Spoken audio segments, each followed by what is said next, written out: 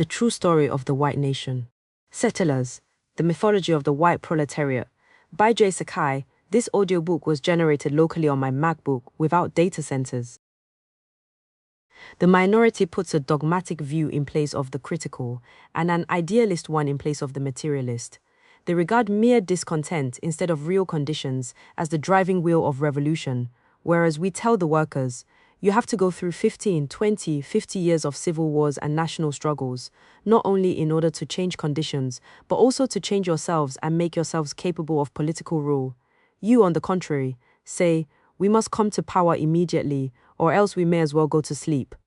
Whilst we make a special point of directing the German workers' attention to the underdeveloped state of the German proletariat, you flatter the national feeling and the status prejudice of the German artisans in the crudest possible way, which, admittedly, is more popular. Just as the word people has been made holy by the Democrats, so the word proletariat has been made holy by you. Karl Marx on the 1850s split in the German Communist League. Introduction. One day a friend introduced me to a young new African brother who was selling things on the sidewalk outside a large office building.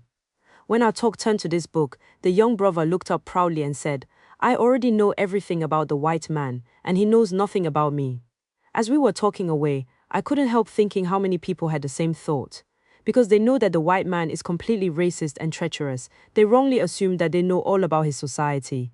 This is really the point that this book begins from. In fact, the 1960s breakthrough of ethnic studies programs at universities has been dialectically turned around and used against us. We are getting imperialist-sponsored and imperialist-financed Asian studies, Black studies, Puerto Rican studies, Indian studies, ethnic studies pushed back down our throats. Some of the most prominent third-world intellectuals in the US empire are getting paid good salaries by the imperialists to teach us our histories. Why?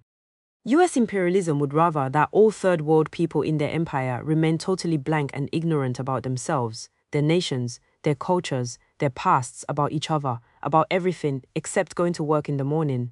But that day is over.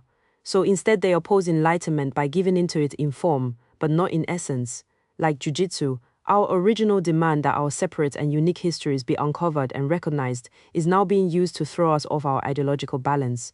The imperialists promote watered-down and distorted versions of our pasts as oppressed third-world nations and peoples. The imperialists even concede that their standard US history is a white history, and is supposedly incomplete unless the long-suppressed third-world histories are added to it. Why? The key to the puzzle is that their history, imperialist Euro-American mishistory, is not incomplete. It isn't true at all. Their history also includes the standard class analysis of America that is put forward into our hands by the Euro-American left. Their history keeps saying over and over, you folks, just think about your own history. Don't bother analyzing white society. Just accept what we tell you about it. A representative from Zimbabwe at Pine Ridge.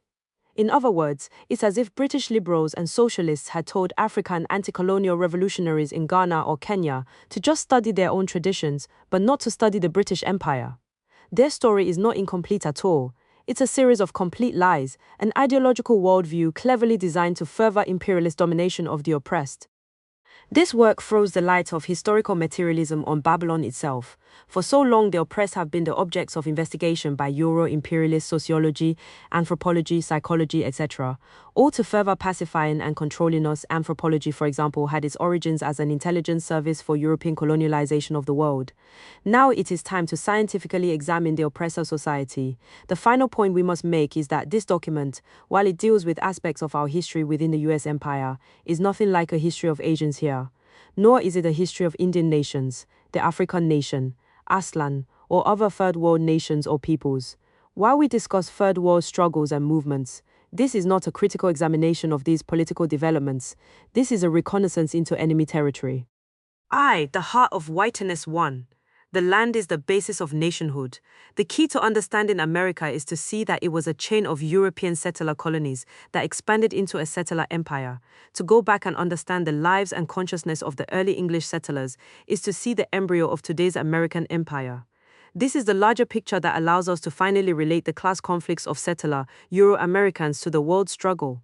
The mythology of the white masses holds that those early settlers were the poor of England, convicts and workers, who came to North America in search of freedom or a better way of life. Factually, that's all nonsense. The celebrated Pilgrims of Plymouth Rock, for example, didn't even come from England, although they were English. They had years before emigrated as a religious colony to Holland, where they had lived in peace for over a decade. But in Holland, these predominantly middle-class people had to work as hired labor for others. This was too hard for them, so they came to North America in search of less work and more money. At first, according to the rules of their faith, they farmed the land in common and shared equally. Soon their greed led them into fighting with each other, slacking off at assigned tasks, etc., until the colony's leaders had to give in to the settlers' desires and divide up the stolen land, giving to every family a parcel of land. This is typical of the English invasion forces. A study of roughly 10,000 settlers who left Bristol from 1654 to 85 shows that less than 15% were proletarian. Most were youth from the lower middle classes, gentlemen and professionals 1%, yeomen and husbandmen 48%, artisans and tradesmen 29%. The typical age was 22 to 24 years. In other words, the sons and daughters of the middle class, with experience at agriculture and craft skills, were the ones who thought they had a practical chance in America. What made North America so desirable to these people? Land. Euro-American liberals and radicals have rarely dealt with the land question. We could say that they don't have to deal with it, since their people already have all the land. What lured Europeans to leave their homes and cross the Atlantic was the chance to share in conquering Indian land.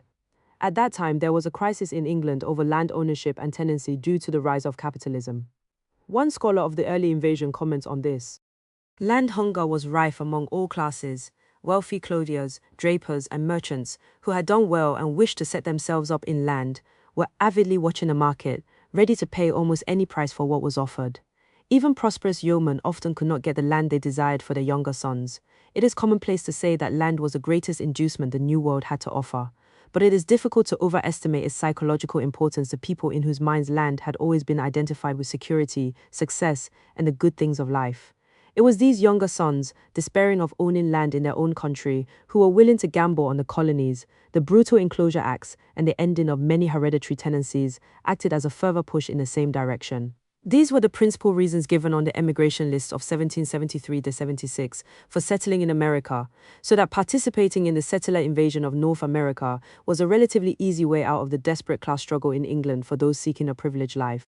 Then too many English farmers and artisans couldn't face the prospect of being forced down into the position of wage labor. Traditionally, hired laborers were considered so low in English society that they ranked far below mere failures and were considered degraded outcasts. Many English, including the Levelers, the anti-capitalist revolutionary outbreak of the 17th century, thought wage laborers should lose their civil rights and English citizenship. Public opinion was so strong on this that the early English textile factories were filled with Irish and Welsh immigrants, children from the poorhouses, and single women, so jumping the ocean in search of land was not some mundane career decision of comparing dollars and cents to these Englishmen. It was a desperate venture for continued status and self-respect. The various colonies competed with each other in offering inducements to new settlers. In the South, the headright system gave each new settler 50 acres for transporting themselves into England. Eventually, Pennsylvania and the Carolinas offered even more land per settler as a lure, and land was dirt cheap for Europeans. In Virginia, 10 shillings bought a tract of 100 acres. In Pennsylvania, the best land sold per acre at what it is hard for us to imagine how chaotic and difficult English life was in that transitional period. The coming of capitalism had smashed all the traditional securities and values of feudal England and financed its beginnings with the most savage reduction of the general living standard. During the course of the 16th century, wages in the building trades went down by over half, while the price of firewood, wheat, and other necessities soared by 5 times. By encouraging this outflow, the British ruling class both furthered their empire and eased opposition at home to their increasing concentration of wealth and power. And the new settlers, lusting for individual land and property, were willing to endure hardships and uncertainties for this prized goal. They were even more willing to kill for it. Carpenter would earn in a day. When new communities of invaders were started on the edges of conquered areas, the settlers simply divided up the land. For example, when Wallington, Con, was founded in 1670, each settler family got between 238 to 476 acres. This amount was not unusual, since colonial America was an orgy of land grabbing. In fact, much of the land at first wasn't even purchased or rented. It was simply taken over and settled. As much as 2/3 of the tilled land in Pennsylvania during the 1700s was occupied by white squatters, protected by settler solidarity. So central was the possession of land in the personal plans of the English settlers, that throughout the colonial period there was a shortage of skilled labor. Richard Morris's study of labor in colonial America concluded, in the main, the ultimate economic objective of colonial workmen was security through agriculture rather than industry. As soon as a workman had accumulated a small amount of money he could, and in many cases did, take up a tract of land and settle on it as a farmer. Where land was not available, settlers refused to come, period. This is why the British West Indies, with their favorable climate, were less attractive to these settlers than wintry New England. As early as 1665, a member of the Barbados Assembly complained, noting that the limited space of that island had already been divided up. Now we can get few English servants, having no lands to give them at the end of their time, which formerly was their main allurement. And British servants, their terms up, would leave the Indies by the thousands for America. It was this alone that drew so many Europeans to colonial North America, the dream in the settler mind of each man becoming a petty lord of his own land. Thus, the tradition of individualism and egalitarianism in America was rooted in the poison concept of equal privileges for a new nation of European conquerors. 2.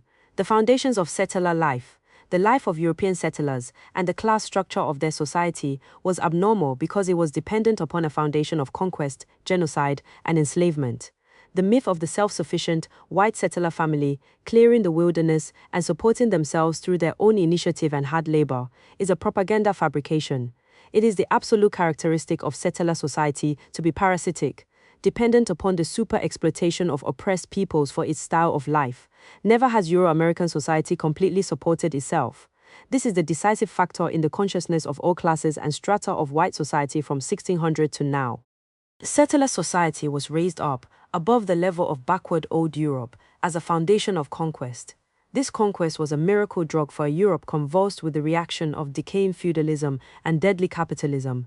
Shot into the veins of the Spanish feudal nation, for instance, the miracle drug of New World conquest gave Spain the momentary power to overrun North Africa, Holland, and Italy before her historical instant waned. For the English settlers, this conquest made real the bourgeois vision of building a whole new European society. Like many such fixes, for Euro-Americans this conquest was addicting, it was habit-forming and rapidly indispensable, not only culturally, but in the mechanism of an oppressor society whose lifeblood was new conquest. We will examine this later, in the relationship of settlerism to imperialism. For now, it is enough to see that this conquest is a material fact of great magnitude, an economic and social event as important as the emergence of the factory system or the exploitation of petroleum in the Middle East. We stress the obvious here because the Euro-American settlers have always made light of their invasion and occupation, although the conquered territory is the precondition for their whole society.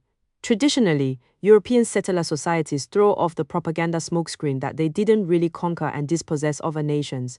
They claim with false modesty that they merely moved into vacant territory. So the early English settlers depicted America as empty, a howling wilderness, unsettled, sparsely populated, just waiting with a vacant sign on the door for the first lucky civilization to walk in and claim it. Theodore Roosevelt wrote defensively in 1900, "The settler and pioneer have at bottom had justice on their side. This great continent could not have been kept as nothing but a game preserve for squalid savages."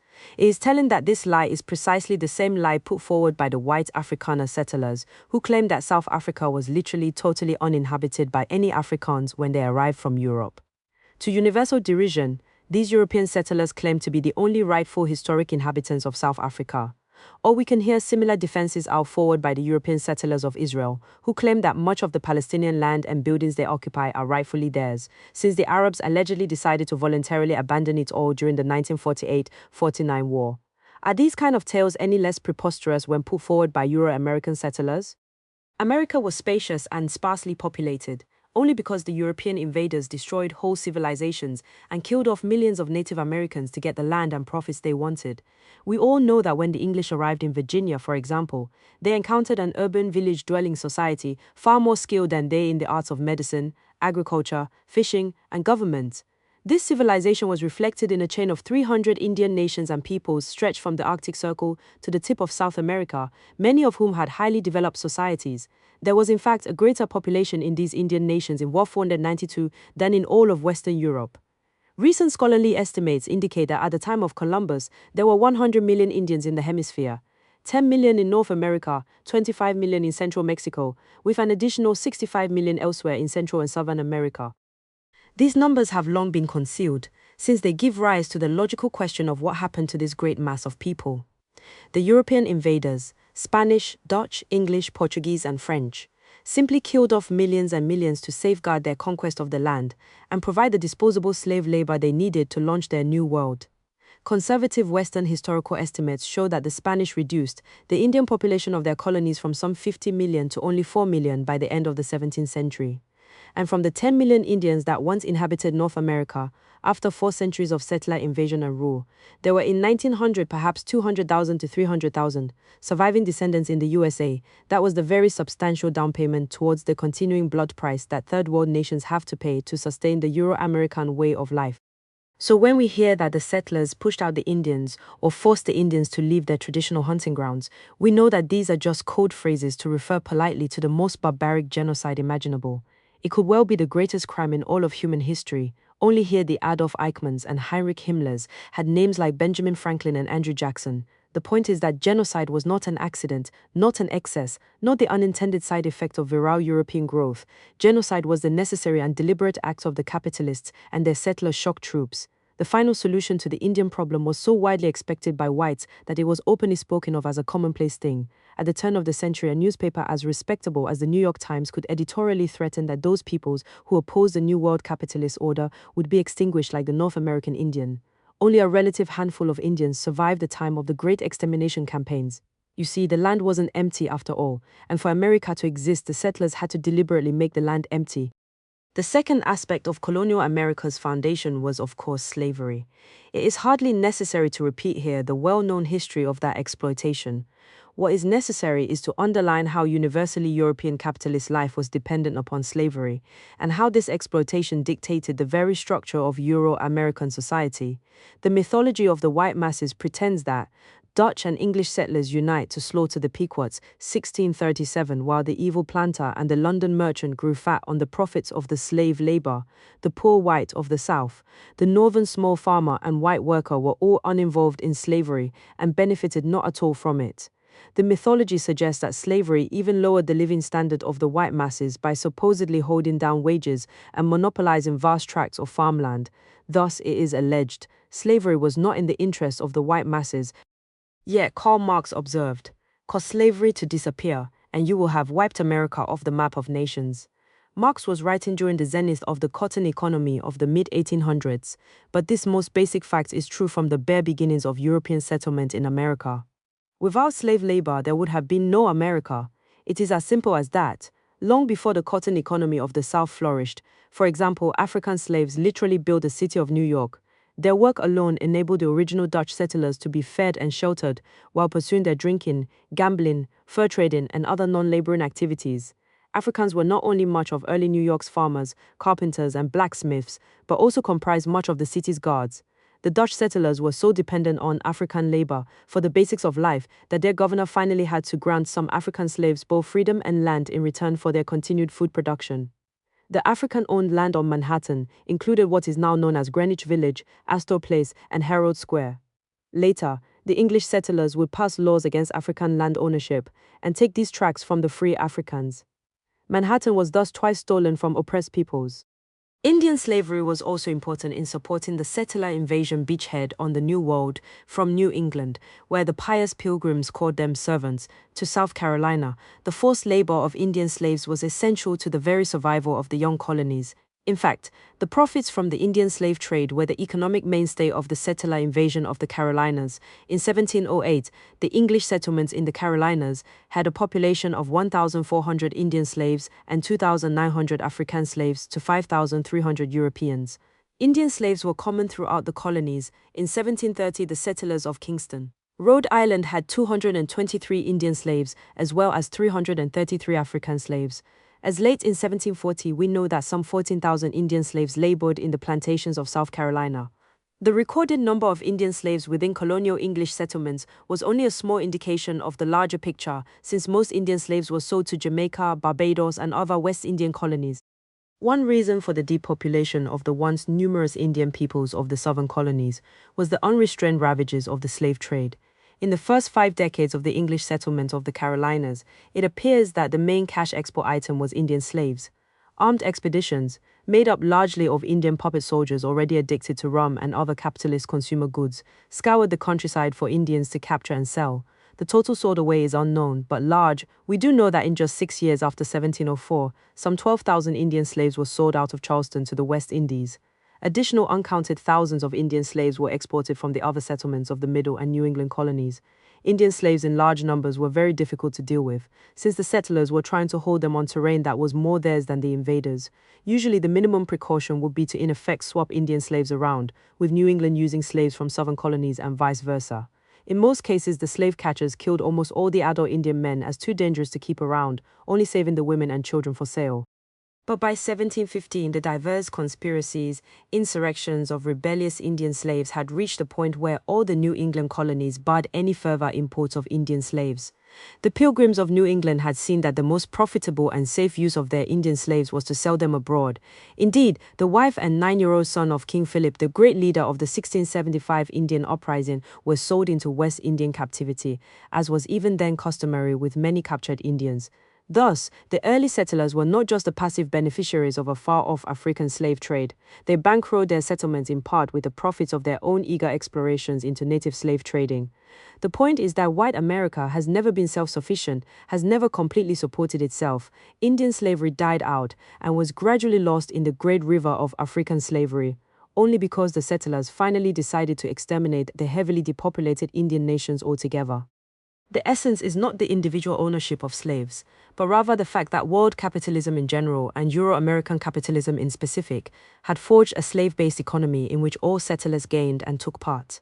Historian Samuel Eliot Morison, in his study of the European discovery of America, notes that after repeated failures, the Europeans learned that North American settler colonies were not self-sufficient to survive. They needed large capital infusions and the benefits of sustained trade with farther Europe.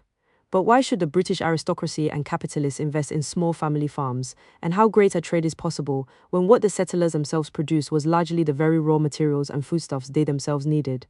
Slavery throughout the New World answered these questions. It was the unpaid, expropriated labor of millions of Indian and African captive slaves that created the surpluses on which the settler economy floated and Atlantic trade flourished. So all sections of white settler society, even the artisan, worker and farmer, were totally dependent upon African slave labor. The fisherman whose low-grade, refused fish was dried and sold as slave mail in the Indies, the New York farmer who found his market for surpluses in the southern plantations, the forester whose timber was used by shipyard workers, rapidly turning out slave ships, the clerk in the New York City export house checking bales of tobacco, awaiting shipment to London, the master cooper in the Boston rum distillery, the young Virginia overseer building up his stake to try and start his own plantation, the immigrant German farmer renting a team of 5 slaves to get his farm started, and on and on. While the cream of the profits went to the planter and merchant capitalists, the entire settler economy was raised up on a foundation of slave labor, slave products, and the slave trade. Nor was it just slavery within the 13 colonies alone that was essential. The commerce and industry of these Euro-American settlers was interdependent with their fellow slave-owning capitalists of the West Indies, Central and Southern America. Massachusetts alone, in 1774, distilled 2.7 million gallons of rum, distilled from the molasses of the West Indies slave plantations. 2 of the largest industries in America were shipbuilding and shipping, both creatures of the slave trade. Commerce with the slave colonies of not only England, but also Holland, Spain, and France, was vital to the young American economy. Eric Williams, Walter Rodney, and others have shown how European capitalism as a whole literally capitalized itself for industrialization and world empire out of African slavery. It is important to see that all classes of Euro-American settlers were equally involved in building a new bourgeois nation on the back of the African colonial proletariat. By the time of the Settler War of Independence, the African nation made up over 20% of the non-Indian population, 1 African colonial subject for every 4 settlers. African slaves, although heavily concentrated in the plantation colonies, were still represented throughout the settler territories. Their proportion in the non-Indian population ranged from 2 to 3% in Upper New England, to 8% in Rhode Island, to 14% in New York, and to 41% and 60% respectively in Virginia and South Carolina. While they mainly labored as the agricultural proletariat, African labor played a crucial role in all the major trades and industries of the times. The colonized African nation, much more than the new Euro-American settler nation, was a complete nation that is possessing among its people a complete range of applied sciences, practical crafts, and productive labor.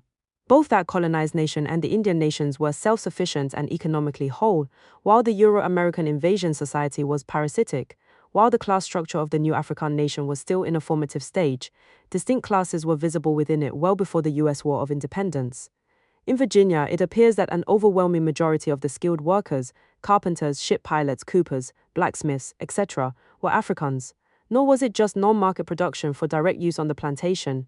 African artisans produced for the consumer market and were often hired out by their masters. For example, we know that George Washington was not only a planter but also what would today be called a contractor, building structures for other planters with his gang of African slave carpenters. The profits were split between the father of our country and his slave overseer. The African presence in commerce and industry was widespread and all-pervasive, as one labor historian has summarized.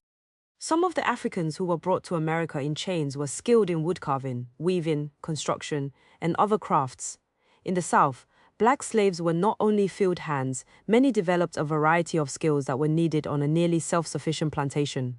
Because skilled labor of whatever color was in great demand, slaves were often hired out to masters who owned shops by the day, month, or year for a stipulated amount. Some were hired out to shipmasters, serving as pilots and managers of ferries. Others were used in the maritime trades as ship caulkers, longshoremen, and sailmakers. A large number of slaves were employed in northern cities as house servants, sailors, sailmakers, and carpenters. New York had a higher proportion of skilled slaves than any other colony: coopers, tailors, bakers, tanners, goldsmiths, cabinet makers, shoemakers, and glaziers. Both in Charleston and in the northern cities, many artisans utilized slave labor extensively. Africans were the landless, propertyless, permanent workers of the U.S. empire. They were not just slaves. The African nation as a whole served as a proletariat for the Euro-American oppressor nation. This African colony supported on its shoulders the building of a Euro-American society more prosperous, more egalitarian, and yes, more democratic than any in semi-feudal old Europe. The Jeffersonian vision of America as a pastoral European democracy was rooted in the national life of small, independent white landowners. Such a society had no place of a proletariat within its ranks. Yet, in the age of capitalism, could not do without the labor of such a class. America imported a proletariat from Africa, a proletariat permanently chained in an internal colony, laboring for the benefit of all settlers. African workers might be individually owned, like tools and draft animals, by some settlers and not others, but in their colonial subjugation, they were as a whole owned by the entire Euro-American nation, furry. Euro-American social structure. When we point out that America was the most completely bourgeois nation in world history, we mean a fourfold reality. 1. America had no feudal or communal past, but was constructed from the ground up according to the nightmare vision of the bourgeoisie. 2. America began its national life as an oppressor nation, as a colonizer of oppressed peoples. 3. America not only has a capitalist ruling class, but all classes and strata of Euro-Americans are bourgeoisified, with a preoccupation for petty privileges and property ownership, the normal guiding star of the white masses. 4. America is so decadent that it has no proletariat of its own, but must exist parasitically on the colonial proletariat of oppressed nations and national minorities. Truly, a Babylon whose life was death. The settler masses of colonial America had a situation totally unlike their cousins back in old Europe. For the privileges of conquest produced a non-proletarian society of settlers. The large majority of settlers were of the property-owning middle classes, insofar as classes had yet become visible in the new society. Tradesmen, self-employed artisans, and land-owning farmers. Every European who wanted to could own land. Every white settler could be a property owner. No wonder emigration to the New World, newly conquered, newly enslaved, was so popular in old Europe. No wonder life in America was spoken of almost as a fable by the masses of old Europe. Young America was capitalism's real-life Disneyland. The Euro-American class structure at the time of the 1775 War of Independence was revealing. 80% bourgeois and petit bourgeois, 10% capitalists, great planters, large merchants, etc. 20% large farmers, professionals, tradesmen and other upper-middle elements. 40% small land-owning farmers, 10% artisans, blacksmiths, coopers, carpenters, shipwrights, etc. 15% temporary workers, usually soon moving upwards into the ranks of the small farmers. 5% laborers. Not only was the bourgeois class itself quite large, but some 70% of the total population of settlers were in the various propertied middle classes. The overwhelming majority were landowners, including many of the artisans and tradesmen, and an even larger portion of the Euro-Americans were self-employed or preparing to be. The small poor element of lumpen and permanent laborers was only 5% of the settler population, and without influence or cohesion in such a propertied society. We can see why Virginia's Gove Fauquier complained in 1759, while bemoaning his inability to attract settler recruits for the militia. Every man in this colony has land, and none but Negroes are laborers. U.S. imperialism still has the same problem of white military recruitment today. The plantation areas, which were obviously the most dominated by a small elite owning a disproportionate share of the wealth, showed no lesser degree of general settler privilege and unification.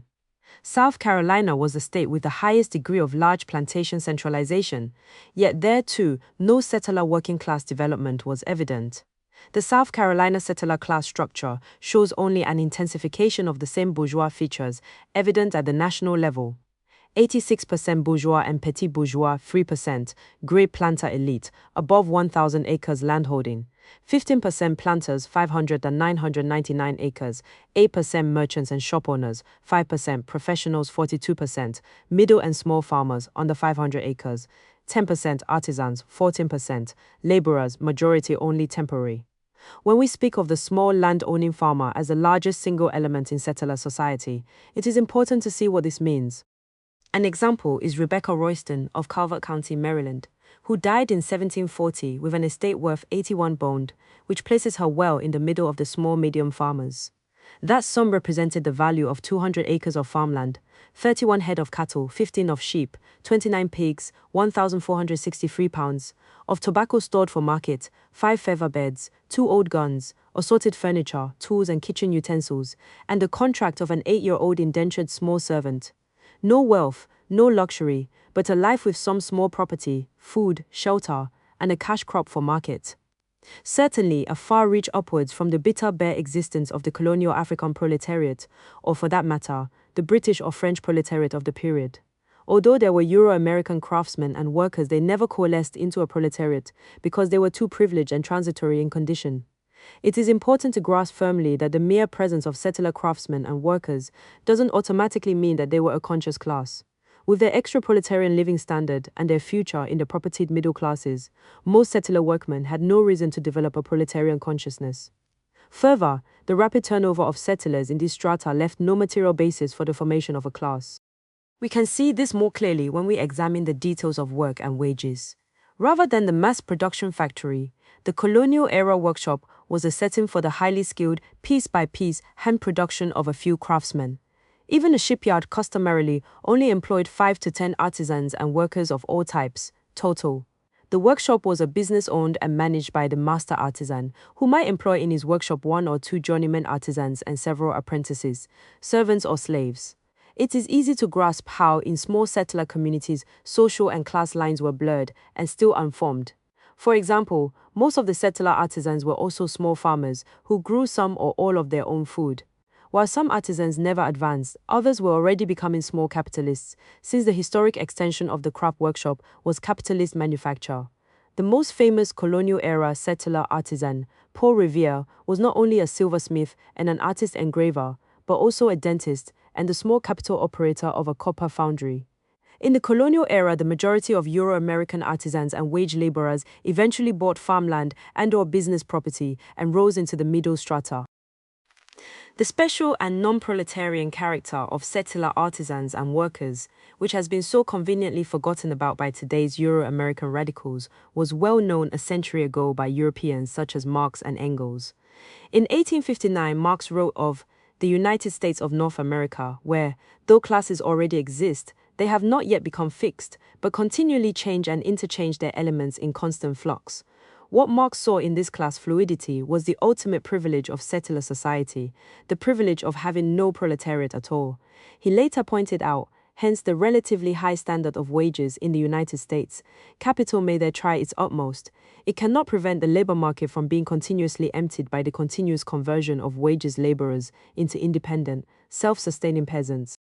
The position of wages laborer is for a very large part of the American people, but a probational state, which they are sure to leave within a shorter or longer term. And Marx was writing not about a momentary or temporary phase, but about basic conditions that were true for well over 2 centuries in America. Those settlers never had it so good, and those Europeans who chose or were forced to work for wages got the highest wages in the capitalist world.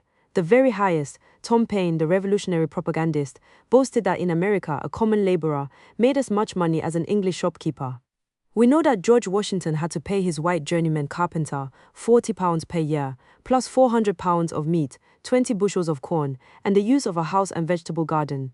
Journeyman tailors in Virginia earned £26, £32 per year, plus meals, lodging, laundry service, and drink.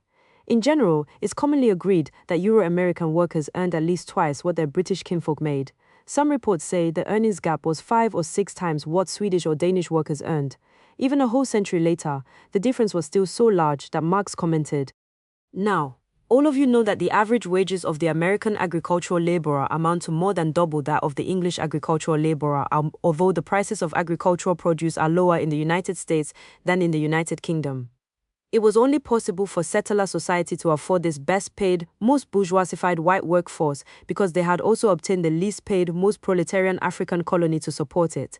Many of those settler laborers were indentured servants who had signed on to do some years of unpaid labor, usually for a master in return for passage across the Atlantic. It is thought that as many as half of all the pre-1776 Europeans in America went through this temporarily on free status.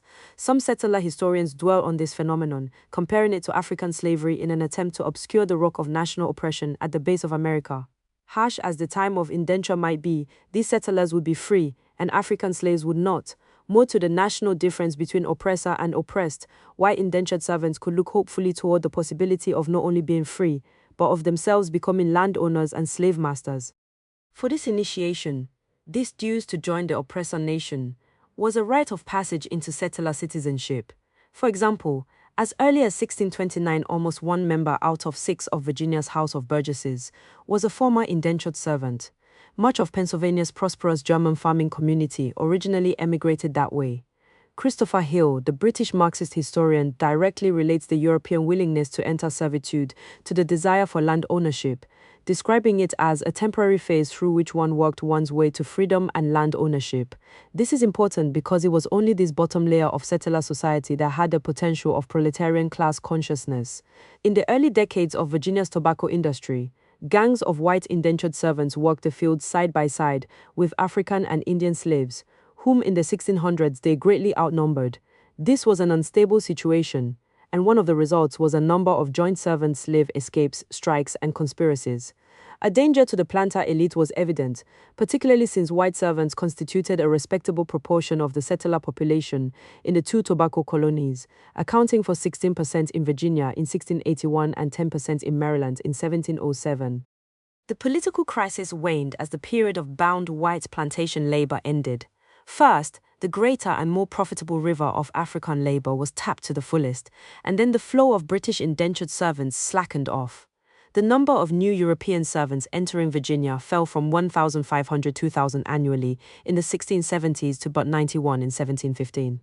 However, the important change was not in numbers but in social role. Historian Richard Morris, in his study of colonial-era labor, says of European indentured servants on the plantations, "But with the advent of Negro slavery, they were gradually supplanted as field workers and were principally retained as overseers, foremen or herdsmen. In other words, even the very lowest layer of white society was lifted out of the proletariat by the privileges of belonging to the oppressor nation." Once these poor whites were raised off the fields and given the chance to help boss and police captive Africans, their rebellious days were over.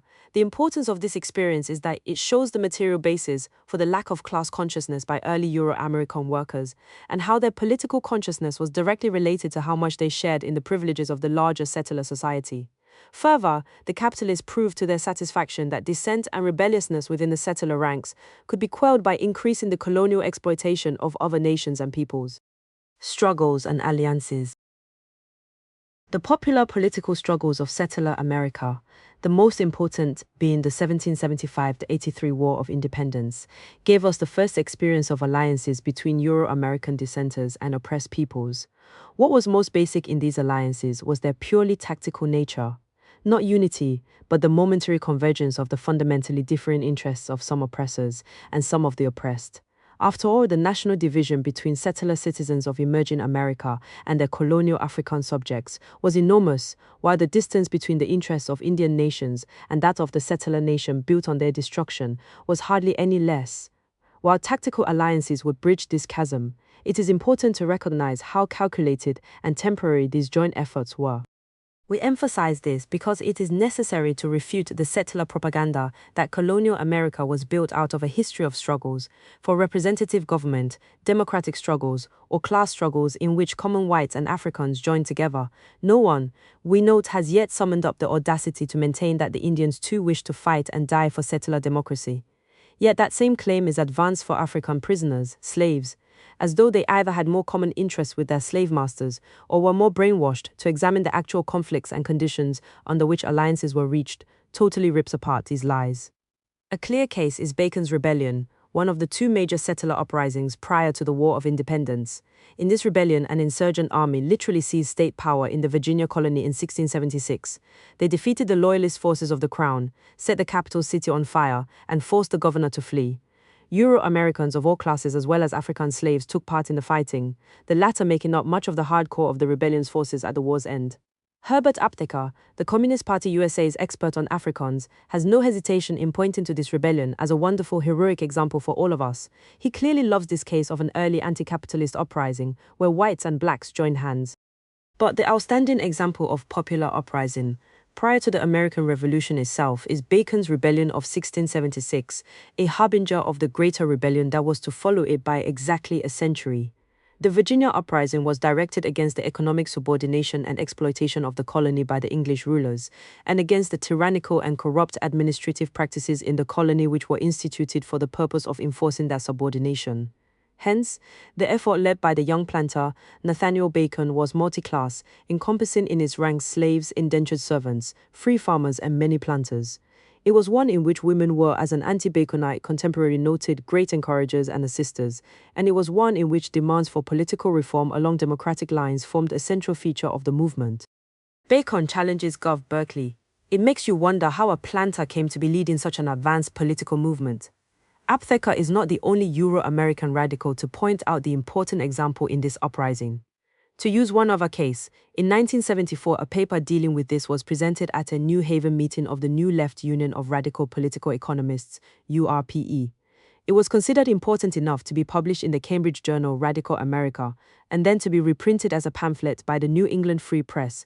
In this paper, Theodore W. Allen says of early Virginia politics, the decisive encounter of the people against the bourgeoisie occurred during Bacon's Rebellion, which began in April 1676 as a difference between the elite and sub-elite planters over Indian policy, but which in September became a civil war against the Anglo-American ruling class. The transcendent importance of this record is that there in colonial Virginia, 129 years before William Lloyd Garrison was born, the armed working class, black and white, fought side by side for the abolition of slavery. Aptheker and Allen, as two brother settler radicals, clearly agree with each other that Bacon's rebellion was an important revolutionary event. But in Allen's account, we suddenly find, without explanation, that a dispute over Indian policy between some planters transformed itself into an armed struggle by united white and African workers to end slavery. That is a hard story to follow, particularly since Bacon's rebellion is a cherished event in Southern white history and Bacon himself a notable figure. There is in fact an imposing memorial tablet of marble and bronze in the Virginia state capitol in the House of Delegates, which singles out Bacon as a great patriot leader of the Virginia people. So even Virginia's segregationist white politicians agreed with Aptheker and Allen about this democratic rebellion. This truly is a unity we should not forget. Behind the rhetoric, the real events of Bacon's rebellion have the sordid and shabby character we are so familiar with in Euro-American politics. It is, however, highly instructive for us. The story begins in the summer of 1675. The settlers of Virginia colony were angry and tense, for the alarms of King Philip's rebellion, the famed Indian struggle, had spread south from Massachusetts.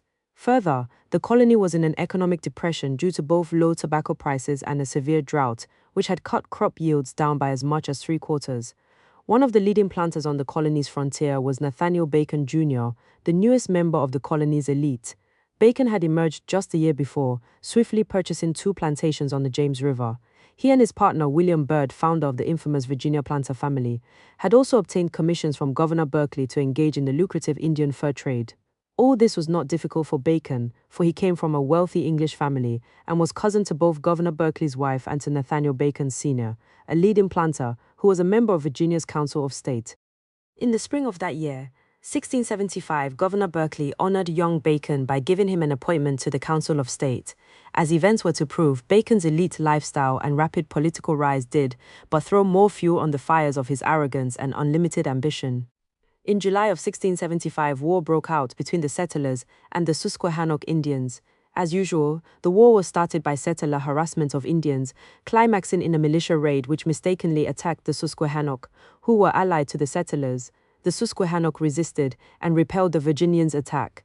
Angry that the Indians had dared to resist their bullying intrusion, the Virginia militia returned in August with reinforcements from the Maryland militia. This new settler army of 1,100 men surrounded the Susquehannock fort. 5 Susquehannock leaders were lured out under pretense of a parley and then executed. Late one night, all the besieged Susquehannock, men, women, and children, silently emptied out their town and slipped away. On their way out, they corrected 5 settler sentries. From then on, the Susquehannock took to guerrilla warfare, traveling in small bands and ambushing isolated settlers. Nathaniel Bacon Jr. was an avid hawk, whose lust for persecuting Indians grew even greater when Indian guerrillas killed one of his slave overseers. To Bacon, that was one injury too many.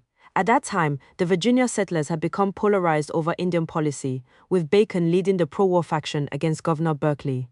Established English policy, which Governor Berkeley followed, called for temporary alliances with Indian nations and temporary restraints on settler expansionism.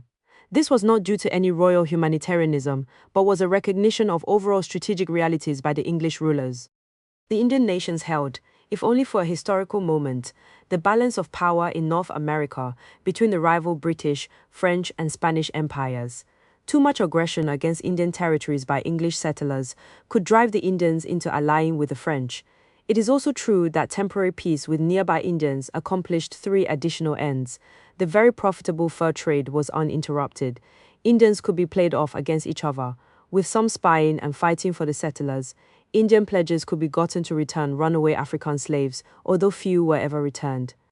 So under the peace treaty of 1646, after Indian defeats in the 1640-46 war, 19 Indian tribes in Virginia accepted the authority of the British Crown. These subject Indians had to abide by settler law and were either passive or active allies in settler wars with Indians further west. By the time Bacon's overseer was corrected by the no longer friendly Susquehannock, the political dispute between Bacon and Governor Berkeley had boiled over into the public view. Earlier, Bacon and Byrd had secretly suggested to Governor Berkeley that they be given a monopoly on the Indian fur trade. Corrupt as the planters were, this move was so crudely self-serving that it was doomed to rejection. Berkeley dismissed their greedy proposal. Then Bacon was wiped out of the fur trade altogether.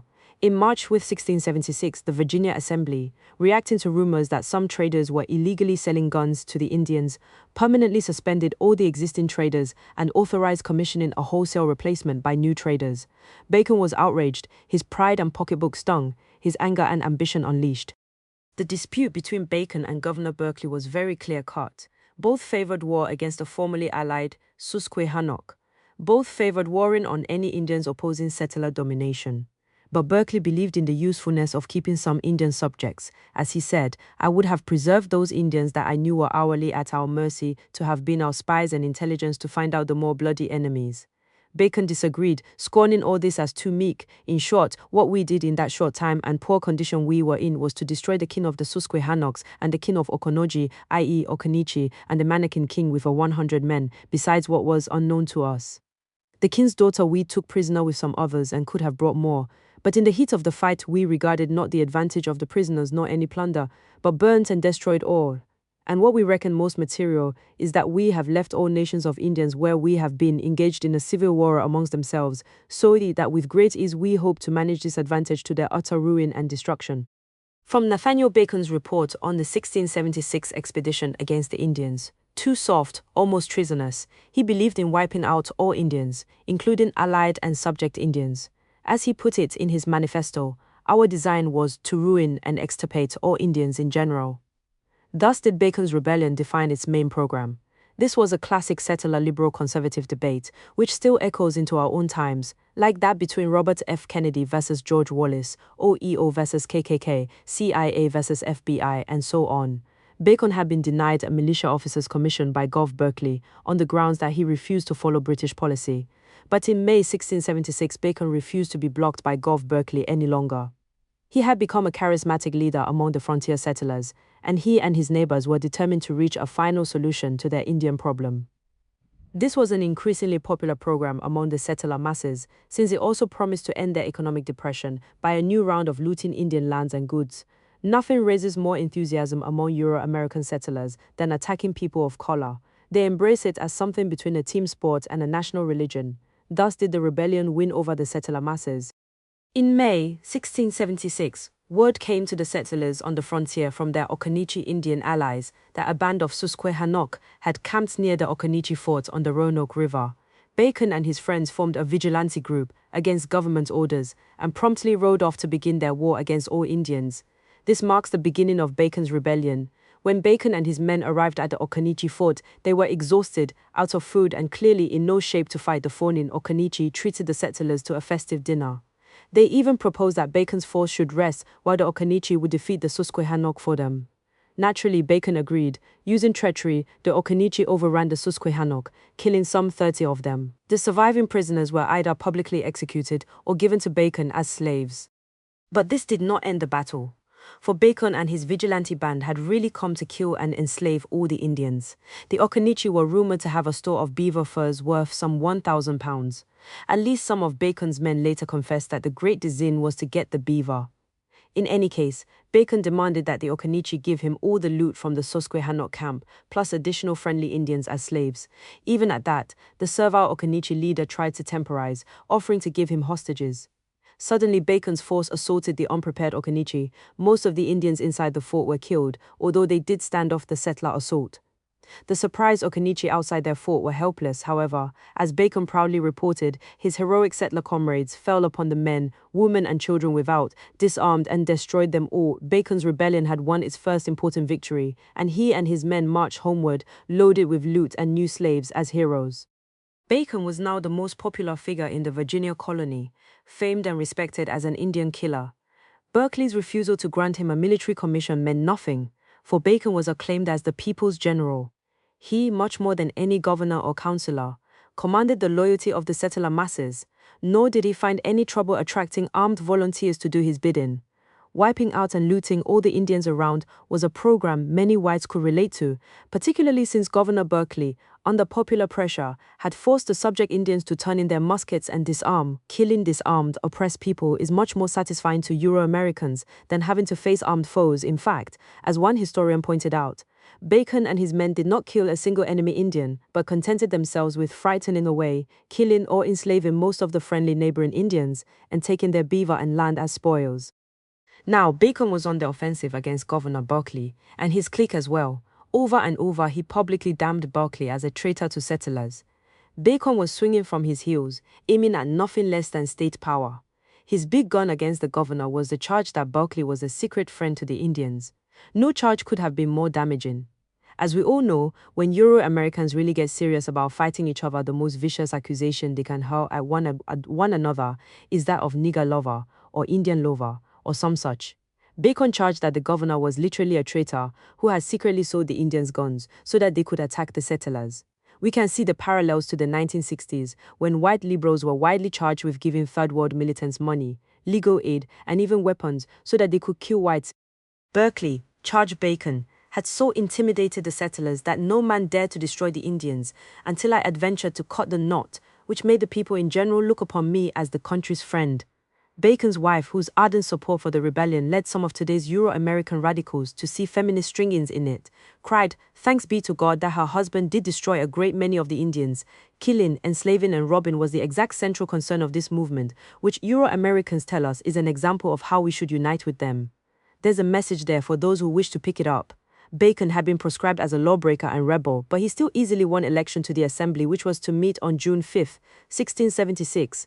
He typically chose to ensure his control of the Henrico County elections by capturing the site with his vigilantes, even though Bacon was for repealing the 1670 Assembly decision denying propertyless freeman voting rights.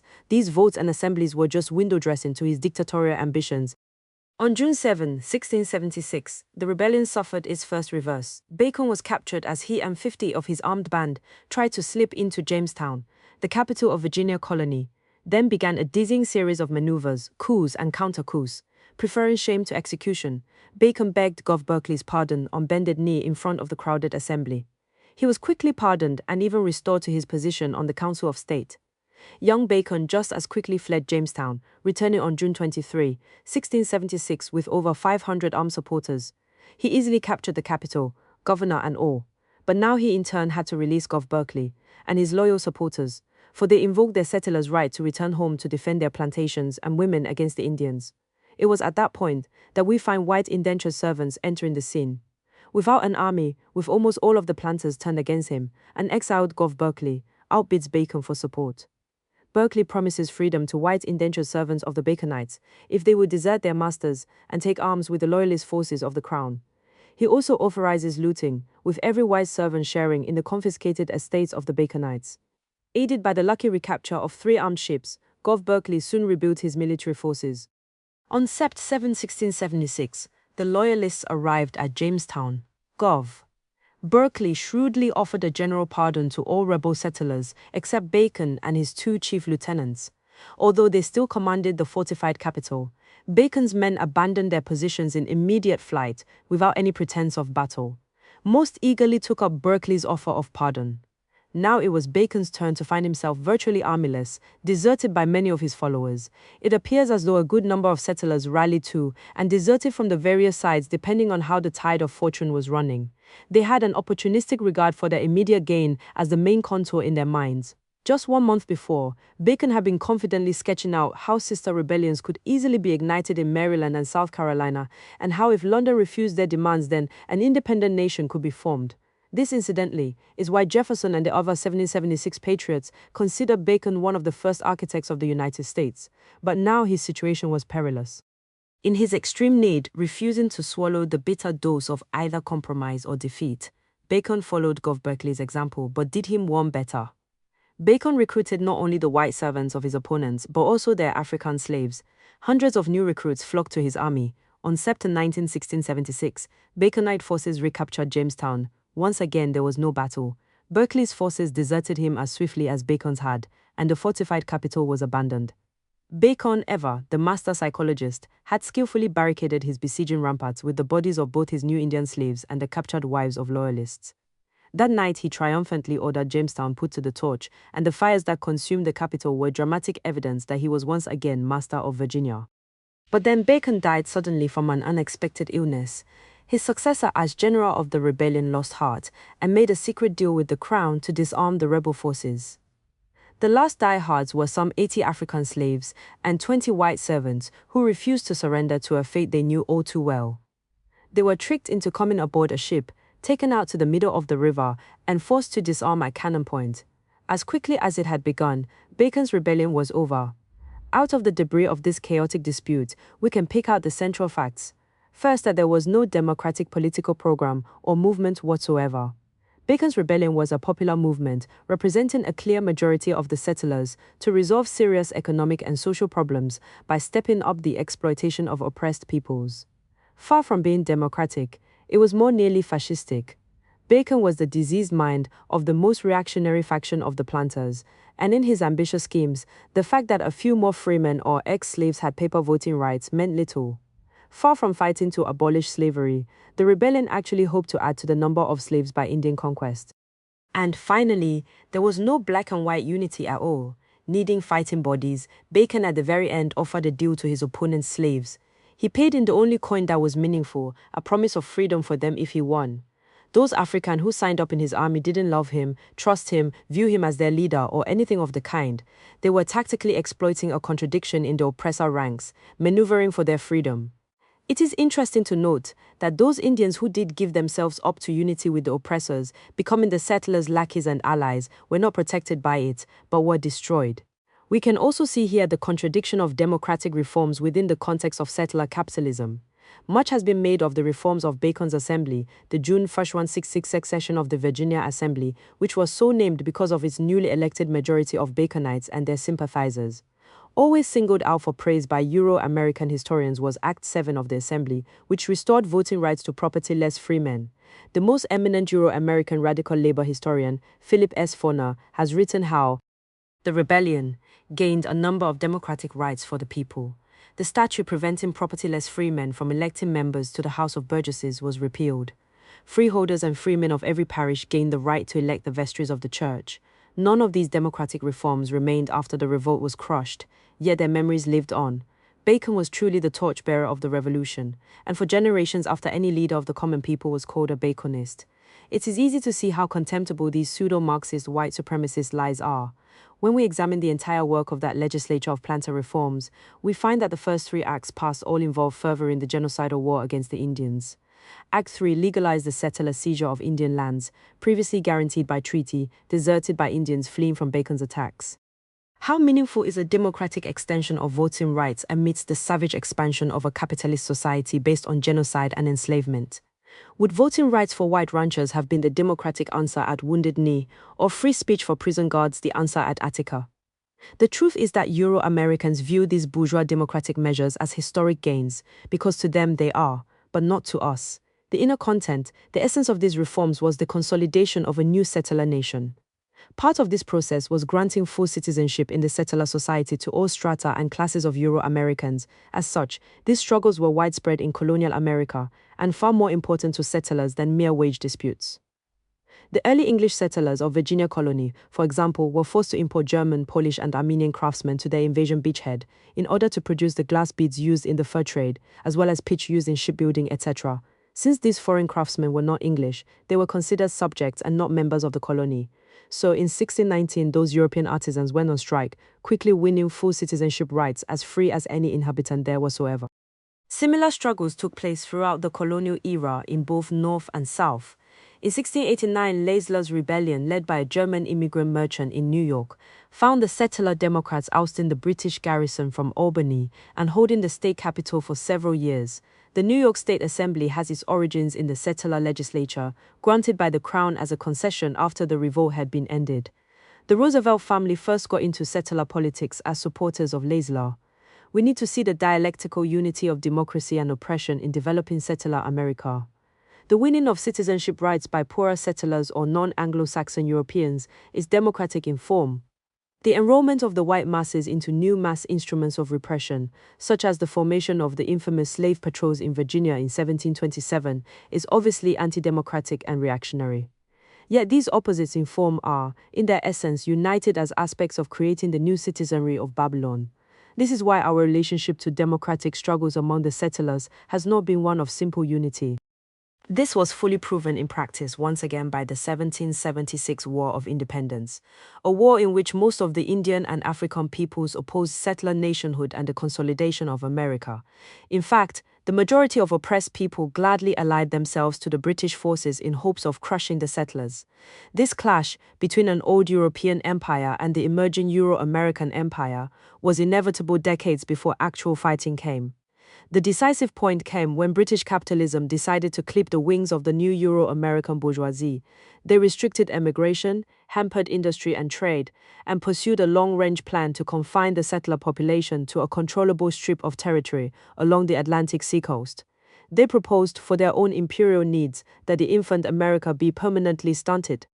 After all the European conquest of just the eastern shores of North America had already produced, by the time of independence, a population almost one-third as large as that of England and Ireland, they feared that unchecked, the colonial tail might someday wag the imperial dog, as indeed it has, while some patriots, such as Samuel Adams, had for many years been certain of the need for settler independence from England. The settler bourgeoisie was, in the main, conservative and uncertain about actual war.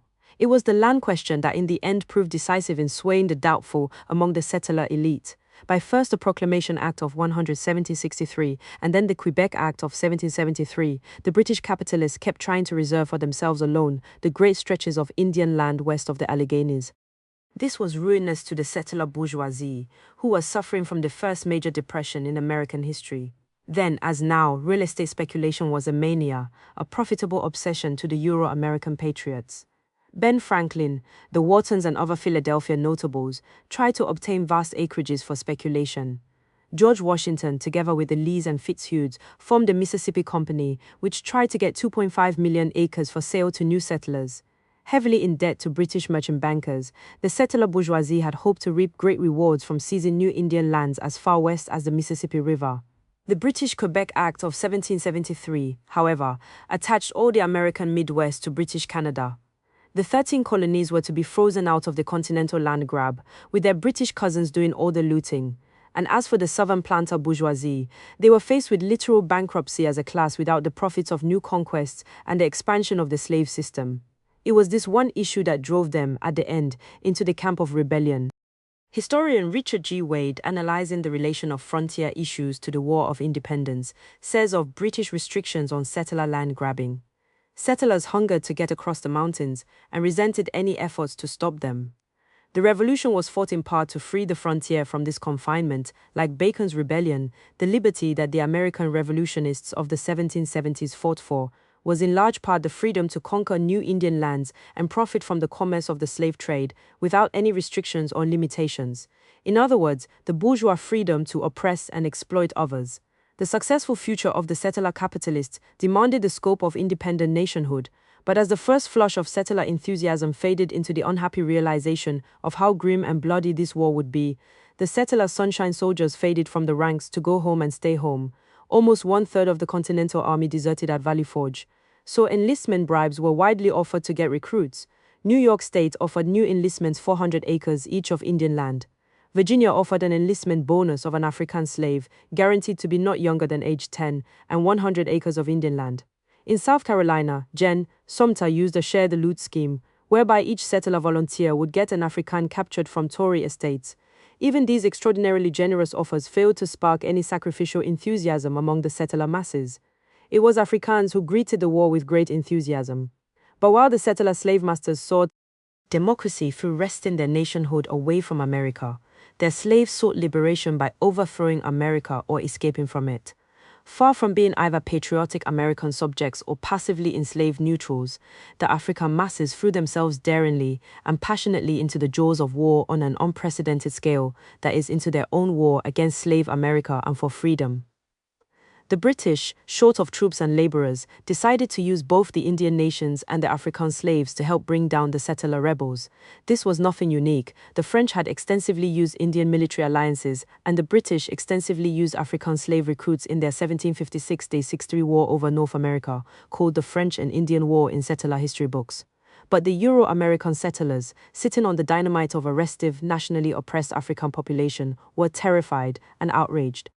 This was a final proof to many settlers of King George III's evil tyranny. An English gentlewoman traveling in the colonies wrote that popular settler indignation was so great that it stood to unite rebels and Tories again. Tom Paine, in his revolutionary pamphlet Common Sense, raged against that barbarous and hellish power which hath stirred up Indians and Negroes to destroy us. But oppressed people saw this war as a wonderful contradiction to be exploited in the ranks of the European capitalists. Lord Dunmore was Royal Governor of Virginia in name, but ruler over so little that he had to reside aboard a British warship anchored offshore, urgently needing reinforcements for his outnumbered command. On No 5 1775, he issued a proclamation that any slaves enlisting in his forces would be freed. Sir Henry Clinton, commander of British forces in North America, later issued an even broader offer. I do most strictly forbid any person to sell or claim, right over any Negro, the property of a rebel who may claim refuge in any part of this army, and I do promise to every Negro who shall desert the rebel standard, full security to follow within these lines, any occupation which he shall think proper. Could any horn have called more clearly? By the thousands upon thousands, Africans struggled to reach British lines. One historian of the Exodus has said, the British move was countered by the Americans, who exercised closer vigilance over their slaves, removed the able-bodied to interior places far from the scene of the war, and threatened with dire punishment all who sought to join the enemy. To Negroes attempting to flee to the British, the alternatives liberty or death took on an almost literal meaning. Nevertheless, by land and sea, they made their way to the British forces. The war was a disruption to slave America, a chaotic gap in the European capitalist ranks to be hit hard. Africans seized the time, not by the tens or hundreds, but by the many thousands. America shook with the tremors of their movement. The signers of the Declaration of Independence were bitter about their personal losses. Thomas Jefferson lost many of his slaves. Virginia's Governor Benjamin Harrison lost 30 of my finest slaves. William Lee lost 65 slaves, and said 2 of his neighbors lost every slave they had in the world. South Carolina's Arthur Middleton lost 50 slaves. Africans were writing their own Declaration of Independence by escaping. Many settler patriots tried to appeal to the rebel forces to exercise European solidarity and expel the rebel slaves. George Washington had to denounce his own brother for bringing food to the British troops in a vain effort to coax them into returning the Washington family slaves. Yes, the settler patriots were definitely upset to see some real freedom get loosed upon the land. To this day, no one really knows how many slaves freed themselves during the war. Georgia settlers were said to have lost over 10,000 slaves, while the number of African escaped prisoners in South Carolina and Virginia was thought to total well over 50,000. Many, in the disruption of war, passed themselves off as freemen and relocated in other territories, fled to British Florida and Canada, or took refuge in maroon communities, or with the Indian nations. It has been estimated that 100,000 African prisoners, some 20% of the slave population, freed themselves during the war. The thousands of rebellious Africans sustained the British war machinery. After all, if the price of refuge from the slave master was helping the British throw down the settlers, it was not such a distasteful task. Lord Dunmore had an Ethiopian regiment of ex-slaves who went into battle with the motto "Liberty to Slaves" sewn on their jackets, who helped the British capture and burn Norfolk, VAR on New Year's Day 1776. That must have been sweet, indeed. Everywhere, Africans appeared with the British units as soldiers, porters, road builders, guides, and intelligence agents. Washington declared that unless the slave escapes could be halted, the British army would inexorably grow, like a snowball in rolling. It was only under this threat, not only of defeat, but defeat in part by masses of armed ex-slaves, that the settlers hurriedly reversed their gears and started recruiting Africans into the continental U.S. Army. The whole contradiction of arming slaves and asking them to defend their on this great day 13-1-1775 Gen. Washington ordered the enlistment of Africans into the Continental Army, with the promise of freedom at the end of the war. Many settlers sent their slaves into the army to take their place. One Hessian mercenary officer with the British said, "The Negro can take the field instead of the master, and therefore no regiment is to be seen in which there are not Negroes in abundance." Over 5,000 Africans served in the Patriot military, making up a large proportion of the most experienced troops. Settlers usually served for only short enlistments, 90 days duty being the most common term, while slaves served until the war's end or death. For oppressed peoples, the price of the war was paid in blood. African casualties were heavy. 1/2 of the Africans who served with the British in Virginia died in an epidemic, and the Indian nations allied to the crown suffered greatly as the tide of battle turned against their side. The same was true of many Africans captured in British defeats. Some were sold to the West Indies and others were executed. A similar heavy fate fell on those recaptured while making their way to British lines. The settler mass community organizations, such as the infamous Committees of Correspondence in New York and Massachusetts, played the same role up north that the slave patrols played in the South, of checking and arresting rebellious Africans. Even those who had allied with the victorious settlers did not necessarily find themselves winning anything. Many Africans were disarmed and put back into chains at the war's end, despite solemn settler promises. John Hancock, president of the Continental Congress, may have presented African U.S. troops with a banner which praised them as the Bucks of America, but that didn't help Africans such as Captain Mark Starling. He was the first African captain in the American naval forces and had won many honors for his near-suicidal night raids on the British fleet, which is why the settlers let him and his all-African crew sail alone. But as soon as the war ended, his master simply reclaimed him. Starling spent the rest of his life as a slave. He, ironically enough, is known to historians as an exceptionally dedicated patriot, super loyal to the new settler nation. What was primary for the African masses was a strategic relationship with the British Empire against settler America. To use an old European power against the Euro-American settlers, who were the nearest and most immediate enemy, was just common sense to many. 65,000 Africans joined the British forces, over 10 for everyone enlisted in the continental US ranks. As Lenin said in discussing the national question, the masses vote with their feet, and in this case they voted against America. Secondarily, on an individual level, Africans served with various forces in return for release from slavery. There was no real political unity or larger allegiance involved, just a quid pro quo. on the European sides as well. Obviously, if the British and Patriot sides could have pursued their conflict without freeing any slaves or disrupting the slave system, they each gladly would have done so. Just as the slave enlistments in Bacon's rebellion demonstrated only the temporary and tactical nature of alliances between oppressed and oppressor forces, so the alignment of forces in the settler war of independence only proved that the national patriotic struggle of Euro-Americans was opposite to the basic interests and political desires of the oppressed. Even in the ruins of British defeat, the soundness of this viewpoint was borne out in practice. While the jubilant patriots watched the defeated British Army evacuate New York City in 1783, some 4,000 Africans swarmed aboard the departing ships to escape America. Another 4,000 Africans escaped with the British from Savannah, 6,000 from Charleston, and 5,000 escaped aboard British ships prior to the surrender. Did these brothers and sisters lose the war compared to those still in chains on the plantations? Others chose neither to leave nor submit. All during the war, Indian and African guerrillas struck at the settlers. In one case, 300 African ex-slaves fought an extended guerrilla campaign against the planters in both Georgia and South Carolina. Originally allied to the British forces, they continued their independent campaign long after the British defeat. They were not overcome until 1786, when their secret fort at Bear Creek was discovered and overwhelmed. This was but one front in the true democratic struggle against America. The contradictions of nation and class. One crisis within the slave system. The slave system had served America well, but as the settler nation matured, what once was a foundation stone increasingly became a drag on the growth of the new Euro-American empire. The slave system, once essential to the life of white society, now became worse than an anachronism. It became a growing threat to the well-being of settler life. While the settler masses and their bourgeois leaders still intended to exploit the oppressed to the fullest extent, increasingly they came to believe that one specific form of exploitation, African slavery, had to be shattered. Nothing is gained without a price. As natural and heaven-sent as the great production of African slave labor seemed to the planters, this wealth was bought at the cost of mounting danger to settlers as a whole. For the slave system imported and concentrated a vast enemy army of oppressed, right in the sinews of white society. This was the fatal contradiction in the slave power, so clearly seen by early settler critics of slavery. Benjamin Franklin, for example, not only gave up slave owning himself, but in 1755 wrote that slavery should be banned and only Europeans permitted to live in North America. 20 years later, as the Articles of Confederation were being debated, South Carolina's Lynch stated that since Africans were property, they shouldn't be taxed any more than sheep were. Franklin acidly replied, "Sheep will never make insurrection." Thomas Jefferson of Virginia probably personified this contradiction more visibly than any other settler.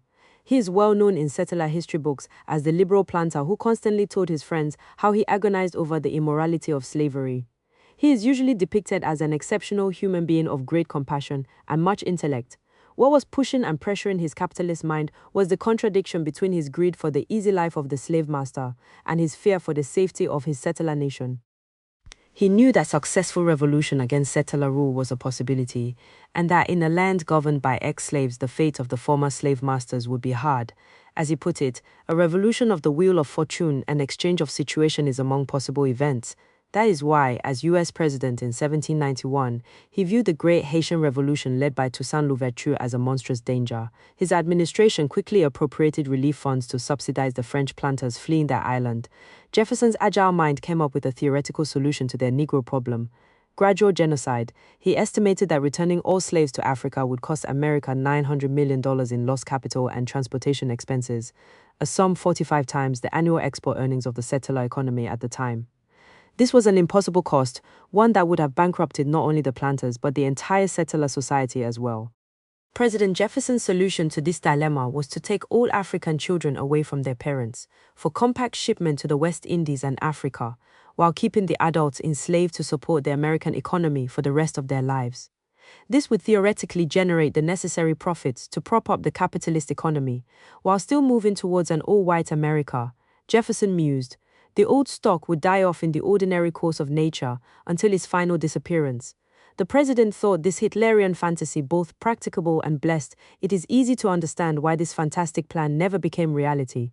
The oppressor will never willingly remove his claws from the oppressed, so long as there are still more profits to be wrung from them. Jefferson himself actively bought more and more slaves to maintain his pseudo-Grecian lifestyle. As president, he signed the 1808 bill allegedly banning the importation of new slaves in part. We suspect because this only raised the price he could obtain from his slave breeding business.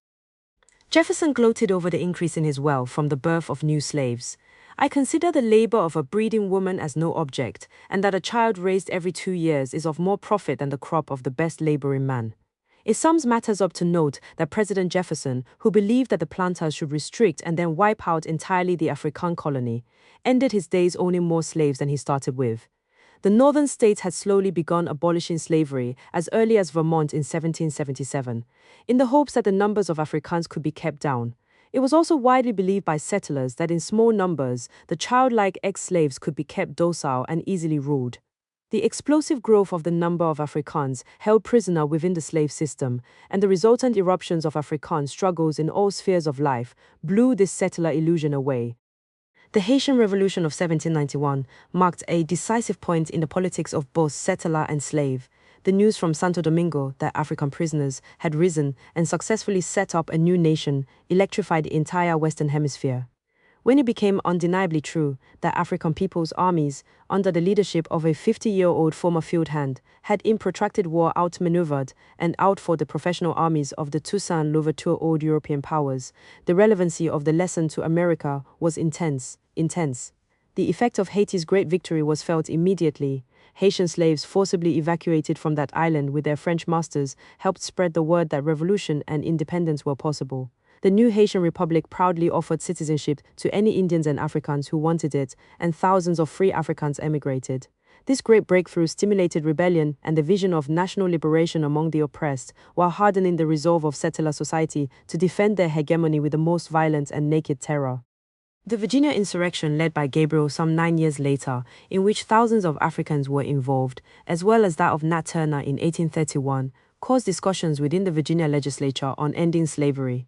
The 1831 uprising, in which 60 settlers died, so terrified them that public rallies were held in Western Virginia to demand an all-white Virginia. Virginia's Governor Floyd publicly endorsed the total removal of all Africans out of the state. If such proposals could be entertained in the heartland of the slave system, we can imagine how popular that must have been among settlers in the northern states. The problem facing the settlers was not limited to potential uprisings on the plantations. Everywhere African prisoners were pressing beyond the colonial boundaries set for them. The situation became more acute as the developing capitalist economy created trends of urbanization and industrialization. In the early 1800s, the African population of many cities was rising faster than that of Euro-Americans. In 1820, Africans comprised at least 25% of the total population of Washington, Louisville, Baltimore, and St. Louis, at least 50% of the total population in New Orleans, Richmond, Mobile, and Savannah. The percentage of whites owning slaves was higher in the cities than it was in the countryside. In cities such as Louisville, Charleston, and Richmond, some 65 to 75% of all Euro-American families owned African slaves, and the commerce and industry of these cities brought together and educated masses of African colonial proletarians in the textile mills, mines, ironworks, docks, railroads, tobacco factories, and so on. In such concentrations, Africans bent and often broke the bars surrounding them. Increasingly, more and more slaves were no longer under tight control. Illegal grog shops, white-owned of course, and informal clubs flourished on the back streets. Restrictions on even the daily movements of many slaves faltered in the urban crowds. Contemporary white travelers often wrote of how alarmed they were when visiting southern cities at the large numbers of Africans on the streets. One historian writes of New Orleans, "It was not unusual for slaves to gather on street corners at night, for example, where they challenged whites to attempt to pass. Nor was it safe to accost them, as many went armed with knives and pistols in flagrant defiance of all the precautions of the Black Code." A Louisville newspaper editorial complained in 1835 that Negroes scarcely realized the fact that they are slaves, insolent, intractable. It was natural in these urban concentrations that slave escapes, prison breaks, became increasingly common. The African communities in the cities were also human forests, partially opaque to the eye of the settler, in which escapees from the plantations quietly sought refuge. During one 16-month period in the 1850s, the New Orleans Settler Police arrested 982 runaway slaves, a number equal to approximately 7% of the city's slave population. In 1837, the Baltimore settler police arrested almost 300 Africans as proven or suspected escapees, a number equal to over 9% of that city's slave population. And of course, these are just those who were caught. Many others evaded the settler law enforcement apparatus. Frederick Douglass, we remember, had been a carpenter and shipyard worker in Baltimore before escaping northward to pursue his agitation. At least 100,000 slaves did escape to the North and Canada during these years. Nor should it be forgotten that some of the largest armed insurrections and conspiracies of the period involved the urban proletariat. The Gabriel Uprising of 1800 was based on the Richmond proletariat. Gabriel himself was a blacksmith, and most of his lieutenants were other skilled workers. So many Africans were involved in that planned uprising that one southern newspaper declared that proscriptions had to be halted lest it bankrupt the Richmond capitalists by causing the annihilation of the blacks in this part of the country. The Charleston Conspiracy of 1822, led by Denmark Vesey, a free carpenter, was an organization of urban proletarians, stevedores, millers, lumberyard workers, blacksmiths, etc. Similarly, the Great Conspiracy of 1856 was organized among coal mine, mill and factory workers across Kentucky and Tennessee. In its failure, some 65 Africans were killed at Senator Bell's Iron Works alone. It was particularly alarming to the settlers that those Africans who had been given the advantages of urban living and who had skilled positions just used their relative mobility to strike at the colonial system all the more effectively. From among the ranks of free Africans outside the South came courageous organizers who moved through the South like guerrillas leading their brethren to freedom. And not just a few exceptional leaders, such as Harriet Tubman. In 1860, we know that 500 underground organizers went into the South from Canada alone. On the plantations, the African masses resisted in a conscious, political culture. A letter from a Charleston, SC plantation owner in 1844 tells how all the slaves in the area secretly celebrated every August 1st, the anniversary of the end of slavery in the British West Indies. Abolishing slavery was the commonly proposed answer to this increasing instability in the colonial system. The settler bourgeoisie, however, which had immense capital tied up in slaves, could hardly be expected to take such a step willingly.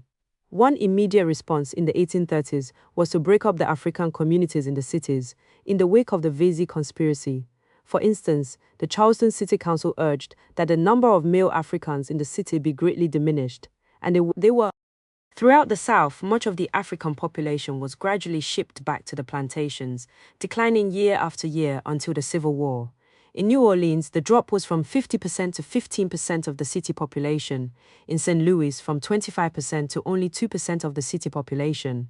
The needs of the new industrial economy were far less important to the bourgeoisie than breaking up the dangerous concentrations of oppressed and regaining a safe, Euro-American physical domination over the key urban centers. One northern writer traveling through the South noted in 1859 that the Africans had been learning too much in the cities. This has alarmed their masters, and they are sending them off as fast as possible to the plantations where, as in a tomb, no sight or sound of knowledge can reach them. In addition to the physical restrictions, the mass terror, etc., that we all know were imposed, it is important to see that settler America reacted to the growing consciousness of Africans by attempting to isolate and physically break up the oppressed communities.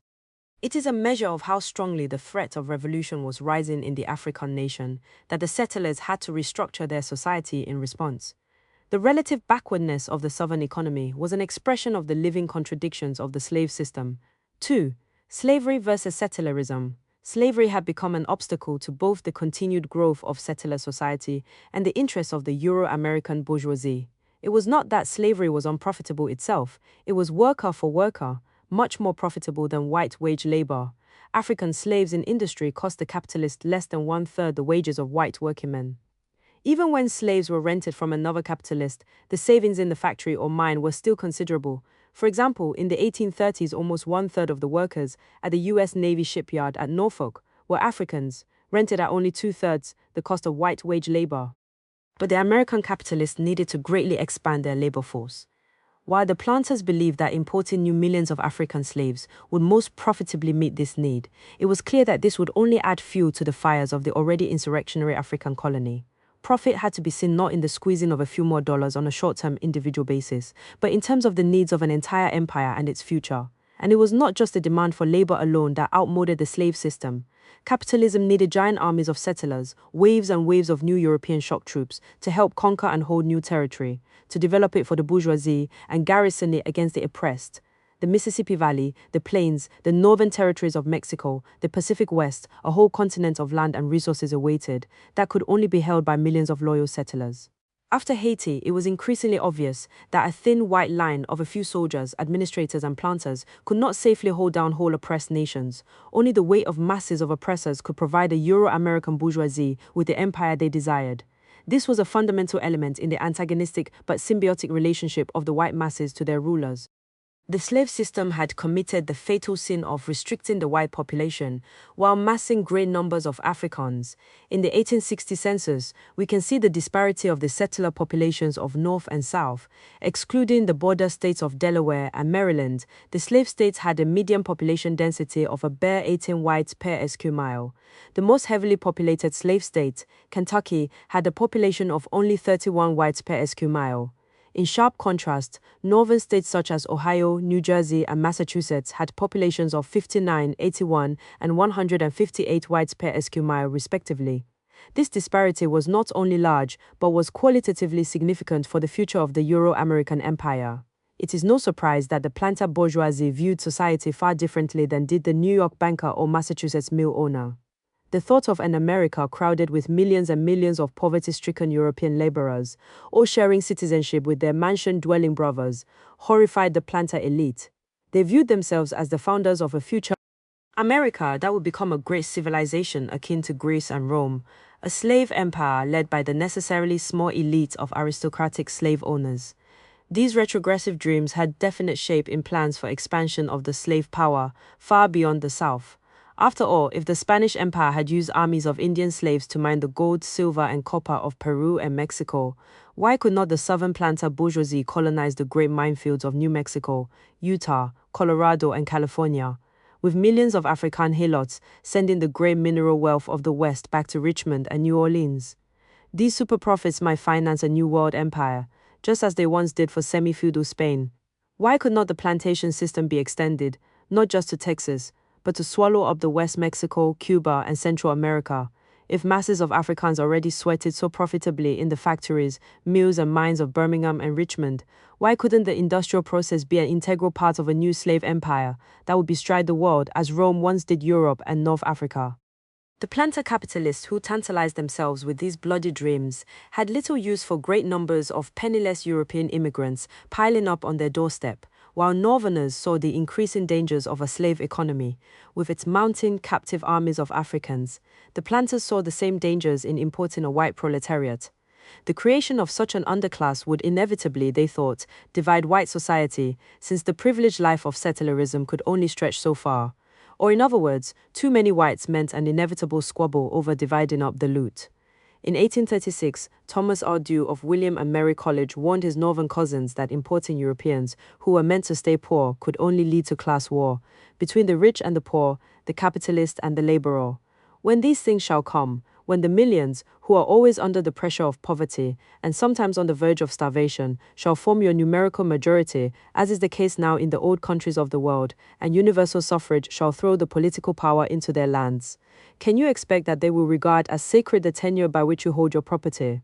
These were prophetic words, but in any case the deadlock between these two factions of the settler bourgeoisie meant that both sides carried out their separate policies during the first half of the 1800s. While the merchant and industrial capitalists of the North recruited the dispossessed of Europe, the southern planters fought to expand the slave power. Edmund Ruffin, the famous Virginia planter, smugly boasted that one of the greatest benefits of the institution of African slavery to the southern states is its effect in keeping away from our territory and directing to the north and northwest the hordes of immigrants now flowing from Europe. Such is the blindness of doomed classes. IV, Settler, Trade, Unionism. 1. The rise of white labor settler America got the reinforcements it needed to advance into empire from the great European immigration of the 19th century. Between 1830 and 1860, some 4.5 million Europeans, two-thirds of them Irish and German, arrived to help the settler beachhead on the eastern shore push outward. The impact of these reinforcements on the tide of battle can be guessed from the fact that they numbered more than the total settler population of 1,800. at a time when the young settler nation was dangerously dependent on the rebellious African colony in the south, and on the continental battleground greatly outnumbered by the various Indian, Mexican, and African nations, these new legions of Europeans played a decisive role. The fact that this flood of new Europeans also helped create contradictions within the settler ranks has led to honest confusions. Some comrades mistakenly believe that a white proletariat was born, whose trade union and socialist activities placed it in the historic position of a primary force for revolution, and thus our eventual ally. The key is to see what was dominant in the material life and political consciousness of this new labor stratum, then and now. The earlier settler society of the English colonies was relatively fluid and still unformed in terms of class structure. After all, the original ruling class of America was back in England, and even the large Virginia planter capitalists were seen by the English aristocracy as mere middlemen between them and the African proletarians who actually created the wealth. To them, George Washington was just an overpaid foreman, and while there were great differences in wealth and power, there was a shared privilege among settlers. Few were exploited in the scientific socialist sense of being a wage slave of capital. In fact, wage labor for another man was looked down upon by whites as a mark of failure, and still is by many. Up until the mid-1800s, settler society then was characterized by the unequal but general opportunities for land ownership and the extraordinary fluidity of personal fortunes by old European standards. This era of early settlerism rapidly drew to a close as American capitalism matured. Good Indian land and cheap African slaves became more and more difficult for ordinary settlers to obtain. In the South, the ranks of the planters began tightening, concentrating as capital itself was.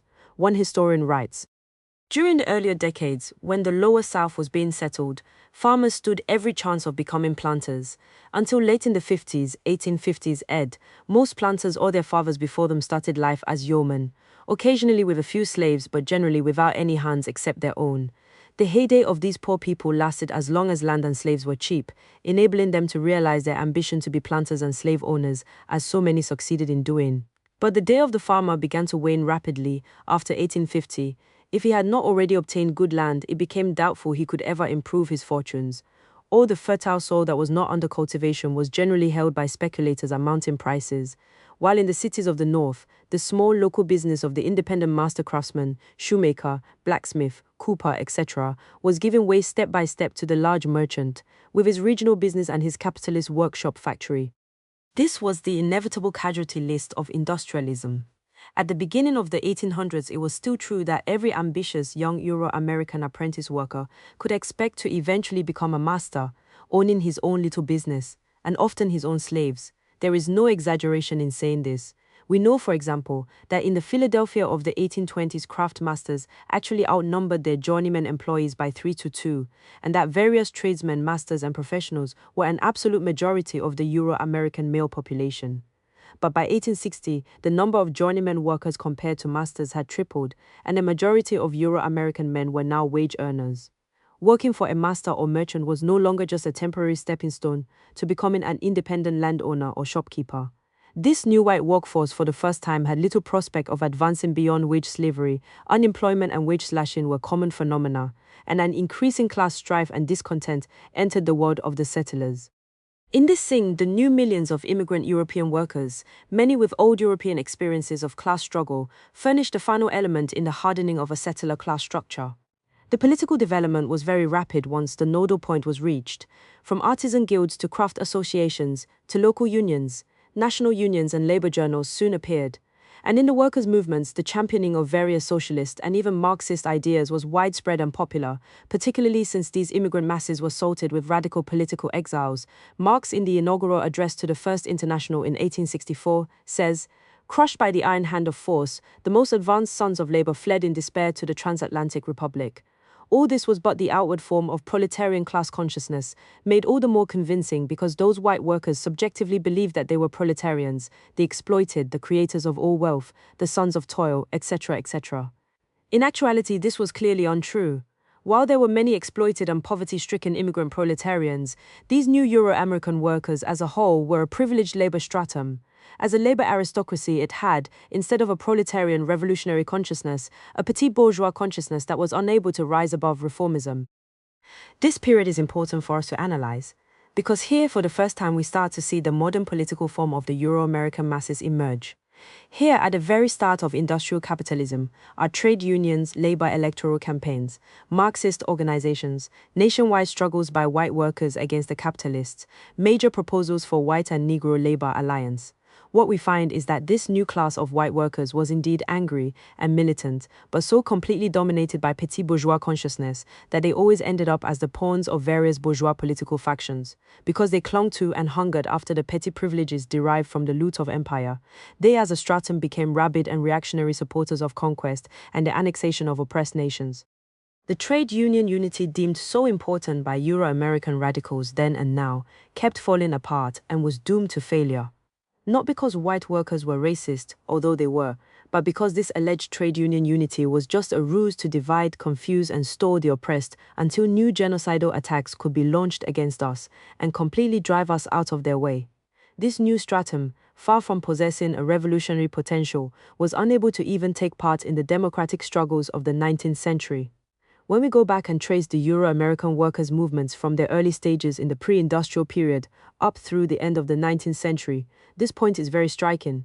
In the 1820s, 30s, before white workers had even developed into a class, they still played a major role in the political struggles of Jacksonian democracy. At that time, the United States was a classic bourgeois democracy, that is, direct democracy for a handful of capitalists, even among settlers. High property qualifications, residency laws, and sex discrimination limited the vote to a very small minority. So popular movements, based among angry small farmers and urban workingmen, arose in state after state to strike down these limitations and thus force settler government to better share the spoils of empire.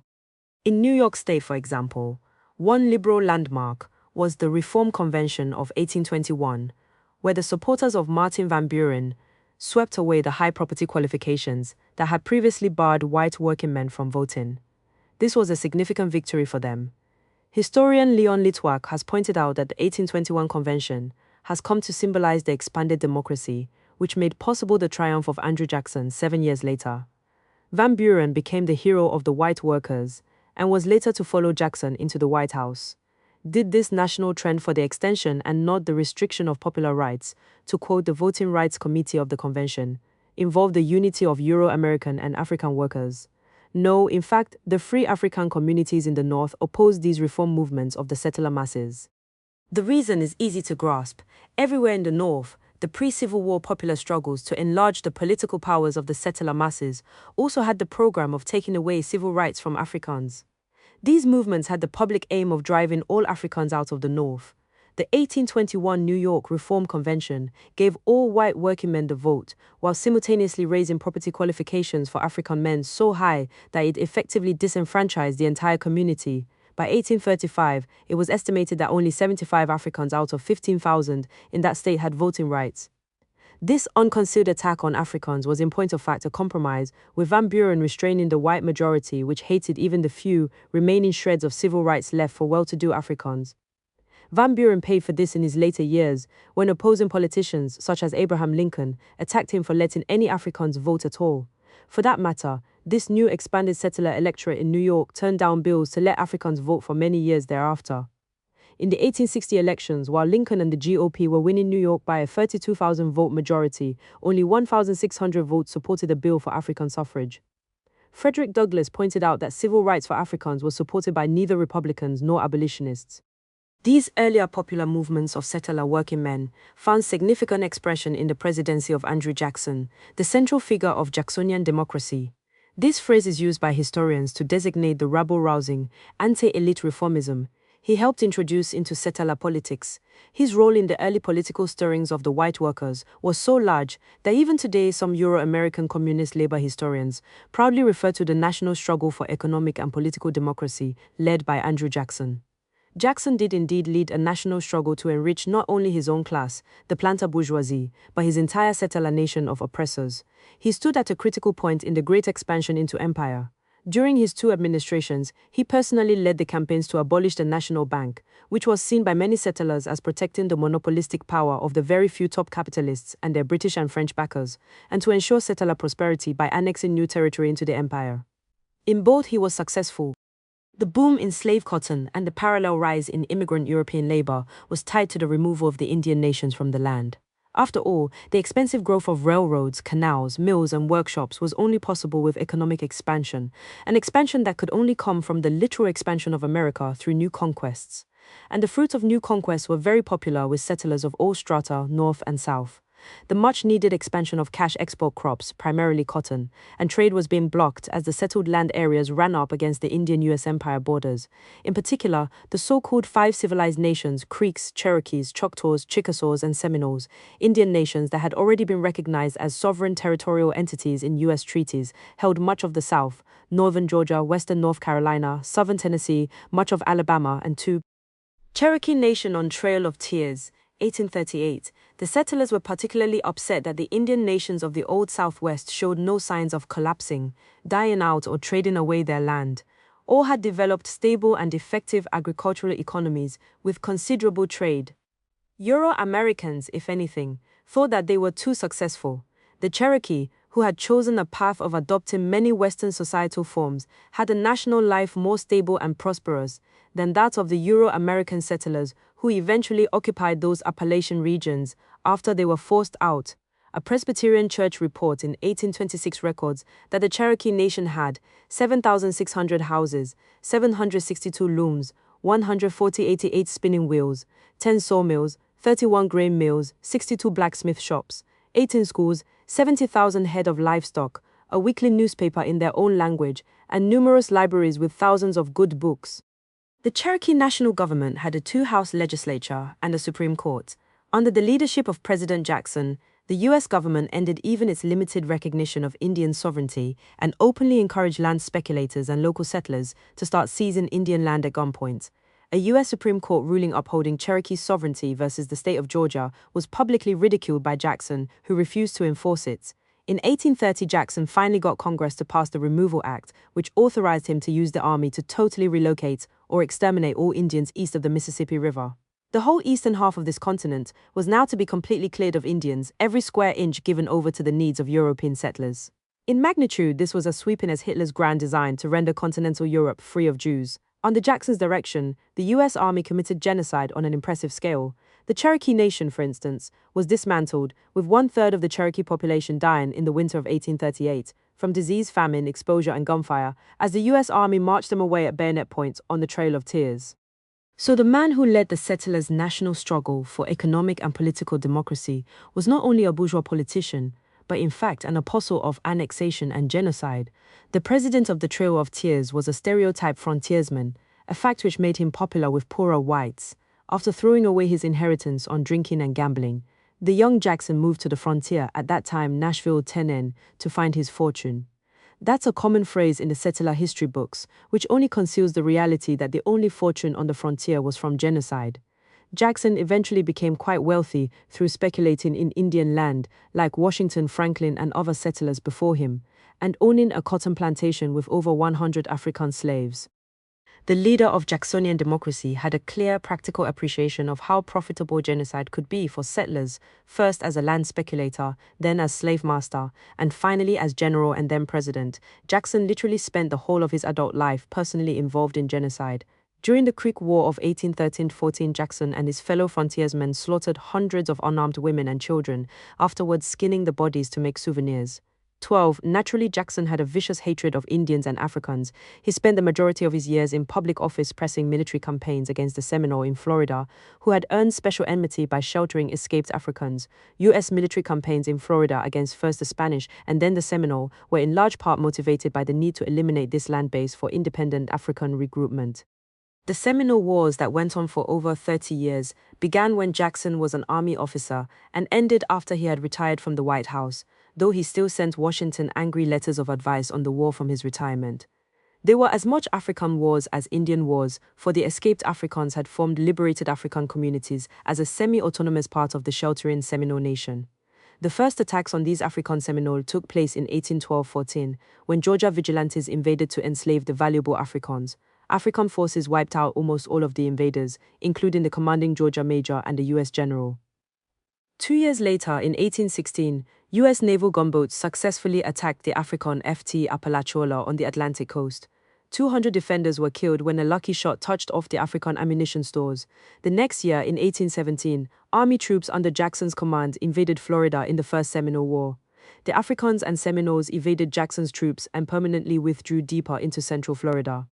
The decisive Second Seminole War began in 1835 when the Seminole Nation, under the leadership of the great Osceola, refused to submit to U.S. removal to Oklahoma.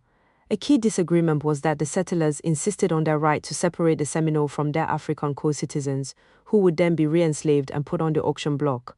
When the Seminole refused, Jackson angrily ordered the army to go in and eat Osceola and his few.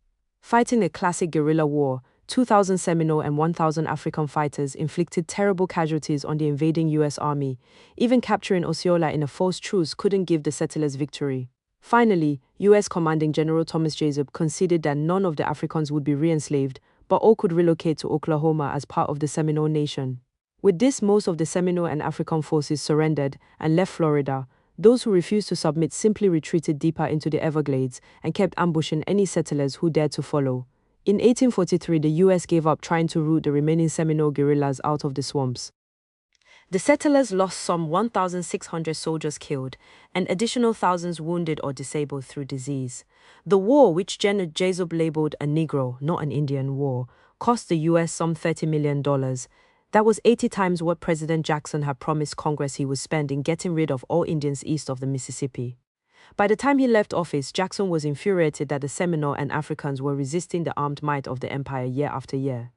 He urged that the army concentrate on finding and killing all the enemy women in order to put a final biological end to this stubborn nation. He boasted that he had used this strategy quite successfully in his own campaigns against Indians. Time and again, Jackson made it clear that he favored a final solution of total genocide for all Indians. In his second State of the Union address, Jackson reassured his fellow settlers that they should not feel guilty when they tread on the graves of extinct nations, since the wiping out of all Indian life was just as natural as the passing of generations. Could anyone miss the point? After years and decades soaked in aggression and killing, could any Euro-American not know what Jackson stood for? Yet he was the chosen hero of the Euro-American workers of that day. While Hitler never won an election in his life and had to use the armed power of the state to violently crush the German workers and their organizations, Jackson was swept into power by the votes of Euro-American workmen and small farmers. His jingoistic expansionism was popular with all sectors of settler society, in particular with those who planned to use Indian land to help solve settler economic troubles. Northern workers praised him for his opposition to the old colonial elite of the Federalist Party, his stand on the National Bank, and his famous equal protection doctrine. The latter piously declared that government's duty was not to favor the rich, but through taxation and other measures to give aid alike on the high and low, the rich and the poor of settler society. Jackson was a historic founder of today's Democratic Party, not only in organization, but in first welding together the electoral coalition of Southern planters and Northern ethnic workers. He was the first president to claim that he was born in a log cabin of lowly circumstances. This redneck posture, enhanced by his bloody military adventures, was very popular with the mass of small slave owners in his native South, and with Northern workers as well. Detailed voting studies confirmed that in both the 1828 and 1832 elections, Jackson received the overwhelming majority of the votes of immigrant Irish and German workers in the North. White workmen joined his Democratic Party as a new crusade for equality among settlers. In the New York mayoral election of 1834, organized white labor marched in groups to the polls singing, "Mechanics, cartmen, laborers must form a close connection and show the rich aristocrats their powers at this election. Yankee Doodle, smoke him out the proud, the banking faction, none but such as Hartford Feds oppose the poor and Jackson." Underneath the surface appearance of militant popular reform, of workers taking on the wealthy, these movements were only attempts to more equally distribute the loot and privileges of empire among its citizens. That's why the oppressed colonial subjects of the empire had no place in these movements. The line between oppressors and oppressed was unmistakably drawn. African and Indian alike opposed this Jacksonian democracy. The English visitor Edward Abdy remarked that he never knew a man of color that was not an anti-Jackson man. On their side, the white workingmen of the 1830s knowingly embraced the architects of genocide as their heroes and leaders. Far from joining the democratic struggles around the rights of the oppressed, the white workers were firmly committed to crushing them.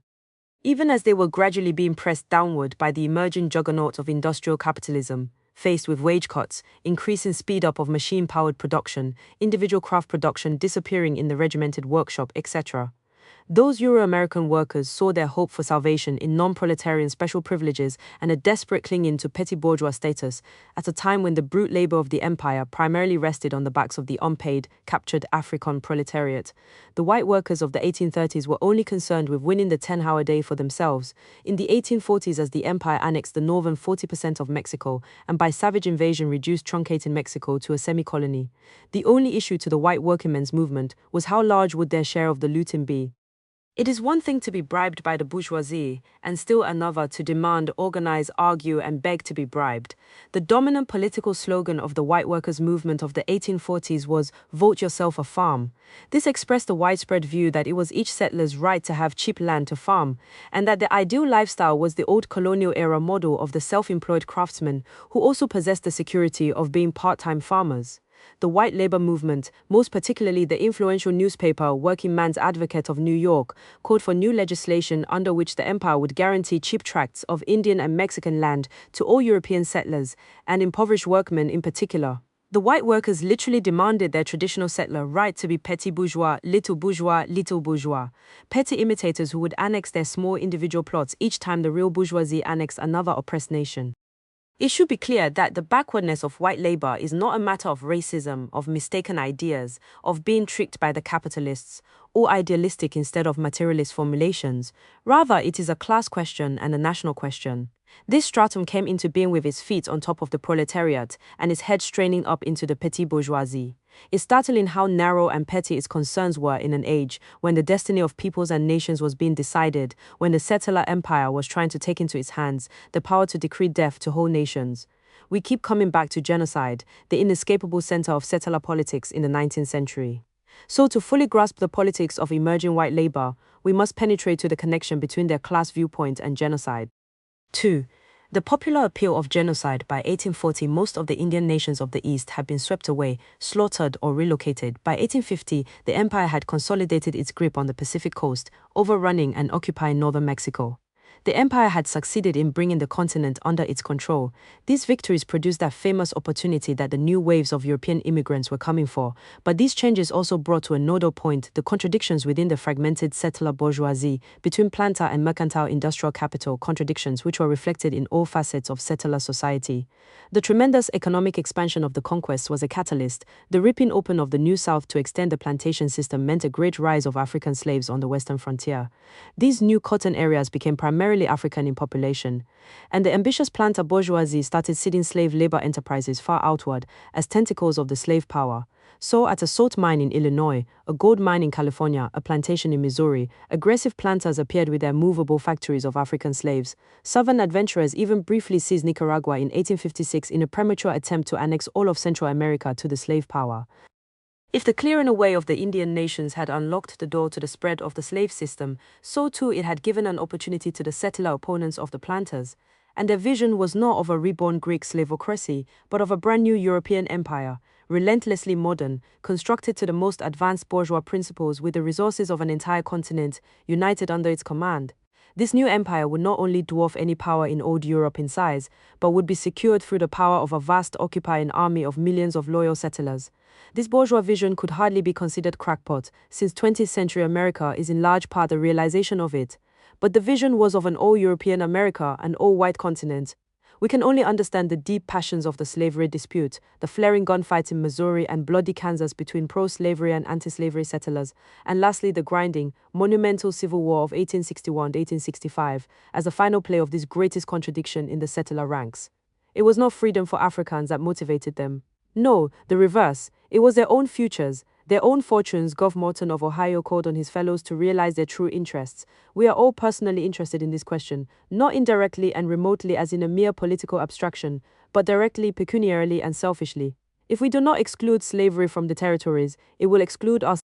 To millions of Euro-Americans in the north, the slave system had to be halted because it filled the land with masses of Africans instead of masses of settlers, to be precise.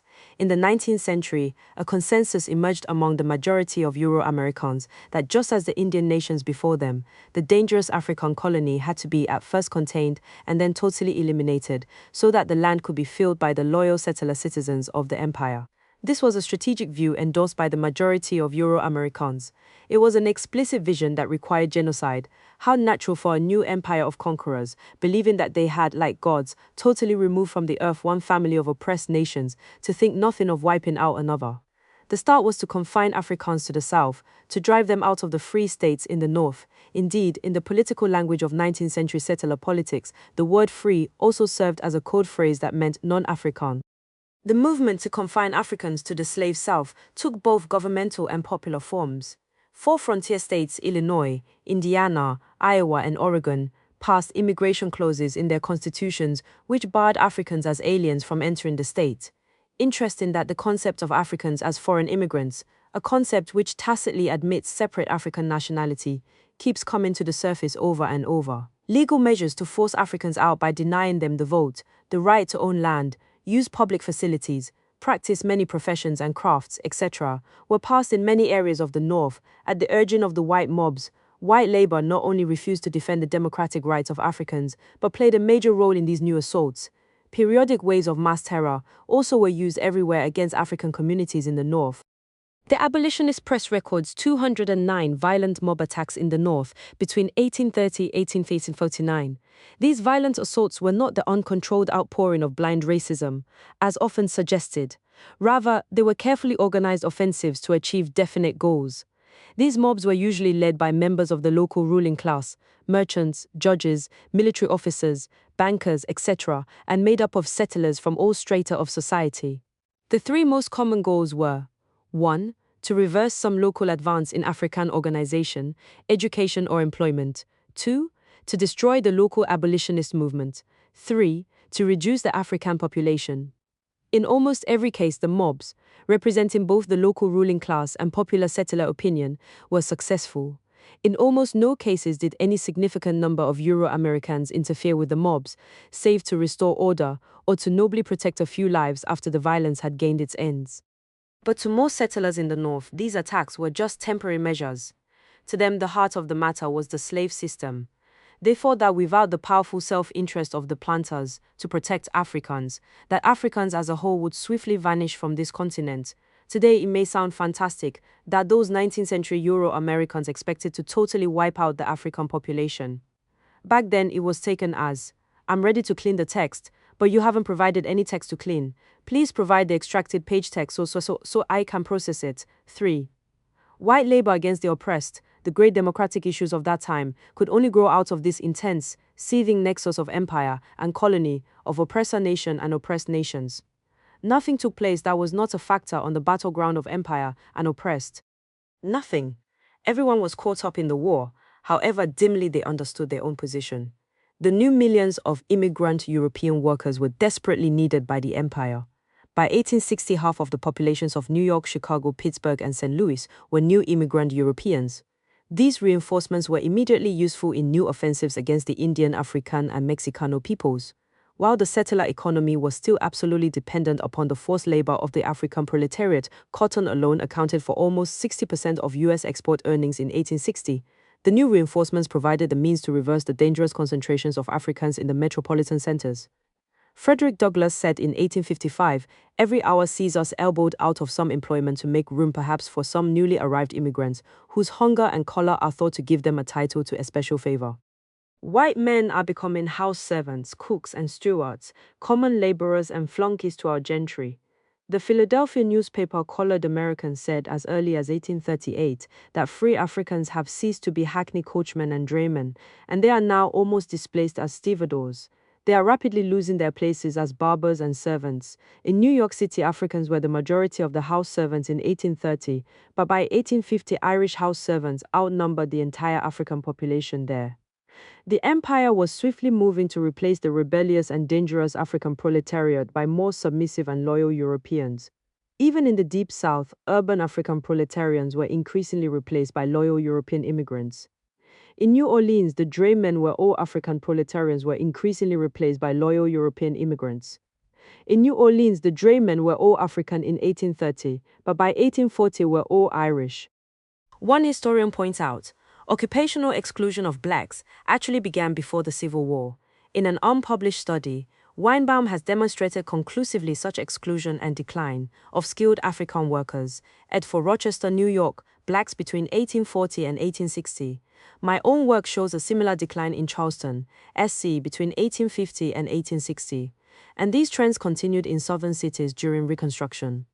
A crucial story has yet to be told. The 1870 New Orleans City Directory, Woodward pointed out, listed 3,460 black carpenters, cigar makers, painters, shoemakers, coopers, tailors, blacksmiths, and foundry hands. By 1904, less than 10% of that number appeared, even though the New Orleans population had increased by more than 50%.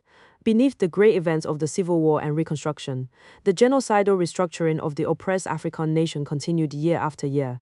This was clearly the work of the capitalists, but where did the new stratum of Euro-American workers stand on this issue?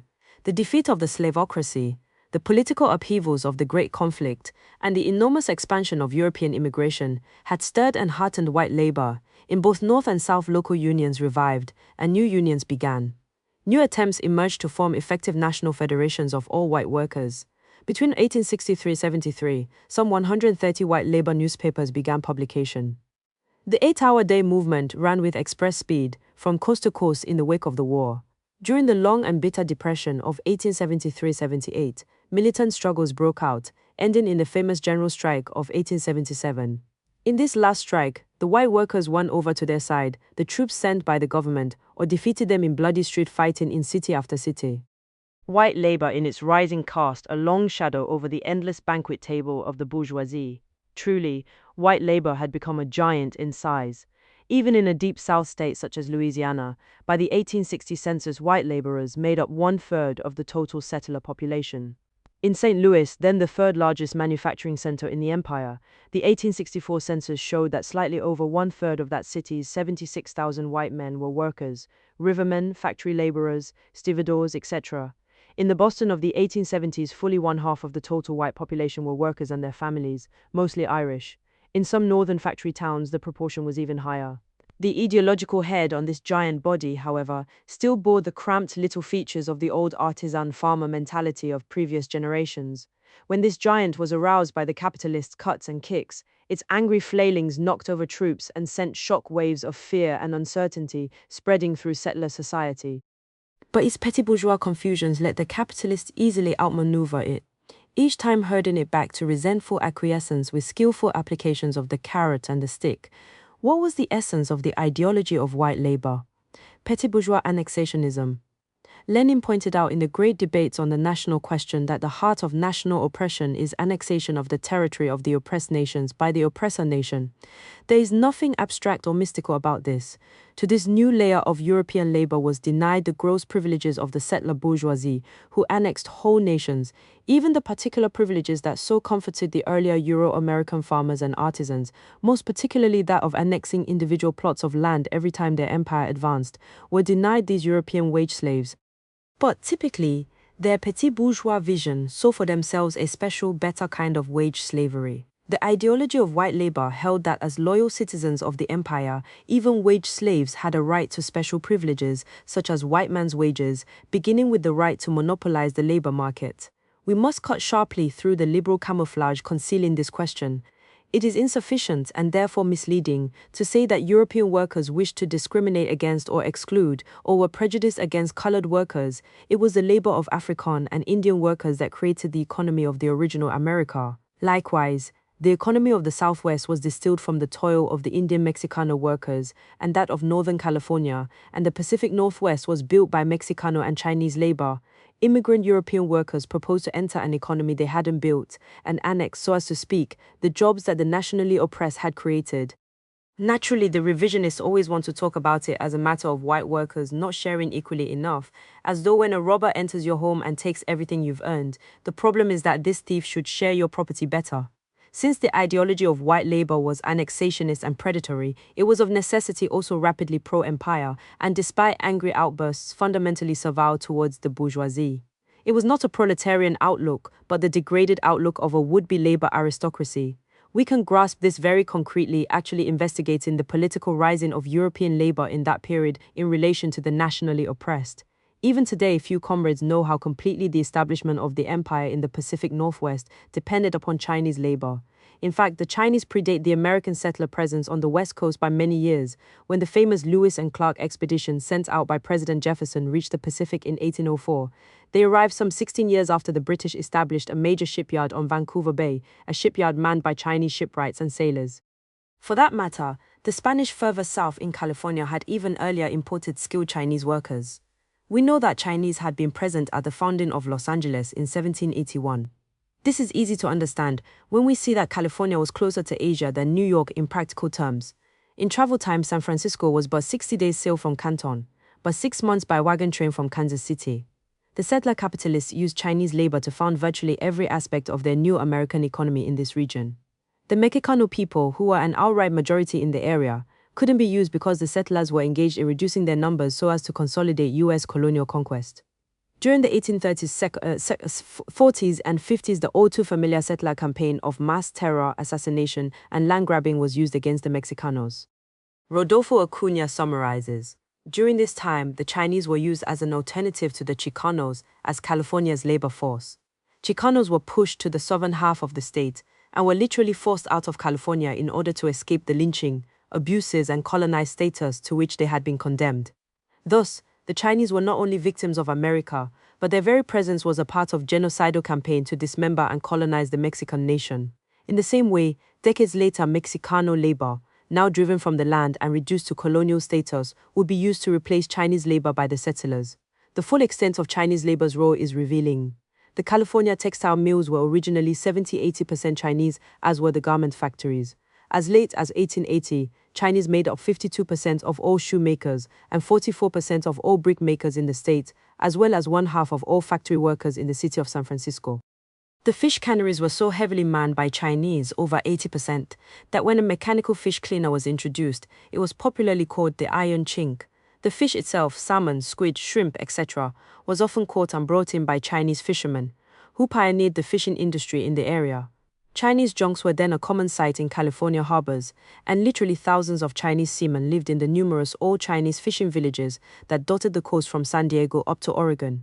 As late as 1888, there were over 20 Chinese fishing villages just in San Francisco and San Pablo Bays, while 50% of the California fishing industry was still Chinese. Farms and vineyards were also founded on Chinese labor. In the 1870s, when California became the largest wheat-growing state in the U.S., over 85% of the farm labor was Chinese. Chinese workers played a large part as well in bringing out the vast mineral wealth that so accelerated the growth of the U.S. in the West. In 1870, Chinese made up 25% of all miners in California, 21% in Washington, 58% in Idaho, and 61% in Oregon. In California, the special monthly tax paid by each Chinese miner virtually supported local government for many years, accounting for 25–50% of all settler government revenues for 1851–70. Throughout the area, Chinese also made up a service population, like Africans and Mexicans in other regions of the empire. For the settlers, Chinese cooks, laundrymen, and domestic servants were such a common part of Western settler life in the mines, cattle ranches, and cities that no Hollywood Western movie is complete without its stereotyped Chinese cook. But their greatest single feat in building the economy of the West was also their undoing. Between 1865 and 1869, some 15,000 Chinese laborers carved the far western stretch of the transcontinental rail line out of the hostile Sierra and Rocky Mountain ranges. Through severe weather, they cut rail beds out of rock mountainsides, blasted tunnels, and laid the tracks of the Central Pacific Railroad some 1,800 miles east to Ogden, Utah. It was and is a historic engineering achievement, every mile paid for in blood of the Chinese who died from exposure and avalanches. The reputation earned by Chinese workers led them to be hired to build rail lines not only in the West, but in the Midwest and South as well. This transcontinental rail link enabled the minerals and farm produce of the West to be swiftly shipped back east, while giving Eastern industry ready access to Pacific markets, not only of the West Coast but all of Asia via the port of San Francisco. The time distance across the continent was now cut to 2 weeks, and cheap railroad tickets brought a flood of European workers to the West. There was, of course, an established settler tradition of terrorism towards Chinese. The Shasta Republican complained in its Dec. 12, 1856 issue that hundreds of Chinamen have been slaughtered in cold blood in the last 5 years. The murder of Chinamen was of almost daily occurrence.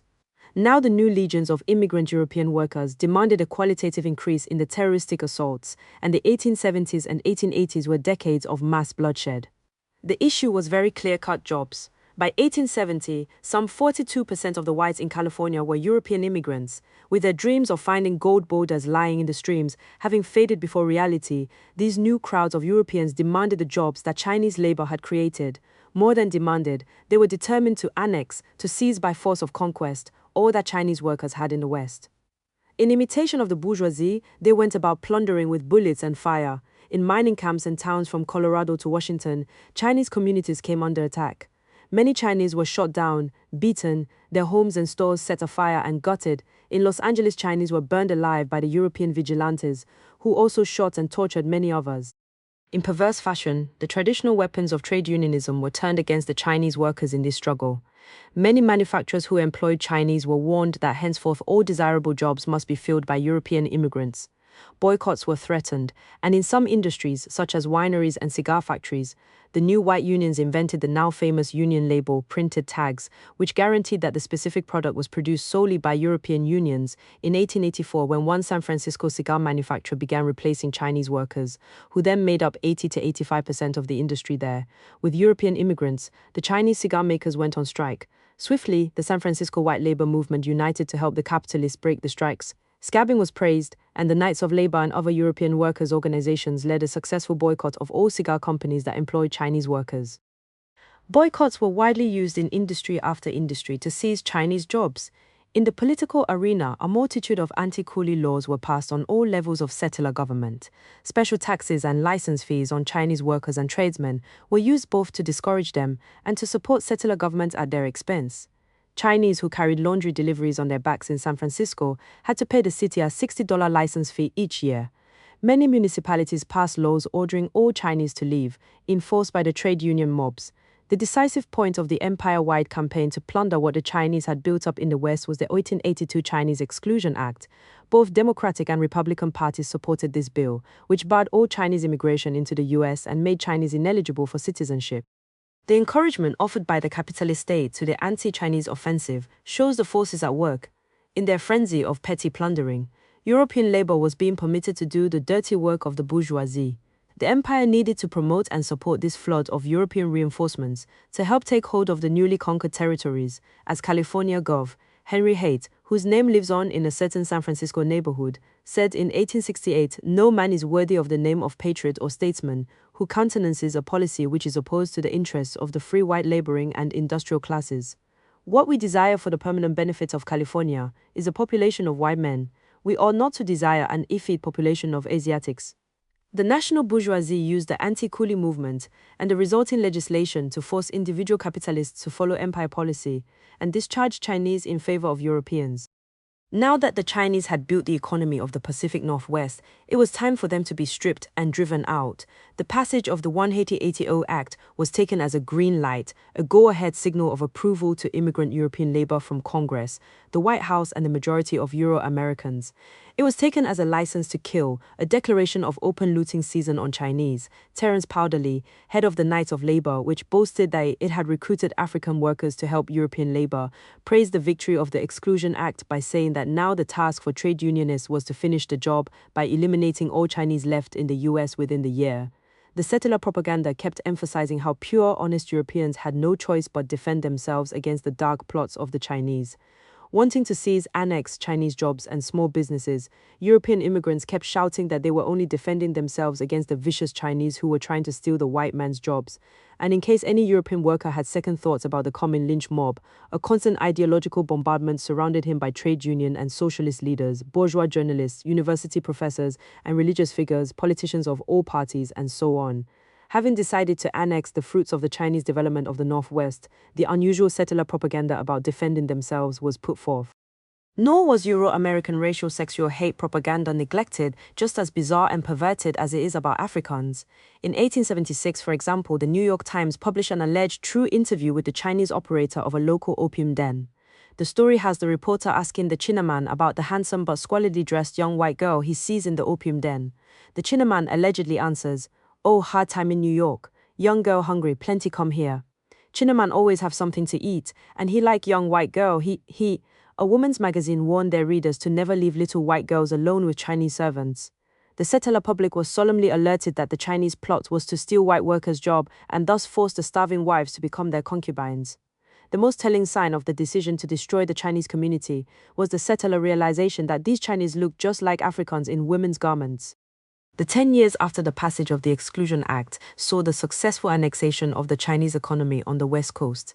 Tacoma and Seattle forced out their entire Chinese populations at gunpoint. In 1885, the infamous Rock Springs, Wyoming massacre took place, where over 20 Chinese miners were killed by a storm of rifle fire as European miners enforced their takeover of all mining. Similar events happened all over the West. In 1886, some 35 California towns reported that they had totally eliminated their Chinese populations. On the coast, Italian immigrants burned Chinese ships and villages to take over most of the fishing industry by 1890. By that same year, most of the Chinese workers in the vineyards had been replaced by Europeans. By 1894, the bulk of Chinese labor on the wheat and vegetable farms had been forced out step by step, as fast as they could be replaced. The Chinese who once built the foundation of the region's economy were being driven out. Who took part in this infamous campaign? Virtually the whole of the Euro-American labor movement in the US, including socialists and Marxists, both of the two great nationwide union federations of the 19th century, the National Labor Union and the later Knights of Labor, played an active role.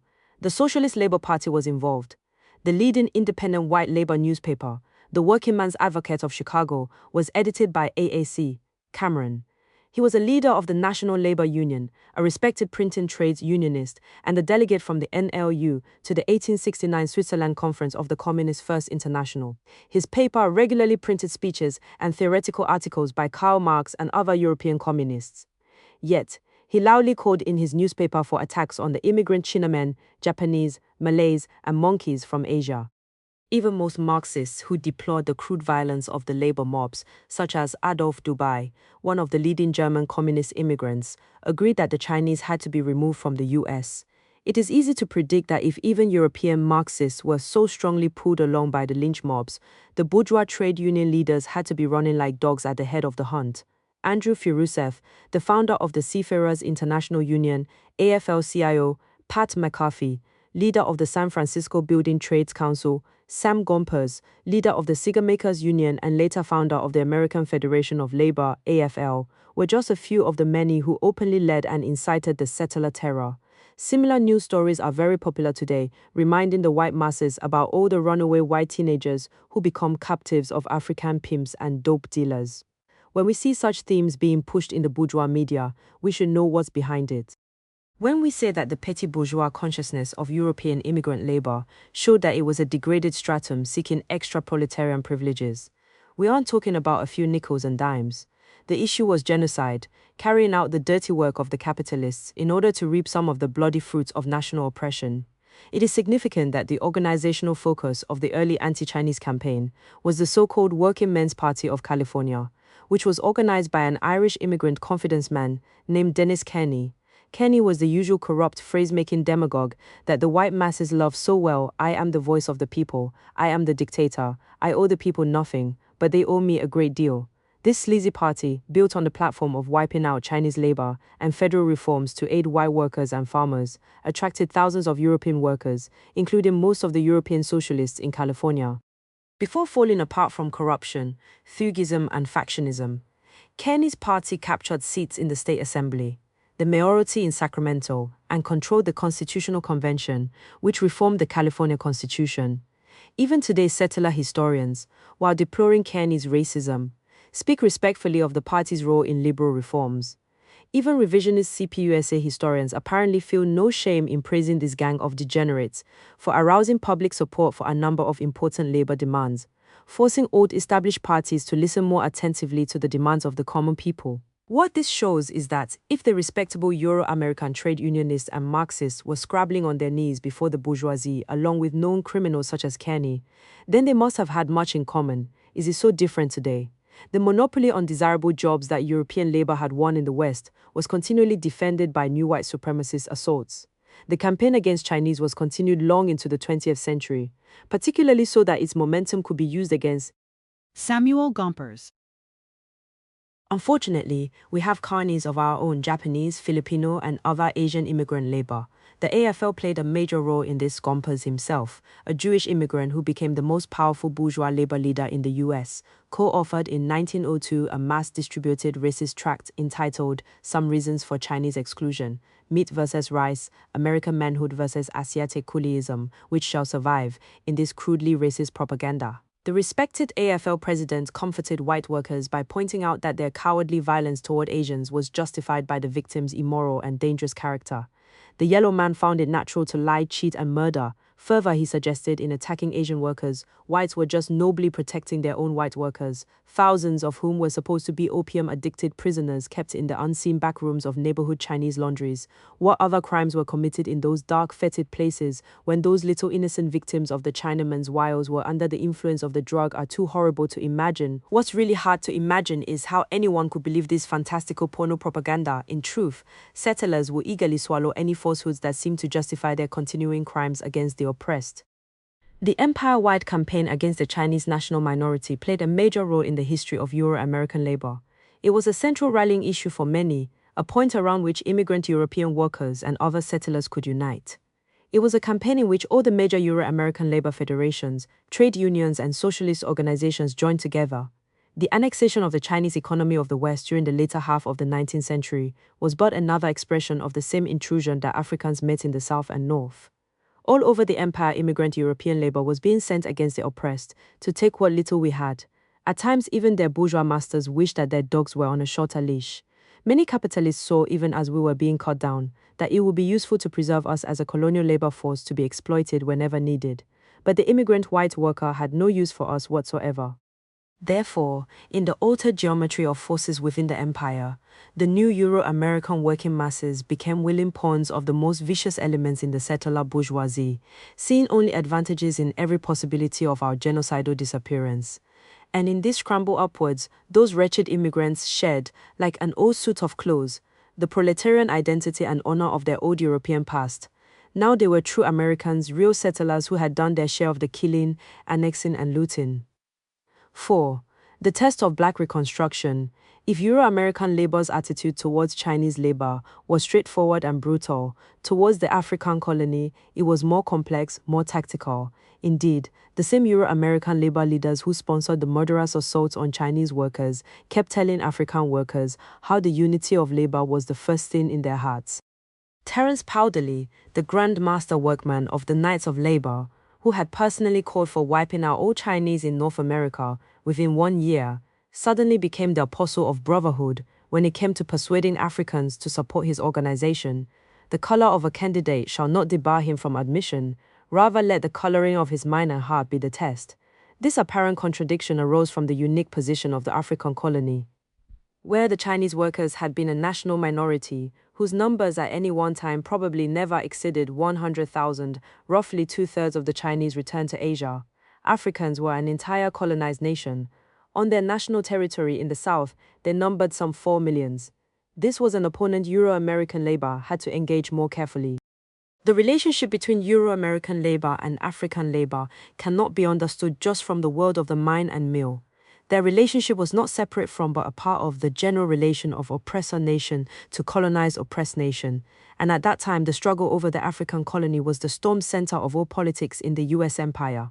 The end of the Civil War and the end of chattel African slavery were not the resolution of bitter struggle in the colonial South, but merely the opening of a whole new stage. We have to see that there were two wars going on and that both were mixed in the framework of the Civil War. The first conflict was the fratricidal intra-settler war between northern industrial capitalists and southern planter capitalists. We use the phrase Civil War because it is the commonly known name for the war. It is more accurate to point out that the war was between two settler nations for ownership of the African colony, and ultimately for ownership of the continental empire. The second was the protracted struggle for liberation by the colonized African nation in the South. Neither struggle ended with the military collapse of the Confederacy in 1865. For 10 years, a long heartbeat in history, both wars took focus around the Reconstruction governments. The US empire faced the problem that its own split into two warring settler nations had provided the long-awaited strategic moment for the anti-colonial rising of the oppressed African nation.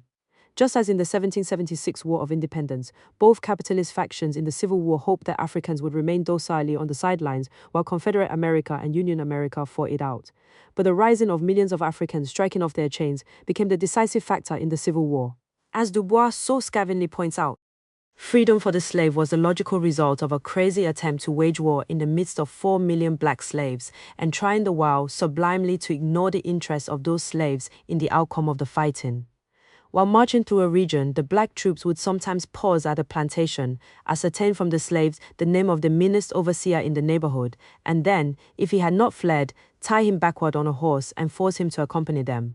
Although a few masters and overseers were whipped or strung up by a rope in the presence of their slaves, this appears to have been a rare occurrence. More commonly, black soldiers preferred to apportion the contents of the plantation and the big house among those whose labor had made them possible, singling out the more notorious slaveholders and systematically ransacking and demolishing their dwellings. They gutted his mansion of some of the finest furniture in the world, wrote Chaplain Henry M. Turner, in describing a regimental action in North Carolina. Having been informed of the brutal record of this slaveholder, the soldiers had resolved to pay him a visit. While the owner was forced to look on, they went to work on his splendid mansion and utterly destroyed everything on the place. Wielding their axes indiscriminately, they shattered his piano and most of the furniture and ripped his expensive carpets to pieces. What they did not destroy, they distributed among his slaves. Leon F. Litwack, been in the storm so long, yet these slaves had enormous power in their hands. Simply by stopping work, they could threaten the Confederacy with starvation. By walking into the federal camps, they showed to doubting Northerners the easy possibilities of using them as workers and as servants, as farmers and as spies, and finally as fighting soldiers. And not only using them thus, but by the same gesture depriving their enemies of their use in just these fields. It was the fugitive slave who made the slaveholders face the alternative of surrendering to the North or to the Negroes. Judge John C. Underwood of Richmond, Virginia, testified later before Congress that, "I had a conversation with one of the leading men in that city, and he said to me that the enlistment of Negro troops by the United States was the turning point of the rebellion, that it was the heaviest blow they ever received. He remarked that when the Negroes deserted their masters and showed a general disposition to do so and joined the forces of the United States, intelligent men everywhere saw that the matter was ended. The U.S. Empire took advantage of this rising against the slave power to conquer the Confederacy. But now its occupying Union armies had to not only watch over the still sullen and dangerous Confederates, but had to prevent the African masses from breaking out. 4 million strong, the African masses were on the move politically. Unless halted, this rapid march could quickly lead to mass armed insurrection against the Union and the formation of a new African government in the South. Events had suddenly moved to that point. The most perceptive settlers understood this very well. The Boston capitalist Elizur Wright said in 1865, "The blacks must be enfranchised or they will be ready and willing to fight for a government of their own." Note, a government of their own. For having broken the back of the Confederacy, having armed and trained themselves contrary to settler expectations, the African masses were in no mood to passively submit to re-enslavement, and they desired and demanded land, the national foundations that they themselves had created out of the toil of 300 years. Du Bois tells us there was continual fear of insurrection in the Black Belt. This vague fear increased toward Christmas, 1866. The Negroes were disappointed because of the delayed division of lands.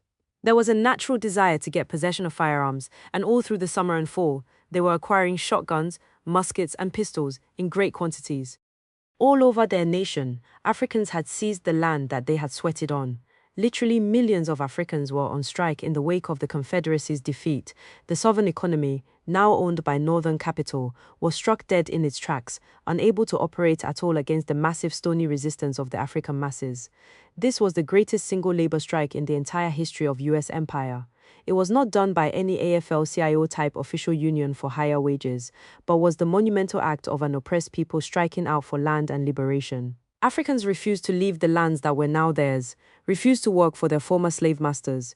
U.S. General Rufus Saxon, former head of the Freedmen's Bureau in South Carolina, reported to a congressional committee in 1866 that African field workers in that state were arming themselves and refusing to submit quietly to the return of settler rule. Even the pro-U.S. African petty bourgeoisie there, according to Saxon, was afraid they were losing control of the masses. "I will tell you what the leader of the Colored Union League said to me. They said that they feared they could not much longer control the freedmen if I left Charleston. They feared the freedmen would attempt to take their cause in their own hands." The U.S. Empire's strategy for re-enslaving their African colony involved two parts.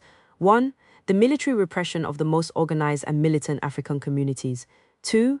Pacifying the African nation by neocolonialism, using elements of the African petty bourgeoisie to lead their people into embracing US citizenship as the answer to all problems. Instead of nationhood and liberation, the neocolonial agents told the masses that their democratic demands could be met by following the northern settler capitalists, i.e. the Republican Party, and looking to the federal government as the ultimate protector of African interests. So all across the African nation, the occupying Union Army, supposedly the saviors and emancipators of Africans, invaded the most organized, most politically conscious African communities. In particular, all those communities where the African masses had seized land in a revolutionary way came under Union Army attack.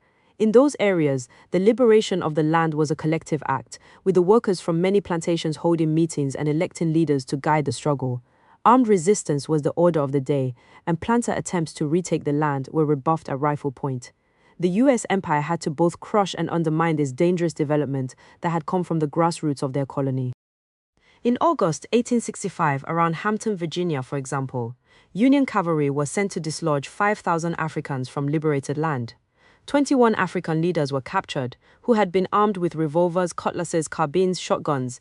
In the Sea Islands off the South Carolina coast, some 40,000 Africans were forced off the former plantations at bayonet point by Union soldiers. While the Africans had coolly told returning planters to go, and pulled out weapons to emphasize their orders, they were not able to overcome the US Army. In 1865 and 1866, the Union occupation disarmed and broke up such dangerous outbreaks.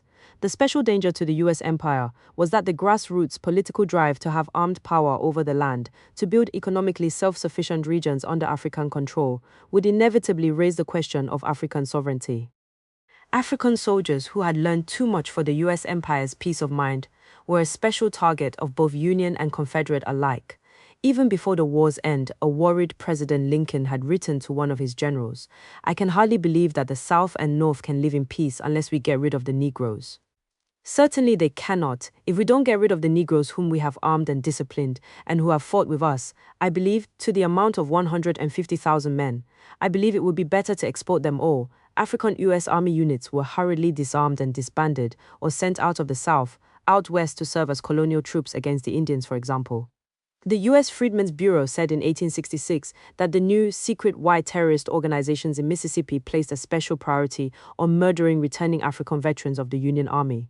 In New Orleans, some members of the U.S. 74th Colored Infantry were arrested as vagrants the day after. They were mustered out of the army.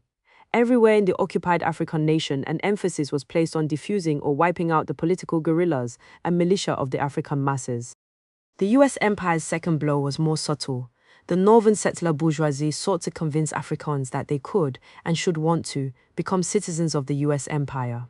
To this end, the 14th Amendment to the Constitution involuntarily made all Africans here paper US citizens. This neo-colonial strategy offered African colonial subjects the false democracy of paper citizenship in the empire that oppressed them and held their nation under armed occupation.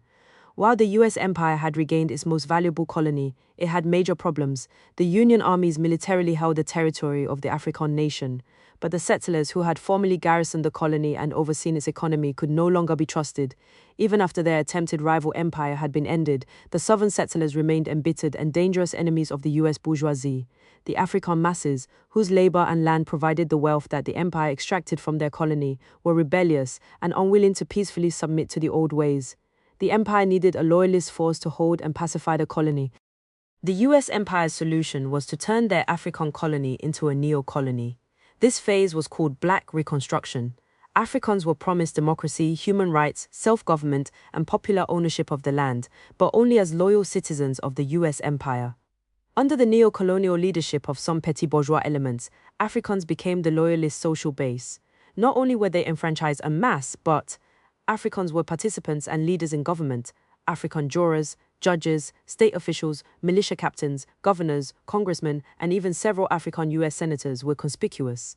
This regional political role for Africans produced results that would be startling in the empire today, and by the settler standards of a century ago were totally astonishing.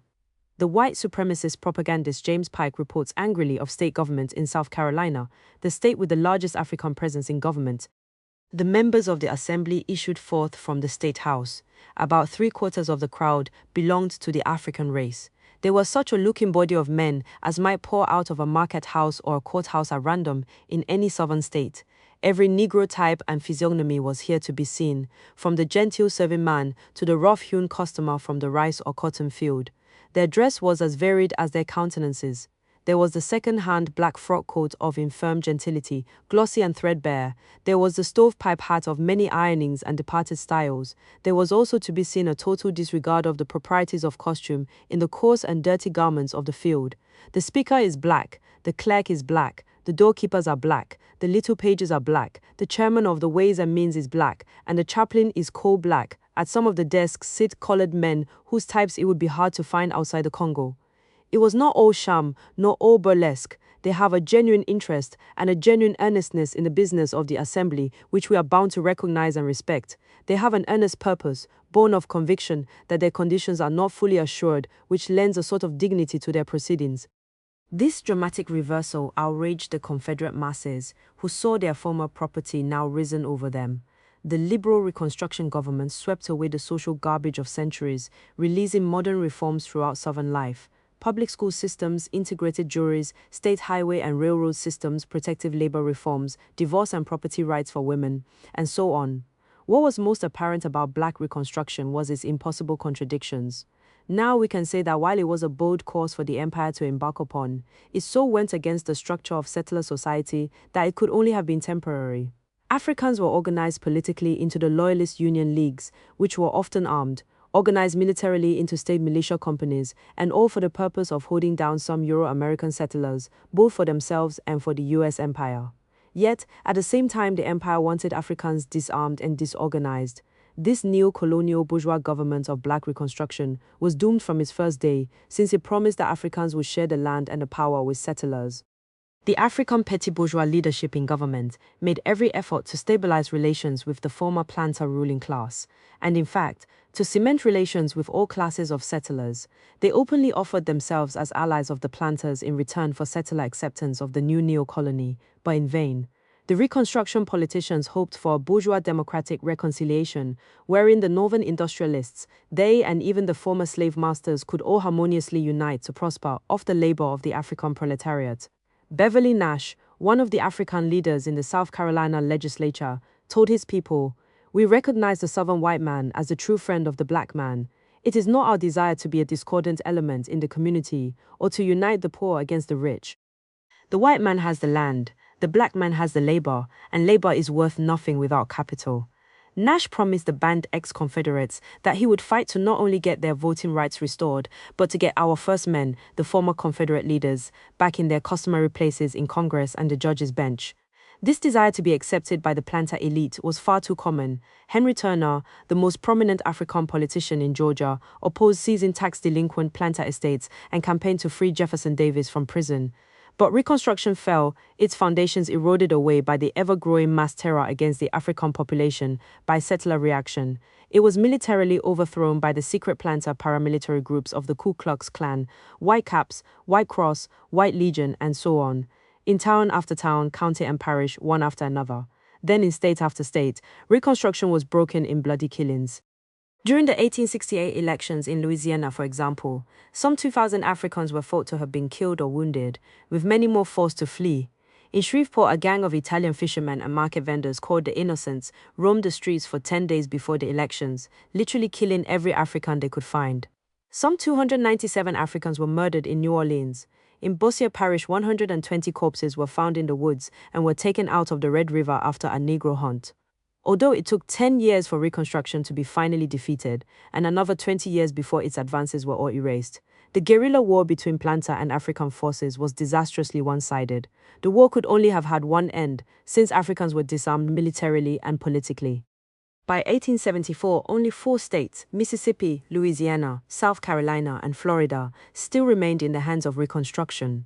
The end was in sight. Secret conferences of the planter leadership mapped out the final drive to tear out the heart of Black Reconstruction and to begin the long 100-year night of absolute terrorist rule.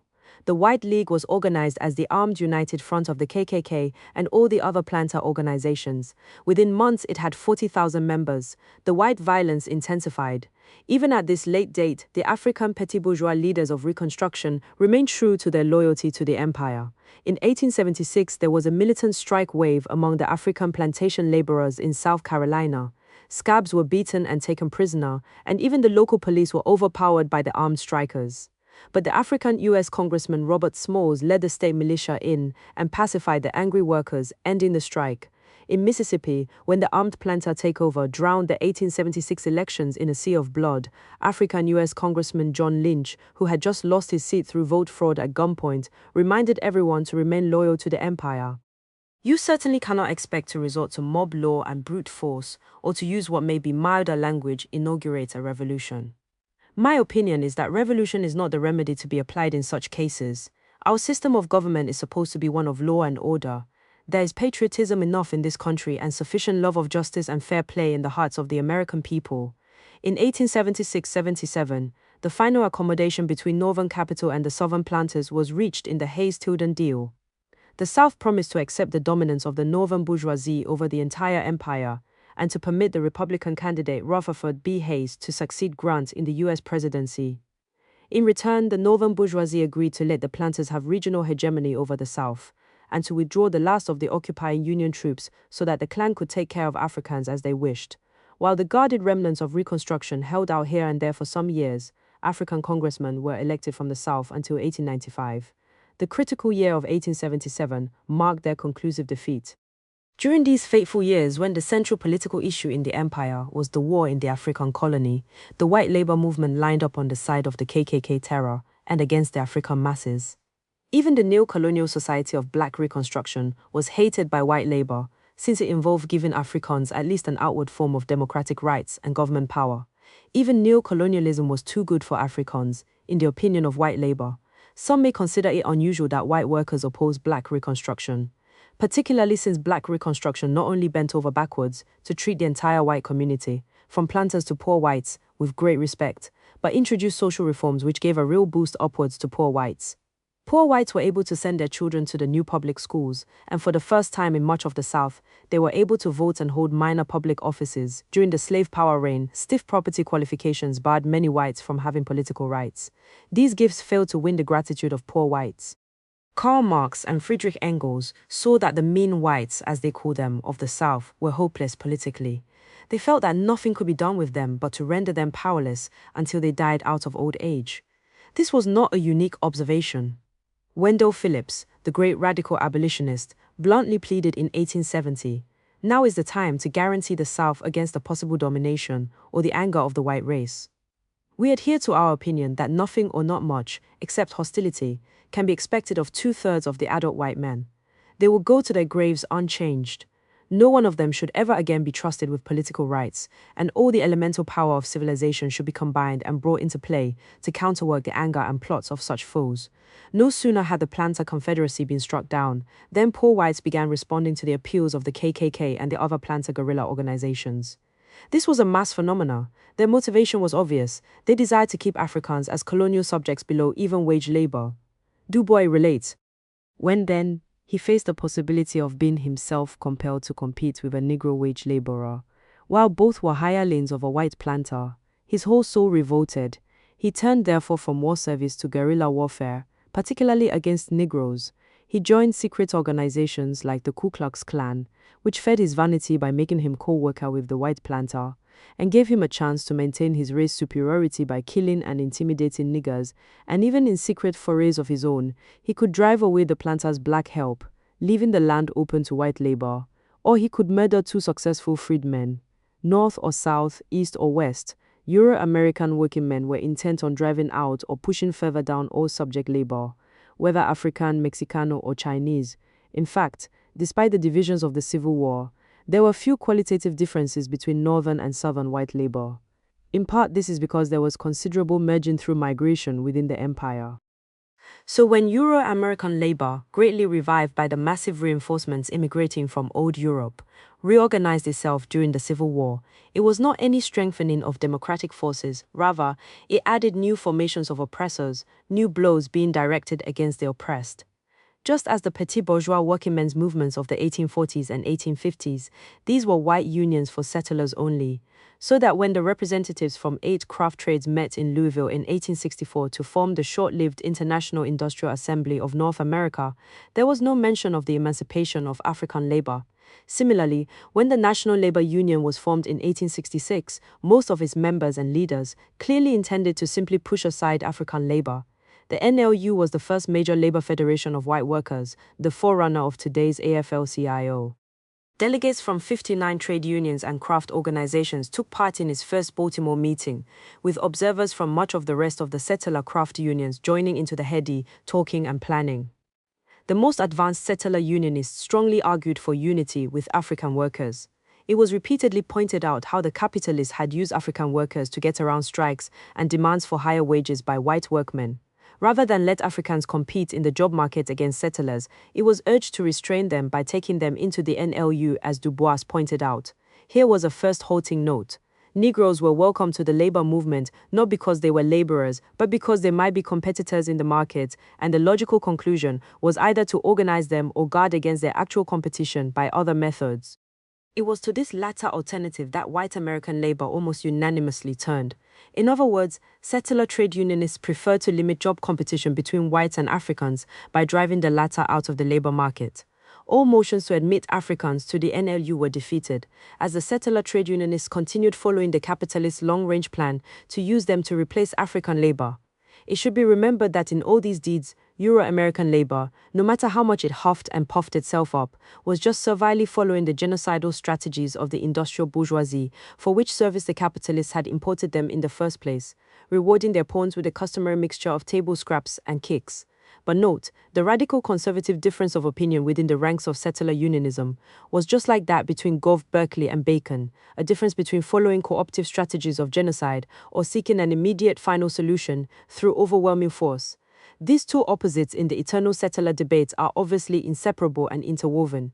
By the National Labor Union's 1869 convention, the advocates of tactically embracing African workers had gained the upper hand, for there was serious trouble. African labor had gotten out of control. Throughout the empire, but especially in their nation, African workers were organizing their own unions, following their own leaders, launching their own strikes. In Richmond, there were strikes by African stevedores and railroad workers and tobacco factory workers. On the heels of the 1867 strike wave throughout the South, African unions formed in city after city. In Savannah, the 1867 strike of African longshoremen forced the city government to lift a $10 poll tax. In Charleston, SC, they formed the powerful Colored Longshoremen's Protective Union Association, the strongest and most respected labor organization in that state. After winning a strike for better wages, the CLPUA started helping other unions of African proletarians get organized. By 1869, state conventions of African workers were being held, following the call for the December 1869 First Convention of the National Colored Labor Union. This federation was intensely political and embraced African workers in all spheres of production. North and South, longshoremen, carpenters, tenant farmers, printers, waiters, barbers, construction laborers, etc. were all united within it. Eventually, it would have locals in 23 states. Clearly, Euro-American labor was feeling the heat. Their colonial competitors were out of control, building their own organizations to further their own interests. This had to be fought. The immediate decision was to warmly invite these African unions to join the white NLU so that the settler unionists could mislead and undermine them. So at the 1869 NLU convention, for the first time, 9 African Union delegates were seated. As we might expect, the speeches and pledges of eternal brotherhood flowed like some intoxicating drink. In a scene reminiscent of the festive ceremonies that marked the signing of the early peace treaties between settlers and Indians, the convention became imbued with the spirit of unity, so much that an amazed New York Times reporter wrote, "When a native Mississippian and an ex-Confederate officer in addressing the convention refers to a colored delegate who has preceded him as the gentleman from Georgia, when a native Alabamian who has for the first time crossed the Mason and Dixon line, and who was from boyhood taught to regard the Negro simply as chattel, sits in deliberate consultation with another delegate whose ebony face glistens with African sheen, and signs the report of his colored co-delegate, when an ardent and democratic partisan from New York at that declares with a rich Irish brogue that he asks for himself no privilege as a mechanic or a citizen, that he is not willing to concede to every other man, white or black, when I say these things can be seen or heard at a national convention, call for any purpose, then one may indeed be warranted in asserting that time works curious changes. But the celebration of unity was short-lived. The white trade unionists were, of course, only attempting to deceive African workers. Their invitation to join the NLU simply meant that Africans would promise to honor all white strikes and organizing drives. In return, they would have the privilege of being consoled as white labor savagely and relentlessly annexed their jobs. The second aspect of this unity was that Africans would be expected to follow European labor in opposing democratic demands in the South and helping to restore the chains around their legs. The integration of the NLU meant not only submission to European hegemony, but was virtually suicidal. Small wonder that Afrikaans quickly parted ways with the NLU, while the NLU had granted African organizations the privilege of affiliating with it as a federation. Africans themselves were barred out of the individual white trade unions every advance. Therefore, of European trade unionism meant the clearing of African workers out of another mill, factory, railroad, warehouse, or dock. The capitalist attack on African labor, begun in the early 1830s, continued and gathered momentum. In the most celebrated single case, Louis Douglas, the son of Frederick Douglass, was repeatedly denied admission to the Typographers' Union. A printer at the government printing office, Douglas was not only denied by the local, but his appeals were turned down by 2 successive conventions of the Typographers' Union, and even by the entire NLU convention. It is important to realize how strongly and overwhelmingly Euro-American workers in the Civil War period supported the concept of a settler empire, particularly as applied to guaranteeing white workers the right to annex the jobs that African, Chinese, Mexicano, and other oppressed labor had created. Of the 130 labor newspapers started between 1863-73, in the great upsurge of white labor, exactly one supported even bourgeois democratic equality for Africans. These insurgent journals represented the best, the most advanced trade unionists in the settler empire.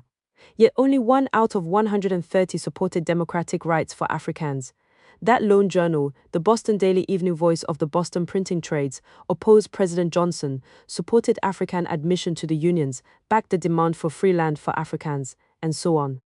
Such principled views lost them so many subscribers that, in a last vain effort to stay afloat, the editors promised their readers that the newspaper would stop writing about Reconstruction and the problems of Africans, saying that anyway that issue is practically solved. Much more typical was the St. Louis Daily Press, again an alternative newspaper started by local printers during a strike. The press was quite progressive, that is, it advocated the 8-hour day, the Irish Revolution, equal rights for white women, the unity of European workers around the world, even printing long Marxist documents sent by the First International in Europe. It also opposed democratic rights for Africans and called on white labor to drive the niggers out of all desirable jobs. No one is above the reality of history. Even the masses themselves are tested in the crucible, forged, tempered, or broken in the class struggle, and not in side skirmishes or paper debates either, but in great battles upon which the future waits. The attempted rising of the African colonial masses, protracted, bitter, involving millions of desperate combatants, was such a pivotal event. As the war raged on, carrying with it the hopes of whatever democratic forces existed within the empire, thousands upon thousands of Africans gave their lives. In the growing defeats, eventually the entire African nation paid the blood price of re-enslavement. How should we be impressed then, when we learned that in that hour northern white labor was trying to tell everyone that the real main issue was a shorter work day? If it were not so cowardly and treacherous, it would pass as comic relief for 5. The contradictions of white labor. The issue of a shorter work day spread enthusiastically among the white workers between 1866 and 1873. During these years, the 8-hour day struggle held first place in the activities of white labor. With considerable foresight, the leaders of the National Labor Union had seen the need for such a single issue to unite and discipline their immature followers. At the founding convention of the NLU in Baltimore on August 20, 1866, the call was sent forth for all white working men in every region, trade and industry to combine on this one front. The first and great necessity of the present to free the labor of this country from capitalistic slavery is the passing of a law by which 8 hours shall be the normal working day in all states of the American Union. Throughout the 60s and early 70s, the 8-hour day movement grew, with immigrant German socialists playing a leading role in organizing 8-hour leagues in all the major cities of the empire. Literally, millions took part in the strikes, parades, and rallies.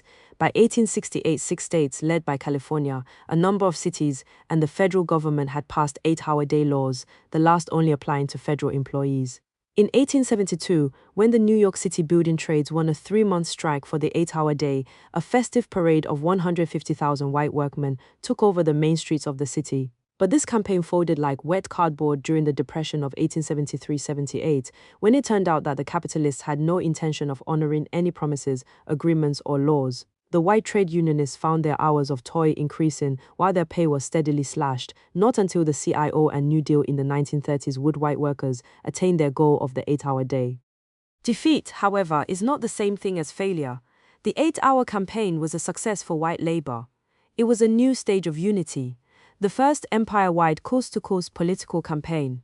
As such, it marked the historic point where the swelling settler masses emerged upwards from their earlier pre-industrial, small craft consciousness and entered the industrial age. That campaign was the first time white labor actually achieved a broad national unity in action. This was evident at the time.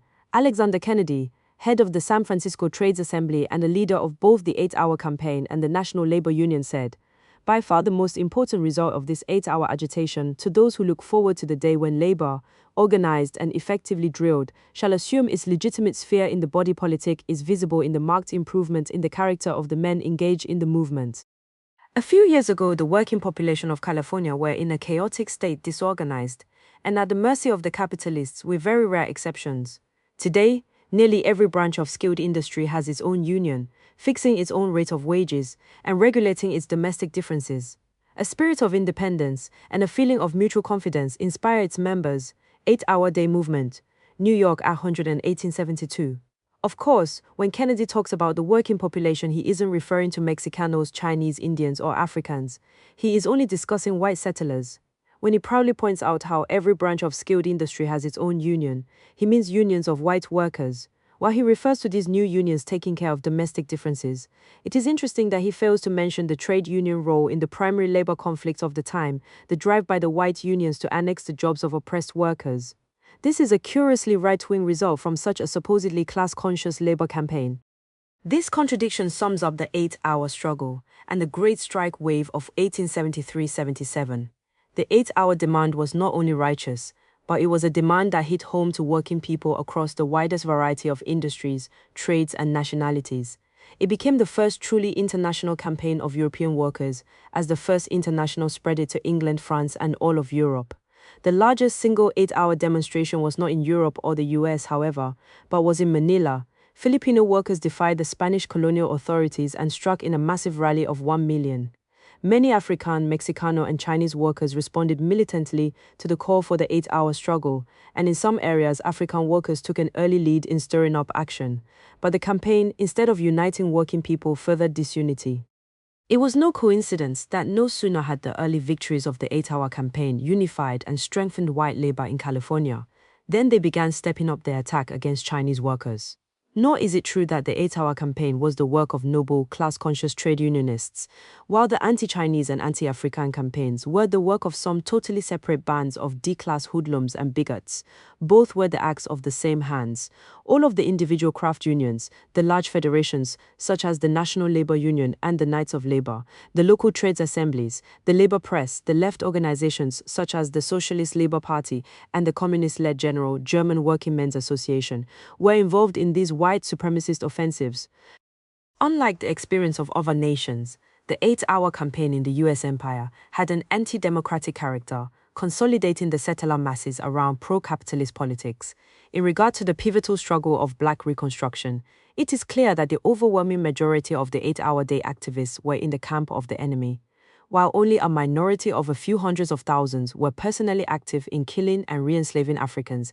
They committed their crimes with the support of the rest of their white kith and kin. Those advanced workers, particularly the German socialists and radical exiles, who loudly sympathized with the plight of the ex-slaves, didn't stop for 1 hour in their headlong rush to unite with the white supremacist mobs. It was as if witness to a criminal attack were to loudly bemoan the injuries done to the victim, while trying to convince the criminals that they should become partners. The 8-hour campaign, the anti-coolie and anti-African campaigns were not separate and unconnected events, but linked chapters in the development of the same movement of white labor. This young movement, for all its anti-capitalist noises, was unable to resist being drawn deeper and deeper into bourgeois politics. As the National Labour Union was having its first convention and first issuing the call for the 8-hour campaign, 5 representatives of the new organization were meeting with President Andrew Johnson to solicit his support. And when he threw out a gesture towards white labor by ordering the workday for government printers cut to 8 hours, he was hailed as the true friend of the white masses. The leading union newspaper, National Workman of New York City, praised his practical sympathy with labor. The Philadelphia Trades Council described his administration as for the benefit of the working classes. When the NLU attacks Black Reconstruction, it was clearly carrying out its part of an unholy alliance with President Johnson, who was the newfound champion of the defeated planter class. If the National Labour Union had begun life with an uncertain attitude towards class struggle and a desire for the quick fix of bourgeois political deals by 1872, it was wholly given over to these illnesses. It completely abandoned mass struggle. Instead, the NLU promoted a National Labour Reform Party to compete with the Democrats and Republicans. This abortive party was so opportunistic and malformed that it nominated Charles O'Connor, a well-known advocate of slavery, as its presidential candidate in the 1872 elections. The NLU itself perished in this fiasco, but the class outlook it represented continued and flourished. In this period, white labor, although still young, took definite shape. Euro-American labor increasingly found itself pressed to organize, to fight the employers, to demand from the bourgeois state some relief from exploitation and some democratic rights. At the same time, these white working men were also a part of settler society and felt their welfare tied up with the supremacy of the empire. Further, pressed downward by capital, they sought to establish a stranglehold on jobs by ruthlessly degrading or eliminating colonial labor. This consciousness was very sharply manifested in the 1870s, when these white working men became the eager tools of various factions in the bourgeoisie in the mass drives to re-enslave Afrikaans and drive out Chinese, at the same time engaging in the most vigorous and militant strike waves against the bourgeoisie. This was a middle position between the colonial proletariat and the settler bourgeoisie, and it had its roots in the middle position of these white masses in the class structure. It is important to see why white labor could only unite on a petit bourgeois and opportunistic basis. While white labor had tacked together a precarious political unity based on the commonalities of wage status and settlerism, it was as yet so divided that it did not even constitute a class. In brief, we can point to 4 main aspects of this. 1. White working men were sharply divided by nationality. 2. The upper stratum of workmen, which contained most of the native-born Americans, had a definite petit bourgeois character. 3. Even the bottom, most exploited layer, who were largely new European immigrants, were politically retarded by the fact that their wages were considerably higher than in old Europe. 4. Immigrant labor did not constitute a single, united proletarian class itself because they were part of separate national communities, German, Swedish, etc., each headed by their own bourgeois leaders. The native-born settlers, as the citizen descendants of the original English invasion force, still kept for themselves a high general level of privileges. They still thought of themselves as the only true Americans, while considering the non-Anglo-Saxon, new immigrants as foreigners only a step better than Africans or Mexicans. Among these native-born settlers, petit bourgeois property owning and small tradesman status was the norm, and even wage laborers confidently expected to move upwards once they mastered the knack of exploiting others. Engels noted in 1886, "There were 2 factors which for a long time prevented the inevitable consequences of the capitalist system in America from being revealed in their true light. These were the access to ownership of cheap land and the flood of immigrants. They enabled the great mass of indigenous Americans for years on end to retire from wage labor at an early age and to become farmers, dealers, or even entrepreneurs, whereas the hard lot of the wage laborer with his status of proletarian for life fell mostly on the immigrant. Thus, the Irish, Polish, Italian, etc. immigrants had the honor of replacing Africans, Mexicans, Indians, and Asians as the primary labor force of the U.S. empire in the north. But the position of native-born Anglo-Saxon settlers changed little, if at all. The native-born settler masses were still above the nationally differentiated proletarians, still small property owner, and small businessmen, still foremen, overseers, and skilled craftsmen. The European immigrant workers, who were promoted to be the new, more loyal proletariat of the U.S. empire, were themselves very divided and confused. America, as it entered the industrial age, was a literal Tower of Babel. In the hellish brutality of the mines, mills, and factories, the bourgeoisie had assembled gangs of workers from many different nations, torn away from their native lands, desperate and usually not even speaking a common language with each other. Engels noted the importance of these national barriers. Immigration divides the workers into 47 groups, native and foreign-born, and the latter into 1 Irish, 2 German, and 3 many small groups, the members of each of which can only understand one another, namely Czechs, Poles, Italians, Scandinavians, etc., and then we must add the Negroes. Sometimes there is a powerful elan. However, the bourgeoisie need merely hold out passively for the heterogeneous elements of the working masses to fall apart again. And as wretched and bitter as life in America was for white workers on the bottom of settler society, it was still far, far better than life back in old Europe. The Irish, for example, who became the bulk of the unskilled white labor, were used up under virtually inhuman conditions. Contemporary accounts of the 19th century usually emphasize how Irish laborers on the New York canals, the coal pits of Pennsylvania, the railroads across the Plain States, etc., were kept drunk on cheap whiskey by the labor contractors and overseers so that they could endure their miserable lives. Along the Mississippi, gangs of Irish laborers drained malarial swamps and built levees for $1 per day and whiskey.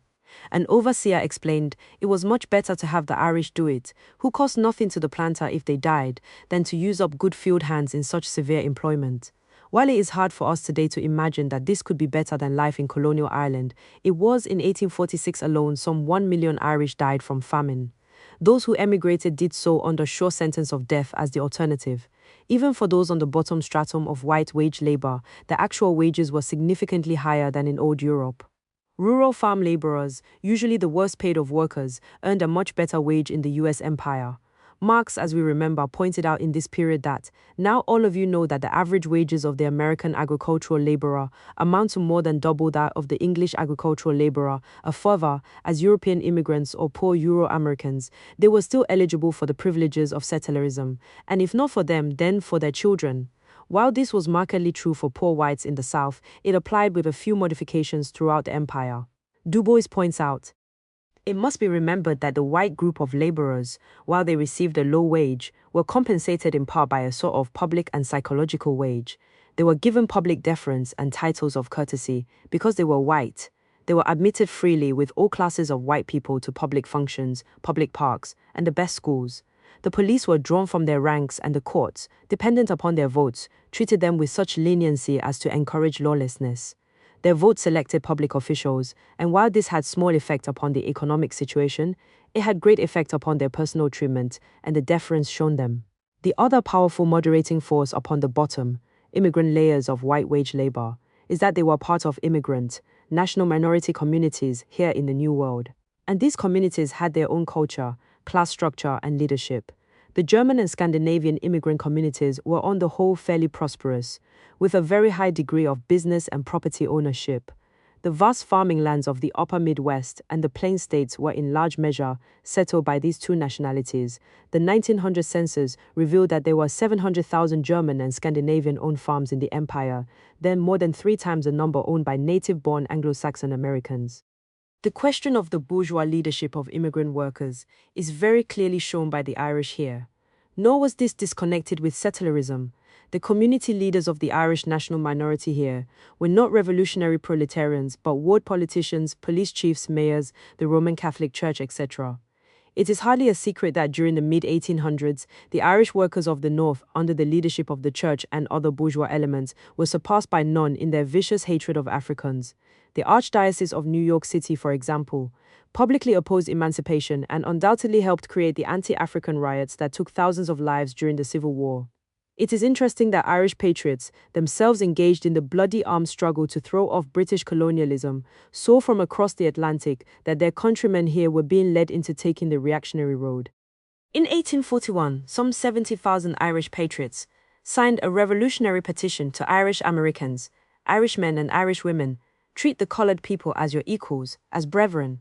By all your memories of Ireland, continue to love liberty, hate slavery, cling by the abolitionists, and in America, you will do honor to the name of Ireland.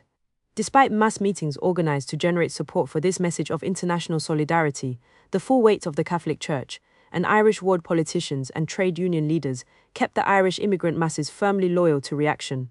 There was, of course, then, as now, a powerful national tie here towards their captive homeland. Twice the Fenian Brotherhood tried military invasions of Canada in 1866 and 1870, trying to force loose the British death grip on Ireland. Even after many defeats, Irish patriots and funds continued to pour into the cause. The modern submarine, for example, was developed by the secret Irish clan here, and only later turned over to the US Navy. Irish POWs exiled to Australia were liberated in a spectacular raid across the Pacific. So widespread was the enthusiasm for this daring attempt in the Irish-American community here, that an Irish-American US senator offered to get a US customs ship for the raid if no private vessel could be obtained. This only underlines the process at work. The genuine national feeling towards colonial Ireland was taken over by bourgeois elements who shaped it in bourgeois nationalist directions and who used the appeal of the cause to promote their own political careers and pocketbooks. This is still true today. What international solidarity means can be seen by the actions of the Patricial Corps, the hundreds of Irish soldiers in the US Army who broke with the Empire during the Mexican-American War. Revolted at the barbaric invasion of 1848, they defected to the Mexican forces and took up arms against the US Empire. In contrast, the struggle of the Irish-American community here for equality with other settlers was nothing more nor less than a push to join the oppressor nation, to enlist in the ranks of the empire. The difference is the difference between revolution and reaction. The victorious US Army inflicted barbaric punishments on any of these European soldiers who had defected that they later caught. Some 80 Irish and other Europeans were among the Mexican Army prisoners after the Battle of Churubusco in 1847. Of these 80, the victorious settlers branded 15 with the letter D. 15 were lashed 200 times each with whips, and then forced to dig graves for the rest who were shot down. The US Empire, then at the dawn of industrialization, had two broad strata of white wage labor. One, a true Euro-American labor aristocracy, totally petit bourgeois in life and outlook. The second, an ethnic nationally differentiated stratum of immigrant Europeans and poor whites of the defeated Confederacy, who were both heavily exploited and yet given the bare privileges of settlerism to keep them loyal to the US Empire. Once nationally oppressed labor was under the bourgeoisie's brutal thumb, then white wage labor could be put into its proper place. In the wake of the Great Strike Wave of 1873-77, the white unions were severely repressed and broken up. The mass organizations of white labor, once so sure of their strength when they were dining at the White House and attacking African, Mexicano and Chinese labor at the bidding of the capitalists, now found themselves powerless when faced with the blacklist, the lockout, and the deadly gunfire of company police and the National Guard. In taking over the tasks of the colonial proletariat, the new white laboring masses found themselves increasingly subject to the violent repression and exploitation that capitalism inexorably subjects the proletariat to. Thus, the industrial age developed here with this crucial contradiction. The US Empire was founded as a European settler society of privileged conquerors, and the new white masses could not be both savagely exploited proletarians and also loyal privileged settlers. As the tremendous pressures of industrial capitalism started molding them into a new proletariat, which we will examine in the next section, a fundamental crisis was posed for American capitalism. The experience of early trade unionism in the US is extremely valuable to us. It showed that 1. Trade unionism cannot bridge the gap between oppressor and oppressed nations. 2. Moreover, that even among Euro-Americans, unionism, political movements, etc., inescapably have a national character. 3. The organization of nationally oppressed workers into or allied with the trade unions of the settler masses was only an effort to control and divide us. 4. That the unity of the settler masses is counter-revolutionary, in that the various privileged strata of the white masses can only find common ground in petty self-interest and loyalty to settler hegemony. 5. That whatever advanced or democratic-minded Euro-Americans do exist need to be disunited from their fellow settlers, rather than welded back into the whole lockstepping, reactionary white mass by the usual reform movements. 6. That trade unionism became a perverted mockery of its original self in a settler society, where even wage labor became corrupted. The class antagonism latent within the settler masses had, in times of crisis, been submerged in the increased oppression of the colonial peoples. Capitalistic settlerism drastically reworked the very face of the land. A continent that was at the dawn of the 19th century primarily populated by the various oppressed nations was at the end of the 19th century the semi-sterilized home of a new Europe. And in this cruel, bloody transformation history forced everyone to choose, and thus to complete the realization of their class identity. Class is not like a brass badge or a diploma which can be carried from old Europe and hung on a wall, dusty but still intact. Class consciousness lives in the revolutionary struggles of the oppressed or dies in the poisonous little privileges so eagerly sought by the settler servants of the bourgeoisie. On the other hand, there is the tendency of the bourgeois and the opportunists to convert a handful of very rich and privileged nations into eternal parasites on the body of mankind, to rest on the laurels of the exploitation of Negroes, Indians, etc., keeping them in subjection with the aid of the excellent weapons of extermination provided by modern militarism. On the other hand, there is a tendency of the masses who are more oppressed than before and who bear the whole brunt of imperialist wars, to cast off this yoke and to overthrow the bourgeoisie. It is in the struggle between these two tendencies that the history of the labor movement will now inevitably develop. V.I. Lenin. El Grito de Lares, 23 September 1868. V. Colonialism, imperialism, labor, aristocracy. 1. The bourgeois proletariat. Communism has always had to fight against not only the bourgeoisie but also the very real opposition of some strata and masses of workers who have become corrupted and reactionary. Thus, the hostility revolutionary trends face here is neither new nor a puzzle for communist theory. In England, South Africa, etc., the communist forces have had to recognize this opposition. Marx, Engels, Lenin all emphasize how important this question was. It is an essential part of the world fight against imperialism. To begin with our criticism of the historically negative role of the settler masses, here is no more pointed than Friedrich Engels' statements a century ago about the English working class. Communists have never believed that the working class was some holy, religious object that must be enshrined away from scientific investigation. Lenin, on his own part, several times purposefully reminded his European comrades that the original proletariat of Imperial Rome did not work but was supported by the surpluses of slave labor as the lowest free class of Roman citizens. Their only duty was to father new soldiers for the Roman legions, which is why they were called proletari in Latin, while they lived off government subsidies. The political consciousness and material class role of the masses of any given nation cannot be assumed from historic generalizations, but must be discovered by social investigation and scientific analysis. The phenomenon of the various capitalist ruling classes buying off and politically corrupting some portions of their own wage-laboring populations begins with the European colonial systems. The British workers of the 1830s and 1840s were becoming increasingly class-conscious. An early pre-Marxian type of socialism, Owenism, had caused much interest, and the massive Chartist movement rallied millions of workers to demand democratic rights. Alarmed at this, and warned by the armed democratic insurrections in 1848 in both France and Germany, the British capitalists grudgingly decided that the immense profits of their colonial empire allowed them to ease up slightly on the exploitation at home. This tossing of a few crumbs to the British workers resulted in a growing ideological stagnation, conservatism, and national chauvinism. Engels was outraged and disgusted, particularly at the corrupt spectacle of the British workers slavishly echoing their bourgeoisie as to their alleged right to exploit the colonial world. There is no workers' party here, and the workers gaily share the feast of England's monopoly of the world market and the colonies in 1858.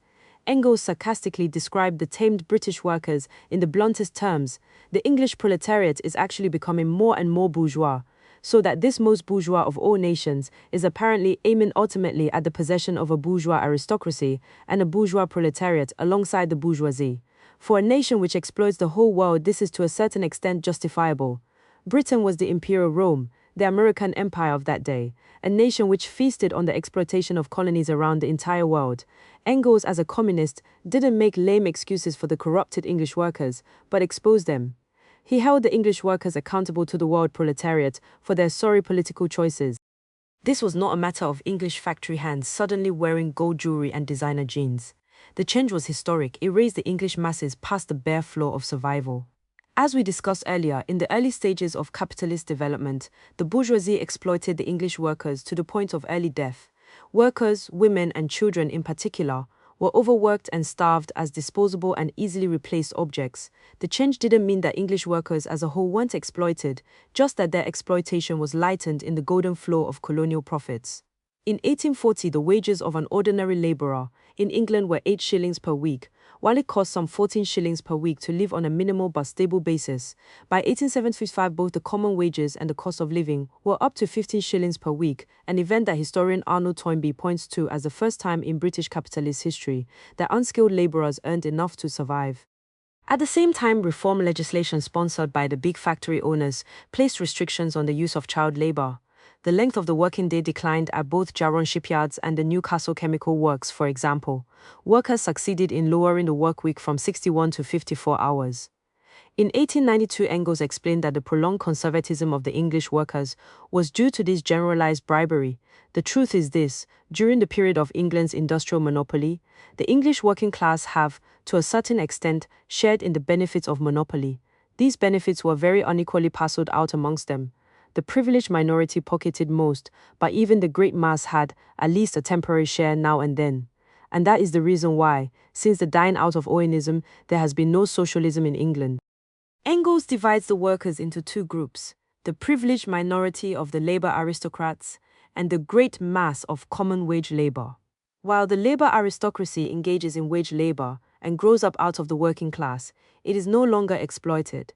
Rather, the bourgeoisie shares with this privileged layer a part of the superprofits from colonial exploitation. Typically, these labor aristocrats are trade union officials, certain white-collar employees, foremen, the well-paid members of the restrictive craft unions, etc. They often supervise or depend upon the labor of ordinary workers, while they themselves do little or no toil. This stratum can also include groupings of workers who are employed directly by the state, who work in the colonial system, in war industries, etc., and who therefore have a special loyalty to the bourgeoisie. The aristocracy of labor have comfortable lives, and in general associate with the petty bourgeoisie. The great mass of English workers were, in contrast, certainly exploited.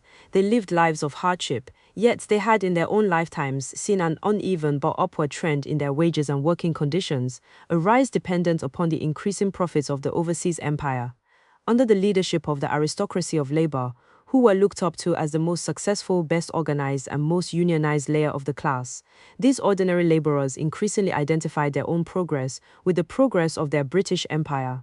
Engels felt in the late 1890s that this might be only a temporary phenomenon, and one limited to England by and large. He thought that with the growth of rival industrial empires and the sharpening of European capitalist competition, the super profits that supported this bribery might dwindle. Exactly the reverse happened, however.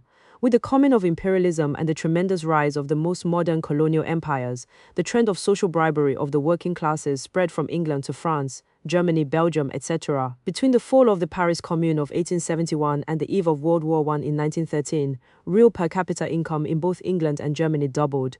In 1907, Lenin wrote, "The class of those who own nothing but do not labor either is incapable of overthrowing the exploiters. Only the proletarian class, which maintains the whole of society, has the power to bring about a successful social revolution." And now we see that, as a result of a far-reaching colonial policy, the European proletariat has partly reached a situation where it is not its work that maintains the whole of society, but that of the people of the colonies who are practically enslaved. The British bourgeoisie, for example, derives more profit from the many millions of the population of India and other colonies than from the British workers. In certain countries, these circumstances create the material and economic basis for infecting the proletariat of one country or another with colonial chauvinism. Imperialism allowed the European workers, once much more exploited and revolutionary than their American cousins, to catch up in privileges and degeneracy.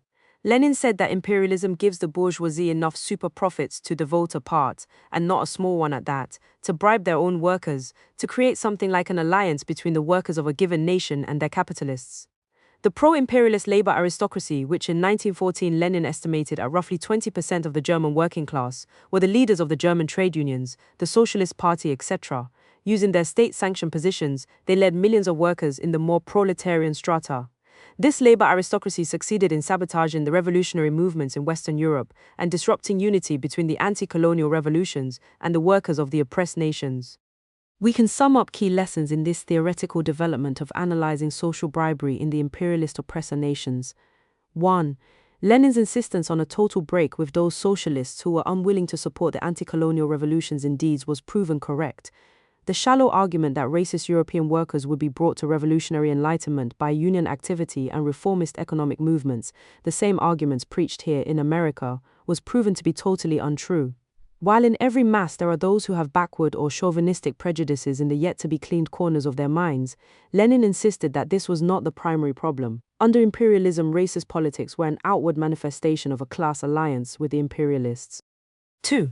This labor aristocracy of bribed workers is not neutral, but is fighting for its capitalist masters. Therefore, they must be combated, just like the army or police, who are the military base of the imperialists, while the labor aristocracy is its social base.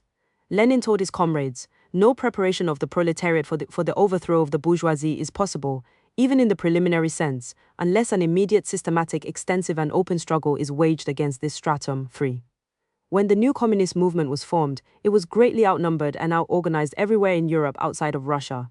Lenin's answer was concise. Since the bribed pro-imperialist masses were primarily the upper, privileged layers of workers, the communists, in order to combat them, had to go down lower and deeper to the real masses.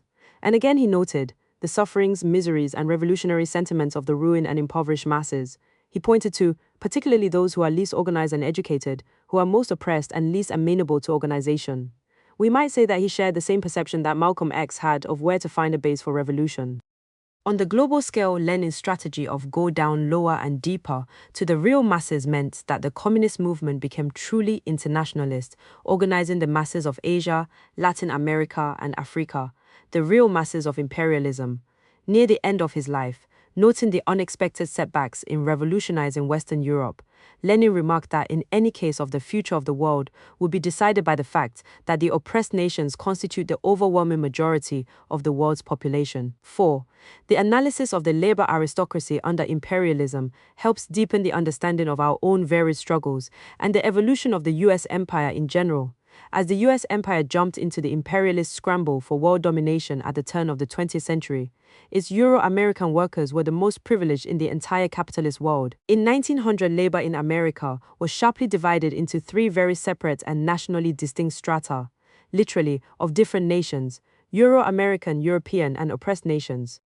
On top was the labor aristocracy of Euro-American workers, who dominated the better-paid craft trades and their restrictive AFL unions. This privileged stratum of native-born citizens comprised roughly 25% of the industrial workforce and edged into the ranks of their petty bourgeois neighbors, foremen, small tradesmen, and so on. Below them was a new proletarian stratum just imported from Eastern and Southern Europe, who comprised 50–75% of the northern industrial workforce. They were poorly paid and heavily exploited, the main factory production force of the North. Largely unorganized, they were systematically barred from the craft unions and the better-paying factory jobs. This stratum was composed of non-citizens, was only a generation old here, and had no previous existence. The very bottom, upholding everything else, were the colonial proletariats of African, Mexicano, Indian, and Asian workers. Even as modern industrialization and the northern factory boom were in full swing, it was still true that the super profits wrung from the oppressed nations, plus those wrung from imported labor from Asia, were the foundations of the empire. Everything American was built up on top of their continuing oppression. In the African South, cotton was still king. The African laborers, whether hired, renter, or sharecropper, who produced the all-important cotton, still supported the entire settler economy.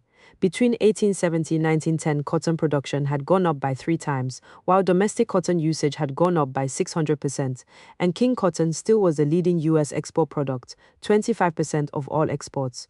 The number of African men in agriculture had increased, and in 1914, some 50% of all African workers labored in the fields.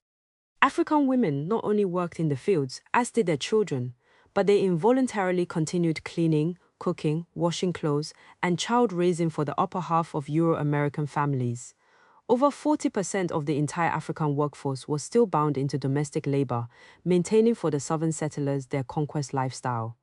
The growing Euro-American masses in the South had benefited from the fact that Africans had been gradually forced out of industry and the skilled trades.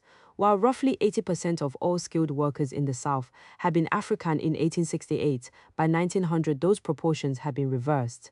In the more localized construction trades, Africans still hung on, comprising 15% of carpenters and 36% of masons, but in the desirable mechanical trades, associated now with rising industry, they were excluded.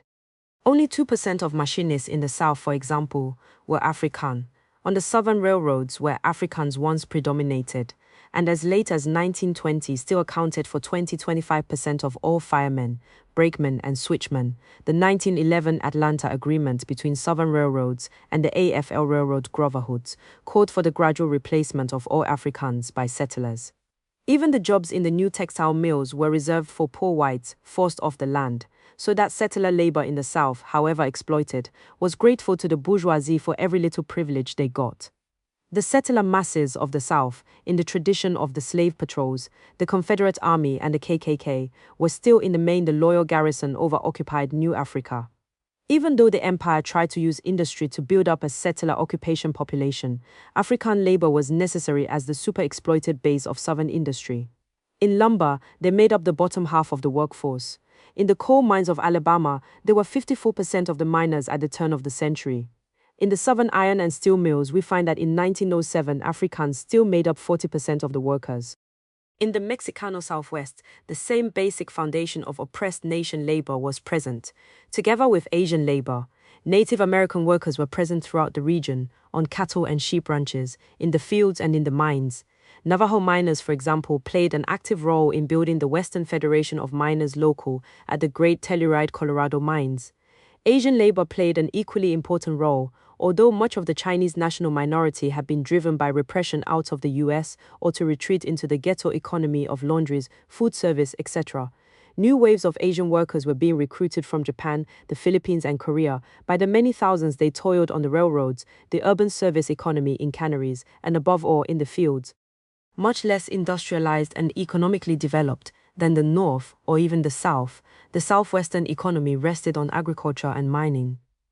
The migrant farm laborers of the factories in the fields were not marginal, but the economic mainstay of the Southwest in the key agricultural area of Southern California, the majority of farm labor was Chicano-Mexicano. Because the Southwest was much more recently conquered than other regions of the continental empire, the labor situation was far less developed in a modern industrial sense. Armed Chicano-Mexicano resistance organizations against settler rule continued well into the 1920s.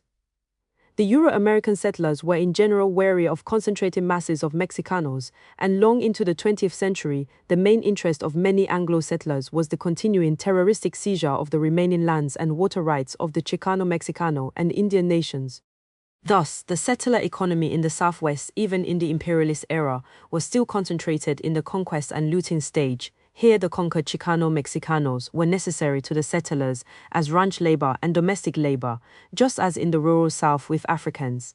But at the turn of the century, the development of railroad systems, of large-scale commercial agriculture, and of extensive mining were also creating the imperialist need for increased masses of cheap laborers.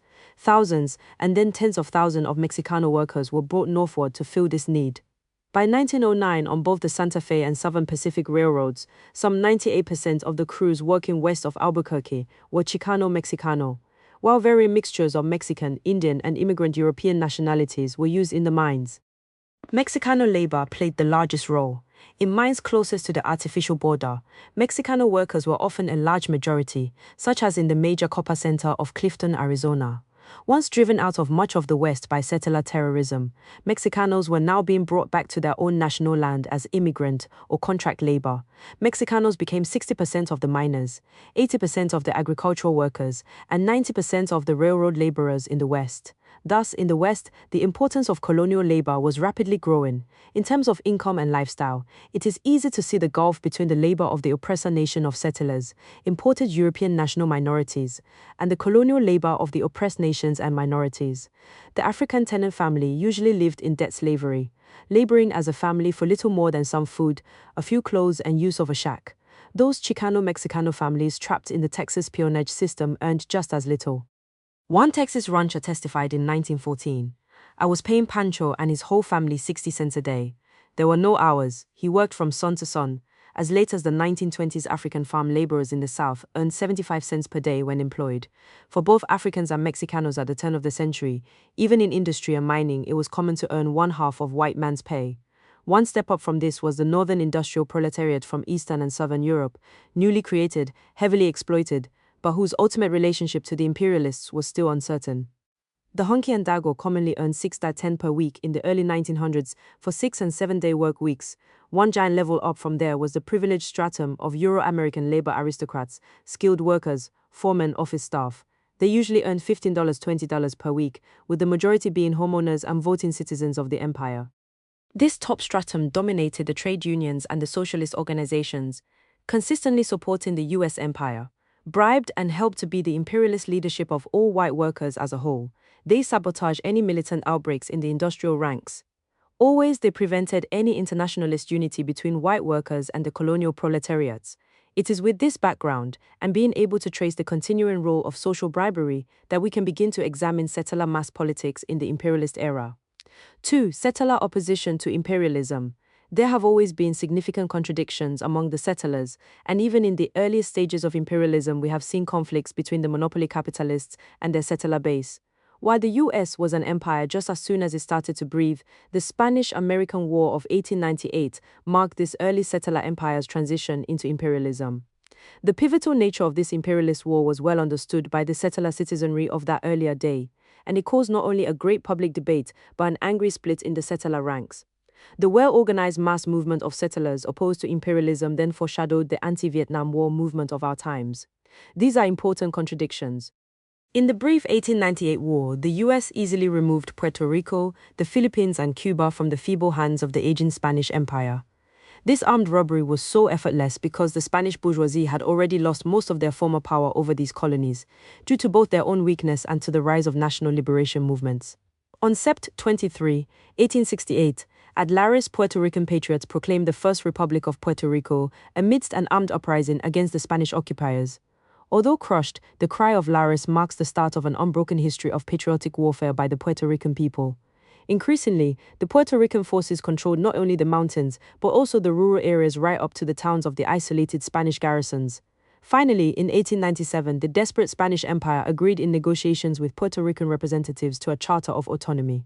This recognized the power of the Puerto Rican nation to set up its own currency, fix tariffs on imports, negotiate trade agreements with other nations, and veto if they wished any Spanish diplomatic treaties applying to Puerto Rico. The end of Spanish rule was evident. Similar concessions were won by Cuban and Filipino rebels. The US bourgeoisie had to move quickly if it was to annex these colonies, in addition to the possibility that Britain or some other great power would make a grab for them.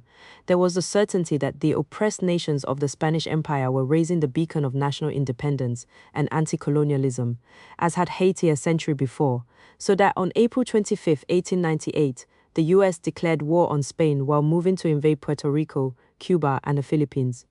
It was just in the nick of time as far as US imperialism was concerned. In the Philippines, the liberation struggle had already reached the formation of a new Filipino government, spurred on by the Katipunan, the secret armed organization of workers and peasants. The revolutionaries had created a large people's army. By the time the first US troops landed on June 30, 1898, the Filipino revolutionaries had already swept the Spanish colonial army and administration out of virtually the whole of the Philippines, besieging the last isolated holdouts in the old walled city of Manila. Under the pretext of being allies of the Filipinos, US troops landed and joined the siege of the Spanish remnants.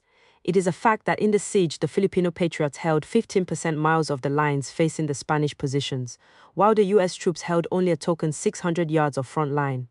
More and more US troops arrived, even after the hopeless Spanish surrendered on Dec. 10, 1898. Finally, on Feb. 4, 1899, the reinforced US allies moved to wipe out the Filipino forces, even ordering that no truces or ceasefires be accepted. The Filipino people defended their nation with the most heroic and stubborn resistance. It took over 3 years of the most bitter combat before the guerrilla patriots were overcome, and defeated then only because, 1. The bourgeois nationalist Filipino leaders had treacherously purged the armed movement of the most advanced proletarian elements, while they themselves vacillated in trying to reach an accommodation with the US invaders. 2.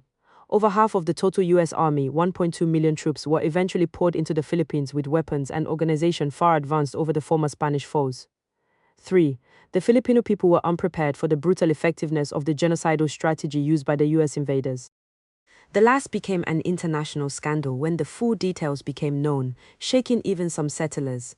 Unable to cope with the guerrilla tactics of the Filipino revolutionaries, the US Army decided to starve them into disintegration by destroying their social base, the Filipino population, the same genocidal population regroupment strategy, as the CIA calls it today, that settlers first used against the Indian nations was revived in the Philippines and will be used again in Vietnam in our times. The general outlines of US strategy call for destroying all organized social and economic life in guerrilla areas. Villages will be burned down, crops and livestock destroyed, diseases spread, the people killed or forced to evacuate as refugees. Large areas were declared as free fire zones in which all Filipinos were to be killed on sight.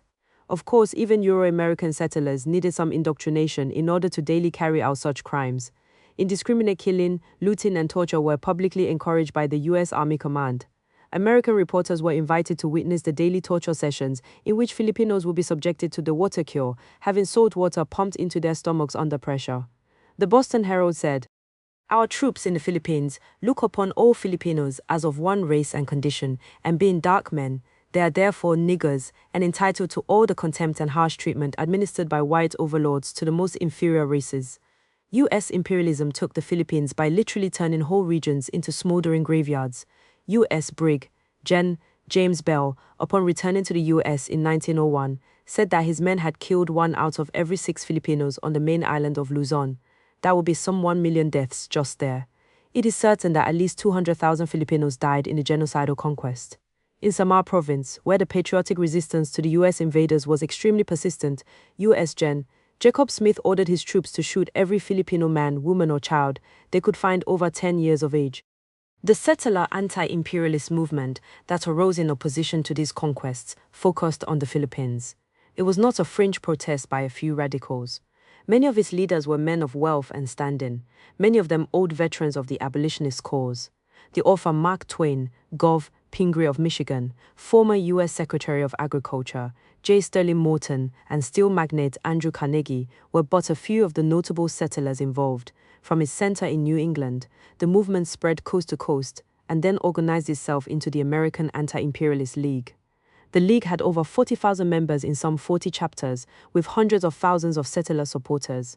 It was also closely tied to the reform wing of the Democratic Party and to the presidential election campaign of William Jennings Bryan. Just as Senator George McGovern would run against President Nixon on an anti-war platform in 1972, Bryan was running against the entrenched Republicans with a platform calling for an end to Asian conquests. The politics of the League were well developed, with an explicit class orientation. The League opposed imperialism in the first place because they correctly saw that it represented the increased power of monopoly capital. When they raised their slogan, Republic or Empire, they meant by it that America should be a republic of free European settlers rather than a world empire, whose mixed populations would be subjects of the monopoly capitalists. They feared that the economic power gained from exploiting these new colonies, plus the permanent armed force needed to hold them, would be used as home to smother the democracy of the settler masses. The atrocities committed by U.S. troops in the Philippines were denounced on moral and humanitarian grounds. But the League was very careful to point out that their support for Philippine independence did not mean that they believed in any equality of colonial peoples with Europeans. Congressman Karl Schurz, the German immigrant liberal who played such a prominent role in supporting Reconstruction during the 1860s and 1870s, was a leading spokesman for the League. In his speech, The Policy of Imperialism, Schurz began by defining Filipinos as the strongest and foremost tribe of the region. He then said, "We need not praise the Filipinos as in every way the equals of the embattled farmers of Lexington and Concord, but there is an abundance of testimony, some of it unwilling, that the Filipinos are fully the equals and even the superiors of the Cubans and Mexicans." The patronizing arrogance of even these settlers showed that it was possible for them to be against the new imperialism and also be white supremacists and supporters of capitalism. That this was an impossible contradiction didn't occur to them. The class content of the League becomes very clear as Schurz continued. Now, it may well be that the annexation of the Philippines would pay a speculative syndicate of wealthy capitalists without at the same time paying the American people at large. As to the people of our race, tropical countries like the Philippines may be fields of profit for rich men who can hire others to work for them, but not for those who have to work for themselves. In other words, the League was articulating the interests of the liberal petit bourgeoisie. Settler labor was appealed to on an explicitly white supremacist basis. Congressman George S. Bothwell, the president of the League, reminded the white workers that they had just finished robbing and driving out Chinese workers, a campaign that he had supported now. He told white workers a new menace had arisen of half-civilized races from the Philippines. If their land were to be annexed to the U.S. empire, then in the near future these Asians would be brought to America by the capitalists, he said. Does anyone believe that with safety we can receive into this union the millions of Asia, who have no bonds of relationship with us? The question before this country shall be this: should the laboring and producing classes of America be subjected to a direct and never-ending competition with the underpaid and half-clad laborers of Asia? The politics of the League did not support national liberation. They were not anti-capitalist or even anti-racist. The heart of their movement was the appeal of a false past, of the picture of America as an insular European society, of an economy based on settlers' production in small farms and workshops. They feared the new imperialist world of giant industrial trusts and banks, of international production where the labor of oppressed workers in far-flung colonies would give monopoly capital a financial whip over the common settler craftsman and farmer. They believed, incorrectly, that the settler economy could be sustained without continuing America's history of conquest and annexation. We can see the very sharply defined case the League made for counterposing the interests of settlers versus their bourgeoisie. In his convocation address at the University of Chicago in 1899, Carl Schurz takes up the issue of explaining why the old conquests of the U.S. empire were so good, while the new conquests were bad. Has the career of the Republic Aureost, from its very beginning, been ori of territorial expansion? Has it not acquired California, Florida, Texas, the vast countries that came to us through the Mexican War and Alaska, and has it not digested them well? If the Republic could digest the old, why not the new? Schurz then gives 5 reasons why the old annexations worked out so well for the settlers. 1. They were all on this continent too. They were not in the tropics, but in temperate climates where democratic institutions thrive and where our people could migrate in mass. 3. They were virtually without any population. 4. Since only Euro-Americans will populate them, they could become territories and then states and become fully integrated into white America. 5. No permanent increase in the military was needed to defend them from probable foreign attack. Lenin commented, in the United States, the imperialist war waged against Spain in 1898 stirred up the opposition of the anti-imperialists, the last of the Mohicans of bourgeois democracy, who declared this war to be criminal. But while all this criticism shrank from recognizing the inseverable bond between imperialism and the trusts, and therefore between imperialism and the foundations of capitalism, while it shrank from joining forces engendered by large-scale capitalism and its development, it remained a pious wish. His political thought was that whereas the old annexations of settlerism provided land and resources for the invading Europeans to occupy and become the dominant population, with the aid of genocide of course, these new annexations in Asia and the Caribbean brought only new millions of colonial subjects into the US empire, but in distant colonies that the Euro-American masses would never populate. Schurz continues, the scheme of Americanizing our new possessions in that series is therefore absolutely hopeless. The immutable forces of nature are against it. Whatever we may do for their improvement, the people of the Spanish Antilles will remain Spanish Creoles and Negroes, and the people of the Philippines, Filipinos, Malays, Tagos, and so on, a hopelessly heterogeneous element, in some respects more hopeless even than the colored people now living among us. These settlers were opposing imperialism from the ideological standpoint of petit bourgeois settlerism.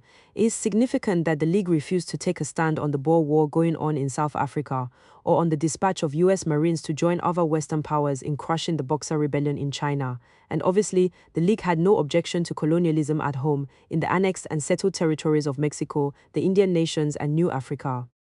By 1901, the American Anti-Imperialist League was a spent force. Bryan and the Democrats had lost the 1900 elections by a large margin. More decisively, the Filipino, Puerto Rican, and Cuban patriots had been defeated, and the issue of the US expanding from a continental North American empire into a world empire had been decided. There were other waves of petit bourgeois settler reaction against the domination of monopoly capital. The most significant was the Populist Party, which broke the color line in the South, uniting poor whites and Africans in voting for new government programs of reform. With heavy strength in the rural counties, the Populist Party got almost 1/3 of the vote in 8 northern states west of the Mississippi in 1892. In the South, its strength was less but still important. Led by the demagogue Tom Watson of Georgia, the Populists proposed that African sharecroppers should unite with small white farmers in forcing big business to give them both a better economic deal. It was the bread and butter coalition of 2 exploited forces from different nations. But frustrated at their inability to reach their goals through this electoral coalition, the populist leadership sharply shifted course after 1902.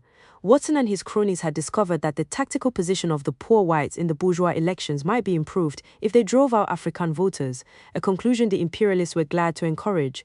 C. Van Woodward comments, with the Negro vote eliminated, Watson and the populists stood in much the same relation toward the 2 factions of the Democratic Party as the Negro had occupied towards the populists and the Democrats.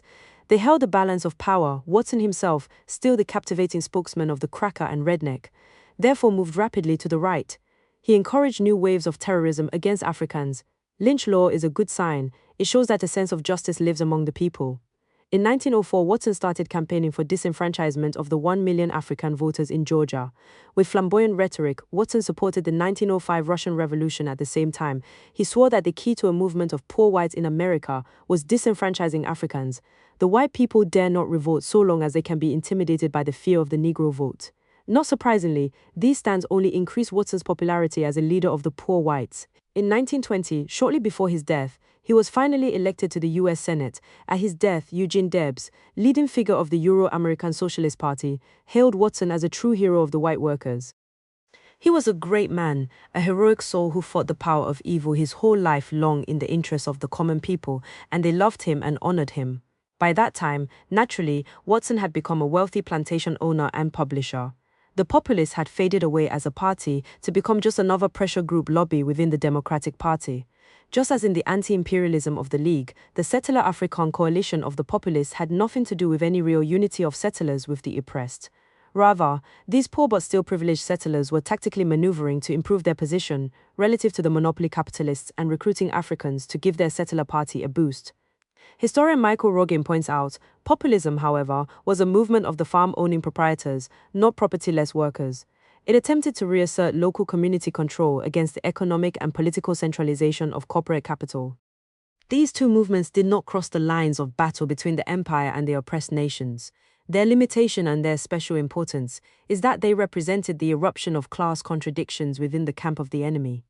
The Vietnam War controversy of the 60s, the strange Watergate scandal that forced President Nixon out of power, are both evidence that the effects of these contradictions are considerable, and will be in the future.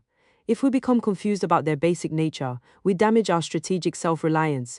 If, like the Vietnamese comrades, we can make these contradictions serve us, we will have seized an essential element of revolution. 3. The US and South African settlerism. The same contradictions between imperialism and its settler garrison troops appeared elsewhere, most strongly in Africa. At the same time as the American Anti-Imperialist League was denouncing the annexation of the former Spanish colonies, the Boer settlers in South Africa were being invaded by the forces of the British Empire. The 1899–1902 Anglo-Boer War became a political issue among settlers in America. There is a historic relationship between Euro-American settlers and the colonization of South Africa. American mercenaries, engineers, and technologies played a major role in the European exploitation of South Africa, and obviously still do. The diamond and gold mines, which were the economic center of British South African colonization, were virtually run by the experienced Euro-Americans from California and Colorado. Gardner Williams, the U.S. consular agent in Kimberley, was the manager of the De Beers diamond mines. John Hayes Hammond was the chief engineer for the British South Africa Corporation. By 1896, one half of all the mines were run by Euro-American mine experts. Much of the equipment as well came from the U.S. Empire. One U.S. company alone, Fraser and Chalmers, supplied 40% of the machinery at the Rand goldfields. When the second and decisive war broke out between the Boer South African Republic and the British Empire, Euro-Americans became heavily involved. The difference in America over the Anglo-Boer War definitely reflected the existing strains between the monopoly capitalists and their own settler base. The U.S. bourgeoisie and its political agents were strongly pro-British. Allied to the British mining interests, they supported British imperialism as the power that would open up southern Africa for imperialist exploitation in general. And like the British, they saw the backward South African Republic of the original Boer settlers from Holland as an obstacle to profits. The Boer society stressed settler family agriculture and opposed any proletarianization of the African peoples, while it was only with mass enforced integration of African labor into the corporate economy that the Western imperialists could fully exploit South Africa. The British imperialists had to take state power out of the hands of those narrow, theocratic Boers and bring all of South Africa into their colonial empire.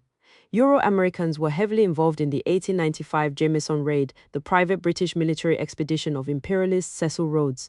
In the aftermath of the raid's well-publicized failure at overthrowing the Boer government, the facts of Euro-American involvement came out. The weapons used had been smuggled into South Africa by Euro-American mining executives, 7 of whom were arrested by the Boers. The defense of the 7 became big news back in the US. Mark Twain visited them in jail, afterwards supporting them as men who were innocently trying to bring about reform. Eventually, due to diplomatic pressure, the 7 were freed.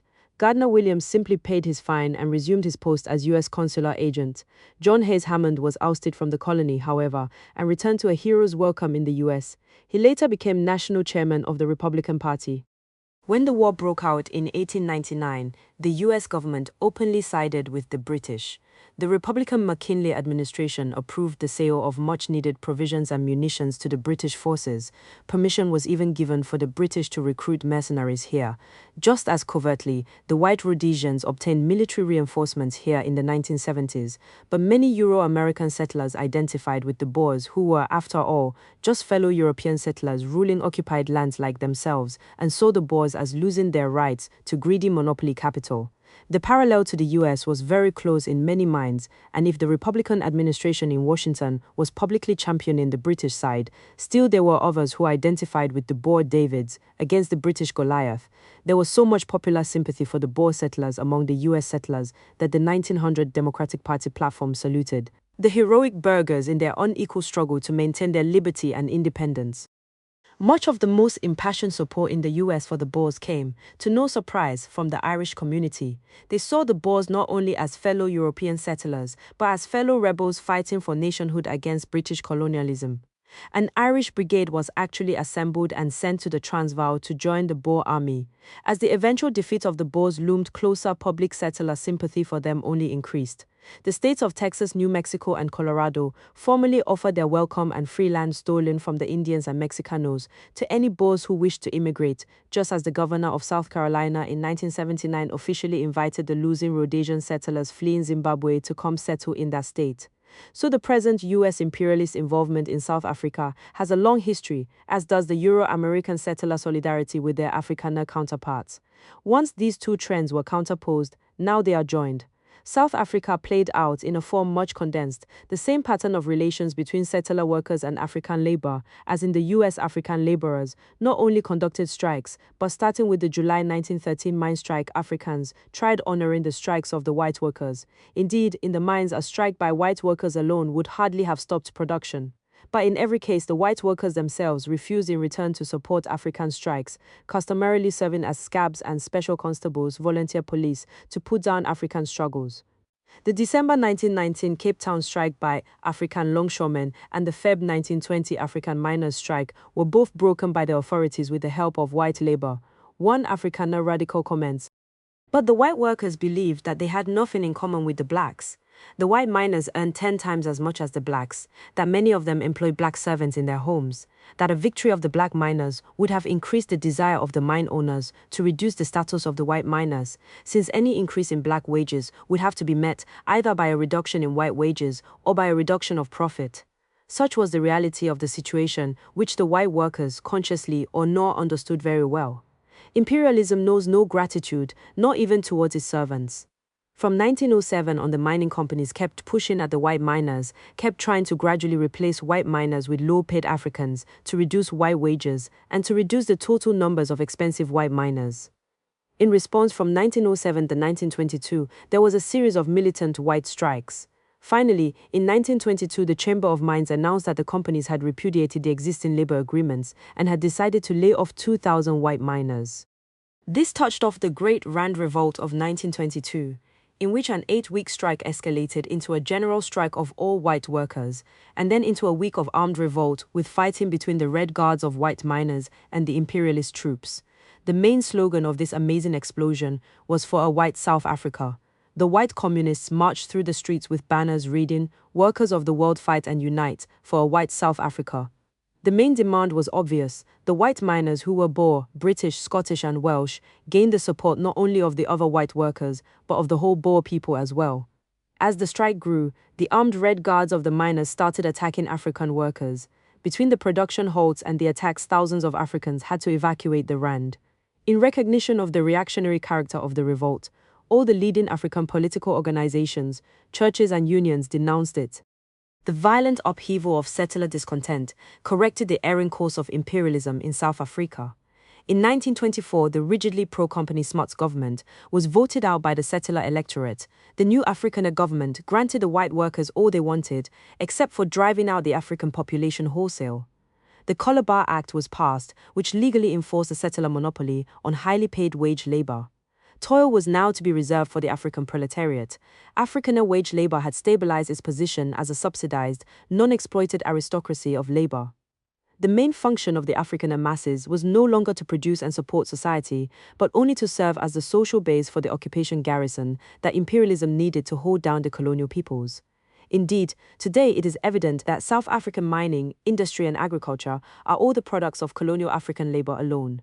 Afrikaner workers, far from supporting society, are themselves supported by the super-exploitation of the oppressed nation of Africans. There is no longer, in any meaningful terms, any working-class struggle within settler society there. VY. V. The Industrial Proletariat 1. The communistic and revolutionary races. The industrial system in the US came into full stride at the turn of the century. In 1870, the US steel industry was far behind that of England in both technology and size. From its small, still relatively backward mills came less than 1/6 of the pig iron produced in England, but by 1900 US steel mills were the most highly mechanized, efficient and profitable in the world. Not only did they produce twice the tonnage that England did, but in that year even England, the pioneering centre of the iron and steel industry, began to import cheaper Yankee steel. That year the US Empire became the world's leading industrial producer, starting to shoulder aside the factories of old Europe. Such a tidal wave of production needed markets on a scale never seen before. The expansion of the US Empire into a worldwide power tried to provide those. Yet the new industrial empire also needed something just as essential, an industrial proletariat. The key to the even greater army of wage slaves was another flood of emigration from old Europe. This time from southern and eastern Europe. Poles, Italians, Slovaks, Serbs, Hungarians, Finns, Jews, Russians, etc. From the 1880s to the beginning of the First World War, some 50 million of these new immigrants arrived looking for work. And they came in numbers which dwarfed the tempo of the old Irish, German and Scandinavian immigration of the mid-1800s. And that was 3.5 times as large as the Anglo-Saxon, German and Scandinavian immigration of the 1898-1914 period. They had a central role in the mass wage labor of the new industrial empire. The capitalists put together the raw materials and capital base extracted from the earlier colonial conquests, the labor of the Euro-American craftsmen and the new millions of industrial production workers from southern and eastern Europe. In 1910, the U.S. Immigration Commission said, "A large portion of the southern and eastern immigrants of the past 25 years have entered the manufacturing and mining industries of the eastern and middle western states, mostly in the capacity of unskilled laborers. There is no basic industry in which they are not largely represented, and in many cases, they compose more than 50% of the total numbers of persons employed in such industries." Coincident with the advent of these millions of unskilled laborers, there has been an unprecedented expansion of the industries in which they have been employed. In the bottom layers of the northern factory, the role of the new non-citizen immigrants from Eastern and Southern Europe was dominant. A labor historian writes, "More than 30,000 were steelworkers by 1900. The newcomers soon filled the unskilled jobs in the northern mills, forcing the natives or the earlier immigrants upward or out of the industry." In the Carnegie plants of Allegheny County in March 1907, 11,694 of 14,559 common laborers were Eastern Europeans. This was not just the arithmetic, quantitative addition of more workers. The mechanization of industrial production qualitatively transformed labor relations, reshaping the masses themselves. Instead of skilled craftsmen using individual machines as tools to personally make a tin sheet or an iron rod, the new mass production factory had gangs of unskilled workers tending semi-automatic machines and production lines, with the worker controlling neither the shape of the product nor the ever-increasing pace of production. This was the system, so well known to us, whose intense pressures remolded peasants and laborers into an industrial class. This new industrial proletariat, the bottom most exploited foundation of white wage labor, was nationally distinct, that is, it was composed primarily of the immigrant national minorities from Southern and Eastern Europe.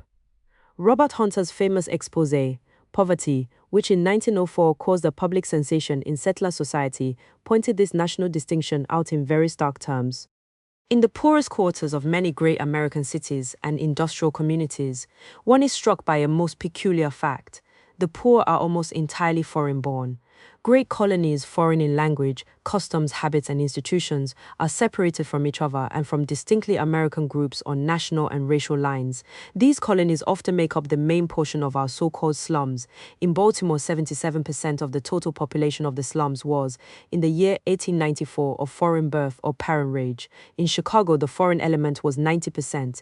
In New York, 95%, and in Philadelphia, 91%.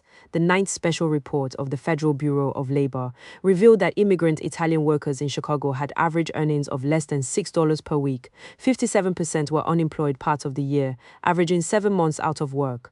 For the new mass production system found it more profitable to run at top speed for long hours when orders were high, and then shut down the factory completely until orders built up again. In 1910, a year of high production for the steel industry, 22% of the labor force was unemployed for 3 months or longer, and over 60% were laid off for at least 1 month. Even in an industry such as steel, where the work week at that time was 7 days on, the new immigrant workers could not earn enough to support a family. In 1910, the Pittsburgh Associated Charities proved that if an immigrant steel laborer worked for 365 straight days, he still could not provide a family of 5 with the barest necessities, and these were men who earned $10, $12 per week. In the textile mills of Lawrence, Massachusetts, the 15,000 immigrant youth from age 14 who worked there earned only 12 cents per hour. A physician, Dr. Elizabeth Shapley, wrote, "A considerable number of boys and girls die within the first 2 or 3 years after starting work. 36 out of every 100 of all men and women who work in the mills die before reaching the age of 25. The proletarian immigrants did not see America as a land of freedom, as the propaganda says, but as a hell of satanic cruelty." One historian reminds us, "The newcomers harbored no illusions about America. There in Pittsburgh, people say the dear sun never shines brightly. The air is saturated with stench and gas." Parents in Galicia wrote their children. A workman in the South works, warned a prospective immigrant. "If he wants to come, he is not to complain about me. For in America there are neither Sundays nor holidays. He must go to work." Letters emphasize that here in America one must work for 3 horses. "There are different kinds of work, heavy and light," explained another, "but a man from our country cannot get the light." An Hungarian churchman inspecting Pittsburgh steel mills exclaimed bitterly, "Wherever the heat is most insupportable, the flames most scorching, the smoke and soot most choking, there we are certain to find compatriots bent and wasted with toil." Returned men, it was said, were worn out by their years in America. In South Works, nearly 1/4 of the new immigrant steel workers were injured or killed on the job each year. In the steel mill communities, company towns, these laborers in the pre-World War I years were usually single, with even married men having been forced to leave their families in the old country until they could either return or become more successful. They lived crowded into squalid boarding houses, owned by boarding bosses who were fellow countrymen, and often as well the foremen who hired them. Different nationalities often worked in separate gangs so that they had a common language. Sleeping 3 or 4 to a room, they spent much of their free time in the saloons that were their solace, as the Carnegie Steel Company was the leading firm in the industry. In 1901, under the guidance of J.P. Morgan, it became the main building block in the first of the giant trusts, which was named the U.S. Steel Corporation. U.S. Steel South Works in Chicago, Illinois. In all oppressed communities under capitalism, cheap drink was encouraged as a pacifier. Immigrant mill communities would fester with saloons. Gary, Indiana had more than 1 saloon for every 100 inhabitants. Of course, the local police and courts preyed on these foreigners with both abuse and shakedowns. They had few democratic rights in the major urban centers, and in the steel or mining or rubber or textile company towns they had none. In the U.S. empire, nationality differences have always been disguised as racial differences, so that the Euro-American settlers can maintain the fiction that theirs is the only real nation. The Eastern and Southern European national minorities were widely defined as non-white, as members of genetically different and backward races from the white race of Anglo-Saxons. This pseudo-scientific racist categorizing only continued an ideological characteristic of European capitalist civilization. The Euro-Americans have always justified their conquest and exploitation of other nationalities by depicting them as racially different. This old tactic was here applied even to other Europeans. So Francis A. Walker, president of MIT, and the Dr. Strangelove figure, who as U.S. Commissioner of Indian Affairs developed the Indian reservation system, popularized the social Darwinist theory that the new immigrants were beaten men from beaten races, representing the worst failures in the struggle for existence. Thus, as double failures in the survival of the fittest, these new European immigrants were only capable of being industrial slaves. The wildest assertions of racial identity were common. Some Euro-Americans claimed that these swarthy Europeans were really Arabs or Syrians. U.S. Senator Simmons of North Carolina claimed that the southern Italians were the degenerate progeny of the Asiatic hordes which, long centuries ago, overran the shores of the Mediterranean. The St. Paul, Minnesota District Attorney argued in federal court that Finns shouldn't receive citizenship papers since a Finn is a Mongolian and not a white person. Scientists were prominent in the new campaign. Professor E.A. Houghton of Harvard University claimed that there were actually 9 different races in Europe, each with different mental abilities and habits. As late as 1946, in the widely used textbook New Horizons in Criminology, Professor Houghton's pseudoscience was quoted by police to prove how Southern Italians tended to crimes of violence, how Slavs show a preference for sex offenses, and so on. A widely read Saturday Evening Post series of 1920 on the new immigrants warned that unless they were restricted and kept segregated, the result would be a hybrid race of people as worthless and futile as the good-for-nothing mongrels of Central America and Southeastern Europe. On the street level, newspapers and common talk sharply distinguished between white Americans and the Dago and Hunky, who were not considered white at all. The bourgeoisie had a dual attitude of fearing these new proletarians during moments of unrest and eagerly encouraging their influx when the economy was booming. It was often stated that these races were prone to extreme and violent political behavior, that the calm, businesslike Anglo-Saxon had long since outgrown. One writer in a business journal said, "I am no race worshipper, but if the master race of this continent is subordinated to or overrun with the communistic and revolutionary races, it would be in grave danger of social disaster."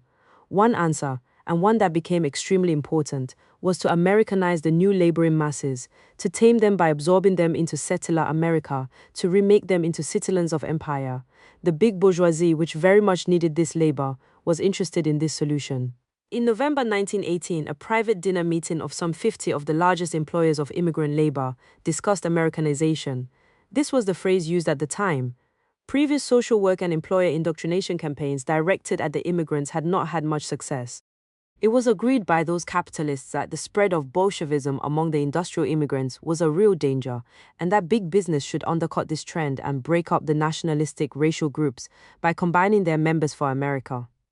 It was thus well understood by the bourgeoisie that these European workers' consciousness of themselves as oppressed national minorities made them open to revolutionary ideas, and on the other hand, their possible corruption into American citizens would make them more loyal to the U.S. imperialism.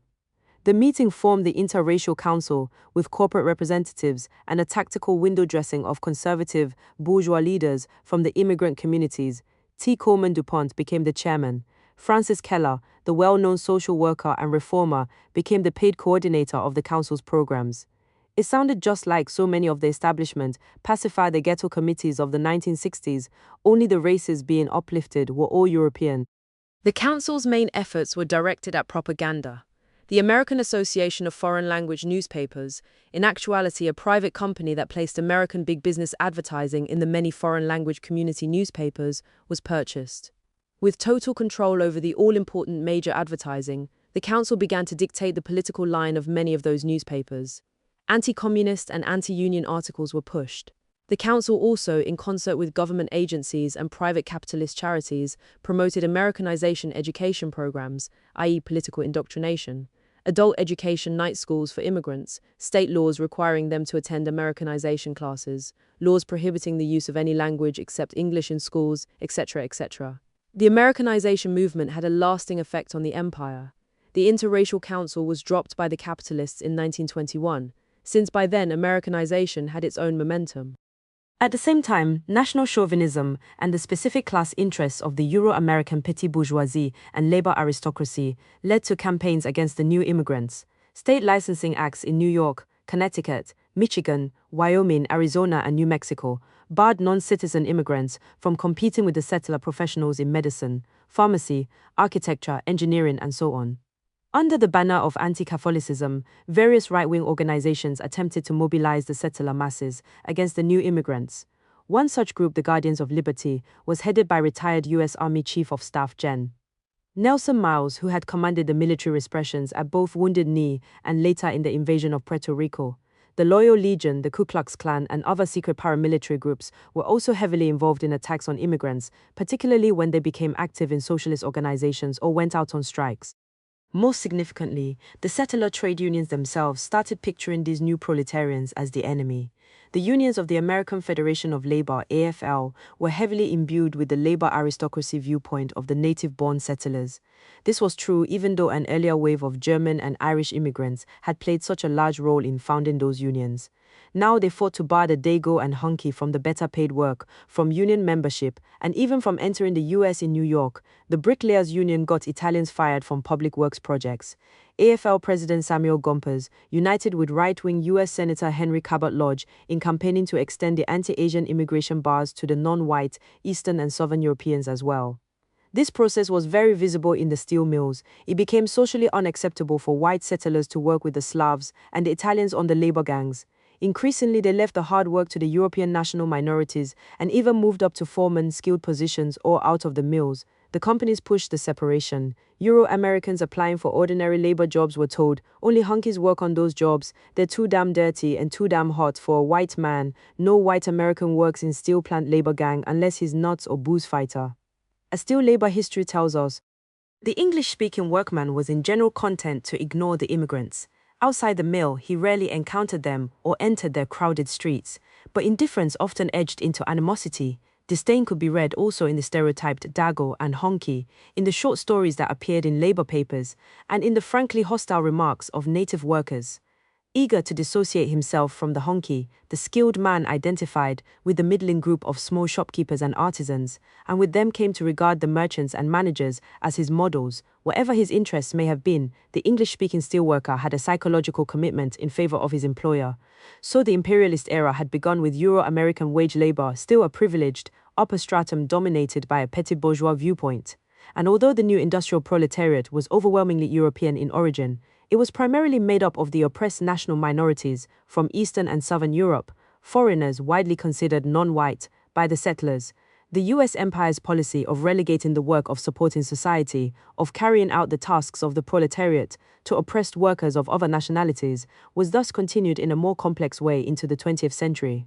At the same time, the capitalists were raising the possibility of buying off political discontent by offering these proletarians Americanization into settler society. 2. Industrial unionism, as U.S. imperialism stumbles faster and faster into its permanent decline. Once again, we hear the theory expressed that some poverty and the resulting mass economic struggles will create revolutionary consciousness in Euro-American workers. The fact is that such social pressures are not new to white America. For 3 decades, from 1890 to 1920, the new white industrial proletariat increasingly organized itself into larger and larger struggles with the capitalists. The immigrant European proletarians wanted industrial unionism, and the most advanced among them wanted socialism. A mass movement was built for both. These were the most heavily exploited, most proletarian, and most militant European workers America has ever produced. Yet, in the end, they were unable to go beyond desiring the mere reform of imperialism. The mass industrial struggles of that period were important in that they represented the highest level of class consciousness any major stratum of European workers in the US has yet reached. And even in this exceptional period, a period of the most aggressive and openly anti-capitalist labor organizing, European workers were unable to produce an adequate revolutionary leadership, unable to defeat the settler labor aristocracy, unable to oppose US imperialism, and unable to unite with the anti-colonial movements of the oppressed nations. We can sum up the shortcomings by saying that they flirted with socialism, but in the end preferred settlerism. The Industrial Workers of the World, IWW, was the most important single organization of this period. From its founding in 1905, the year of the First Russian Revolution, until 1920, the IWW was the center of industrial unionism in the US. It was the form in which the northern and western white industrial proletariat first emerged into mass political consciousness. Unlike the restrictive craft unions of the AFL, the IWW organized on a class basis. That is, it organized and tried to unite all sections of the white working class: copper miners, auto workers, cowboys, hotel workers, farm laborers, and even the unemployed. It was based on the European immigrant proletarians and the bottom stratum, usually migrant, of native-born Euro-American workers. The IWW saw itself as not only winning better wages, but eventually overthrowing capitalism. It was a syndicalist union, the one big union meant to combine workers of all trades and nationalities literally around the world. This was a period in the development of the world proletariat, where these revolutionary syndicalist ideas had wide appeal. The immature belief that workers needed no revolutionary party or leadership, but merely had to gather into industrial unions and bring down capitalism by larger and larger strikes, was a passing phase. In 1900, these revolutionary syndicalist unions were popular in Spain, France, Italy, as well as briefly in the US empire. While the IWW was backward in many respects, in others it displayed great strengths. It was genuinely proletarian. As an effective mass labor organization, it showed a fighting spirit long since vanished from white workers. We are referring to an open anti-Americanism. The IWW urged workers to reject any loyalty to the US. Unlike the majority of Euro-American socialists, the IWW linked American nationalism with the bourgeois culture of lynch mob patriotism. Just as the IWW was the last white union movement to be socialist, it also represented the last stratum of white workers to be in any way internationalist. Great boldness relative to the usual secular trade unionism characterized the IWW first. It promoted unity on the broader scale then attempted, in the US including not only the Dago and Hunky, but also explicitly declaring that industrial unionism meant the exclusion of Mexicanos, Asians, Africans, Indians and all nationalities. Second, it undertook the most militant campaigns of union organization and struggle, expressing the desperate needs of the most exploited white workers. Third, the IWW was able to advance industrial unionism here by learning from the more advanced and experienced immigrants from old Europe. Because of this, the IWW was able to launch strikes and unionization drives on a scale never seen before in the US in the years after 1905. The Wobblies led an escalating explosion of union struggles. Hotel workers in Arizona, lumberjacks in Washington, textile workers in Massachusetts, seamen imports from Chile to Canada, auto workers in Detroit, and so on. And there were many notable victories, many successful strikes. It must be emphasized that to workers used to seeing only defeats, the IWW's ability to help them win strikes was no small matter. For example, in 1909, the IWW helped the immigrant workers at the McKees Rocks plant of the Pressed Steel Car Co., a subsidiary of the U.S. Steel Trust, win their strike. This was of national importance, since it was the first time that workers had won a strike against the Mammoth Steel Trust. That strike, which taught so much to union militants here, was led by an underground, unknown committee, representing both the IWW and the various European nationalities. The unknown committee had the knowledge of veterans of the 1905 Russian Revolution, the Italian labor resistance, the German Metal Workers Union, and the Swiss and Hungarian railway strikes. It is clear that through the IWW, the more experienced and politically educated European workers taught their backward American cousins how to look out after their class interests. In 1914, the IWE's Agricultural Workers' Organization, AWO, pulled off an organizing feat unequaled for 50 years. They established the world's longest picket line, running 800 miles from Kansas up to Rapid City, South Dakota. In distant railroad yards, IW strong-arm squads maintained a blockade, in which non-union workers were kept out. Confronted with a critical labor shortage at harvest time, the growers had to give in. This was the biggest agricultural labor drive in the US until the 1960s. The AWO itself grew to almost 70,000 members, becoming the largest single union within the IWW in fact. At the 1916 IWW convention, the AWO actually had a majority of the votes, 252 out of 355 votes. But by 1920 the IWW had declined sharply, not from failure in an organizational sense, but from both it and the strata that it represented having reached the limits of their political consciousness. The IWW was able to build industrial unions of the most exploited white workers and to win many strikes, but past that it was unable to advance. Its local unions usually fell apart quickly, and many of its victories were soon reversed. The landmark 1909 steel industry victories at McKees Rocks and Hammond, Indiana, were reversed within a year. The 1912 Lawrence mass textile strike, the single most famous strike in U.S. trade union history, was also a great victory, and the IWW also crushed there by the next year. This was the general pattern. The external difficulties faced by the IWW were far greater than just the straightforward opposition of the factory owners. The Euro-American aristocracy of labor and its AFL unions viciously fought this upsurge from below. During the Great 1912 Lawrence Mass textile strike, the AFL's United Textile Workers Union scabbed throughout the strike. The AFL officially backed the mill owners. In McKees Rocks, PA, the skilled workers of the AFL Amalgamated Association of Iron and Steel Workers used guns to break a second IW strike. Sabotage means to push back, pull out or break off the fangs of capitalism. W.D. Haywood and the factories and mines were not isolated, but were part of settler America, where the masses of petty bourgeois farmers, small merchants and professionals joined the foremen, skilled craftsmen and supervisors in backing up the bosses. The European immigrants represented perhaps only 1/7 of the white population and were greatly outnumbered. The IWW's weaknesses, however, primarily reflected its inner contradictions. The syndicalist outlook, while sincerely taken by many, was also a convenient cover to avoid dealing with the question of settlerism. Using the ultra-revolutionary sounding syndicalist philosophy, the IWW could avoid any actual revolutionary work.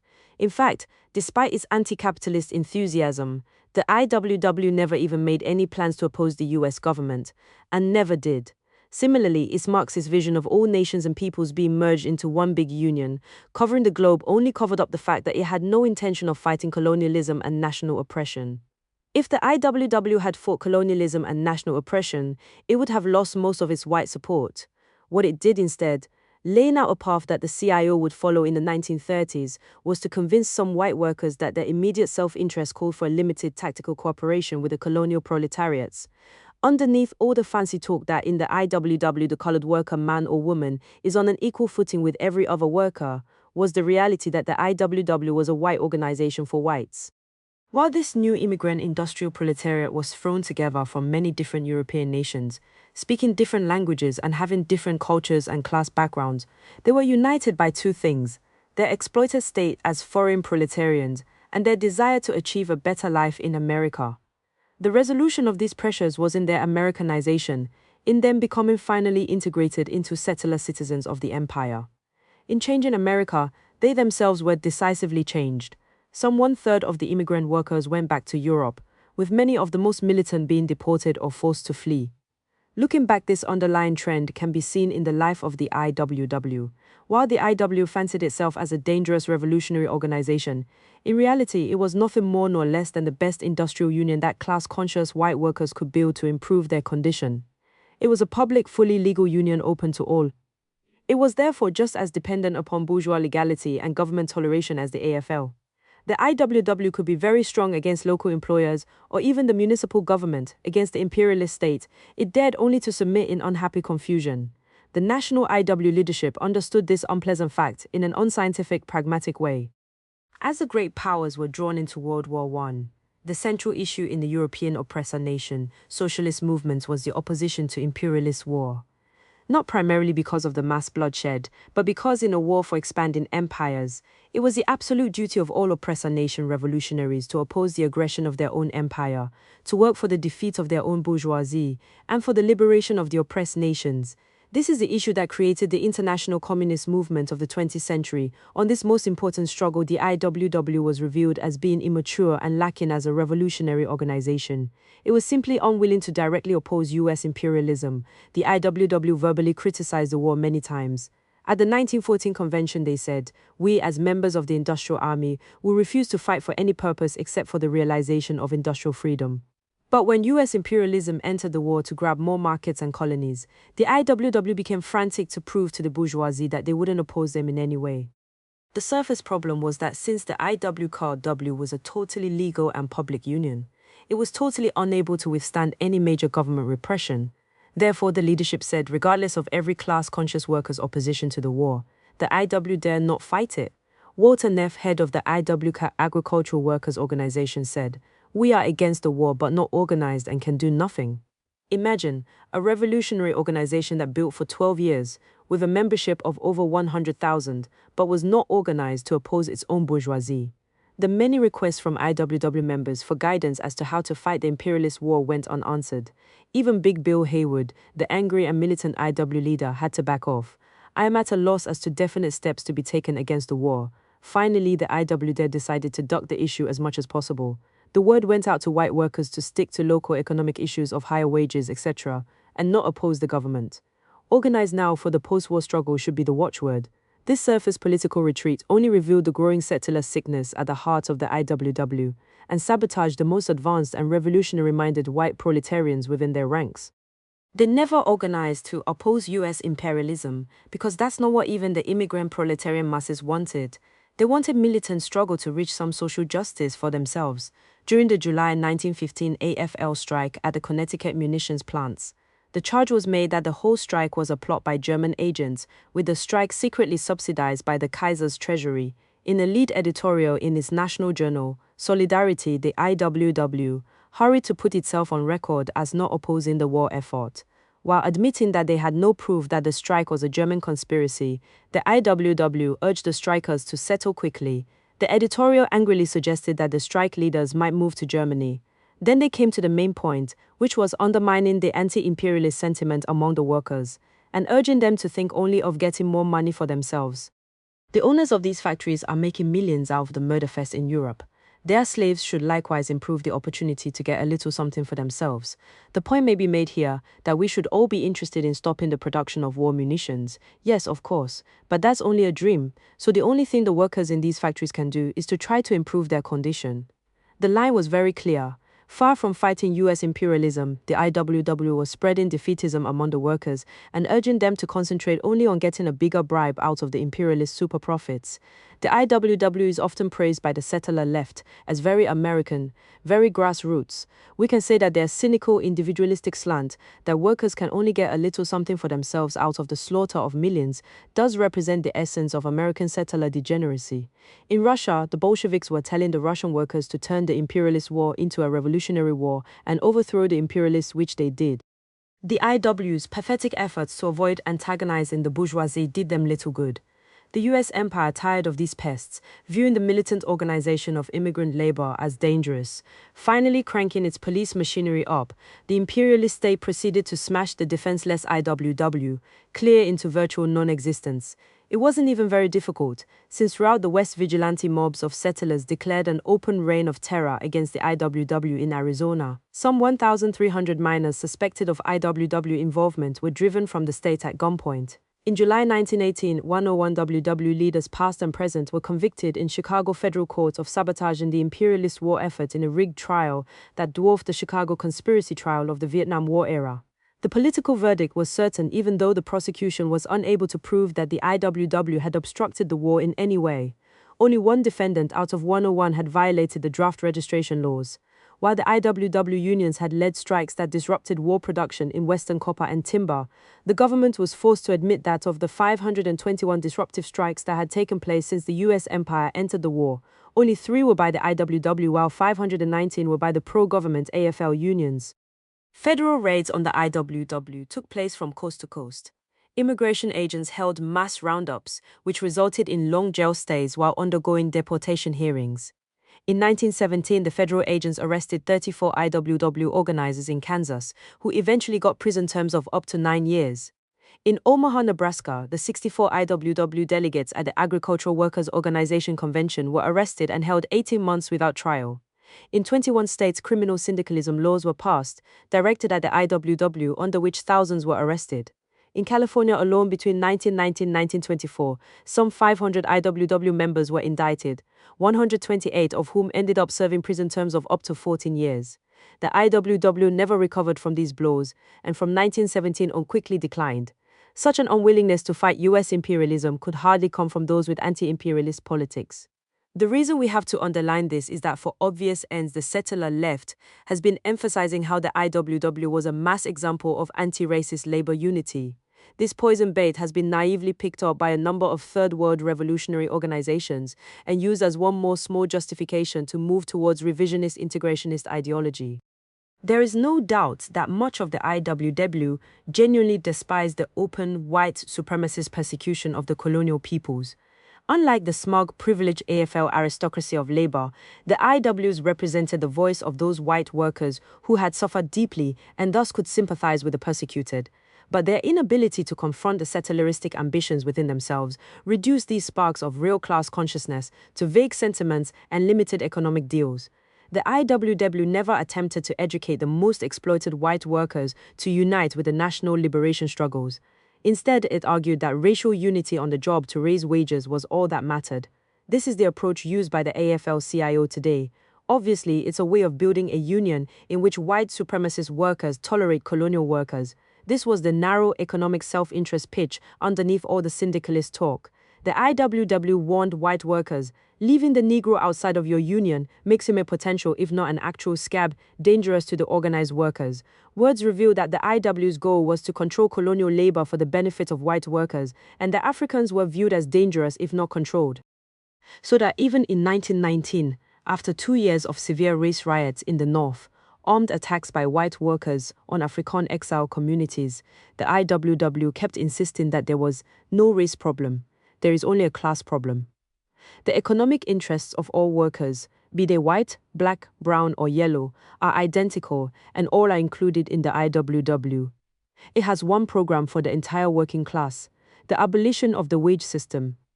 The IWW's firm position of not fighting the lynch mobs, of not opposing the colonial system, allowed them to unite with the racist element in the factories and helped prepare the immigrant proletariat for becoming loyal citizens of the empire.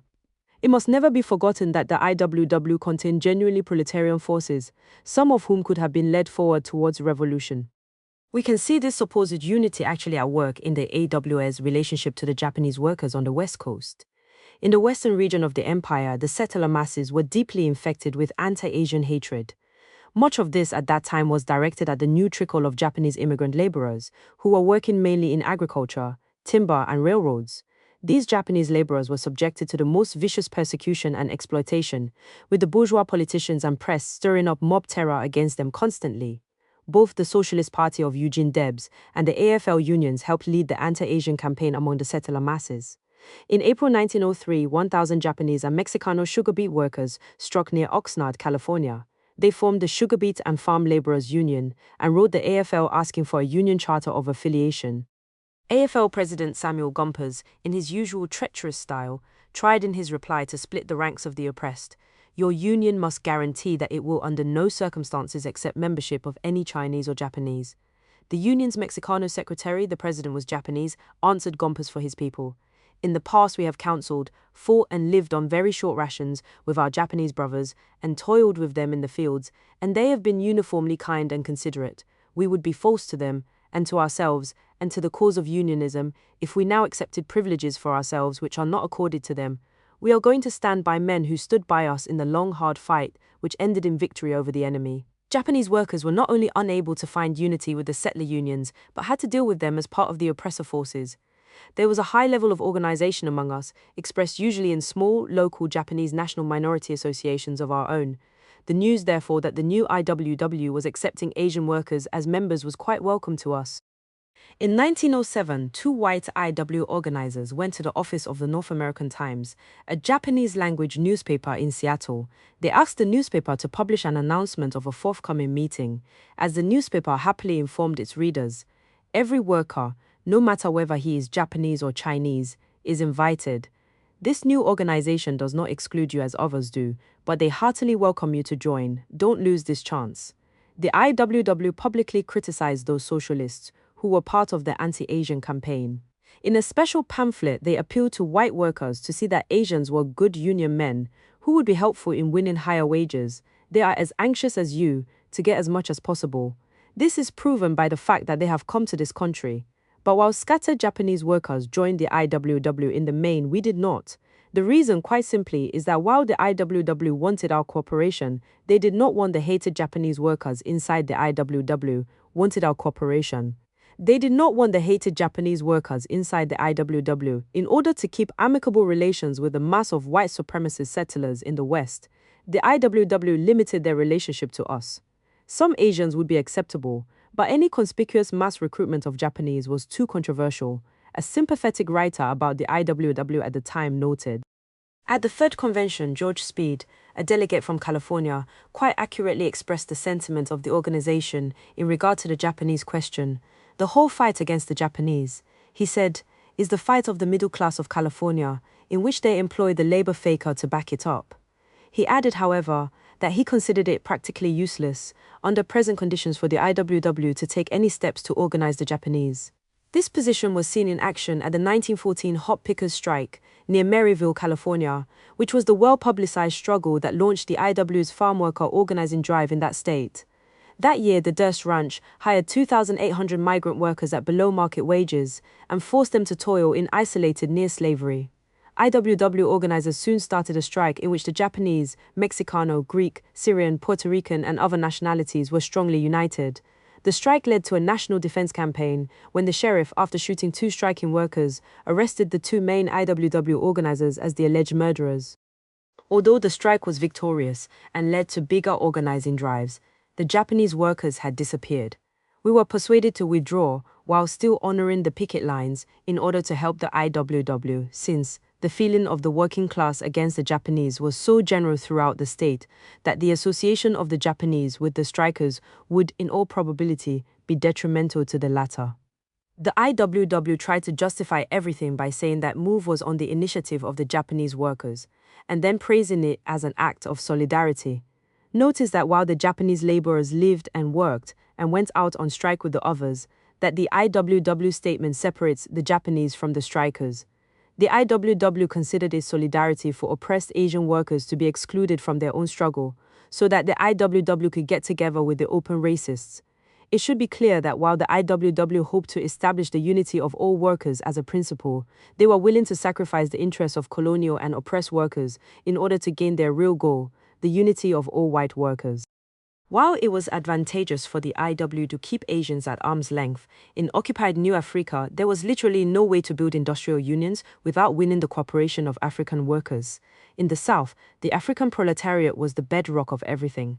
The IW experience there highlights the strategic limitations of its political line. In 1910, an independent union, the Brotherhood of Timber Workers, was formed in Louisiana and Mississippi. This was to become the main part of the IWW's Deep South organizing. These southern settler workers were on the very bottom of the settler world. They were forced to labor for $7.09 per week, and that mostly not in cash, but in scrip, usable only at the company stores. Their very exploited lives were comparable to that of the honky and dago of the northern industrial towns. In other words, they lived a whole level below the norm of settler society. For that reason, the settler timber workers were driven to build themselves a union. And because half of the workforce in the industry was African, they had to recruit Africans as well. Half of the 35,000 BTW members were African, organized into seg lodges and not admitted to the settler union meetings, of course. It was not a case of radicalism or idealism. The settler worker was literally forced by practical necessity to gain the cooperation of African workers. In a major pamphlet in which he calls on settler timber workers to join up with the IWW secretary, J. Smith, reminds them that the controversial policy of integrating the union existed solely to keep Africans under control. As far as the Negro question goes, it means simply this: either the whites organize with the Negroes, or the bosses will organize the Negroes against the whites. In 1912, the BTW joined the IWW after integrating its union meetings at the demand of Big Bill Haywood. The IWW now had a major labor drive going in the Deep South, but a few months later the BTW was totally crushed in the Maryville, LA strike of 1912. In a 4-day reign of terror, the local sheriff and company thugs beat, kidnapped and deported the strike activists. The BTW was dissolved by terror as hundreds of members had to flee the state, and many more were whitelisted and could no longer find work in that industry. The IW refusal to recognize colonial oppression or the exact nature of the imperialist dictatorship over the occupied South meant that it completely misled the strike. Industrial struggle in the Deep South could not develop separate from the tense continuous relationship between the settler garrison and the occupied African nation. The IWW in the South swiftly fell apart. They were unable to cope with the violent terroristic situation. The IW had a use for oppressed colonial workers, and it certainly didn't conduct campaigns of mob terror against us. It publicly reminded white workers of the supposed rights of the colonial peoples, but as a white workers' union it had no political program, no practical answers for the problems of the colonial proletariat. And insofar as it tried to convince everyone that there was a solution for the problems of colonial workers, separate from liberation for their oppressed nations, it did a positive disservice. The IWW lived, rose and fell, at the same time as the Great Mexican Revolution of 1910, just across the artificial border. For this syndicalist organization to have reached out and made common cause with the anti-colonial revolutions would have been quite easy. On November 27, 1911, the Zapatistas proclaimed the Plan of Ayala, setting forth the agrarian revolution. It was from the US-occupied territory of El Paso that Francisco Villa and 7 others began the guerrilla struggle in Chihuahua on March 6, 1913. Hundreds of thousands of peasants joined Zapata's Liberator Army of the South and Villa's Division of the North. Even the Villistas, less politically developed than their southern compatriots, were social revolutionaries. Villa, a rebel who had taught himself to read while in prison, was openly anti-clerical at a time when Roman Catholicism was the official religion of Mexico. He called the church the greatest superstition the world has ever known. The Villista government in Chihuahua founded 50 new schools and divided the land up among the peasants. This popular uprising spread the spirit of rebellion across the artificial border into the US-occupied zone. One California historian writes, "The dislocation caused by the Mexican Revolution of 1912-1917 led to an increasingly militant political attitude in Los Angeles. This led to a Chicano movement to boycott the draft. Vicente Carrillo led a drive to protest the draft and to use mass meetings to focus attention upon Mexican-American economic problems. Again, it is easy to see that the IWD didn't have far to look if they wanted alliances against the US empire. Proposals were even made that the IWW and Mexicano workers join in armed uprisings in the Southwest. Ricardo Flores Magón, the revolutionary syndicalist who was the first major leader of Mexicano workers, had ties to the IWW during his long years of exile in the US. His organization, the Partido Libre Mexicano (PLM), led thousands of Mexicano miners in strikes on both sides of the artificial border. Magón was imprisoned 4 times by the US empire, finally being murdered by guards to prevent his scheduled release from Fort Leavenworth. His proposal for the IWW to join forces with the Mexicano proletariat in armed struggle fell on deaf ears, although some wobblies, such as Joe Hill, went to Mexico on an individual basis for periods of time. The IWW as a whole rejected such cooperation. Magón once angrily wrote his brother from prison, "The Norteamericanos are incapable of feeling enthusiasm or indignation. This is truly a country of pigs. If the Norteamericanos do not agitate against their own domestic miseries, can we hope they will concern themselves with ours?" In outlining these things, we are, of course, not just discussing the IWW. Primarily, we are looking at the forming consciousness and leadership of a new class, the white industrial proletariat. The same general weaknesses of this class can be seen outside the IWW. Even more sharply, lack of revolutionary leadership, inability to withstand the sabotage of the labor aristocrats of the native-born Euro-American workers, opposition to the anti-colonial struggles. The great industrial battles in steel at the end of this period show not only these weaknesses, but emphasize the significance of what this meant. This was evident in the 1919 steel strike, for example, in which for the first time 15 AFL unions called an industry-wide strike. On Sept 22, 1919, some 365,000 steel workers walked out.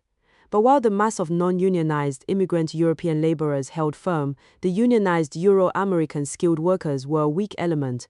Capitalist repression had an effect, most notably in Gary, Indiana, where a division of U.S. Army troops broke the strike. But the defeat was due to the incredibly bad leadership and the betrayal by the better-paid settler workers.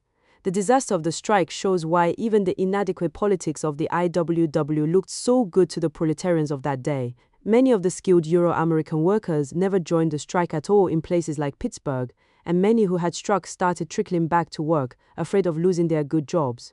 In early November, their union, the Amalgamated Association of Iron and Steel Workers, broke from the strike and started ordering its members back to work. By late November, the mills had 75 to 80% of their workforce back. On January 20, 1920, the strike was officially declared over. Some of the most determined militants had to leave the industry or return to Europe. While the treachery of the labor aristocracy was very evident in this defeat, the most important event took place after the strike. During the strike, some 30,000 African workers from the South had been imported by the steel companies. There was a strong tendency among the white steel workers to blame the defeat of the strike on African scabs or strikebreakers, and all the more so because the 10% of the northern steel workforce that was African refused to join the strike. The bourgeoisie was guiding the white workers in this. Company officials passed the word that, "Niggers did it." In Pittsburgh, one mill boss announced, "The niggers saved the day for us." In fact, although this was widely accepted, it was clearly untrue. To begin with, 30,000 African workers fresh from the South could hardly have replaced 365,000 strikers. There also was, by all accounts, a tremendous turnover and desire to quit by those African workers, and within a few months, supposedly few, if any of them, remained. The reason is that most of them were not strike breakers, but workers who had been systematically deceived and brought to the mills by force. That's why they left as soon as they could. The testimony during the strike of 19-year-old Eugene Stewart of Baltimore illustrates this. He was recruited along with 200 others, including whites, to work in Philadelphia for $4 per day. But once inside the railroad car, they found the doors locked and guarded by armed company police. They were taken without food or water to Pittsburgh, unloaded under guard behind barbed wire, and told that they were to work at the mills. Seeing that a strike was going on, many of them wanted to quit. The guards told them that any Africans attempting to leave would be shot down. Stewart did succeed in escaping, but was found and forcibly returned by the guards. It was only after a second attempt that he managed to get free. It is obvious that the African strikebreakers were deliberate propaganda set up by the capitalists and swallowed wholesale by the white workers in regard to the African steelworkers already at work in the North and who declined to join the strike. It should be remembered that this was a white strike. Many of the striking AFL unions did not admit Africans. Those that did so, solely to get Africans to honor their strikes, usually kept Africans in seg locals. The Euro-American leadership of the strike had promised Africans nothing and plainly meant to keep their promise. That is, this strike had a definite oppressor nation character to it and was wholly white supremacist, nor did the white steel strike develop separate from the continuous struggle between oppressor and oppressed nations. During the 2 previous years, there had arisen a national movement of settler workers to bar Africans from northern industry by terroristic attacks. Between 1917-19, there had been 20 major campaigns by settler mobs against African exile communities in the North. The July 1917 East St. Louis race riot was organized by that Steel City's AFL Central Trades Council, which had called for violence to remove the growing menace of the African exile community. In 2 days of attacks, some 39 Africans were killed and hundreds injured. The hand of the capitalists was evident when the Chicago Tribune editorially praised the white attackers and told its readers that Africans were happiest when the white race asserts its superiority. Again, we see the organized Euro-American workers as the social troops of one faction or another of the imperialists. As the steel campaign was gathering steam throughout 1919, the terroristic attacks on Africans increased as well. In Chicago, this was to climax in the infamous July 1919 race riot, just 2 months before the strike began. Spears' Black Chicago recounts, between 1917 and 1919, white athletic clubs assaulted Negroes on the streets and neighborhood improvement societies bombed Negro homes. During the summer of 1919, the guerrilla warfare in turn gave way to open armed conflict. The south side of Chicago became a battleground for racial war. The bombing of Negro homes and assaults on Negroes in the streets and parks became almost everyday occurrences. On July 27, 1919, an African teenager was stoned to death on the 29th St. Beach, and after African teenager was stoned to death on the 29th St. Beach, and after Africans attacked his murderers, generalized fighting broke out. It lasted 6 days, until the Illinois National Guard was called in. 23 Africans were killed and 342 wounded, with over 1,000 homeless after arson attacks. White losses were 15 killed and 178 wounded. Africans were temporarily trapped in the Black Belt, unable to go to work or obtain food. Assisted by the police, Irish, Italian, and other white workers would make night raids into the Black Belt. Homes were often attacked. When Africans gathered, police would begin firing into the crowds. The authorities did not move to restore order. Incidentally, until after African World War I vets broke into the 8th Illinois Infantry Armory and armed themselves with rifles to take care of the white mobs. This was the vigorous warm-up for the steel strike. It was not surprising that the African exile communities were less than enthusiastic about supporting the strike of the same people who had spent the past 2 years attacking them. Given the history of the AFL, it was possible that an outright triumph of the AFL unions might have meant renewed efforts to drive African labor out of the mills altogether. It was typical settleristic thinking to make Africans responsible for the failure of a white strike, which was never theirs in the first place. Both the strike leadership and the bourgeoisie cleverly promoted this hatred, encouraging the European immigrant and native-born settler alike to turn all their anger and bitterness onto the African nation. Perhaps the most interesting role was played by William Z. Foster, the chief leader of the strike. He was one of the leading socialist trade unionists of the period and in 1920 would become a leader in the new Communist Party USA. From then on until his death, he would be a leading figure of settler communism. Even today, young recruits in the CPUSA and Mao Zedong thought organizations are often told to study Foster's writings in order to learn about labor organizing. William Z. Foster had, as the saying goes, pulled defeat out of the jaws of victory. Foster based the strike on the AFL unions despite their proven record of treachery and hostility towards the proletarian masses. That alone guaranteed defeat. He encouraged white supremacist feeling and thus united the honest elements with the most reactionary. Despite the great popular support for a nationwide strike and the angry sentiments of the most exploited steelworkers, Foster and the other AFL leaders so sabotaged the strike that it went down to defeat. The one smart thing he did was to cover up his opportunistic policies by following the capitalists in using Africans as the scapegoats in his 1920 history of the strike. Foster, the supposed communist, repeated the lie that African workers had lined up with the bosses. In fact, Foster even said that in resolving the differences between Euro-American and African labor, the Negro has the more difficult part since the African worker was becoming a professional strike breaker, and militant white workers knew what they were supposed to do to a professional strike breaker. Foster's lynch mob oratory was only restrained by the formality expected of a Euro-American communist leader. His white supremacist message was identical to but more politely clothed than the crude rants of the Ku Klux Klan. He warned that the capitalists were grooming Africans as race of strike breakers with whom to hold the white workers in check, on much the same principle as the Tsars used the Cossacks to keep in subjugation the balance of the Russian people. It's easy to see how Foster became such a popular leader among the settler workers. No longer was it just a question of some Africans not following the orders of the white labor. Now Foster was openly saying that the entire African race was the enemy. Could the imperialists have asked for more than to have the leading communist trade union leader help them whip up the oppressor nation masses to repress the African nation? The Cossacks were the hated and feared special military of the Russian Tsar, used in bloody repressions against the people. Only the most twisted clan-like mentality would have so explicitly compared the oppressed African nation to those infamous oppressors.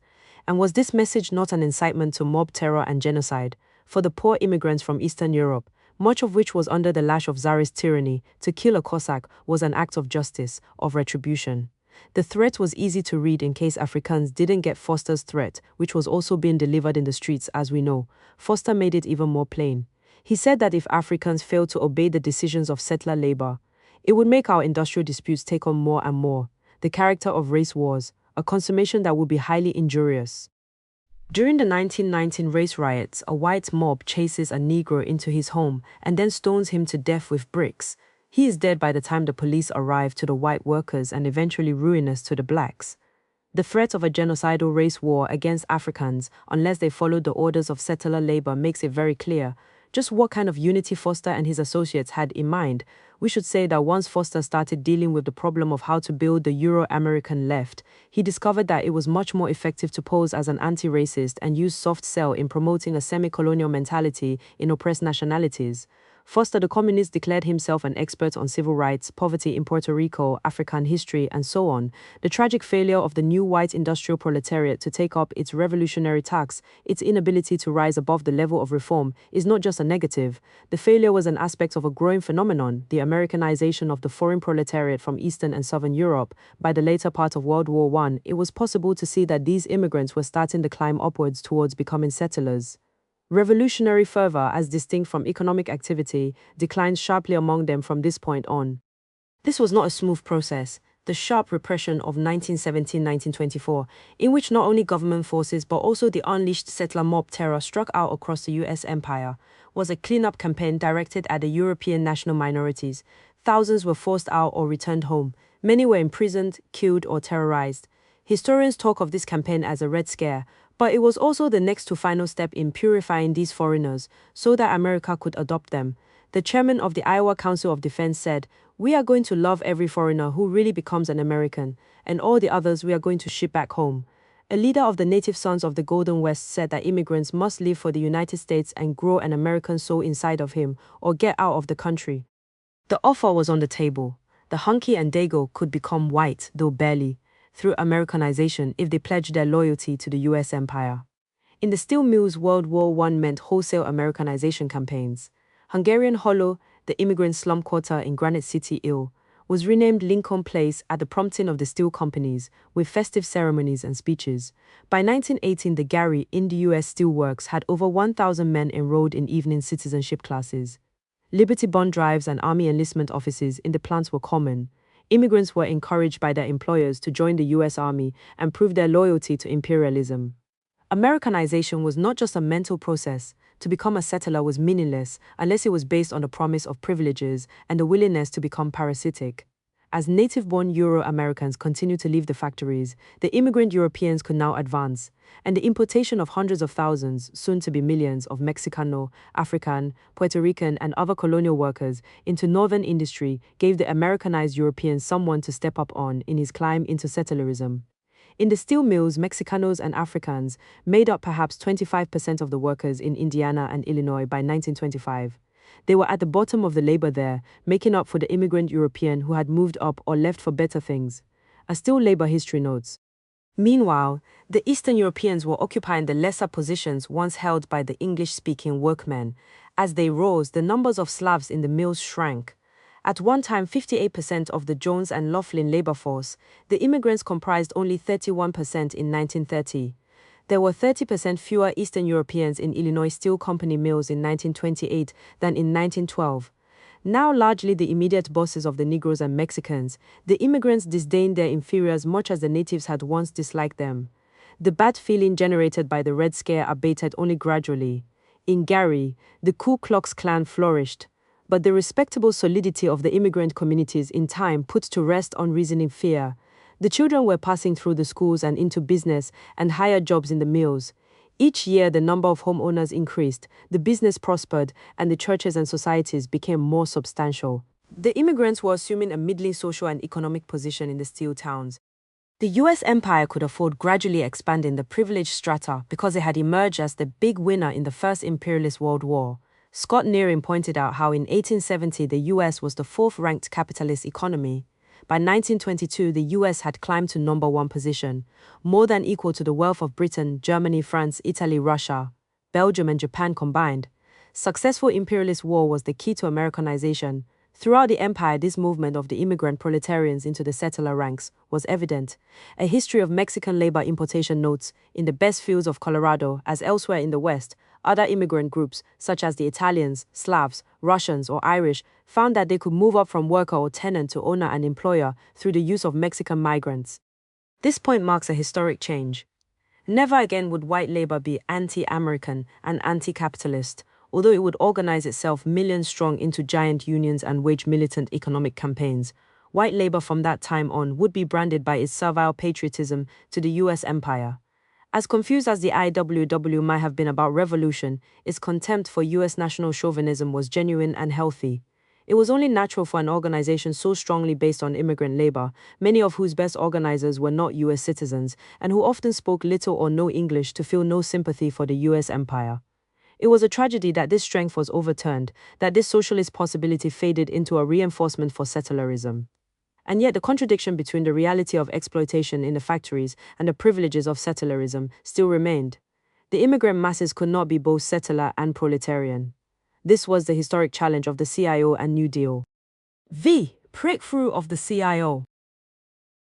It is a revealing comparison that during the 1930s, the European imperialists could only resolve the social crisis in Italy, Germany, Spain, Poland, Finland, Romania, and so on by introducing fascism, while in the US, the imperialists resolved the social crisis with the New Deal. In Germany, the workers were hit with the Gestapo, while in America, they got the CIO industrial unions. In that decade, the white industrial proletariat unified itself, pushed aside the dead hand of the old AFL labor aristocracy, and in a crushing series of sit-down strikes won tremendous increases in wages and working conditions. For the first time, the new white industrial proletariat forced the corporations to surrender their despotic control over industrial life.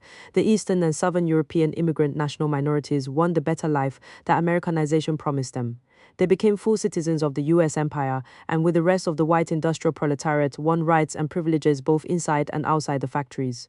In return, as US imperialism launched its drive for world hegemony, it could depend upon the armies of solidly united settlers serving imperialism at home and on the battlefield. To ensure social stability, the new government-sponsored unions of the CIO absorbed the industrial struggle and helped discipline class relations. 1. Unification of the white workers. The working class upsurge of the 1930s was not accumulated discontents. This is the common but shallow view of mass outbreaks. What is true is that material conditions, including the relation to production, shape and reshape all classes and strata. These classes and strata then express characteristic political consciousness, characteristic roles in the class struggle. The unification of the white industrial workforce was the result of immense pressures. Its long-range material basis was the mechanization and imperialist reorganization of production. In the late 19th century, it was still true that in many industries the skilled craftsmen literally ran production. They, not the company, would decide how the work was done. Combining the functions of artisan, foreman, and personnel office, these skilled craftsmen would directly hire and boss their entire work crew of laborers, paying them out of a set fee paid by the capitalist per ton or piece produced, the balance being their wage profit. The master roller in the sheet metal rolling mill, the puddler in the iron mill, the butty in the coal mine, the carriage builder in the early auto plant all exemplify this stage of production. The same craft system applied to gun factories, carpet mills, stone quarries, etc., etc. It was these highly privileged settler craftsmen who were the base of the old AFL unions. Their income reflected their lofty positions above the laboring masses. In 1884, for example, master rollers in East St. Louis earned $42 per week, a then very considerable wage, over 4 times more than laborers they bossed. This petit bourgeois income and role gradually crumbled as capitalists reorganized and seized ever tighter control over production. A survey by the U.S. Bureau of Labor found that the number of skilled steelworkers earning $6.06 an hour fell by 20% between 1900 and 1910. Mechanization cut the ranks of craftsmen, and even where they remained, their once powerful role in production had shrunk. The AFL Amalgamated Association of Iron and Steel Workers, whose 24,000 members in 1891 accounted for 2/3 odds of all craftsmen in the industry, had dwindled to only 6,500 members by 1914. Mechanization also wiped out whole sections of the very bottom factory laborers, replacing shovels with mechanical scoops, wheelbarrows with electric trolleys and cranes. Both top and bottom layers of the factory workforce were increasingly pulled into the growing middle stratum of semi-skilled production line assemblers and machine operators. In the modern auto plants of the 1920s, some 70% were semi-skilled production workers, while only 10% were skilled craftsmen and 15% laborers. The political unification of the white workers thus had its material roots in the enforced unification of labor in the modern factory. The 1929 Depression was also a great equalizer and a sharp blow to many settlers, knocking them off their conservative bias. During the 1930s, roughly 25% of the U.S. empire was unemployed. Office clerks, craftsmen, and college students rubbed shoulders with laborers and farmers in the relief lines. Many divisions broke down as Midwestern and Southern rural whites migrated to the industrial cities in search of jobs or relief. In 1929, it was estimated that in Detroit alone there were some 75,000 young men, the suitcase brigade, who had come from the countryside to find jobs in the auto plants. The Depression not only helped unite the settler workers, but the social catastrophe pushed large sections of other settler classes towards more sympathy with social reform. Small farmers were being forced wholesale into bankruptcy, and were conducting militant struggles of their own. Professionals, intellectuals, and even many small businessmen felt victimized by corporate domination of the economy. Militancy and radicalism became temporarily respectable. When white labor started punching out, it would not only be stronger than before, but much of settler society would be sympathetic to it. Labor. Labor offensive from below, citizenship in the empire had very real, but still limited meaning so long as many white workers remained industrial slaves of the corporations. The increasing centralization of monopoly capitalism repeated aspects of feudalism on a higher level. Both inside and outside the factory gates, the settler workers were subject to heightened regimentation. During the 1920s, it was not unusual for the persistent speed-up by management to double production per worker, even without taking mechanization into account. At Ford, perhaps the most extreme of the industrial despots, every 10th employee was also a company spy.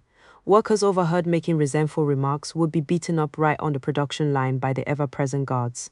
In the U.S. steel plants at Homestead, PA, the constant spying gave rise to a common saying: if you want to talk in Homestead, you must talk to yourself. The Depression and the massive unemployment only threw more power into corporate hands. Not only were wages cut almost everywhere, but many companies laid off experienced workers and replaced them with newcomers at a fraction of the old wages. Ford Motor Company, which advertised that it was the highest paying company in the US, allegedly paid production workers a minimum of $7 per day, with inflation less than it paid in 1914. On the contrary, some thousands of Euro-American Ford employees in the 30s found their pay down as low as $14 per day. That was roughly what African women domestics had earned in Chicago. It takes no genius to see that settler workers would not passively accept being reduced to a colonial wage. Companies in Detroit, Pittsburgh, etc. advertised widely in the South for workers, wishing even larger pools of jobless to intimidate and discipline their employees. The AFL unions were not only loyal to imperialism, but in their weakened state heavily dependent on enjoying the continued favors of individual corporations by opposing any real struggle. It was for that reason that the old Amalgamated Association had betrayed the 1919 steel strike. In that same year, AFL President Gompers actually told the US Senate that prohibition was a danger because alcohol was needed to get the workers' minds off rebellion. In the new auto industry, the AFL was receiving hundreds of thousands of dollars in bribes from the auto manufacturers, usually via expensive advertisements in labor newspapers or donations to anti-communist campaigns. But when the dam broke, the pent-up anger of millions of Euro-American industrial workers was a mighty force. New organizing drives and new strikes had never completely stopped, even during the repressive 1920s. Defeat was common. But in 1934, two citywide general strikes in San Francisco and Minneapolis, and a near-general strike in Toledo stunned capitalist America. The victory of longshoremen in San Francisco and Teamsters in Minneapolis were important, but the Toledo Auto Workers strike, in which thousands of unemployed supporters of the auto workers drove the Ohio National Guard off the streets in direct battle, was the clearest sign of things to come. The victory in the Auto Light Parts plant was immediately followed by Union victories at all the other major factories in town.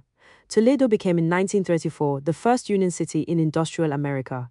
The tidal wave of labor unrest affected all parts of the US and all industries. The new sit-down strikes became a rage. It was customary strategy for employers to break strikes by keeping the plants going with scabs, while hired thugs and police repressed the strike organization. But in the sit-downs, the workers simply seized and occupied the plants, not only stopping production, but threatening the bosses with physical destruction of their factories if they tried any repression. After so much abuse and powerlessness, militant young workers discovered great pleasure in temporarily taking over. In some strikes, unlucky bands of foremen and company officials trapped in plant offices would become union prisoners for a few hours or days, while 1935 and 1936 saw sit-down strikes in the rubber plants in Akron, Ohio, in auto plants in Detroit, Cleveland, and Atlanta. It was the DCH 1936 Flint, Michigan, sit-down strike against GM that became the pivotal labor battle of the 1930s. Flint was the central fortress of GM production, their special company town where GM carefully kept both Africans and foreign-born immigrants to a minimum. Wages in the many Flint GM plants were relatively high for the times. Still, many enthusiastic Flint auto workers organized themselves around the new CIO United Auto Workers Union and seized both Fisher Body No. 1 and Chevy No. 4 plants. Thousands of CIO militants from all over Michigan demonstrated in the streets as the sit-downers, armed with crowbars and bats, barricaded themselves into the plants. Since the first plant was the only source of Buick, Olds, and Pontiac bodies, and the second plant was the only source of Chevrolet engines, the CIO sit-down strangled all GM car production. After 90 days of intense struggle around the seized plants, General Motors gave in. They recognized the UAW as the union representation in 17 plants. This was the key victory of the entire Euro-American labor upsurge of the 1930s. It was obvious that if General Motors, the strongest corporation in the world, was unable to defeat the new industrial unions, then a new day had come. Practical advances by workers in auto, steel, rubber, electronics, maritime, meatpacking, trucking, and so on proved that this was so.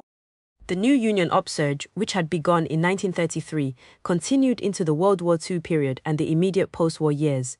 The number of strikes in the US jumped from 840 in 1932 to 1,700 in 1933, 2,200 in 1936, and 4,740 in 1937. By 1944, over 50% of auto workers took part in one or more strikes during the year. As many settler workers were taking part in strikes in 1944 as in 1937, at the height of the sit-downs, the defiant mood in the strongest union centers was very tangible. On March 14, 1944, some 5,000 Ford workers at River Rouge staged an unauthorized wildcat strike in which they blocked the roads around the plant and broke into offices, liberating files on union militants. It was common in negotiations for crowds of auto workers to surround the company officials or beat up company guards. The substantial increases in wages and improvements in hours and working conditions were, for many, secondary to this newfound power in industrial life. In the great 1937 Jones and Laughlin steel strike in Aliquippa, Pa, a company town ruled over by a near-fascistic company dictatorship, one striker commented on his union dues after the victory. "It's worth $12 a year to be able to walk down the main street of Aliquippa, talk to anyone you want about anything you like, and feel that you are a citizen." White America reorganized then into the form we now know. The Great 30s labor revolt was far more than just a series of factory disputes over wages. It was a historic social movement for democratic rights, for the settler proletariat. Typically, these workers ended industrial serfdom. They won the right to maintain class organizations, to expect steady improvements in life, to express their work grievances, to accumulate some small property, and to have a small voice in the local politics of their empire. In the industrial north, the CIO movement reformed local school boards, sought to monitor draft exemptions for the privileged classes, ended company spy systems, replaced anti-union police officials, and in myriad ways worked to reorganize the US empire so that the Euro-American proletariat would have the life they expected as settlers. That is, a freer and more prosperous life than any proletariat in history has ever had. 3. New Deal and class struggle. The major class contradictions which had been developing since industrialization were finally resolved. The European immigrant proletariat wanted to fully become settlers, but at the same time was determined to unleash class struggle against the employers. Settler workers as a whole, with the Depression as a final push, were determined to overturn the past. This growing militancy made a major force of the settler workers. While they were increasingly united, native-born Euro-American and immigrant alike, the capitalists were increasingly disunited. Most were trying to block the way to needed reform of the US empire. The New Deal administration of President Franklin Roosevelt reunited all settlers, old and new. It gave the European ethnic national minorities real integration as Americans by sharply raising their privileges. New Deal officials and legislation promoted economic struggle and class organization by the industrial proletariat, but only in the settler way, in government-regulated unions loyal to US imperialism. President Roosevelt himself became the political leader of the settler proletariat and used the directed power of their aroused millions to force through his reforms of the empire. Most fundamentally, it was only with this shake-up, these modernizing reforms, and the homogenized unity of the settler masses that US imperialism could gamble everything on solving its problems through world domination. This was the desperate preparation for World War. The global economic crisis after 1929 was to be resolved in another imperialist war, and the US empire intended to be the victor. This social reunification could be seen in President Roosevelt's unprecedented third-term victory in the 1940 elections. Pollstar Samuel Lubell analyzed the landslide election results for the Saturday Evening Post. Roosevelt won by the vote of labor, unorganized as well as organized, plus that of the foreign-born and their first and second-generation descendants, and the Negro. It was a class-conscious vote for the first time in American history, and the implications are portentous. The New Deal appears to have accomplished what the socialists, the IWW, and the communists never could approach. Lubell's investigation showed how, in a typical situation, the New Deal Democrats won 4-1 in Boston's Charlestown neighborhood. That was a working-class and small petty bourgeois ethnic Irish community. Of the 30,000 in the ward, almost every family had directly and personally benefited from their New Deal. Perhaps most importantly, the Democrats had very publicly become the champion of the Irish climb up the American ladder. While Irish had been kept off the Boston U.S. federal bench, Roosevelt promptly appointed 2 Irish lawyers as federal judges. Other Irish from that neighborhood got patronage as postmasters, U.S. Ma. The Roosevelt Spirit. If I went to work in a factory, the first thing I'd do would be to join a union. Franklin D. Roosevelt, Shaw's, collector of customs, and over 400 other federal positions. Irish workers in the neighborhood got raises from the new federal minimum wage and hours law. Unemployment benefits went to those who were still jobless. 300 to 500 Irish youth earned small wages in the National Youth Administration, while thousands of adult jobless were given Temporary Works Progress Administration (WPA) jobs. 40% of the older Irish were on U.S. old age assistance. 600 families got ADC. Many received food stamps. Federal funds built new housing and paid for park and beach improvements. The same process was taking place with Polish, Italian, Jewish, and other European national minority communities throughout the North. It was not just a crude bribery. The Depression was a shattering crisis to settlers, upsetting far beyond the turmoil of the 1960s and 1970s. It is hard for us to fully grasp how upside down the settler world temporarily became. In the first week of his administration, for example, President Roosevelt hosted a delegation of coal mine operators in the White House. They had come to beg the president to nationalize the coal industry and buy them all out. They argued that free enterprise had no hope of ever reviving the coal industry or the Appalachian communities dependent upon it. Millions of settlers believed that only an end to traditional capitalism could make things run again. The new answer was to raise up the U.S. government as the coordinator and regulator of all major industries, to restabilize the banking system. Roosevelt now insured consumer deposits and also sharply restricted many former speculative bank policies. In interstate trucking, in labor relations, in communications, in every area of economic life, new federal agencies and bureaus tried to rationalize the daily workings of capitalism by limiting competition and stabilizing prices. The New Deal consciously tried to imitate the sweeping corporate state economic dictatorship of the Mussolini regime in Italy. The most advanced sections of the bourgeoisie, such as Thomas Watson of IBM and David Sarnoff of RCA, backed the controversial New Deal reforms, but for most the reaction was heated. The McCormick family's Chicago Tribune editorially called for Roosevelt's assassination. Those capitalists who most stubbornly resisted the changes were publicly denounced by the New Dealers, who had set themselves up as the leaders of the anti-capitalist mass sentiment.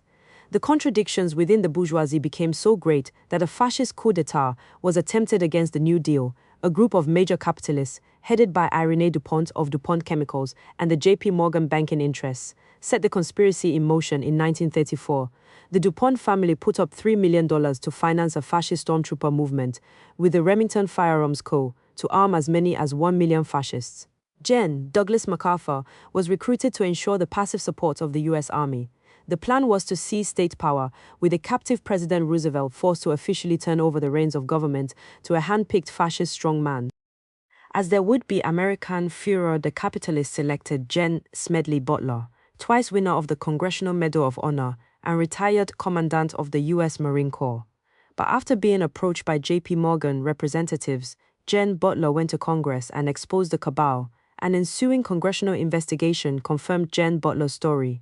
With the conspiracy shot down and keeping in mind the high position of the inept conspirators, the Roosevelt administration let the matter just fade out of the headlines. During the 1936 election campaign, one observer recorded the New Deal's open class appeal at a Democratic Party rally in Pittsburgh's Forbes Field.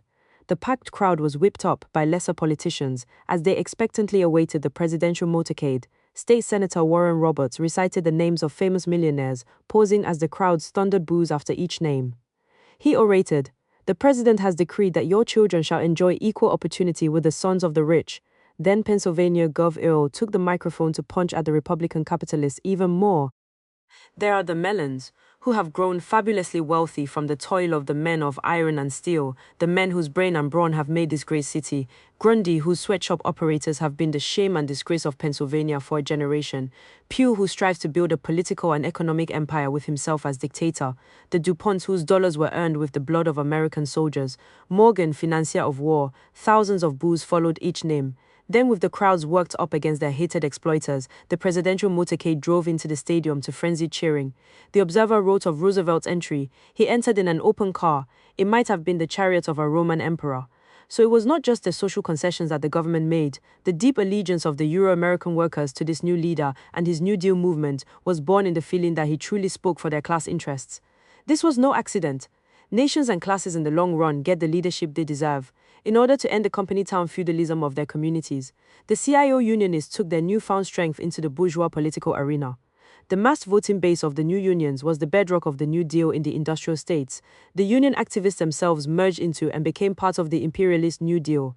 Bob Travis, the Communist Party militant who was the organizer of the Flint sit-down, proudly told the 1937 UAW convention, "We have also not remained blind to utilizing the city's political situation to the union's advantage whenever possible.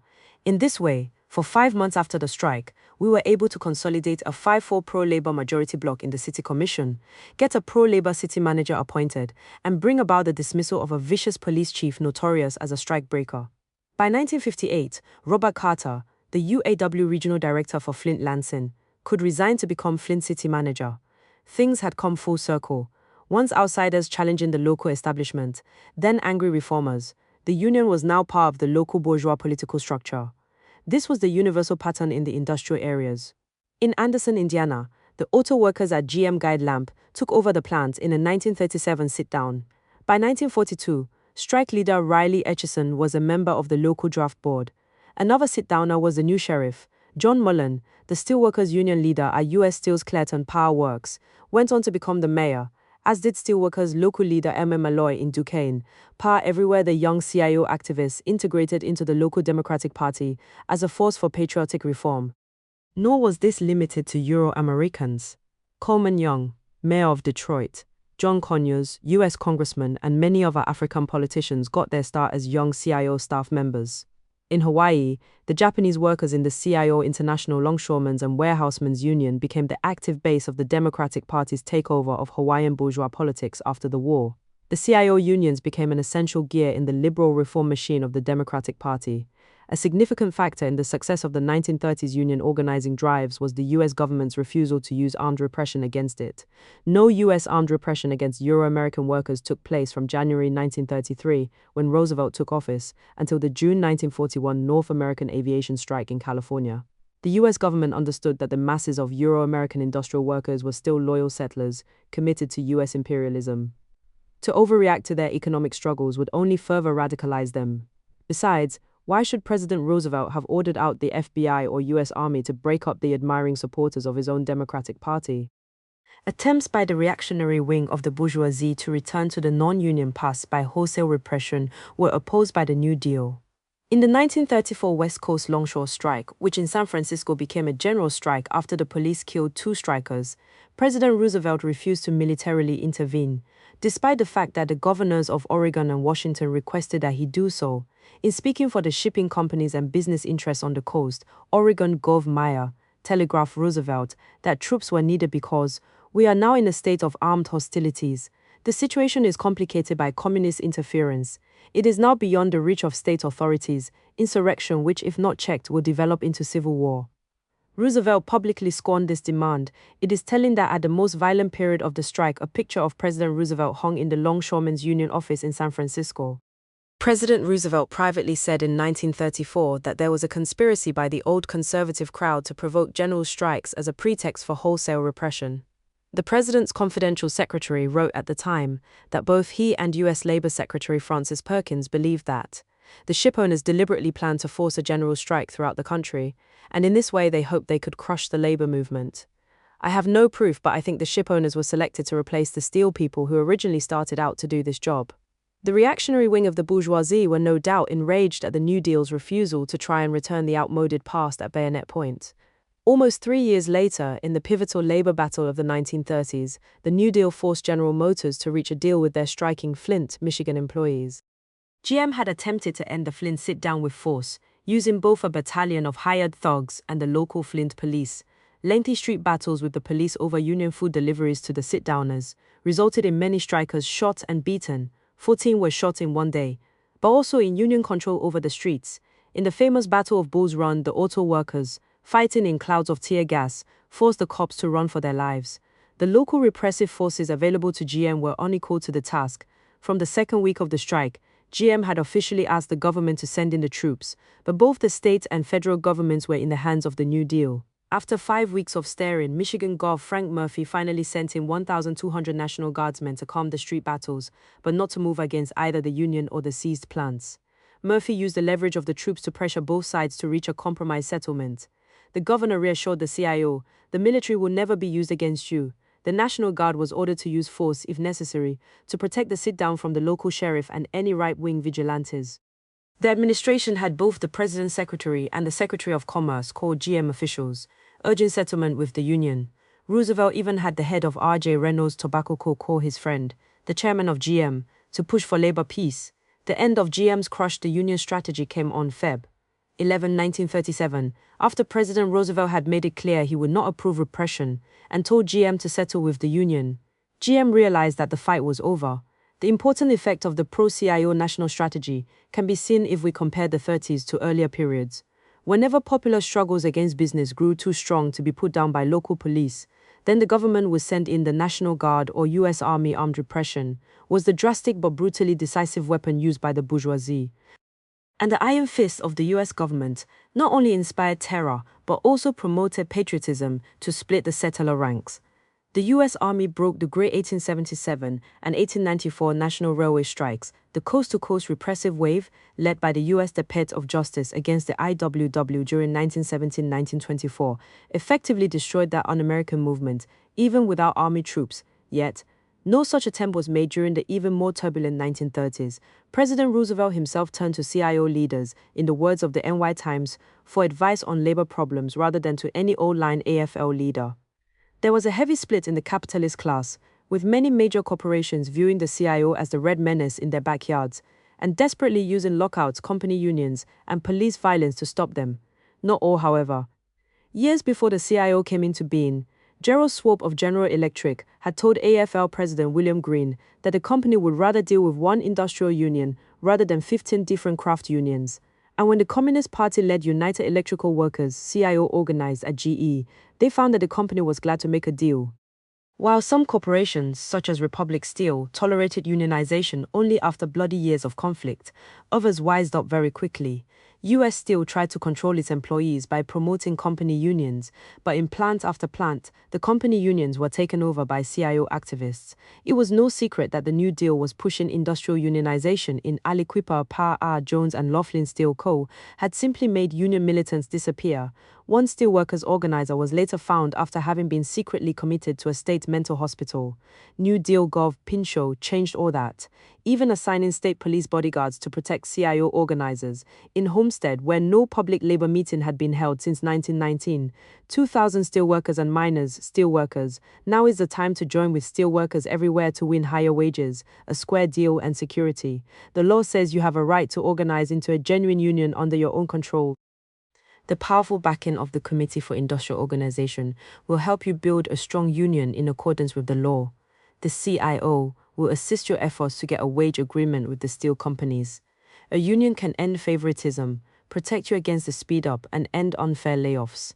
Stand up for your rights, safeguard your children's future. America is a land of great wealth. See that you have your just sham. Get in touch with the Steelworkers Organizing Committee, 3600 Grant Building, Pittsburgh, Pennsylvania, 1900 Engineering Building, 205 West Wacker Drive, Chicago, 1418 Comma Building, Birmingham, Alabama. Committee for Industrial Organization, 45 Ross Building, 1001 15 St. N.W., Washington, D.C., gathered in 1936 in a memorial to the pioneering 1892 Homestead strike against U.S. Steel. The memorial rally was protected by state police and Lieutenant Gov. Kennedy was one of the speakers. He told the workers that the state police would help them if they went on strike against U.S. Steel. With all that, it is understandable that U.S. Steel decided to reach a settlement with the CIO. 2 weeks after the Flint sit-down defeated GM, U.S. Steel suddenly proposed a contract to the CIO. On March 2, 1937, the Steelworkers Union became the officially accepted bargaining agent at U.S. Steel plants.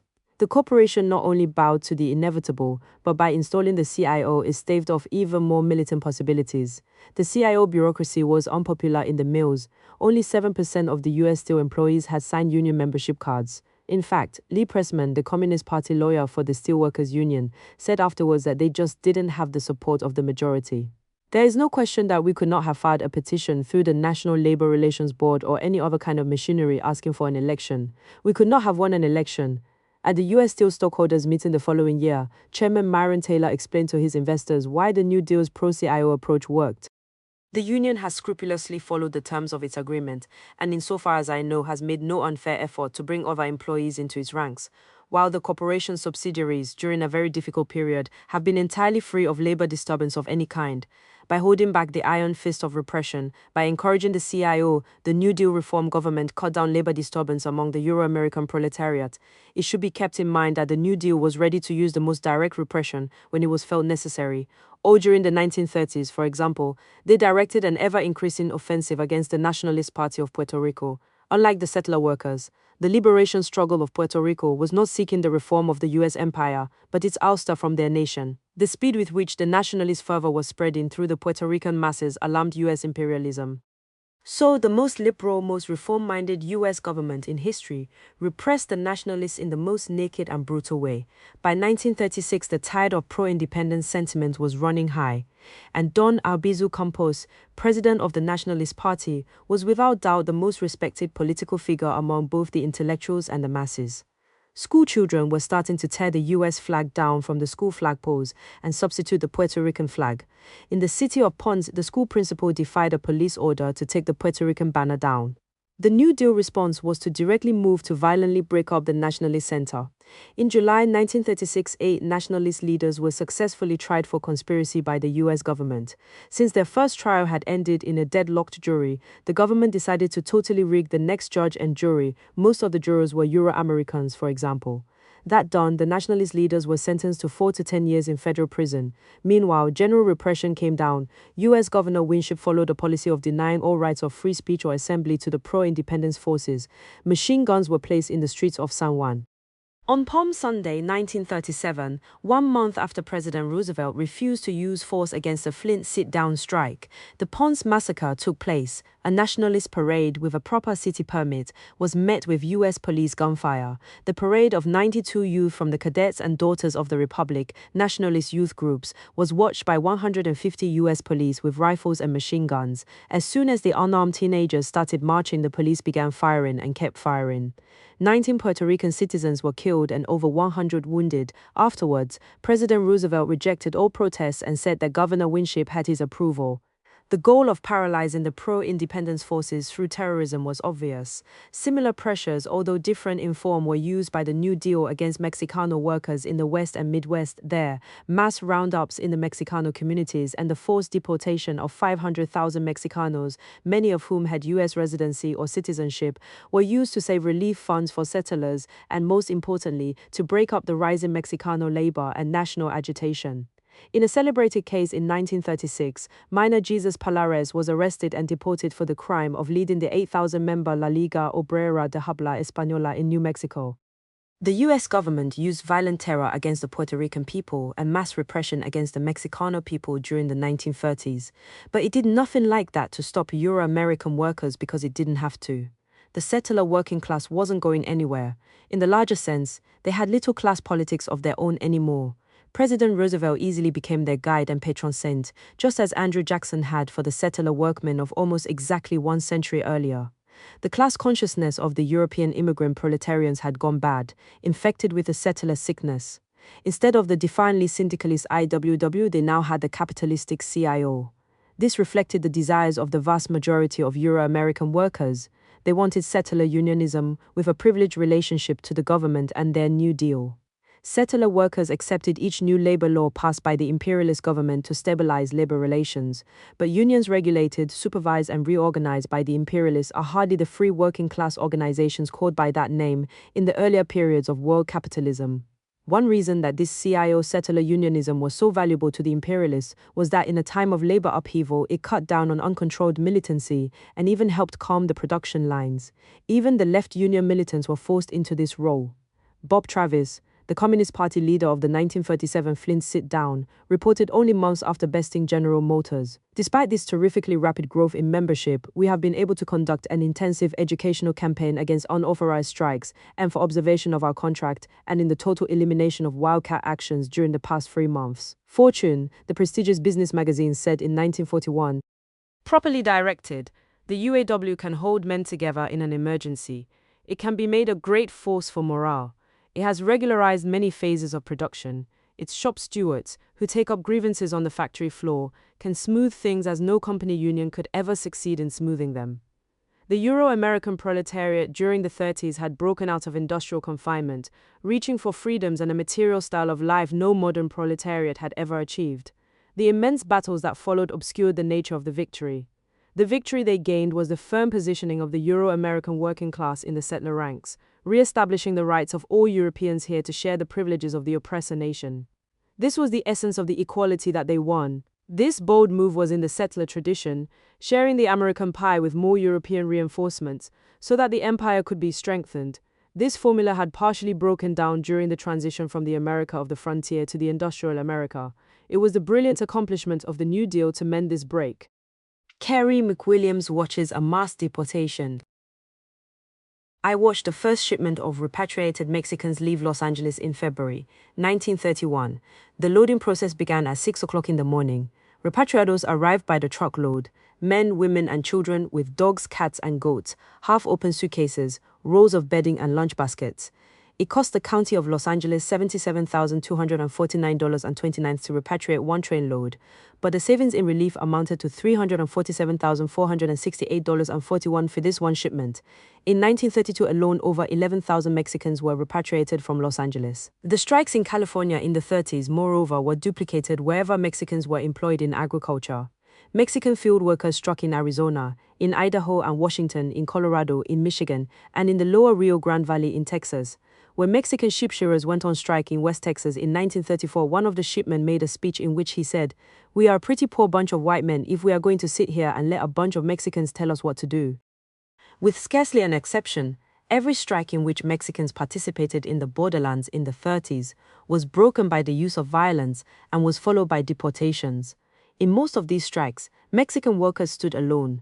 That is, they were not supported by organized labor, for their organizations, for the most part, were affiliated neither with the CIO nor the AFL, Kerry McWilliams nor from Mexico 4.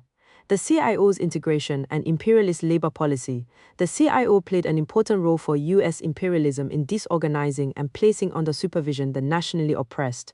For the first time, masses of Third World workers were allowed and even conscripted into the settler trade unions. This was the result of a historic arrangement between the U.S. empire and nationally oppressed workers in the industrial North. On one side, this limited unity ensured that Third World workers didn't oppose the new settler industrial unions and were safely absorbed as minorities under tight settler control. On the other side, hungry Third World proletarians gained significant income advances and hopes of job security and advancement. It was an arrangement struck out of need on both sides, but one in which the Euro-American labor aristocracy made only tactical concessions while strengthening their hegemony over the empire's labor market. So while the old AFL craft unions had controlled Third World labor by driving us out of the labor market, by excluding us from the craft unions, or by confining us to small seg locals, the new CIO could only control us by absorbing us into their settler unions. The imperialists had decided that they needed colonial labor in certain industries. Euro-American labor could not, therefore, drive the nationally oppressed away in the old manner. The colonial proletarians could only be controlled by disorganizing them, separating their economic struggles from the national struggles of their peoples, separating them from other Third World proletarians around the world, absorbing them as brothers of settler unionism, and placing them under the leadership of the Euro-American labor aristocracy. The new integration was the old segregation on a higher level, the unity of opposites in everyday life.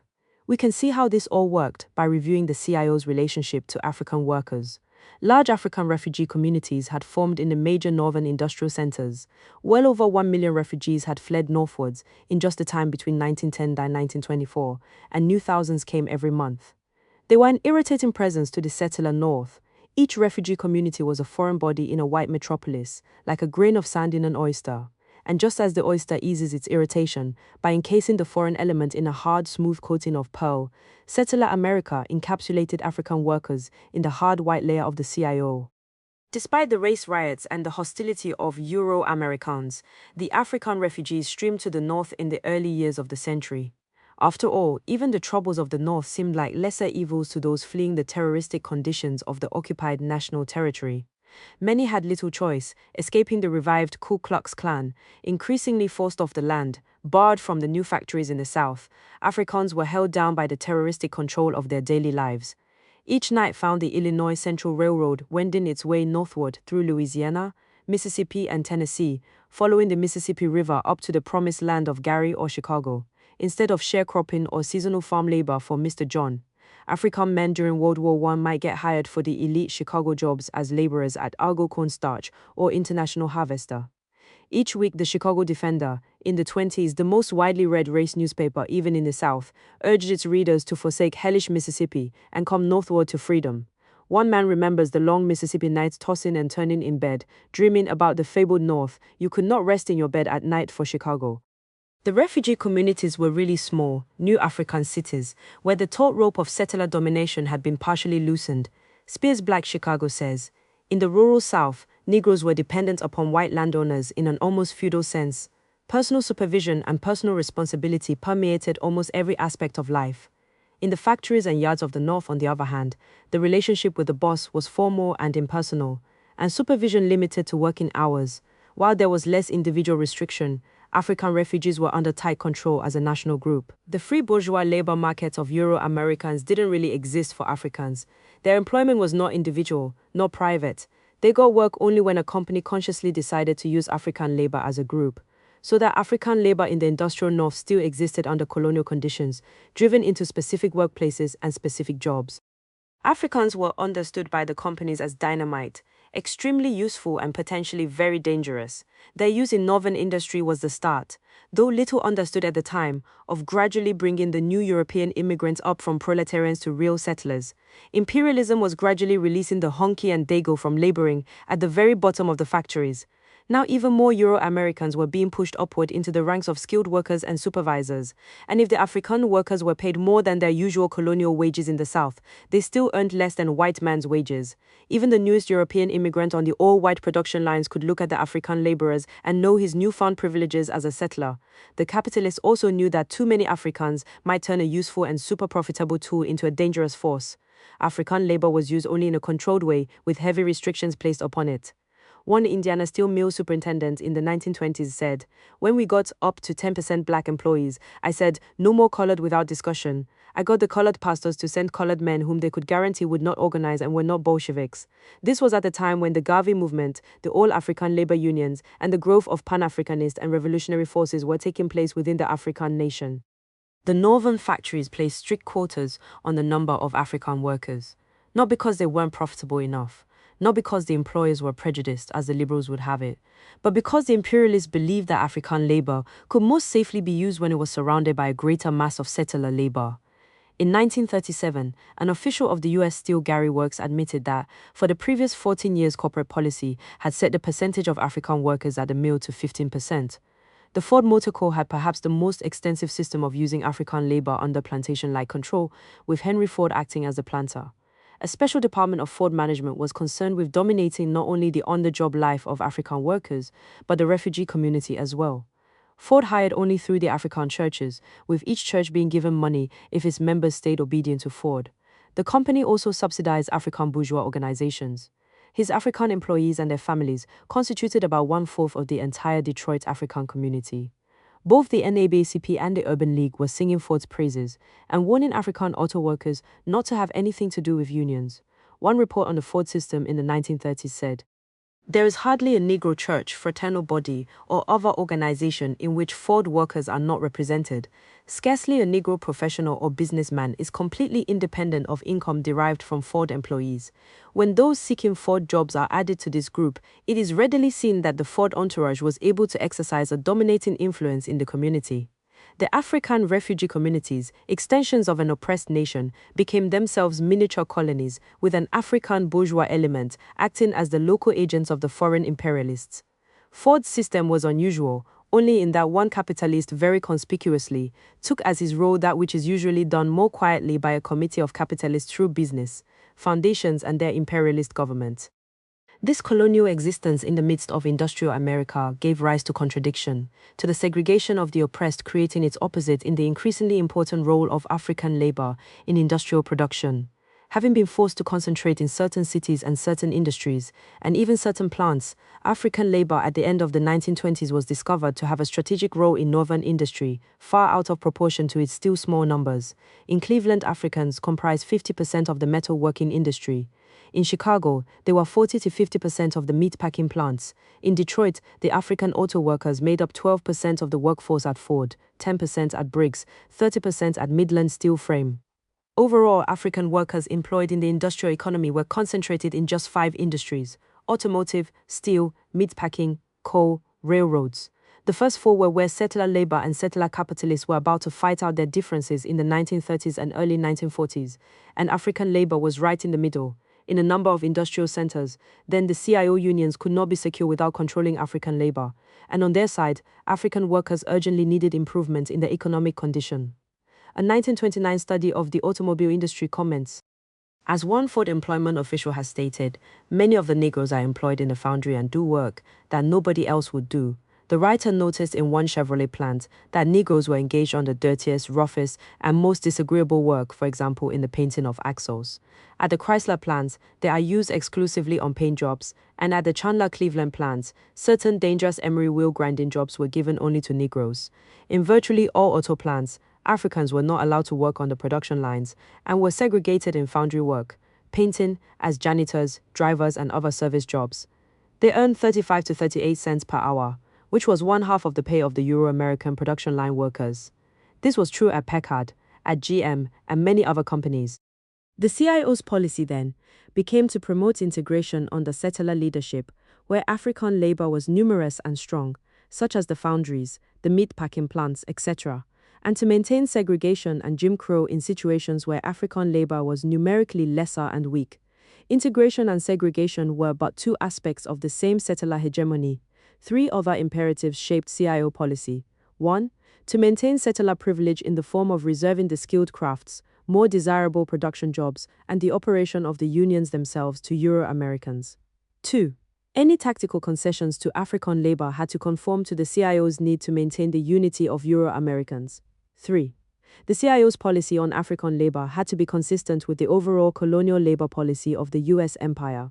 We should underline the fact that rather than challenge U.S. imperialism's rules on the status and role of colonial labor, the CIO as settler unions loyally followed those rules. To use the automobile industry as a case, there was considerable integration within the Liberal United Auto Workers UAW-CIO.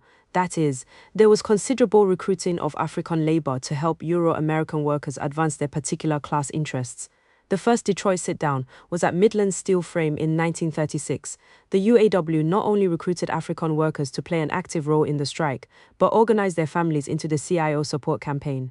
Midland Frame, which made car frames for Chrysler and Ford, was 30% African there. The UAW had no reasonable chance of victory without commanding African forces as well as its own.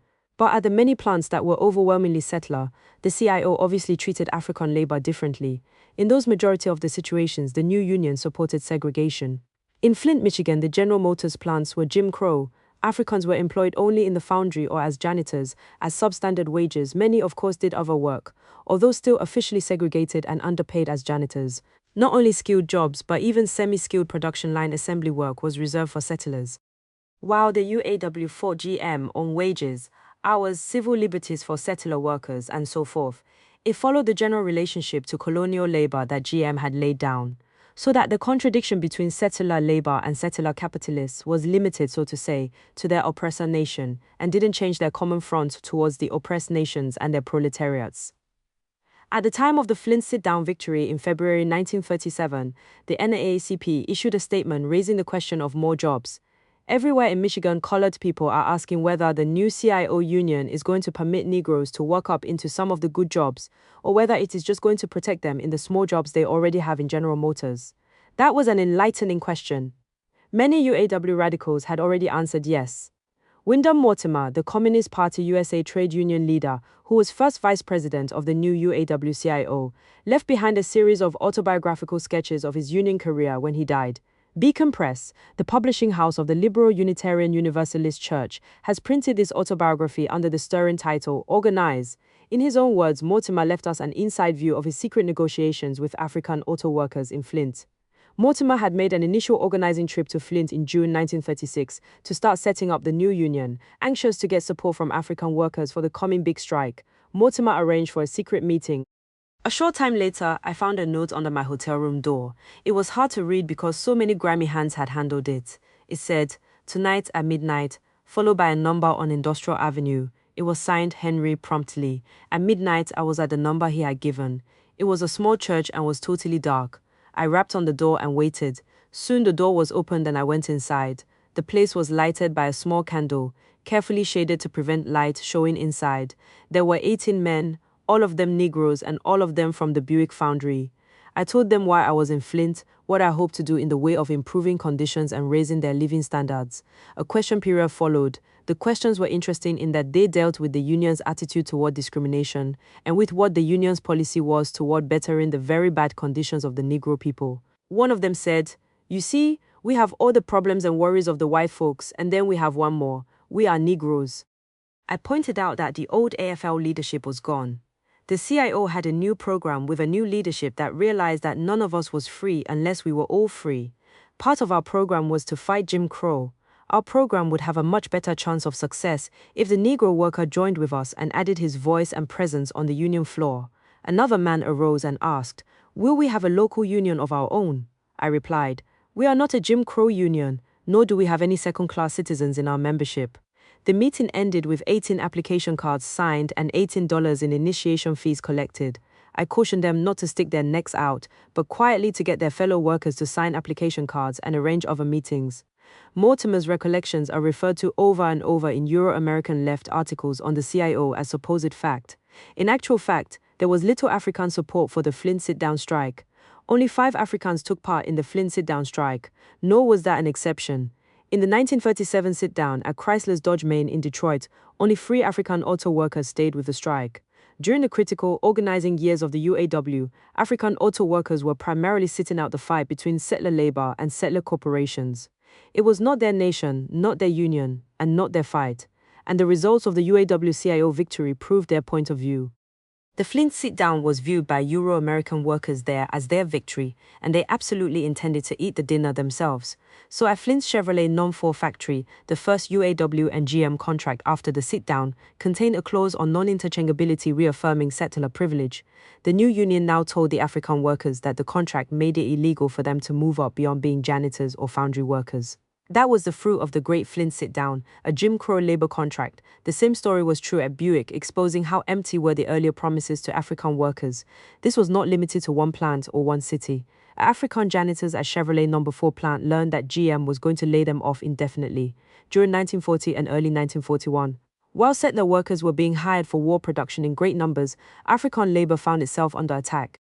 Those African workers employed in industry could not defend their immediate class interests through the CIO, but had to step out of the framework of settler unionism just to defend their existing jobs. In the summer of 1941, there were 3 African strikes at Dodge Main and Dodge Truck in Detroit. The African workers at Flint Chevrolet No. 4 staged protest rallies and eventually won their jobs. As late as April 1943, some 3,000 African workers at Ford went out on strike for 3 days to protest Ford's hiring policies. The point is that the CIO opposed African interests because it followed imperialist colonial labor policy, and when African workers needed to defend their class interests, they had to do so on their own, organizing themselves on the basis of nationality. It was not until mid-1942 that the CIO and the corporations, maneuvering together under imperialist coordination, started tapping African labor for the production lines. As much as settlers disliked letting masses of Africans into industry, there was little choice. The winning of the entire world was at stake in a rule or ruin war. As the US empire strained to put forth great armies, navies, and air fleets to war on other continents, the supply of Euro-American labor had reached the bottom of the barrel. To US imperialism, if the 1.5 million African workers in war industry helped the empire conquer Asia and Europe, it would well be worth the price. The US War Production Board said, "We cannot afford the luxury of thinking in terms of white men's work." So the numbers of African workers on the production lines tripled to 8.3% of all manufacturing production workers. Now the CIO unions, however unhappily, joined the corporations in promoting Africans into new jobs, even as hundreds of thousands of settler workers were protesting in hate strikes. The reality was that settler workers had government-led, imperialist unions, while colonial workers had no unions of their own at all. During World War II, the CIO completed integrating itself by picking up many hundreds of thousands of colonial workers. Many of these new members, we should point out, were involuntary members. Historically, the overwhelming majority of Africans who have belonged to the CIO industrial unions in the past 40 years never joined voluntarily. Starting with the first Ford contract in 1941, the CIO rapidly shifted to union shop contracts. In these contracts, all new employees were required to join the union as a condition of employment. The modern imperialist factory in most industries quickly became highly unionized, whether any of us liked it or not. The US government, dependent on the CIO as a key element in labor discipline, encouraged the union shop. The US War Labor Board urged corporations to thus force their employees to join the CIO. Too often, members of unions do not maintain their membership because they resent discipline of responsible leadership. While this applied to all industrial workers, it applied most heavily to colonial labor. The government and the labor aristocracy were impatient to get colonial workers safely tied up. If they were to be let into industry in large numbers, they had to be split up and neutralized by the settler unions, voluntarily or involuntarily. In the Flint Buick plant, where 588 of the 600 African workers had been segregated in the foundry, despite earlier CIO promises, the union and GM expected to win them over by finally letting them work on the production lines. To their surprise, as late as mid-1942, the majority of the African workers still refused to join the CIO. The African civil rights organizations, the labor aristocracy, and the Liberal New Deal all had to educate resisting workers like those to get in line with the settler unions. The integration of the CIO, therefore, had nothing to do with increasing job opportunities for Africans or building working-class unity. It was a new instrument of oppressor nation control over the oppressed nation proletarians. V. Imperialist War and the New American Order. One G.I. Joe defends his supermarket full corporation of organized labor in efforts to win World War II was enlisted by President Roosevelt. Roosevelt insisted that labor be represented on the War Labor Board as equals with business to help maintain both production and labor standards and to settle disputes. Labor's drive to sell revenue-raising war bonds was symbolized in this poster presentation to Roosevelt at the White House by then AFL President William Green and Secretary George Meany. The Saturday Evening Post ran a series by GIs on what I am fighting for. One characteristic article began, "I am fighting for that big house with the bright green roof and the big front lawn." World War II was the answer to every settler's prayer: renewed conquest and renewed prosperity. The New Deal's domestic reforms alone could not get capitalism going again, and even though the CIO had won large wage increases in basic industry, the peacetime economy was incapable of providing enough jobs and profits. As late as early 1940, the unemployment rate for Euro-American workers was still almost 18%. Expansion of the empire was the necessary basis of new prosperity. Although wars are made of mass tragedy and sacrifice, this most successful of all American wars was a happy time for most settlers. That's why they look back on it with so much nostalgia and fondness. Even with a pathological TV comedy about fun in a Nazi POW camp, we could say that this was their last big frontier. Historian James Stokesbury notes in his summation of the war, "One of the great ironies of the American war effort was the way it was borne disproportionately by a relatively few people. In spite of the huge numbers of men in service, second only to Russia among the Allies, only a limited number of them saw combat. For the vast majority of Americans, it was a good war, if there can be such a thing. People were more mobile and prosperous than ever before. The demands of the war brought the United States out of a deep depression, created new cities, new industries, new fortunes, a new way of life. Isolated in its Western Hemispheric empire, far from the main theaters of fighting, US imperialism suffered relatively little. As the great powers were inevitably pulled into a global war of desperation, each driven to solve its economic crisis by new conquests, America hung back. It hoped, just as in World War I, to wait out much of the war and slip in near the end to take the lion's share of the kill. The millions of civilians who died from bombing raids, disease and famine in war-torn Europe, Asia, North Africa and the Middle East have never been fully counted. The full death toll is often put at an unimaginable 60 million lives. America was spared all this and emerged triumphant at the war's end with citizenry, colonies and industry completely intact. Even US military forces suffered relatively lightly compared to the rest of the world. Military deaths for the major combatants are revealing: Germany 7 million, Russia 6 million, Japan 2 million, China 2 million, Great Britain 250,000, USA 400,000.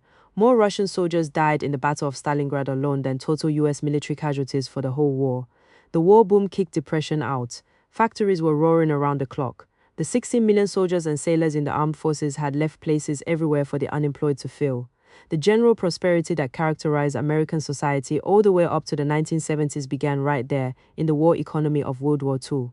The war years was such a prosperous upturn from the Depression that the necessary propaganda about sacrificing for the war effort had a farcical air to it.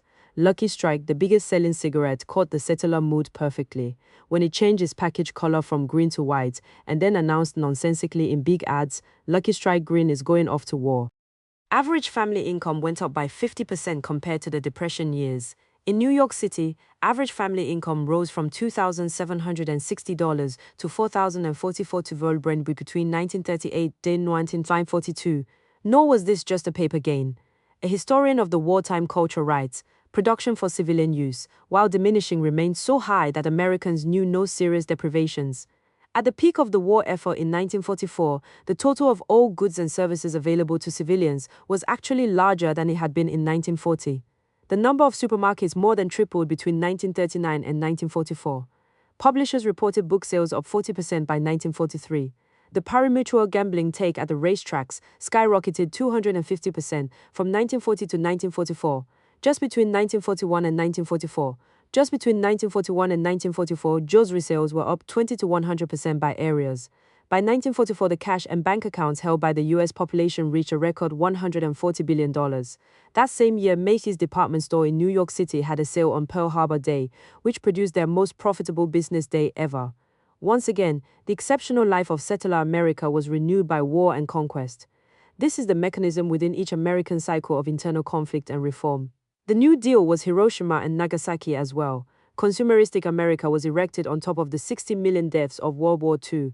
The political character of the war. In the US, World War II was the principal cause of the total breakdown of the working class movement and its revolutionary consciousness.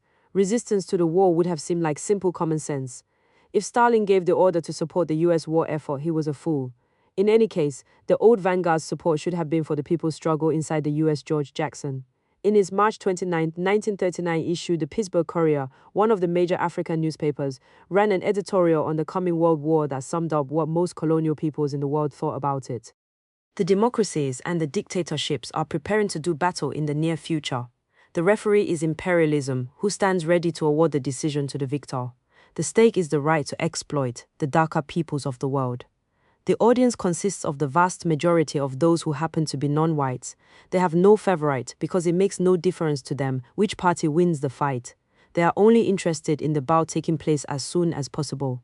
The audience knows that the destruction of white civilization means the emancipation of colored people, and that explains why they eagerly await the opening gong. The democracies which now control the dark world have never extended democracy to the dark world. Their meaning of democracy is for white people only, and just a few of them. The dictatorships frankly declared that, if they win, they would do as the democracies have done in the past. The democracies as frankly declared that, if they win, they will continue to do as they have been doing. This remarkable editorial was accurate, however unscientific its way of putting it, as to the real-world situation. The war to save democracy was an obvious lie to those who had none, whose nations were enslaved by US imperialism. While there was no real support for either German or Japanese imperialism, there was considerable satisfaction among the oppressed at seeing the arrogant Europeans being frightened out of their wits by their supposed racial inferiors, one South African-born historian recalls. It seemed possible that the Japanese might capture Madagascar, and that South Africa itself might be attacked. The Cape-colored people were not at all alarmed at the prospect. Indeed, they viewed the Japanese victories with almost open jubilation. Their sympathies and hopes were with the little yellow-skinned men who had proved too smart for the British and Americans. Nor was this feeling just in Africa. In colonial India, the sight of the British master, suddenly begging his subjects to help save him from the Japanese armies, revealed to many that their oppressor was a paper tiger. The British generals soon learned that their Indian colonial troops were more and more unwilling to fight for the British Empire. The Communist Party USA was so alarmed at African disinterest in fighting Asians that it issued a special pamphlet for them recounting the crimes of the Japanese Empire against Ethiopia, urging Africans to honor the alliance of the Negro people with the progressive sections of the white population. The sociologist St. Clair Drake relates how even among US Empire forces in the Pacific, African GIs would loudly root for the Japanese Zero fighters overhead in the aerial dogfights against US settler aviators. Robert F. Williams says that, as a youth, he heard many African veterans returning from the Pacific express sympathy for the Japanese soldiers, and even say that the Japanese tried not to fire at Afrikaans.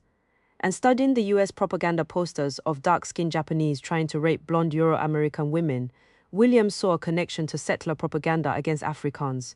None of this was any approval for Japanese imperialism, but an expression of disassociation from the Euro-American oppressor.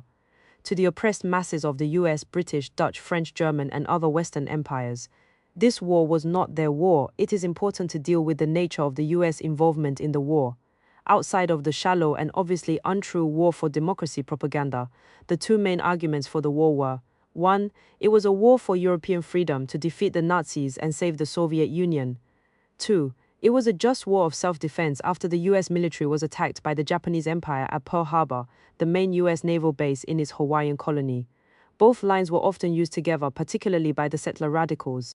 Perhaps the US Empire could have led a crusade in Europe to defeat Nazism, but it didn't. In strict fact, German fascism was defeated by the Russian people. US global strategy clearly called for stalling as long as possible in fighting Hitler, in hopes that Germany and Soviet Russia would ruin and exhaust each other. As late as April 1943, Soviet forces were fighting 185 Nazi divisions, while the US and British empires were together fighting 6. The heart and muscle of the German army, almost 250 divisions, got destroyed on the Eastern Front against the Russian people. That's why the Russian military lost 6 million troops fighting Germany, while the US lost 160,000. The Soviet Union's burden in the alliance against German imperialism was so visibly disproportionate that some Western imperialists were concerned. South African Jan Christian Smuts warned in 1943, "To the ordinary man, it must appear that it is Russia who is winning the war. If this impression continues, what will be our post-war position compared to that of Russia? Finally, in the last 6 months of the war, the Allies landed 2 million soldiers in France in order to get in on the German surrender and control as much of Europe as possible. Those US and British divisions faced a vastly inferior German opposition, only 40% as large as the Allied force, because the bulk of Hitler's forces were tied up with the main war front against Russia. During the war, the Allies kept paratroop divisions in England, ready to be airdropped into Berlin if Russia finished off the Nazis before Allied armies could even get into Germany.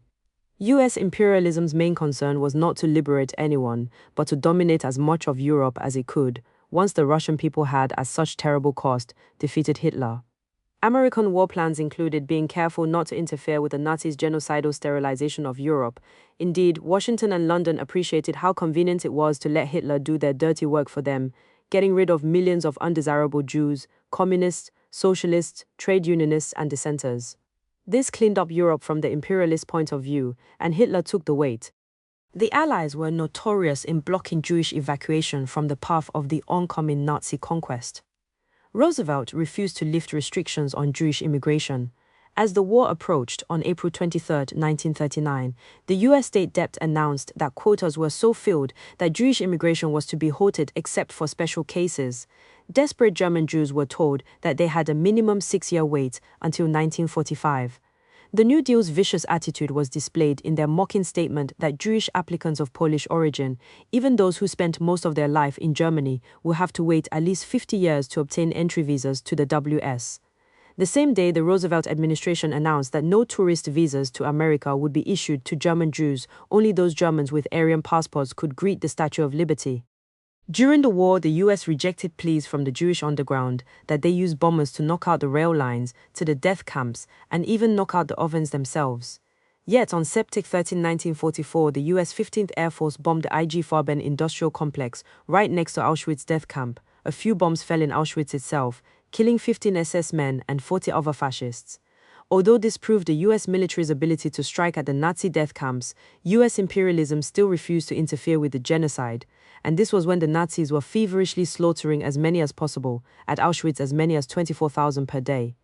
US imperialism posed as being anti-fascist, but it was US imperialism which had helped put Nazism in power. Henry Ford was an important early backer of Hitler, and by 1924 had started pouring money into the tiny Nazi party. Ford's portrait hung on the wall in Hitler's party office. Every birthday until World War II, Ford had sent Hitler his personal greetings and a gift of money. Even during the war, the Ford Motor Company delivered vital parts to the German army through neutral Switzerland. On October 20, 1942, the US Embassy in London complained to Washington that Ford was using his plants in Switzerland to repair 2,000 German army trucks. Ford was just one example out of many. GM President William Knudsen told a press conference on October 6, 1933, that Nazism was the miracle of the 20th century. GM in Germany contributed 0.5% out of all its employees' wages as a weekly mass donation to the Nazi Party. While the Allied powers wanted to defeat Germany, it had nothing to do with being anti-fascist.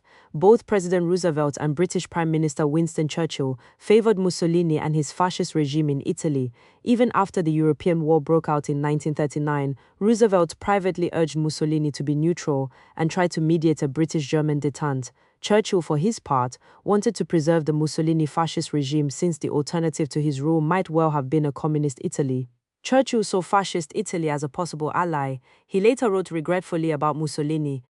He might well have maintained Italy in a balancing position, courted and rewarded by both sides and deriving an unusual wealth and prosperity from the struggles of other countries.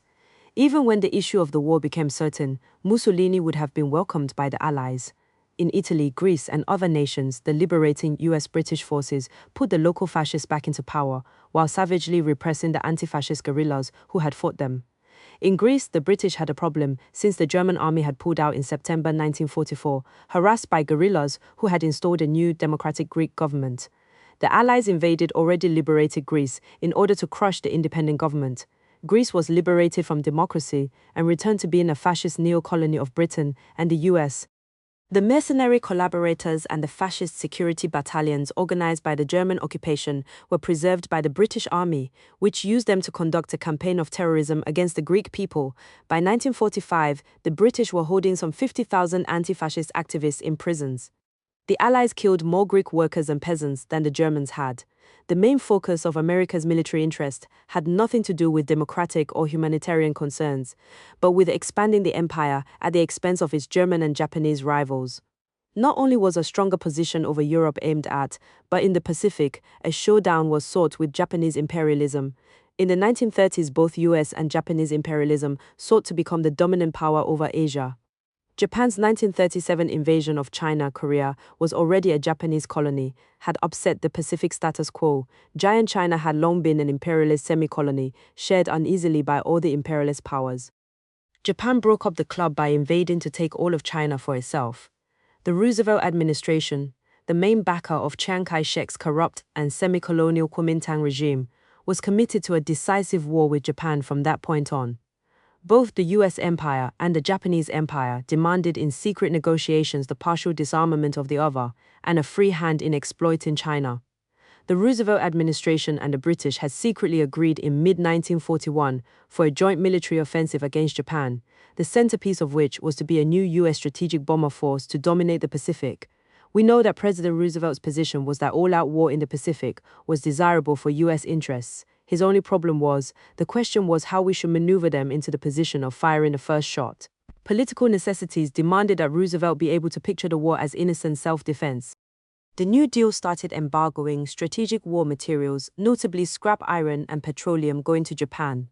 There was a coordinated Western campaign to deny Japanese imperialism the vital oil, rubber and iron its war machine needed. With 21 divisions bogged down trying to catch up with the Red Army in China, Japanese imperialism had to either capture these necessary resources in new wars or face collapse. The move was obvious. To make sure that this shove would work, Roosevelt asked US Admiral Stark to prepare an intelligence assessment of the probable Japanese response. In his memo of July 22, 1941, over 4 months before Pearl Harbor, Admiral Stark reassured Roosevelt that Japan would be forced into a fairly early attack to seize British Malayan rubber and Dutch Indonesian oil, and that an attack on the US Philippine colony was certain. The New Deal wanted and expected not only an all-out war for the Pacific, but a surprise Japanese attack as well. Their only disappointment on Deck 7, 1941 was that instead of concentrating on the Philippines, the Japanese military struck first at Hawaii. There was no question of self-defense there. The Pacific War was the mutual child of imperialist competition and imperialist appetites. To President Roosevelt, the prize was worth the risks. China was his first goal, just as it was for Japanese imperialism. A friend of the president recalls, at the White House, the making of FDR's China policy was almost as great a secret as the atom bomb. Roosevelt saw that the sun had set on the old European colonial rule in Asia, and that the dynamic expansion of the small Japanese empire proved how weak and rotten European power was. In his mind, he saw that if China were nominally free but under US hegemony via the Kuomintang regime, it could be the center for American takeover of all Asia. British Prime Minister Winston Churchill, after meeting with Roosevelt and his staff, wrote a British general in some alarm, "I must enlighten you about the American view. China bulks as large in the minds of many of them as Great Britain. Some confusion about the nature of the Second Imperialist World War has arisen among comrades here because the war was also a patriotic war of national defense in some nations. Both China and the USSR, invaded and partially occupied by Axis powers, made alliance with competing imperialists of the Allied powers. There is nothing surprising or incorrect about that. Taking advantage of this, the revisionists claimed that democratic-minded people in all nations should therefore support the Allied powers. But why should the anti-colonial movement in an oppressed nation that was invaded and occupied by the US or France or Great Britain support its own oppressor? One might just as well argue that the Chinese people should have supported the Japanese occupation during World War II because Mexico was oppressed by US imperialism. In fact, the Japanese empire advanced such lines of propaganda.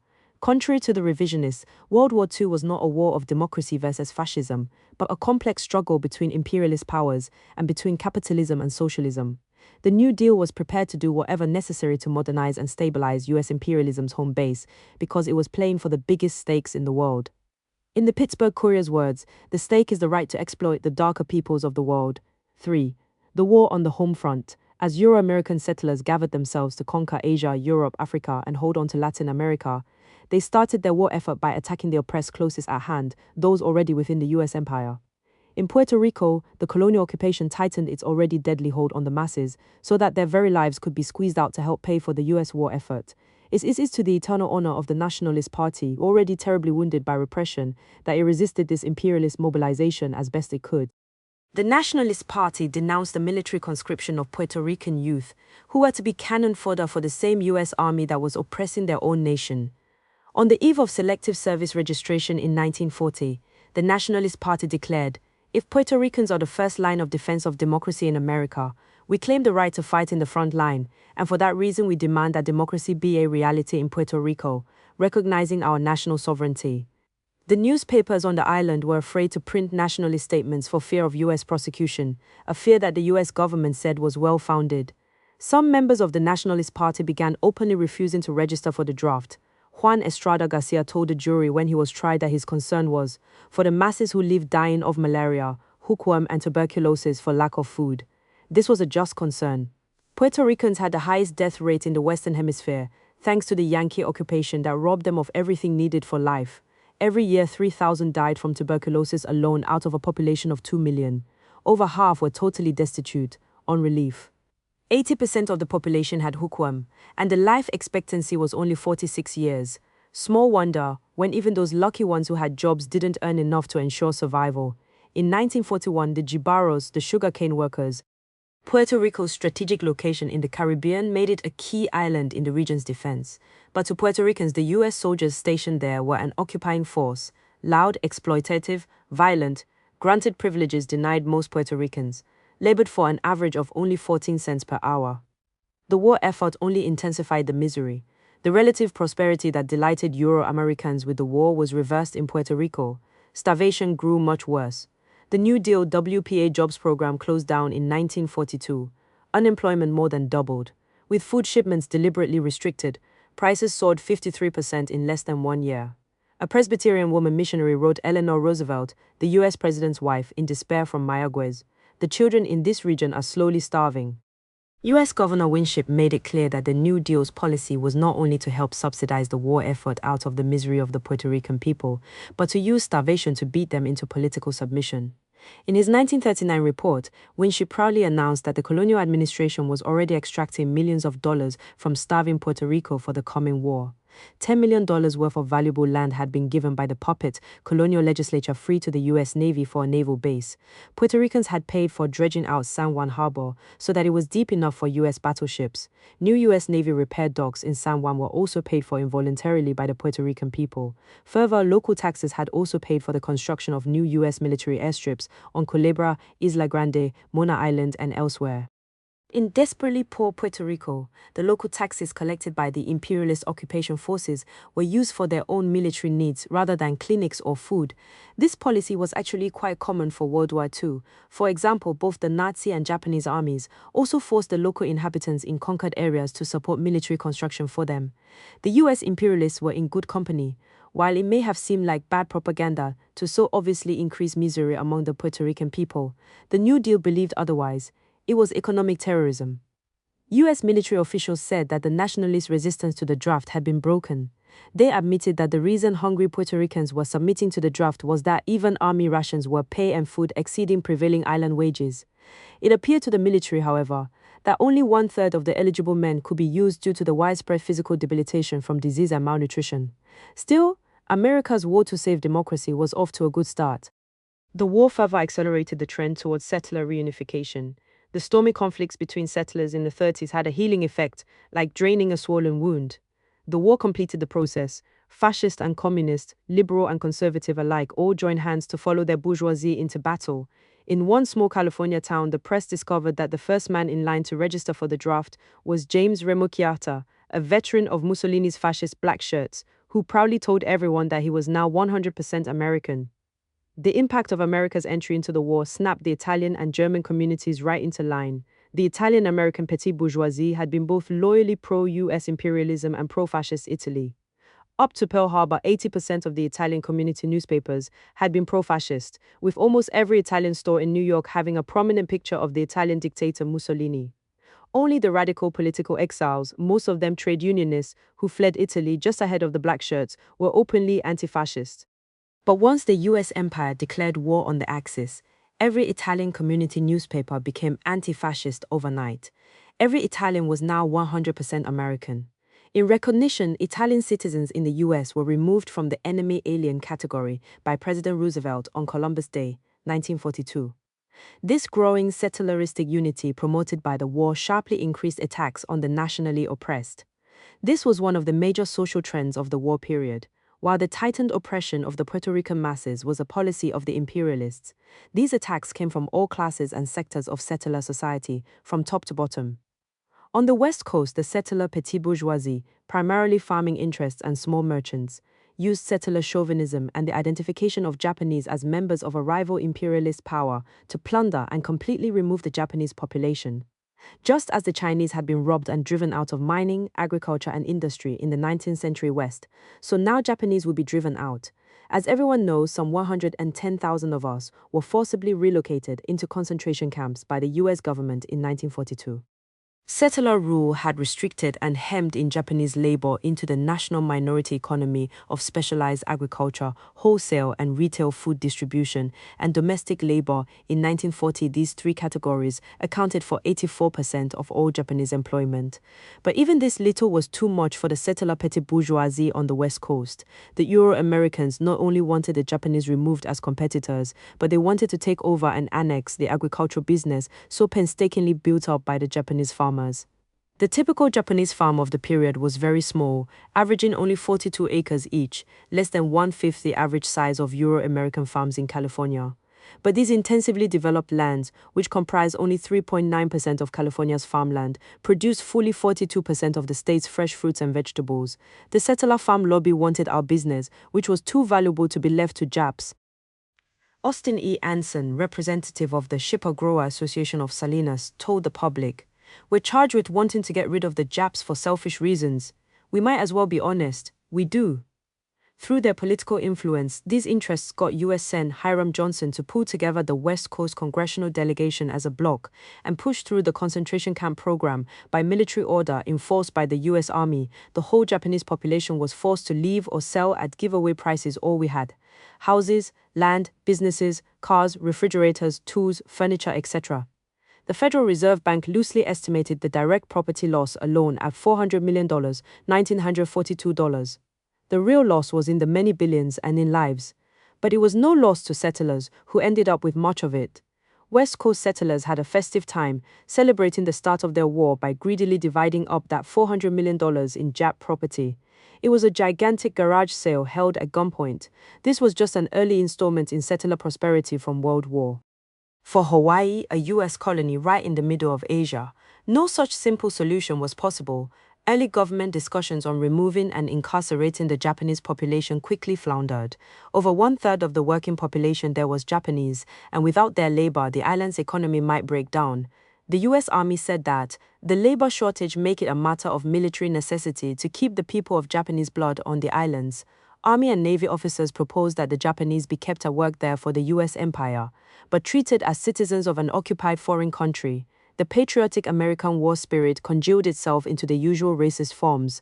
Chinese were encouraged to wear self-protective placards or buttons reading "I'm no Jap" to avoid being lynched. The Kuomintang-dominated Chinese communities were lauded by the settlers as now good Asians. Life ran an article on how to tell your friends from the Japs. The Chinese expression is likely to be more placid, kindly, open, the Japanese more positive, dogmatic, arrogant. Japanese walk stiffly erect, Chinese more relaxed, sometimes shuffle. Of course, these imaginary differences only express the settler code, wherein hostile or just victimized Asians were bad, whereas those they thought more submissive, who shuffle, were temporarily good. Every effort was made to whip up settler chauvinism and hatred, an easy task. The famous war indoctrination film My Japan, produced by the Defense Department, opens to an actor portraying a Japanese soldier bayoneting a baby, with the commentary that all Japanese like to kill babies. German fascist propaganda about the racial crimes of the Jews was no more bizarre than American propaganda for its own war effort. The Euro-American working class, now reinforced by unions and the New Deal, brought the war home themselves in their massive wave of hate strikes. These were strikes whose only demand was the blocking of African employment or promotion. They were a major feature of militant industrial life in the war period, a reaction to increased wartime employment of Africans by U.S. imperialism. In the auto industry, which were the heart of war production, the hate strikes started in October 1941. There were 12 major such strikes in auto plants just in the first 6 months of 1943. Dodge, Hudson Packard, Curtiss-Wright, Timken Axle, and many other plants witnessed these settler working-class offensives.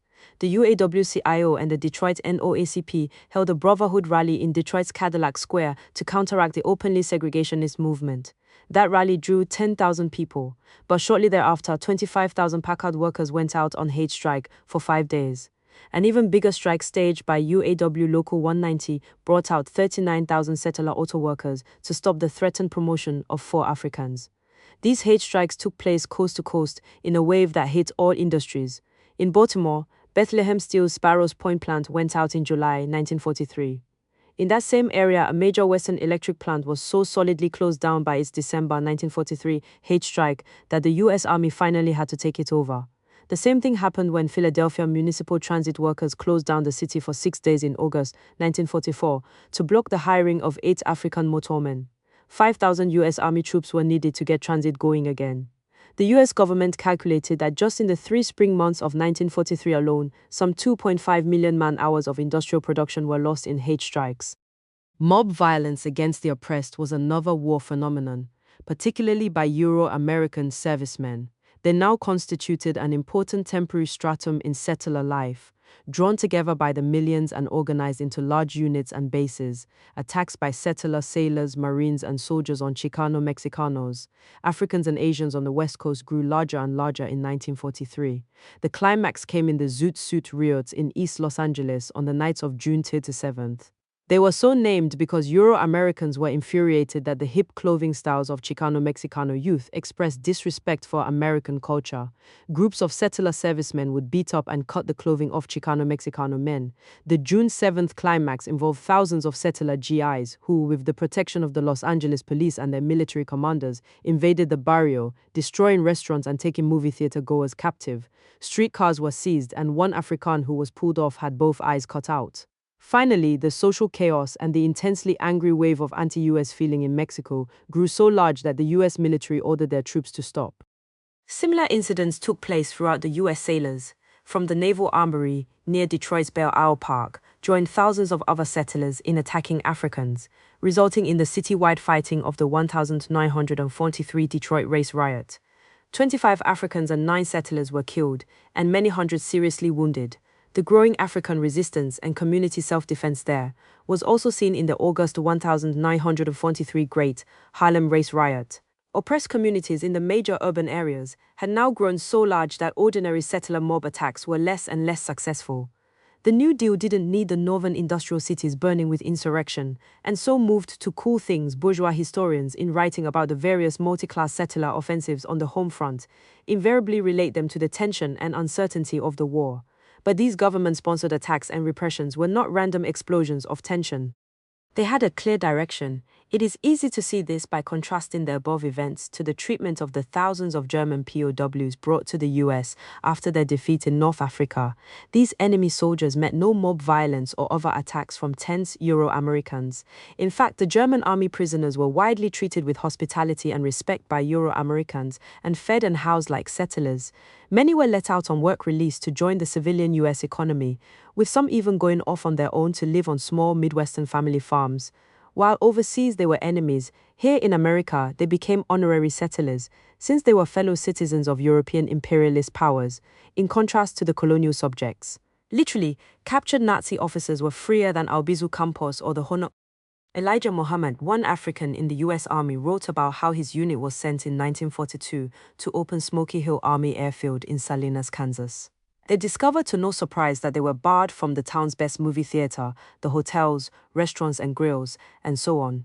Their only real surprise came when they saw a restaurant serving 10 German prisoners with the distinctive high-peaked caps of Rommel's Africa Co-ops. No guard was with them. The owner of the restaurant rushed over to remind them that no Africans were allowed inside. Nazi soldiers ranked far above African GE as far as settlers were concerned. The race riots were the war just on the home front. This was not the only development in the relationship between the US empire and the nationally oppressed. Underneath the violent surface, not separated from the violence, but drawing power from it, there grew a trend of neocolonialism within the US empire. IX, Neo-Colonial Pacification in the US 1. Forcing democracy on Native Americans. We don't have to look across the world to confront neocolonialism, since some of the most sophisticated examples are right here. The New Deal reforms on the Native American reservations during the 1930s are a classic case of neo-colonial strategy.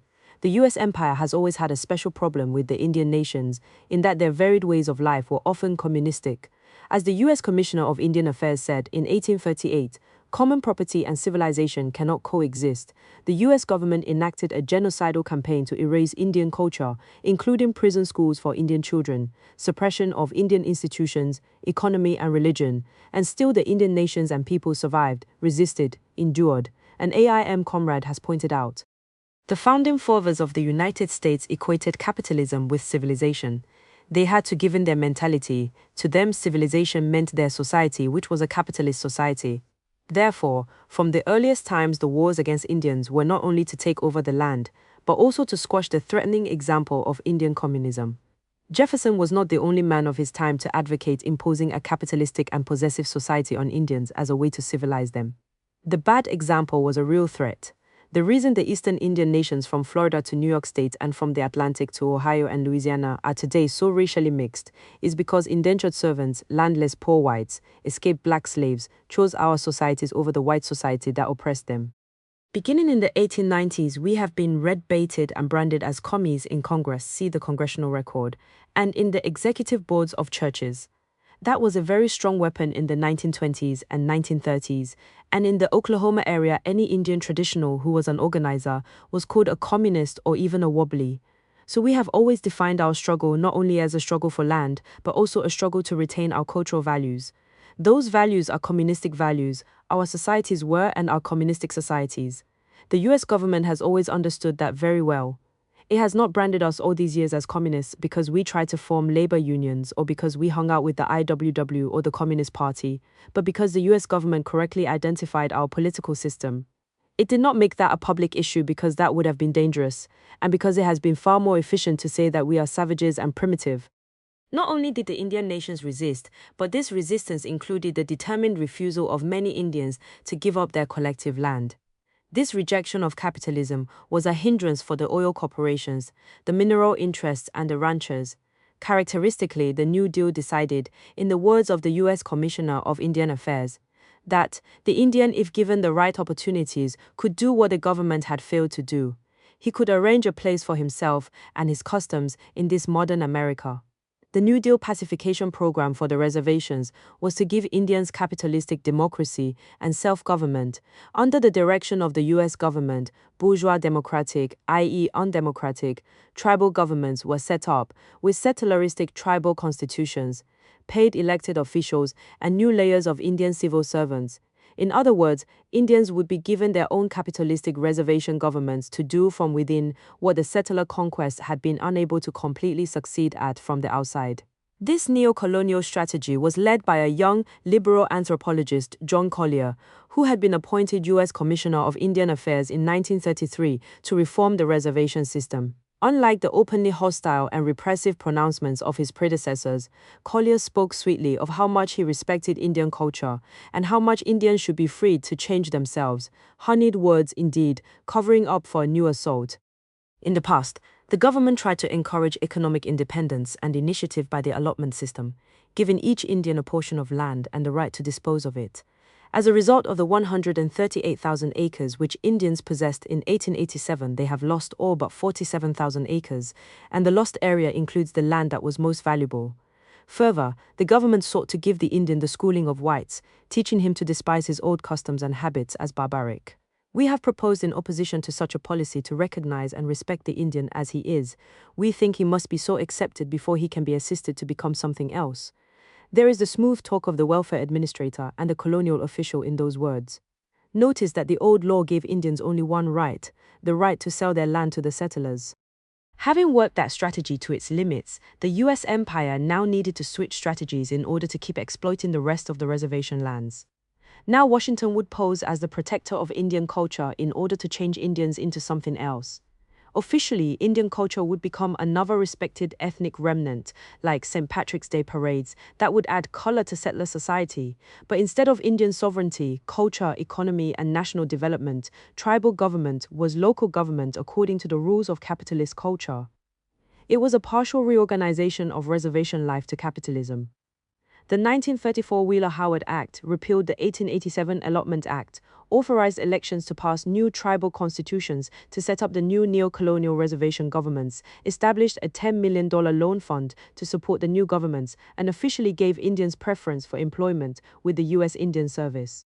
The campaign to twist Indian arms to accept this new arrangement was very heavy. U.S. Commissioner Collier himself admitted that while the government had the power to force the reservations to accept these bourgeois governments, for the strategy to work at least some number of Indians had to be persuaded to voluntarily take it in. Large numbers of Indians were hired to work in the Indian Service, their numbers reaching 40% of the total employees. By 1935, 19,000 Indians were hired to work in various federal programs, while an additional 14,000 worked in the Civilian Conservation Corps relief camps. Close to 20% of all adult Indians were temporarily employed by the federal government. The distrust and resistance were considerable. The NY Times commented, "This difficulty has been recognized by the creation by the Indian Office of an organizational unit of field agents and special men who will cooperate with tribal councils, business committees, and special tribal commissions in framing the constitutions now permitted." Still, some 54 reservations, with 85,000 Indians, voted against the new tribal governments. History has proved that the main economic function of the neo-colonial reservation government has been to lease away, usually at bargain prices, the mineral, grazing, and water rights to the settlers. Great amounts of natural resources are involved. A very conservative Euro-American estimate said, Indian lands are estimated to contain up to 13% of the nation's coal reserves, 3% of its oil and gas, and significant amounts of other minerals, including uranium and phosphate, instead of the old practice of individual sale of small plots of land, which could be blocked by an Indian's refusal to sell. The new capitalistic tribal governments signed wholesale mineral rights leases with major corporations. The Navajo tribal government, led by the U.S. Bureau of Indian Affairs, signed leases as late as the 1960s that gave away Navajo coal for a mere 2% of its market value. So the impact of the 1930s self-government reforms was to step up the economic exploitation of Indian nations. At Pine Ridge, the Sioux families were encouraged to end their subsistence farming and move off their land and into government-built housing projects, and then lease their useless land to the settler businessmen. Those Euro-American ranchers pay an average of $3 per acre each year to possess Indian land, far cheaper than buying it. While the Sioux who insist on staying on their land are deliberately denied water, electricity, seed, and livestock, so as to pressure them into leaving their land, the Euro-American ranchers who use Indian land receive constant government aid and subsidies. Control of the land and its resources still remains a steady preoccupation to the settler empire. Even most of the food production of the Indian nations is taken by settlers. In 1968, the Bureau of Indian Affairs said that the reservations produced then $170 million annually in agriculture, hunting and fishing. Of this total, the BIA estimated that Indians only consumed $20 million worth, while receiving another $60 million in rent. 75% of the total reservation food production was owned by settlers. Imperialism literally created bourgeois Indian governments on the reservations to give it what it wanted and to disrupt from within the national culture. These are governments led by the Dick Wilsons and Peter MacDonalds, of elements whose capitalistic ideology and income was tied to collaboration with the larger capitalist world. It is also telling that those professional Indians whose well-being is dependent upon foundation grants and government programs, such as Vine Deloria Jr., author of the best-selling book, Custer Died for Your Sins, praised the Collier reorganization of the 30s as the best thing that even happened to them.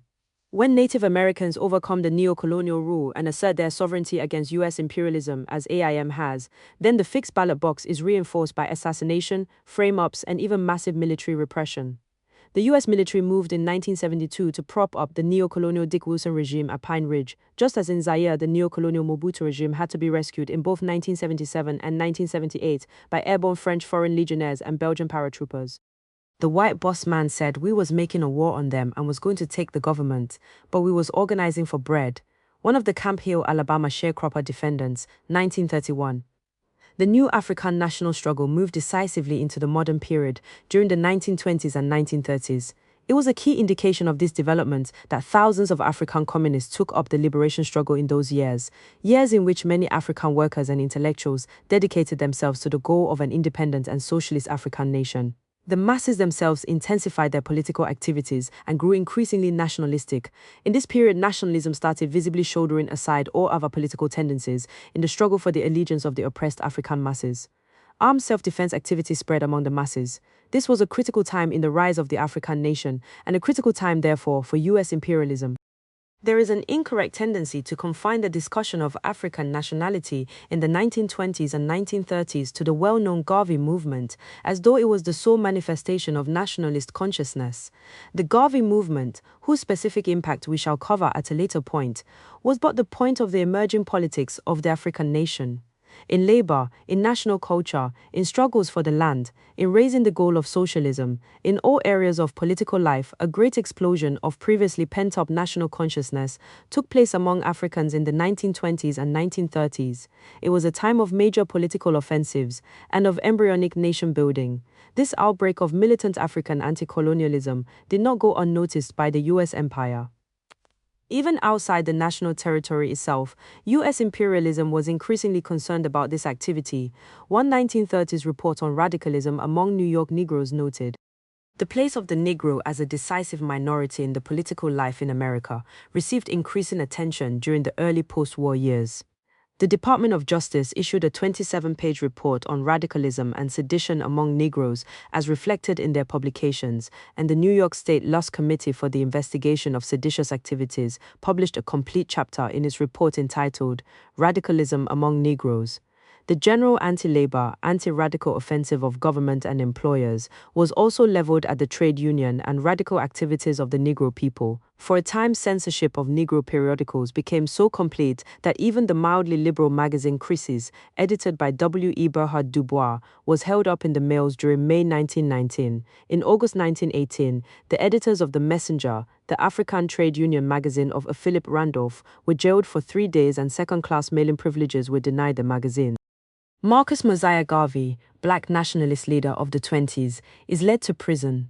The revisionists in general and the Euro-American left in particular have falsely portrayed the African people within the US empire as having no independent revolutionary struggle at that time, but only a civil rights struggle. Falsely, they picture African labor and African socialism as only existing as minority parts of the Euro-American labor and social democratic movements. While the history of African politics lies far beyond the scope of this paper, it is necessary to briefly show why US imperialism was threatened by African anti-colonialism in the 1920s and 1930s. What is central is to grasp the revolutionary nationalist character of African political trends. In 1921, the African Blood Brotherhood, ABD, the first modern African communist organization in the US, empire was formed in New York City. Defining itself as a revolutionary secret order, the ABB raised the goal of liberating and bringing socialism to the African nation in the Black Belt South. The Brotherhood soon claimed 2,500 members in 56 posts throughout the empire. Most of these members were proletarians, as were most of the Garvey movement activists, miners in Virginia, railroad workers in Chicago, garment workers in New York, etc. These African communists focused heavily on education work and on immediate protection purposes, organizing armed self-defense units against the KKK revival that was sweeping the empire. Soon the police and press spotlighted the Brotherhood as the supposed secret organizers of African armed activity during the Tulsa, Oklahoma riots. The birth of modern African communism within the US empire was the most clear-cut and irrefutable evidence that the African nation was starting to rise. It was significant that this new organization of African communists without hesitation proclaimed the goal of socialism through national liberation and independence. The existence of a socialist-minded vanguard naturally implied that at the base of that peak, the masses of Africans were pushing upwards, awakening politically, creating new possibilities. Much of the present written accounts of African politics in this period centers around events in the refugee communities of the North, the Harlem Renaissance, tenant organizations fighting evictions in the Chicago ghetto, African participation in union drives in Cleveland and Detroit, and so on. All these struggles and events were indeed important parts of the developing political awareness, but they were not the whole of what was happening. The intensity and full scope of the African struggle can only be accurately seen when we also see the southern region of the US empire, and particularly the national territory itself. There, under the terroristic armed rule of the settler occupation, the African Revolution started to develop despite the most bitterly difficult conditions. While Euro-American trade unionism has always tried to restrict African labor's political role, no propaganda could change the basic fact that in the South, African labor was the primary factor in labor struggles. Notice that we say that African labor was the primary factor, not minority partners, not passive students awaiting the lead of Euro-American trade unionism, and certainly not just supporters of white trade unionism. In the South, African labor was the leading force for class struggle, but that class struggle was part of the new African liberation struggle. Starting in the early 1920s, African labor in the South struck out in a remarkable series of union organizing struggles. This was part of the same explosion of African consciousness that also produced the Garvey movement, the great breakthroughs in African culture, and the African communist movement. These things were not completely separate, but linked expressions of the same historic political upheaval of the whole oppressed African nation. When we think about the early organizing struggles of the United Mine Workers Union in the southern Appalachian coalfields, we are led to picture in our minds poor white hillbilly miners walking picket lines with rifles in hands. This is just more settleristic propaganda. The fact is that modern unionism in the southern Appalachian coalfields came from a black thing, MEND, launched and led by African workers in their 1920s political explosion. In both the initial 1908 strike and the great 1920-1921 strikes in the Alabama coalfields, the majority of strikers were African. In fact, in the main 1920-1921 strikes, fully 76% of the striking miners were African. Those were African strikes. Much of the severe anti-unionism and violent repression of strikes in the 1920s South was linked by the imperialists to the need to stop the rising of Africans. Even outside of Alabama, the Coal Miners Union often depended upon African struggle. One African miner who worked in the mines of Mercer County, West Virginia for 43 years recalls, "The white man was scared to join the union at first around here. The black man took the organizing jobs and set it up. We went into the bushes and met in secret, and we had all the key offices. A few of the white miners would slip around and come to our meetings. After they found out that the company wasn't going to run them away, why they began to appear more often. And quite naturally, when they became the majority, they elected who they wanted for their presidents, vice presidents, and treasurers. They left a few jobs as secretaries for the Negroes, but at the beginning, most all of the main offices in the locals were held by Negroes. The offensive was not merely about job issues, but was a political outbreak spread among African workers in general. In 1919, thousands of African workers in the South formed the National Brotherhood Workers, a common African workers' union centered among the dock, shipyard and railroad workers in Norfolk and Newport News, Virginia. In 1923, African postal workers in Washington, D.C. formed their own union, the National Alliance of Postal Employees. This offensive of African labor advanced throughout the 1920s and 1930s. In the mines, in the Birmingham steel mills, on the docks, the power in the South of African labor was being unchained. So much information about these struggles, so much of this story has been obscured and put aside. The role of African labor in shaking the empire in those years was much larger than most believe. This is no accident, for the main sources for U.S. labor history have been the various works of the Euro-American left. These works all have in common an oppressor nation chauvinism. In this regard, such supposedly conflicting left writings as the CPUSA's Labor's Untold Story by Boyer and Marais, the Weather Underground Organization Prairie Fire, the Syndicalist Labor History Book Strike by J. Brecher, or the Red Papers of the Revolutionary Union, now RCP, all commit the same distortions. The revisionists take apart, in their mishistory, what was one great tidal wave of anti-colonial rising by oppressed Africans. The pieces of history are then scattered so as to leave no visible sign of the giant stature of that African development. Some pieces are bleached, stripped of their national character, and annexed by the Euro-American radicals as part of their own history. The history of African industrial workers in the North suffered this fate. Some pieces, such as the militant sharecropper struggle and the leading role of African coal miners in the Appalachian South, have been buried. Matters as a whole are distorted to shrink the African story. To take one example, the struggle around the Scottsboro Boys, the African teenagers framed for allegedly raping 2 settler girls, is always brought up, while the widespread excitement and unity in the 1930s over the defense cases of armed Africans who fought their settler oppressors is never mentioned. This is just part of the general distortion of the emphasizing the intense rising in the African South itself and its nationalist character. Indeed, many of the most widely used Black studies texts, such as the Bracy, Meyer, and Rudwick Black Nationalism in America, or the Huggins, Kilson and Fox Key Issues in the Afro-American Experience, assure us that by 1930 nationalists in the US had lost interest in nationalism. The nationalism, they tell us, was just a passing phase back then. On the contrary, we must underline the fact that the struggles of African labor were and are part of the political history of the entire African nation and can only be correctly understood in that context. Those African labor struggles were far more important than we have been told. In the major 1936 and 1937 U.S. Seamen's strike, for example, African sailors played the decisive role in reaching victory. That was the strike that finally won union rights on all East Coast U.S. shipping. Led by Ferdinand Smith, the Jamaican socialist who was vice president of the National Maritime Union, NMUCIO, the 20,000 African seamen who were the majority of the workers in the shipping industry of the southern and Gulf Coast ports shut down those ports completely until the employers gave in. African labor was gathering a mighty force in the South on its own national territory.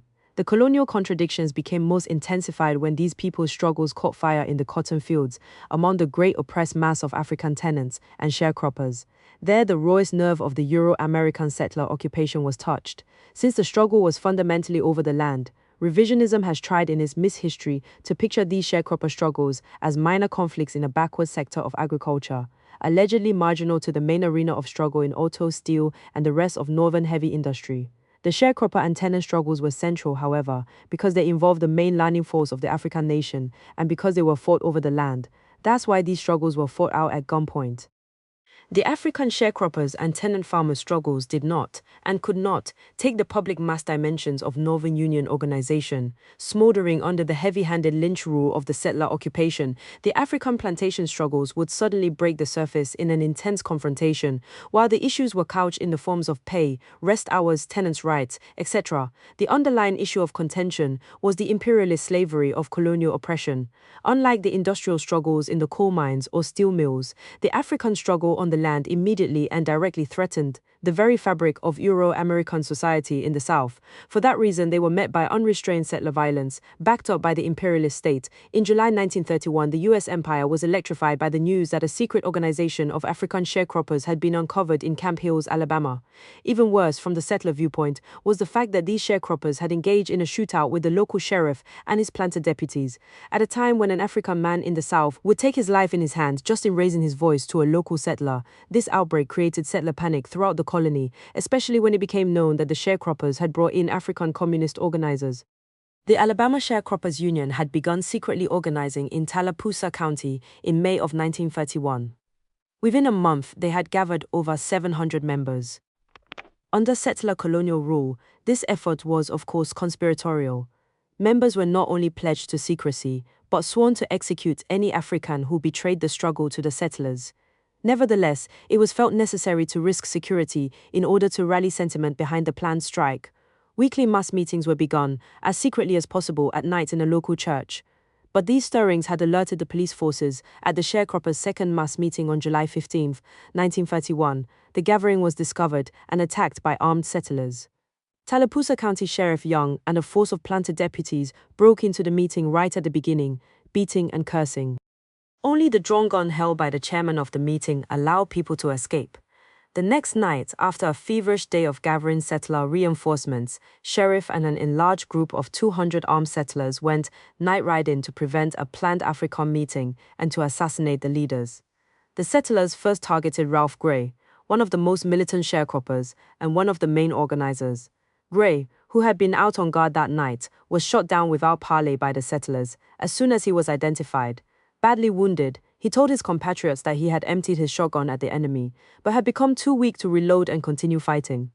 The settler mob left, satisfied that Gray had been finished off. Hours later, hearing that the wounded sharecropper had been brought home by car still alive, the settlers regathered and attacked his house. Gray was killed and his wife's head was fractured by a beating, but a defense guard of Afrikaans hidden in the nearby field sniped at the invading settlers. Sheriff Young was critically wounded, and a deputy was also shot. This unexpected organized resistance by Africans pushed the settlers into a frenzy of counterinsurgency. Taft Holmes, one of the arrested sharecroppers, said after his release, they blew up the car Gray was brought home in. They arrested people wherever they found them, at home, in the store, on the road, anywhere. All the white bosses was a sheriff that day, and whenever they seen a colored man, they arrested him or beat him up. I was put in jail Friday evening. The boys who were put in Friday morning was beat up bad to make them tell, but none of them told, even those mass arrests. General terrorism and killings failed to break the African struggle on the land. We can understand why, when we look at Ralph Gray himself, his role in the struggle grew out of his own oppression, of his own rejection of the all-embracing colonial occupation suffocating him. Gray had called on his brothers and sisters to refuse to do plantation labor for the then prevailing wages in Tallapoosa County, 50 cents per day for African men, 40 cents per day for African women. He and his wife would work over the state line in Georgia, where plantation wages were slightly higher, leaving the oldest son home to care for their chickens and pigs. In effect, Gray had started a strike of African plantation labor, urging everyone to withhold their labor until the settlers raised wages. So Sheriff Young singled Gray out. He told Gray that he and his family had to come out and chop cotton on the sheriff's farm. Obviously, if Gray submitted, then the attempted strike would be undercut. Gray refused. Then Gray had a fistfight with his landlord. While the Grays owned their own shack, they had to rent farmland from the local mail carrier, Mr. Langley. Incidentally, this was very common. Not only the planters and middle classes, but even the working-class settlers in the African colony were bosses over the African colonial subjects. Many landless settlers themselves rented farmland from the banks and the planters, which they then had worked by African sharecroppers or day laborers. While African sharecroppers were in theory eligible for New Deal farm loans for seed and fertilizer, the common practice in the South was for the settler landlords to just take the money. When Ralph Gray's check arrived, his landlord, who was also the postman, had him sign it under the pretext that he'd deliver it to the bank for Gray. Of course, the settler just kept the money himself. Gray finally waited for Langley at the mailbox and they got into a fist fight. Gray was a marked man because he was standing up.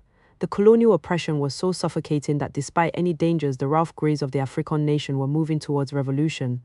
That's why the embattled sharecroppers secretly wrote away to the communists and asked their help. Africans were picking up the gun. That should tell us something about their political direction. Even defense trials of individual African sharecroppers who had resorted to arms continued to draw attention throughout this period. The Odell Waller case in 1942 created newspaper headlines and demonstrations throughout the U.S. empire. The Richmond Times-Dispatch said, the most celebrated case in Virginia criminal annals, Odell Waller's case is being watched with interest by groups of whites and Negroes in every state of the Union. Waller shot and killed his settler landlord, who had seized the Waller family's entire wheat crop for himself. It's interesting that the landlord, Oscar Davis, was not a landowner, but a poor white who had African sharecroppers work part of his rented land for him. In the Waller case, the New York Times editorially called for commuting his execution on tactical grounds. The faith of colored people in their country is deeply involved in what happens to Odell Waller. Our enemies would like to break down this faith. If Governor Darden grants the desired commutation, he will be helping his country's reputation among all the dark-skinned and yellow-skinned peoples. Waller was executed. In these defense cases, the connection to the larger anti-colonial issues was readily apparent in the T. Davis defense case in Edmondson, Arkansas, right across the river from Memphis, Tennessee. In 1943, the African tenant farmer was sentenced to 10 years in prison for defending his family's house against settlers breaking in. Allegedly searching for stolen goods, the freshly deputized settlers were harassing African families. When Davis refused to open his door to unidentified white men, a settler deputy started breaking it down. When the deputy kicked in the bottom of the door, T. Davis started shooting through the door to scare them off. That harassment was not just spontaneous racism, but a campaign to drive Africans there off the land. That area in Crittenden County had been an African stronghold after the Civil War. Crittenden was the last county in Arkansas in the 19th century to have African sheriffs and county officials. Edmondson itself was established as an all-African town in that period with the entire population, stores, real estate and farmland being African. Finally, the planters managed to organize a major armed attack on the town. Many of its people were driven out and the African leaders were deported from the state. Most of the African land and homes were stolen by the planters. Desiring only a limited number of Africans to work the occupied land as laborers, the local capitalists used terror to keep the population down and to stop any Africans who tried to own land. It should be evident that behind these African sharecropper and tenant struggles loomed the larger issue and the larger rising. Despite the savage counterattacks by the settler garrison, the African struggle refused to quiet down. In Alabama, the 1931 mass arrests, terror and assassinations failed to exterminate the Sharecroppers Union. The next year, another shootout took place in Tallapoosa County. On December 19, 1932, the planter deputies killed 4 Africans in an attack on their organization. The brief battle was so intense that the settler attackers were forced to withdraw after they ran low on ammunition. 4 deputies were slightly wounded by African return fire. 5 Africans were sentenced to 12 to 15 years in the state penitentiary for the shootout. As late as 1935, the Alabama Sharecroppers Union was leading almost 3,000 cotton sharecroppers on a strike that had begun in Bloody Lowndes County on August 19, 1935. Armed confrontations on a small scale were taking place throughout the South. There were, of course, many Euro-American sharecroppers and tenants as well in the South. Most of them were extremely poor, a poverty whose roots lay in the original defeat of their abortive Confederate nation. For them, the possible path of class-conscious struggle was visible.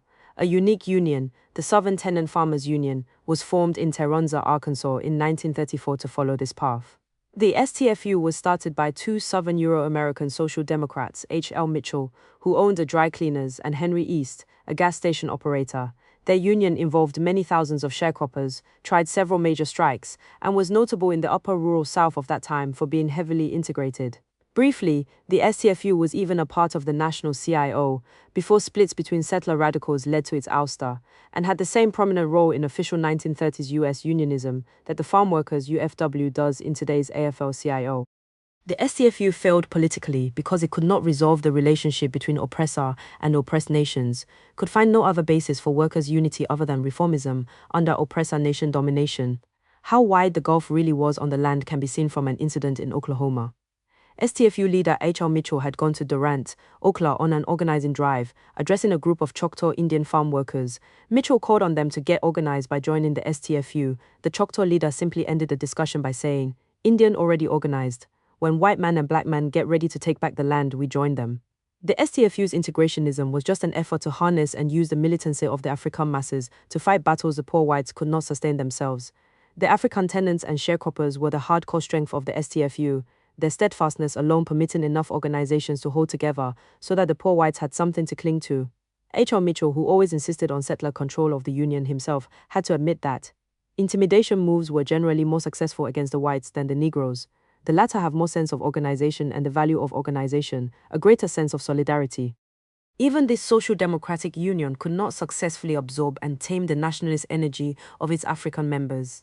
The primary organizer for the STFU in its formative years was its African vice president, the Rev. E.B. McKinney. McKinney related to the STFU and its radical Euro-Americans only to the exact degree that he felt Africans thereby gained in self-organization and political strength. This rural preacher turned out to be both much better educated than most of the settler union activists and an African nationalist. One historian remarks, though willing to work with whites, he was race-conscious, having been influenced by Marcus Garvey's Negro nationalism, and his people remained primarily the Negro Union members.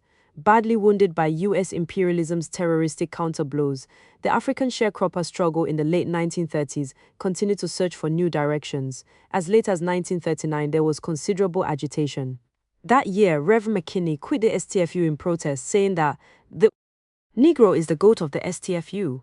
All 13 African Tenant Farmer Union locals in Arkansas quit the STFU and joined the rival CIO union as a group.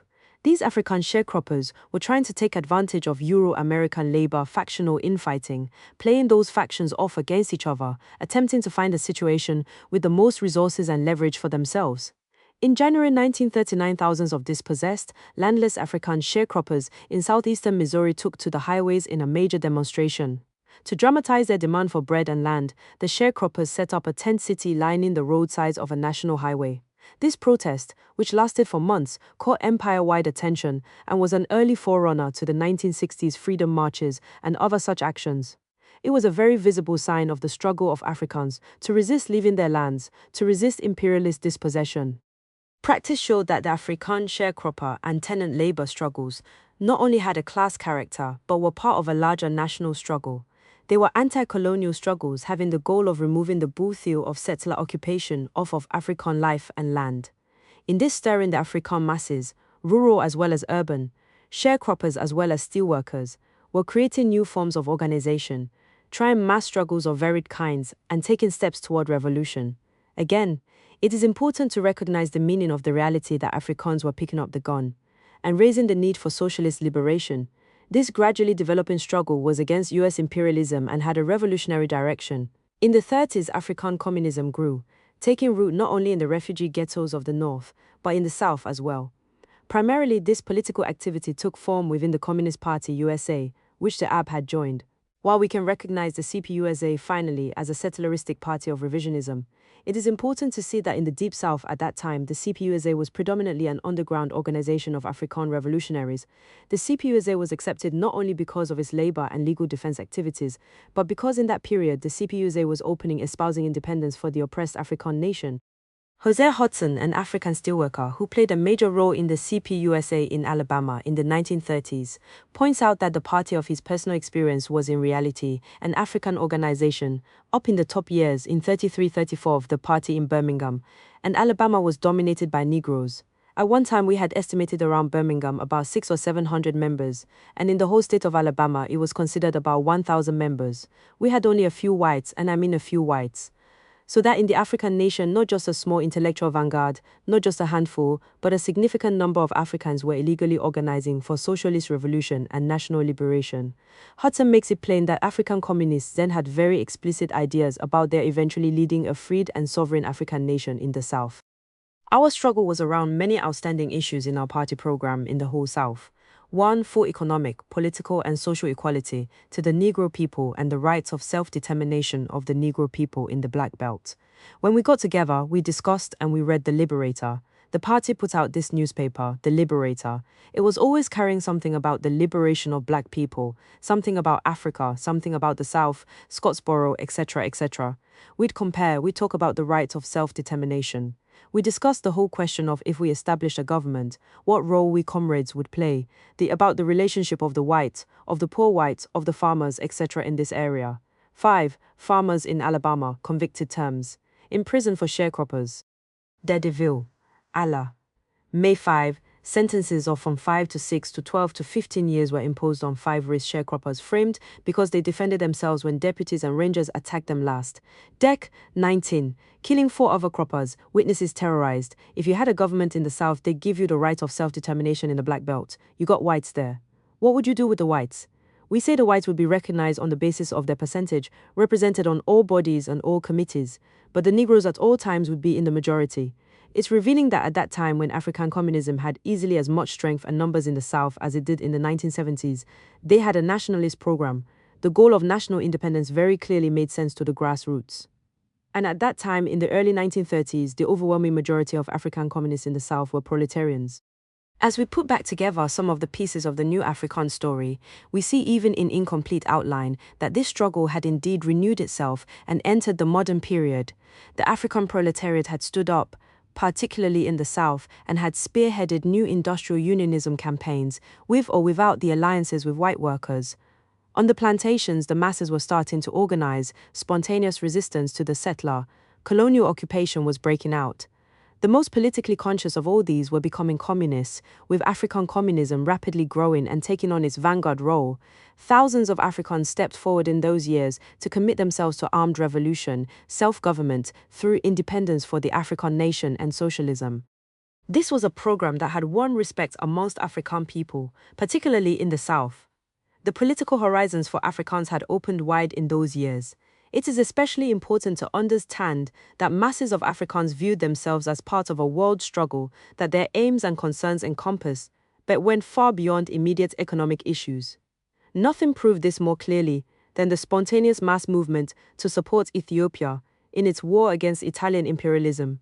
In October 1935, the Italian Empire invaded Ethiopia in a drive to expand its North African colonies, which at that time included Somalia, Eritrea, and Libya. Italian imperialists were especially glad at that new invasion since it gave them a chance to avenge their humiliating defeat at Adowa in 1896.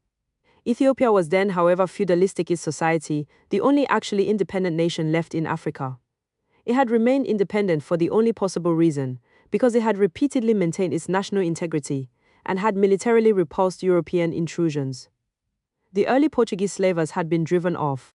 Even when the Italian army, 40,000 soldiers armed with rifle and artillery, invaded Ethiopia in 1896, the Ethiopian nation defeated them. These Italian divisions were surrounded and wiped out at Adowa by Emperor Menelik's 250,000 Ethiopian soldiers.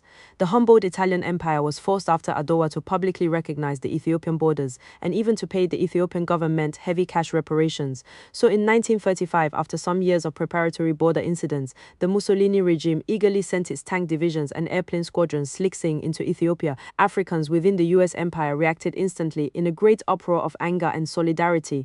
Journalist Roy Audley pointed out that there had been no event in recent times that stirred the rank and file of Negroes more than the Italo-Ethiopian War. It is important to grasp the full and exact significance of this political upheaval. All over the African continent and in the New World, Africans were being oppressed by the European colonial powers. Why then did this one case call forth such special attention from Africans in the US Empire? Because it involved the principle of national rights for Africans, the defense of African nationhood. Even the moderate political forces rallied around this most basic issue to the nationally oppressed. Even someone such as Walter White, the executive secretary of the NDBACP, could angrily write, "Italy brazenly has set fire under the powder keg of white arrogance and greed, which seems destined to become an act of suicide for the so-called white world." At its 1935 National Convention, the NDBACP assailed the imperialistic selfishness of all nations in their shameless aggression upon the sovereignty of other nations. The defense of African nationhood was primary in everyone's mind. Dr. L.K. Williams, president of the National Baptist Convention, told a mass rally, "We do not want to see the last black empire in Africa lose its independence and culture."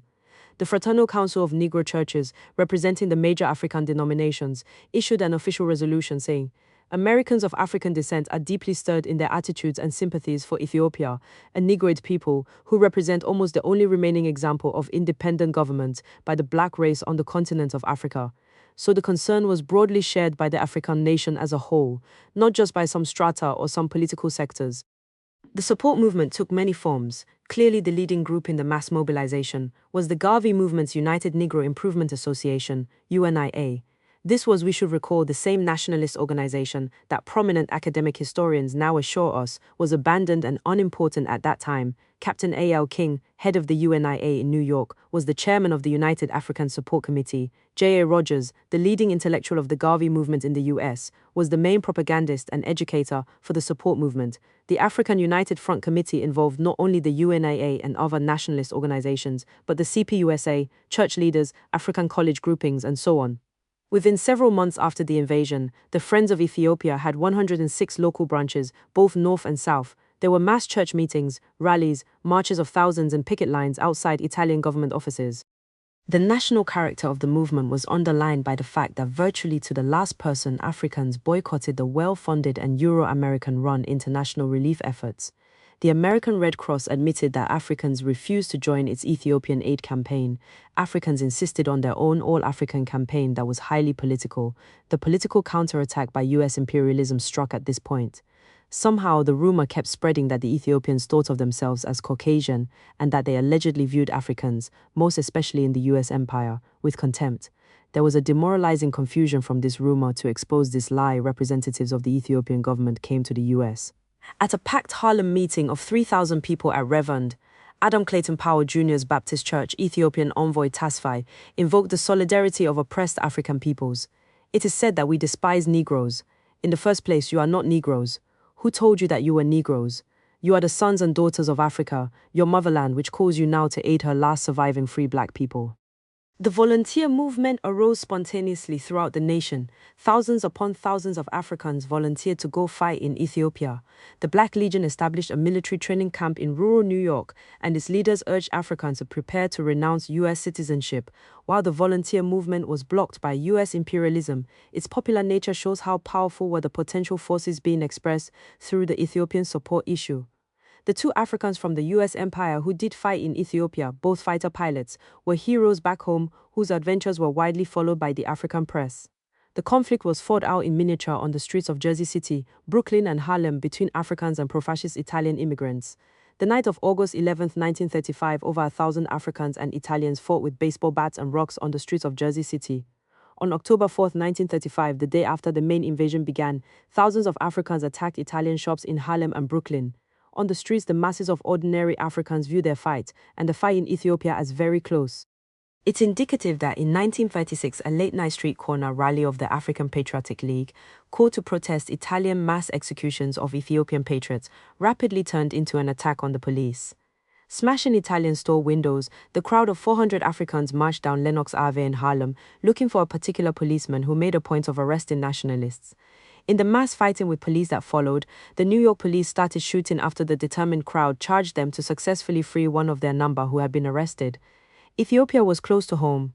The great outpouring of nationalist sentiment that accompanied the Ethiopian War was, we must emphasize, widespread throughout the U.S. empire. One New Orleans resident wrote to the Courier that the Ethiopian crisis proved that the time is here for the Negro to begin to look for the higher things in life, a flag of his own, a government of his own, and complete liberty. This was the developing consciousness that so threatened U.S. imperialism. To the people of Harlem, don't buy from Italians, the white world is trying to carry out its policy of white supremacy by trying to destroy Ethiopia, the last remaining empire in Africa. There must be one answer from the black peoples of the world to this attack. We must unite and stand ready to defend Ethiopia, regardless of what England, France, Italy, and other white nations have to say. The masses of color must combine their forces. 3. To disrupt the nation population regroupment, it was only against the rise of the African nation that we could see, in brilliant detail, how the U.S. empire wove together the net of counterinsurgency. We know that a period that began around World War I and which continued through the 1930s, a period in which African nationalism militantly took hold of the masses, ended in the 1940s with the triumph of pro-imperialist integrationism as the dominant political philosophy in the African communities.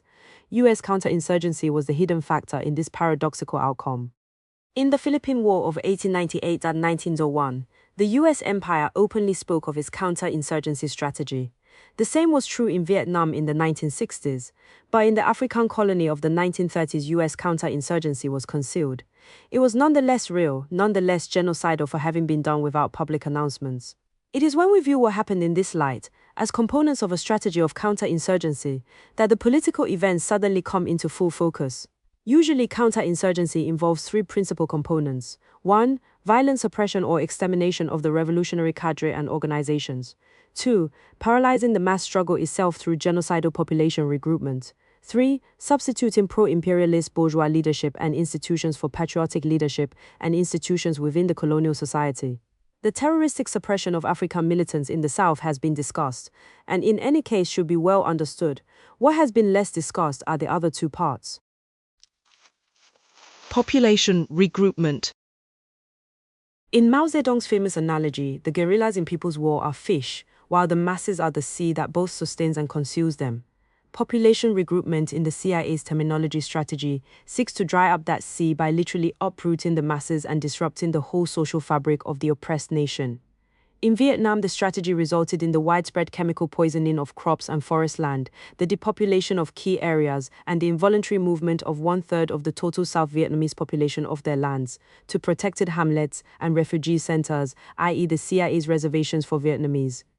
These blows only show how great an effort, what magnitude of resources is expended on imperialist counterinsurgency in response to growing political unrest. The U.S. empire moved inexorably to drive Africans off the land, out of industry, and force them into exile.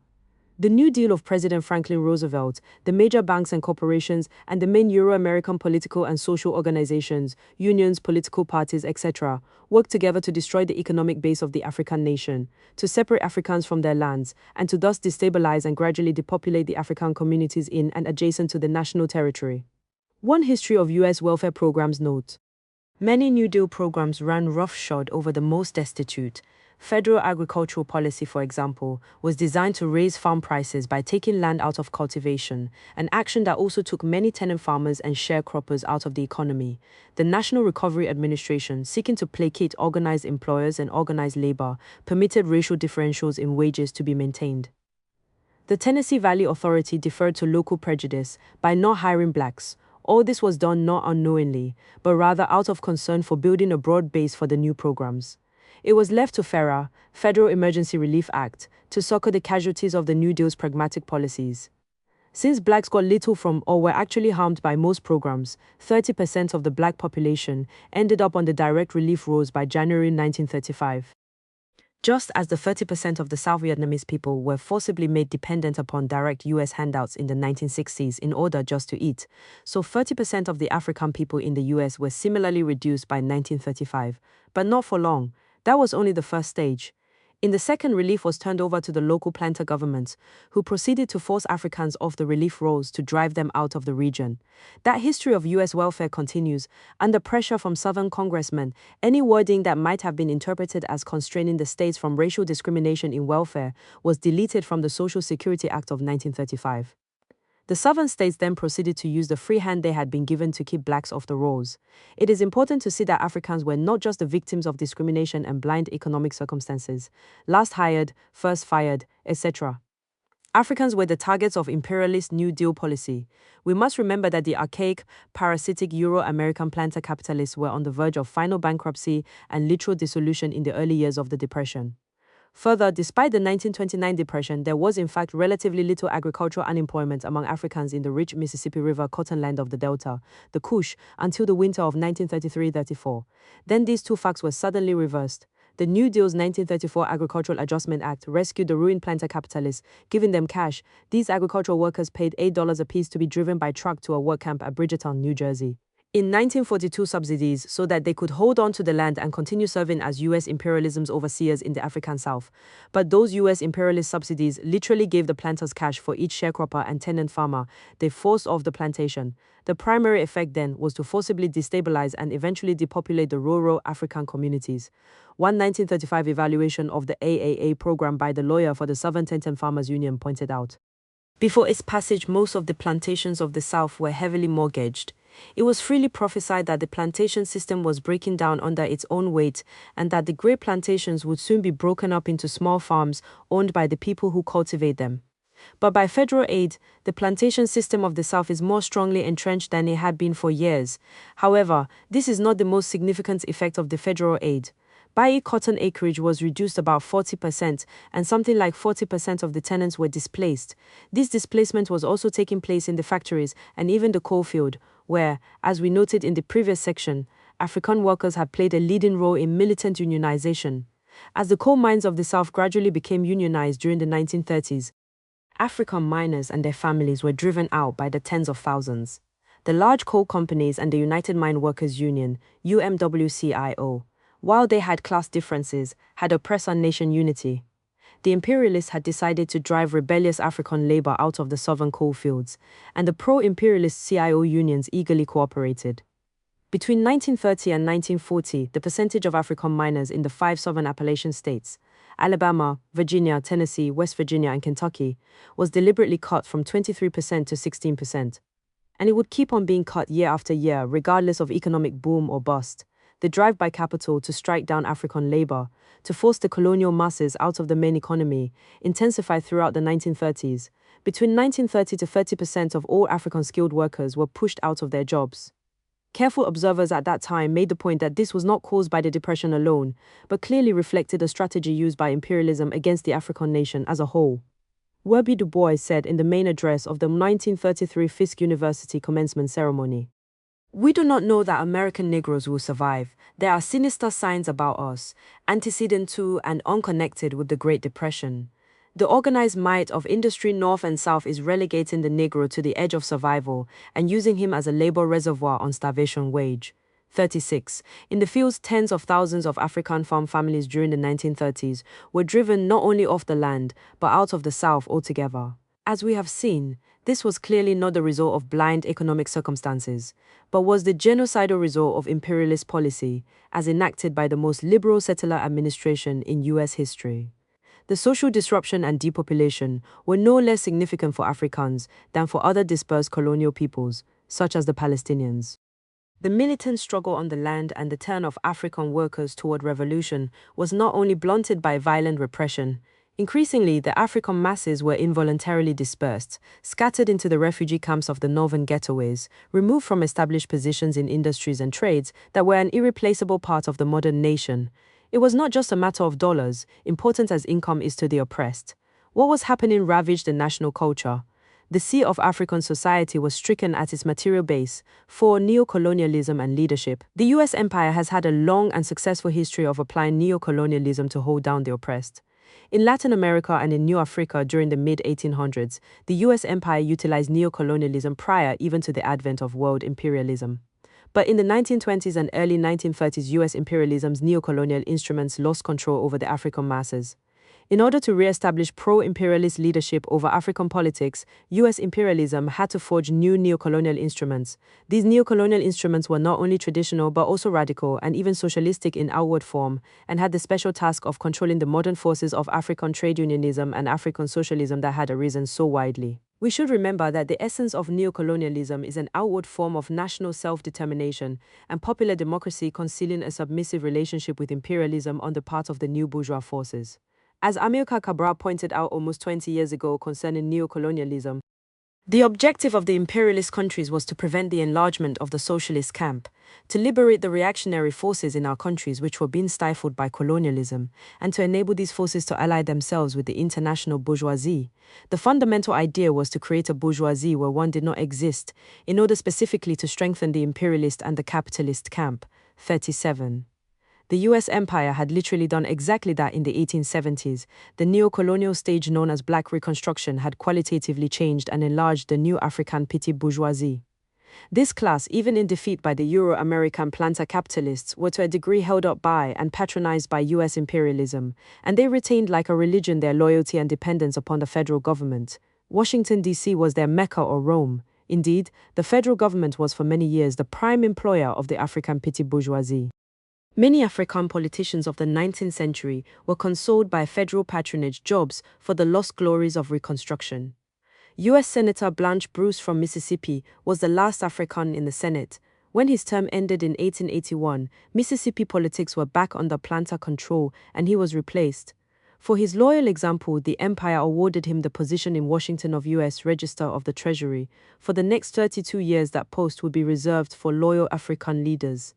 Even Frederick Douglass was not immune to the ideological bent of his class. He was appointed U.S. Marshal for the District of Columbia and later in his life was U.S. Consul to Haiti.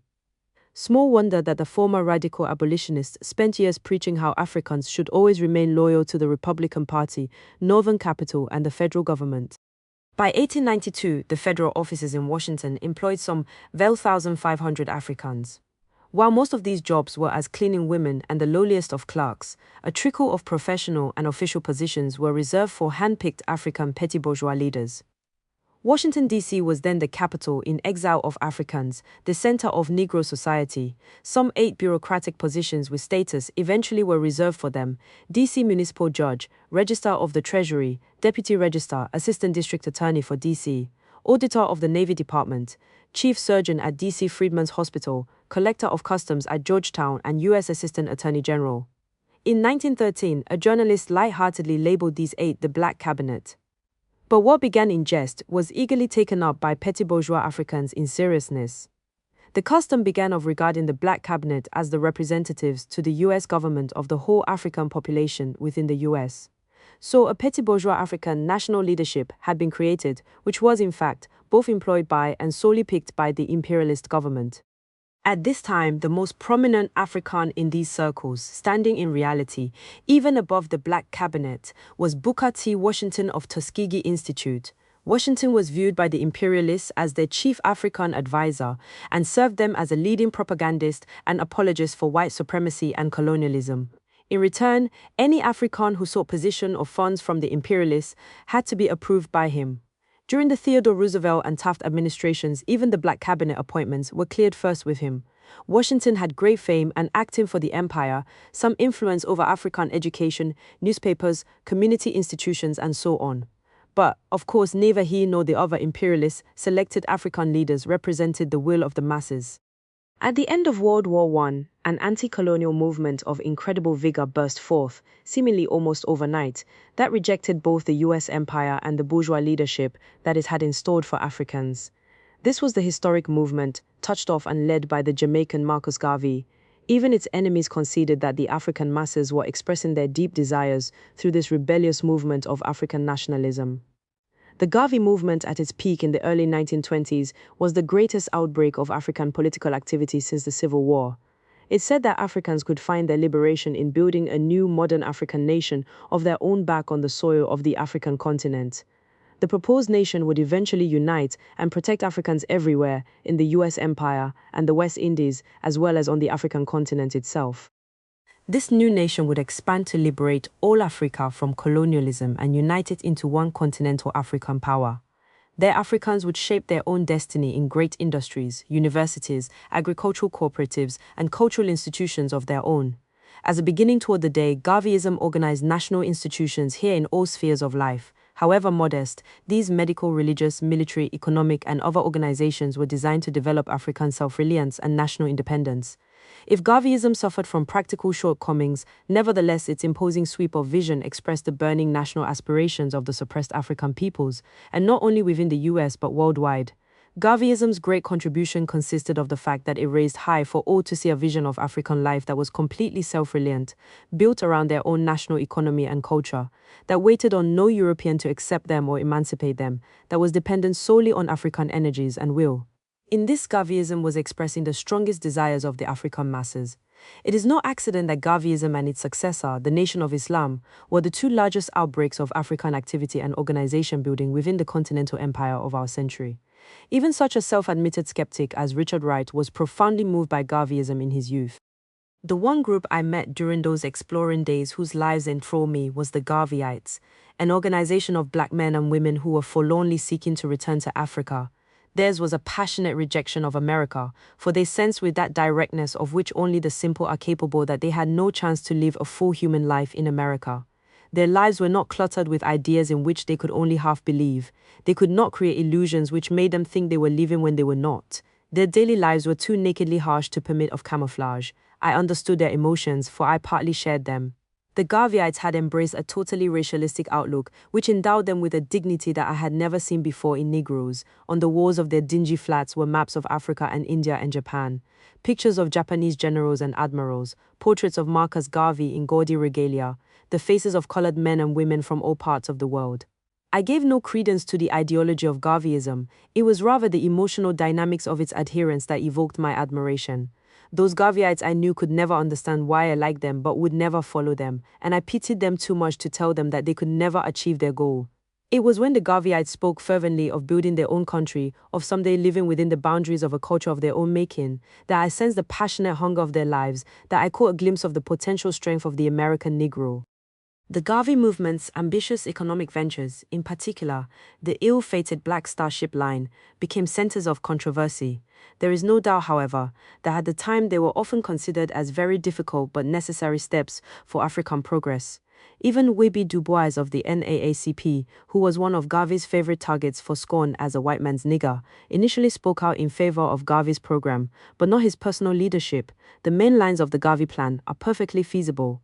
What he is trying to say and do is this: American Negroes can, by accumulating and ministering their own capital, organize industry, join the black centers of the South Atlantic by commercial enterprise, and in this way ultimately redeem Africa as a fit and free home for black men. This is true, it is feasible. The plan is not original with Garvey, but he had popularized it, made it a living vocal ideal and swept thousands with him, with intense belief in the possible accomplishment of the ideal. To the extent that Garveyism was naive about capitalism, which it obviously was, this was a stage of development widely shared by its critics as well. Garveyism's weakness was that it saw in capitalism the form of social organization of the colonizer, the instruments that Africans could use to free themselves, so that the essence of nation building was expressed in forms precisely paralleling those of European society, businesses, churches, Black Cross, etc., etc. Garveyism's predilection for Western titles of nobility, Duke of Nigeria, and full-dress European court uniforms was but a symptom of this. While this made the concept of independent African nationhood instantly understandable, it also was a contradiction and a blind alley. Millions of Africans responded to the call of Garvey's United Negro Improvement Association, UNIA, read its newspaper, The Negro World, bought stock in its African business ventures, came out to its meetings and rallies. In 1920, some 50,000 Africans marched in a mass UNIA rally in Harlem. Garvey claimed 4.5 million members for the UNIA. His critics charged that an examination of the UNIA's public financial reports revealed that the Garvey movement had only 90,000 members, of whom only 20,000 were paid up at that time in dues. The UNIA was so overwhelming that its critics could try to belittle it by saying that it had only 90,000 members. The UNIA's international effect was very profound. Claude McKay reminds us that in the interior of West Africa, new legends arose of an African who had been lost in America, but would return to save his people. On the Nigerian coast, Africans would light great bonfires, sleeping on the beaches, waiting to guide in the ships of Moses Garvey, Kwame Nkrumah of Ghana, and Ho Chi Minh of Vietnam both said that Garvey had been an important inspiration for them. Clemens Kadali, whose 250,000-member Industrial and Commercial Workers Union, ICU, was the first African working-class political organization in Azania, said that he had been much influenced by the UNIA in British Kenya. The separatist Kikuyu Christians brought in UNIA ministers from the US to train and ordain their own first ministers, and it was from these congregations that much of the Kenya Land and Freedom Army, called Mau Mau by the British, would come a generation later. The Garvey movement, in Nkrumah's words, raised the banner of African liberation on 3 continents. In Haiti, U.S. Marines violently put down the UNIA in Costa Rica and Cuba. The United Fruit Company used police power to repress it. George Padmore, a bitter opponent of Garvey, recounts that in certain places the punishment for being seen with a Negro world was 5 years at hard labor, and in French Dahomey it was life imprisonment. It was suppressed in such places as Trinidad, British Guiana, Barbados, etc. in the West Indies and all French, Portuguese, Belgian, and some of the British colonies of Africa. In the continental US, the Garvey movement was met with varying degrees of repression. Malcolm X's father, we should recall, was assassinated by the KKK because he was an organizer for the UNIA. But overall, US imperialism moved against this surprising upsurge with some care. After several of Garvey's former lieutenants were suborned by the US government, the imperialists had Garvey arrested for alleged mail fraud. This tactic of posing Garvey as a common criminal was conceived by none other than J. Edgar Hoover, who at that time was a rising FBI official, in an October 11, 1919. Memorandum Hoover noted that Garvey was agitating the Negro movement. Unfortunately, however, he has not as yet violated any federal law. It occurs to me, however, from the attached clipping that there might be some proceeding against him for fraud in connection with his Black Star Line. Eventually, Garvey was convicted, imprisoned in Atlanta Federal Prison, and later deported in 1927. The door, however, had been opened. What was most apparent was that the old conservative, imperialist-sponsored African leadership had been shoved aside and left behind by this outbreak. They could no longer even pretend to lead or control the African people. It is significant that even the liberal civil rights integrationists had been overshadowed by the new militant nationalism. This was a time of rich ideological struggle and transformation in the African nation. That, however, is not the precise focus of our investigation. What we are looking at is the neo-colonial relationship between the forming petit bourgeois civil rights leadership and US imperialism. We are analyzing how, in a time of mass unrest and the beginnings of rebellion among Africans, US imperialism helped promote a neo-colonial African leadership that in outward form was integrationist, protest-oriented, radical, and even socialist. The political attack against the Garvey movement within the African nation was most aggressively spearheaded by a young African socialist and labor organizer, Asa Philip Randolph, who used only his first initial A. Since those years of the early 1920s, Randolph, even then one of the leading African radical intellectuals, would grow in stature and influence. Philip Randolph became the organizer and then the president of the Brotherhood of Sleeping Car Porters. He would become for decades the most important African Union leader, eventually rising to be the only African member of the AFL-CIO Executive Council. As the leader of the historic 1941 March on Washington movement, he was credited with forcing the federal government to desegregate industry. To most today, Randolph is at best a dim name somehow associated with dusty vets in the past. In 1969, he had an 80th birthday dinner at the Waldorf Astoria Hotel in New York, where he was personally congratulated not only by Coretta King and other African notables, but by Gov. Nelson Rockefeller and AFL-CIO President George Meany. It's hard for activists today to view him as anything but another of the faceless Uncle Toms. This greatly underestimates his historic role. To grasp how useful he was to the US empire, we have to see that the young A. Philip Randolph was a radical star in the African community. He was an angry, provocative troublemaker, with an image as bold as a James Foreman or a Cesar Chavez. Randolph published the first socialist African journal aimed at workers, promoting African unionism. The Messenger carried the motto, "The only radical Negro magazine in America," and had 45,000 readers. He was arrested and briefly held by federal authorities for speaking out against World War I. The New York State Legislature's investigative committee called him the most dangerous Negro in America. Randolph did his work inside the African struggle as a radical mass leader, not as a conservative talking conciliator sitting in a fancy office somewhere. His long tenure as the lone recognized African leader on a national level in the AFL-CIO was so striking that it led the Reverend Martin Luther King Jr.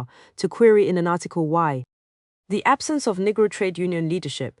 85% of Negroes are working people.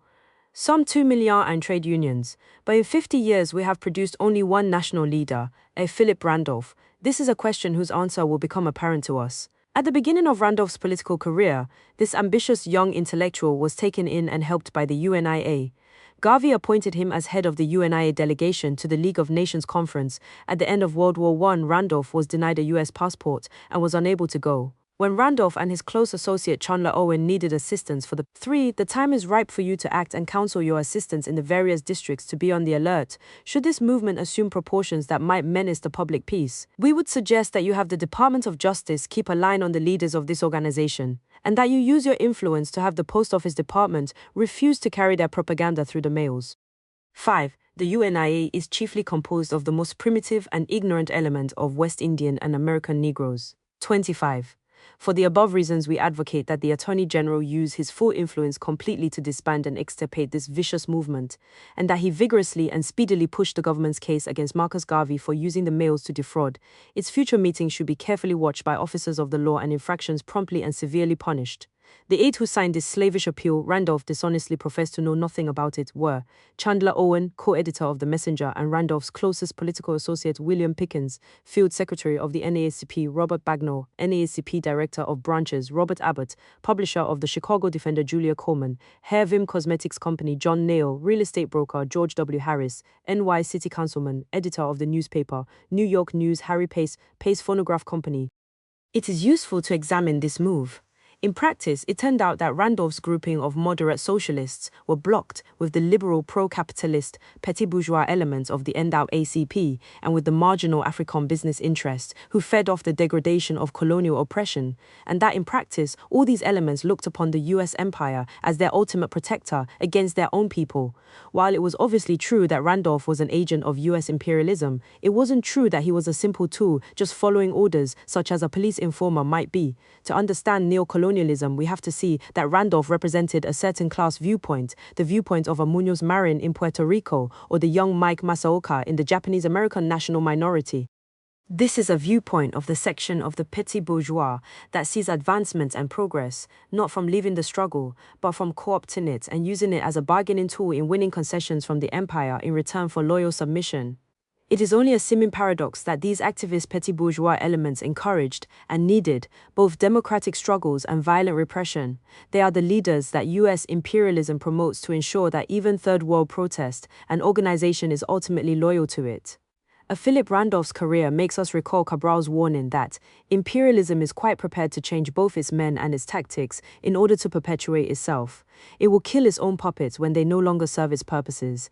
If need be, it will even create a kind of socialism, which people may soon start calling neo-socialism. Randolph became a leading advocate of all African unionism and political organizations. He publicly argued against integrated civil rights organizations, such as the NAACP, on the grounds that only Africans should decide how their struggle was conducted. But his goal was only to weld Africans together as a bloc, so that he and his fellow pro-imperialist leaders could demand a price from the U.S. empire in return for African submission. Randolph's integrationistic socialism was used to fill a void, to ideologically portray a far-off, glittering social vision to African workers that didn't relate to national liberation or breaking away from the U.S. empire. Randolph had been indoctrinated in Euro-American social democracy and settler unionism. That is, he shared the Euro-American reformist view on how social betterment for Africans should take place. Randolph argued that Africans could be protected by unionism and civil rights if they carefully convinced settlers of their non-violent submissiveness and their desire to be ruled by Euro-Americans, while the messenger abused both communism and nationalism in print in the most vulgar and crude ways towards AFL President Samuel Gompers, who was a segregationist, an open advocate of white supremacy, and a public spokesman of the doctrine of the racial inferiority of Africans. Randolph was never less than humble and praising. In 1924, when Gompers died, the messenger excused him as a diplomatically silent friend. Randolph feared and hated the Garvey movement, not because of its faults, but because of its virtues. All this is made abundantly clear by Randolph's relationship to Gompers' successor, AFL president. Strike notice to all Pullman porters and maids on account of the refusal of the Pullman Company to settle the dispute on recognition of wages and rules governing working conditions with the Brotherhood of Sleeping Car Porters. A strike has been declared and shall be enforced on all Pullman cars effective Friday, June 8, 12 o'clock noon. For further information, call Glendale 6373. You are requested to attend the meetings to be held each evening from 4 until 6 o'clock at 2382 18th Street. Benny Smith, food organizer, by order of Strike Committee, BSCP Strike Notice. Detroit, June 7, 1928. Original in Chicago Historical Society. William Green. Morehouse College professor Brailsford Brazil, admitted in his laudatory 1946 book on the Porters Union. Randolph, although a socialist, had by this time convinced Green that Pullman porters were anxious to demonstrate that the Negro would help to further the program of American workers through conventional channels. Randolph had condemned the communists and their tactics in a messenger, and this must have reaffirmed Green's convictions that here were the man and the organization that could serve as an instrument for rallying Negro workers under the hegemony of the Federation. Bayard Rustin, Randolph's leading disciple, has said of him, he realized that separatism, whether espoused by Marcus Garvey or latter-day nationalists, is grounded in fantasy and myth despite its emotional appeal to an oppressed people, black people, he realized could never advance without the good feelings and assistance of many whites, and now we can see the answer to the question that Dr. King raised. There was only one A. Philip Randolph, because U.S. imperialism only wanted one. Randolph was pushed forward and made a big leader by his Euro-American mentors. When we look at his magazine, The Messenger, during the years when he was fighting Garveyism, we see in issue after issue large solidarity advertisement paid for by the Euro-American radicals who ran the International Ladies Garment Workers Union and the Amalgamated Clothing Workers Union. Social democratic settler labor was indirectly subsidizing Randolph to attack nationalism from within the African nation, to be their agent and do what they from the outside could not. His whole career was similarly aided and arranged. Imperialism needed its own militant-sounding African leaders. A. Philip Randolph's actual record as president of the Brotherhood of Sleeping Car Porters is instructive. He and Chandler Owen were approached by a committee of porters who were looking for an African intellectual who could help them to organize a union. The porters' previous attempts had been clumsy. Several efforts had been smashed by the company in a series of firings. Randolph took up the opportunity, and in 1925 the union was formed. The Messenger became the official journal of the Brotherhood. In terms of leading labor struggles, Randolph was a peculiar success.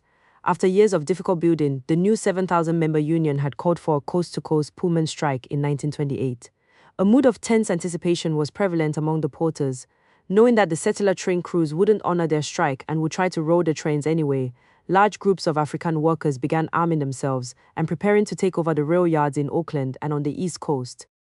Randolph was upset, for he had never really intended to lead a strike.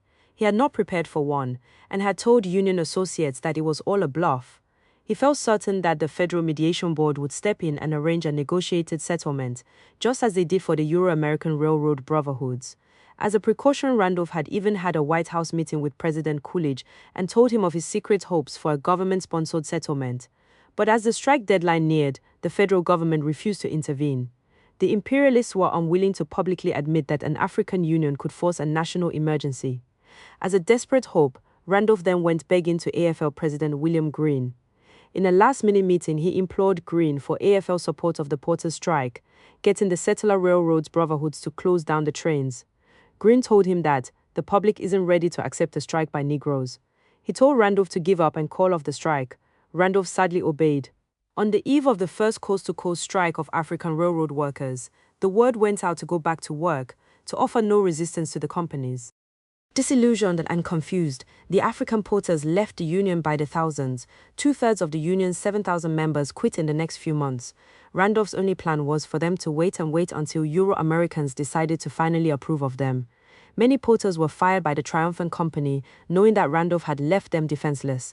Dues slowed to a trickle, and even the messenger stopped appearing. A Philip Randolph had won acceptance from the AFL leadership, but the workers who had followed him paid the bill, and he had succeeded in diffusing a potentially explosive struggle of African workers. Randolph's vindication came with the New Deal, with the entry into state power of Liberal Democratic Party politicians who understood him and why he was so useful. In 1937, the National Labor Relations Board ordered the Pullman Company to recognize the Brotherhood and give in to its main demands. During this same period, we should note, African nationalists in the North who were trying to form unions independent from Euro-American unionism were subjected to both legal and police disruption. Under the imperialist orders, settlement porters' wages went up by 30%, while working hours were cut. Randolph was promoted as a very successful leader of an all-African union who had gotten his members sizable rewards in wages and working conditions. His greatest hour of fame lay still ahead, the 1941 March on Washington movement, when for 1 month Randolph was the most important African in the US. This was the event that ensured him a place as a national leader of Africans for the US empire. Instead of Booker T. Washington, an avowed socialist labor leader was now meeting and advising at the White House. So a new militant nationalism and a new protest-oriented integrationism engaged in ideological struggle for leadership of the African masses. It was not, however, a symmetrical struggle or an equal one struggle rarely is. The insurgent nationalism had a far greater share of popular support, particularly from the laboring masses. It was also true that African revolutionaries of that time had not yet developed successful strategies for liberation. The civil rights integrationists, however slim their own forces, had the powerful resources of the oppressor nation back in their play. The full range of forces from the U.S. Department of Justice and the police to the foundations, the Social Democrats and the settler trade unions, all worked in their various ways to promote the hegemony of a modernized, neo-colonial leadership allied to the U.S. empire. Strike, postponed to all Pullman porters and maid strike set for Friday, June 8, 12 o'clock noon, has been postponed. This action taken upon advice of W.M. Greene, president of the American Federation of Labor, who promises immediate cooperation. Benny Smith, field organizer BSCP, by order of Strike Committee A. Philip Randolph and H.P. Webster. 5. World War II and Americanization. World War II marks a definite point at which national movements of the oppressed within the U.S. empire were thrown back, and the growing hegemony of neocolonial politics firmly established. At home, this neocolonialism took the well-prepared form of Americanization, of offering and forcing the colonially oppressed to assume supposed citizenship in the U.S. empire in place of national liberation. Of course, while the Americanization of the European immigrants during the World War I period meant that they voluntarily became settlers and Euro-Americans, the Americanization of the colonially oppressed meant involuntary confinement as supposed minorities camped on the edges of settler society. This was the ultimate in civil rights. The global war and the U.S. empire's expansion moved in a new stage in colonial relations. On the one hand, the liberal Roosevelt administration had gone out of its way to try to convince Third World peoples that the New Deal was their friend and protector. This was done in a manner by now very familiar to us. New Deal Secretary of the Interior Harold Ickes was an aggressive patron of civil rights. Ickes was, in fact, the former president of the Chicago NAACP chapter. He and Mrs. Eleanor Roosevelt, the president's wife, arranged for African intellectuals and professionals to get federal appointments. The practices of the Lynch Belt South were sympathetically deplored. In the urban North, welfare programs were opened up for Africans, and by 1934, some 52%, a majority of the African refugee population in the North, were on relief. This act was smoothly performed.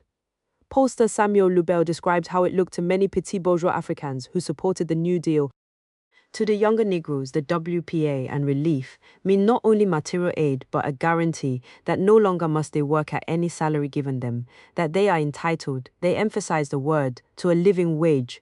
Through the WPA, Harlem's Negroes have had open to them white-collar opportunities which before had been shut, such as the Music and Arts and Writers Projects. Negroes, too, remember that Mrs. Roosevelt visited Harlem personally, that President Roosevelt has appointed more Negroes to administrative positions than any president before him. Each time Roosevelt makes such an appointment, the Amsterdam News, Harlem's leading newspaper, headlines it in 72-point type. Every young Negro gets a vicarious thrill thinking, there may be a chance up there for me. While the liberal Roosevelt administration kept up a steady propaganda campaign throughout the 1930s and early 1940s, claiming to be the best friend Negroes ever had, the period was a time of savage attacks to destabilize the African nation. There was a conspicuous deindustrialization of African employment as they were pushed out of the main imperialist economy. For a while, it appeared on the surface as though two vigorous ladies acted as FDR's deputies in Negro affairs, Mary McLeod Bethune, a forthright educator who served in the Black Cabinet, and Eleanor Roosevelt. Africans were simply victims of the Depression, suffering a heightened version of the commonly shared joblessness. But by 1940, the voices of Du Bois and others who pointed out a genocidal pattern were proven right. In 1940 and 1941, the Depression finally broke. The war in Europe in 1939 had brought new orders for steel, munitions, ships, trucks, and other industrial products. Factories were adding shifts for the first time in years, and Euro-American unemployment was going down rapidly throughout the last half of 1940 and in 1941. Africans were barred from the new production, however. Their industrial employment was going down as more and more new jobs opened up. Corporation after corporation issued public statements that their new plants would be 100% Euro-American. Led by Colt Firearms, Consolidated Aircraft, Chrysler Corporation, North American Aviation, and similar industrial giants, corporate America openly was saying that patriotism required keeping Africans out. Imperialism itself well recognized the boundary between oppressor and oppressed nations. After the war began, the Anaconda Company's wire and steel division in New York ordered a bar on hiring laborers from enemy countries. No Italians, Germans, or Negroes. Colonial Africans were untrustworthy from the viewpoint of imperialism. The US government itself reflected this genocidal program once we go past the White House's propaganda campaign. Between October 1940 and April 1940 and April 1941, the African percentage of those placed in factory jobs by the US Employment Service dropped by over half, from a mere 5.4% down to only 2.5%. The US Navy instituted a new policy in its shipyards wherein all Negro workers would have to wear an arm badge with a big letter N. The Navy rejected an NAACP protest that the N badges were just like the labels used by the Nazis to designate Jews. In May 1941, Chairman Arthur Ottmeyer of the Social Security Board issued an official statement that the board would continue to support white supremacy. The liberal pro-imperialist African leadership were being pushed to the wall. They had urged Africans to remain loyal to the settler empire and had increasingly little to show for it. While they had taken swift advantage of both repression and the internal contradictions of the nationalist movement to gain a political predominance over African communities, their top position was unsteady. Many signs indicated that the nationalist political current was strong on the streets, at the grassroots of the nation. In 1933, the Jobs for Negroes movement spread from Chicago to Harlem. Surprising as it may sound today, many of the community's jobs were held by Euro-Americans. In the retail stores, which were mostly Euro-American owned, all the sales clerks, cashiers, managers, and secretaries were Euro-Americans. Even 75% of the bartenders in Harlem were settlers. Although all the customers were African and the stores were in the African community, even the most pathetic white-collar job was reserved for a Euro-American only. Particularly under the grim conditions of the Depression, many in the community had angrily pointed out this contradiction. A nationalist campaign sprung up around this issue in Harlem, led by a street corner agitator named Sufi Abdul Hamd, Sin Eugene Brown. The Sufi was a self-taught Pan-Africanist and a teacher of Eastern mystic philosophy. In retrospect, it may appear unusual that such a lone political figure could play such an important role, but this only underscores the tremendous leadership vacuum that existed. Together with a core of unemployed college students the Sufi had recruited, he organized the picketing and illegal boycotts of Harlem stores. The campaign continued for 5 years, with merchant after merchant having to compromise and hire Africans. During these years, the Jobs for Negroes movement was illegal, subjected to court injunctions and arrests, as well as the opposition of both the liberal civil rights leadership, NAACP, Urban League, Rev., Adam Clayton Powell Jr., etc., and the CIO and CPUSA. For years, only the small grassroots nationalist groups fought for more jobs in a jobless community. While both the CPUSA and the Harlem churches started jobs committees, these carefully obeyed the law and did nothing except try to divert support from the nationalist struggle. In March 1935, the smoldering anger over the genocidal pressures squeezing African life burst out in a spontaneous uprising. The early Harlem riot saw tens of thousands of Africans taking over the streets for 3 days, attacking police and liberating the contents of stores. The liberal, pro-imperialist leadership were helpless and ignored by the people. Indeed, afterwards, the Euro-American capitalists and politicians bitterly castigated their African allies for having failed to control the masses. Everyone agreed that the popular response to the nationalist Jobs for Negroes campaign was an important factor in the uprising. The New York Times, in their obituary on Sufi Abdul Hamd in 1938, gave hostile acknowledgement. The death of the Sufi ended a career that had affected Harlem more deeply than that of any other cult leader. Sufi put his followers on the picket line with placards saying, "Buy where you can work," in front of stores whose proprietors he accused of refusing to hire Negro help. He reached the height of his power in the winter of 1934-35, and his picket lines were a sore trial to Harlem merchants. The tension that resulted from this, combined with other causes of friction, resulted in the fatal Harlem race riots of March 1936. Imperialism's response was to help their hand-picked African civil rights leaders take over the issue, with a big propaganda campaign, picturing the liberal integrationists as the militant leaders who had supposedly won new jobs for jobless Africans. In 1938, the U.S. Supreme Court ruled the jobs boycotts finally legal. At this, a big-name integrationist coalition took over the Jobs for Negroes struggle in Harlem. The YMCA, the Urban League, the major Protestant denominations, the CIO, the CPUSA all joined to support the new leadership of the Reverend Adam Clayton Powell Jr. over the campaign. Newspaper headlines and joyous victory celebrations greeted the wave of unprecedented agreements between Powell's coalition and business. It appeared as though pro-imperialist integrationism was the key to bringing economic improvement to Harlem. What was absolutely true was that while concessions were gained, Africans were being fronted off. An example was the historic 1938 pact between Powell's coalition and the Uptown Chamber of Commerce, which was hailed in newspaper headlines. Harlem Compact gives Negroes third of jobs in stores there. But in the fine print, there were no specific number of jobs promised. In return for agreeing to end all protests and boycotts, the coalition got a promise that Africans would eventually be hired for only one-third of the clerical jobs only in the Harlem stores, and even there only as replacements whenever Euro-American employees quit. In a joint statement, Rev. Powell and Cole, Philip of the Chamber of Commerce said, "The settlement reached today is historic. It is the first agreement of its kind, and will help quiet unrest in Harlem, because it is proof that white business leaders have a sympathetic interest in the economic problems of the colored race." Even more to the point, the NY Times said that the pact was reached because of years of racial struggles. So whatever jobs were gained were really won by the African masses in violent uprising, and by the grassroots nationalism which alone spoke to their needs and interests. The tamed and carefully controlled jobs campaign was used to picture Rev. Adam Clayton Powell Jr. and other pro-imperialist leaders as militants, as leaders who really fought the white power structure and won all kinds of things for Africans. In 1941, Powell won a seat on the NY City Council. His campaign was supported by Mayor Fiorello LaGuardia, the Republican Party, and the Radical American Labor Party. Powell was a prominent member of this radical settler party. In 1944, he became a U.S. congressman, where he achieved national fame for leading a fight to desegregate congressional facilities. In the press, he was named Mr. Civil Rights. There were small concessions and cosmetic victories, but there was still no change in the basic situation.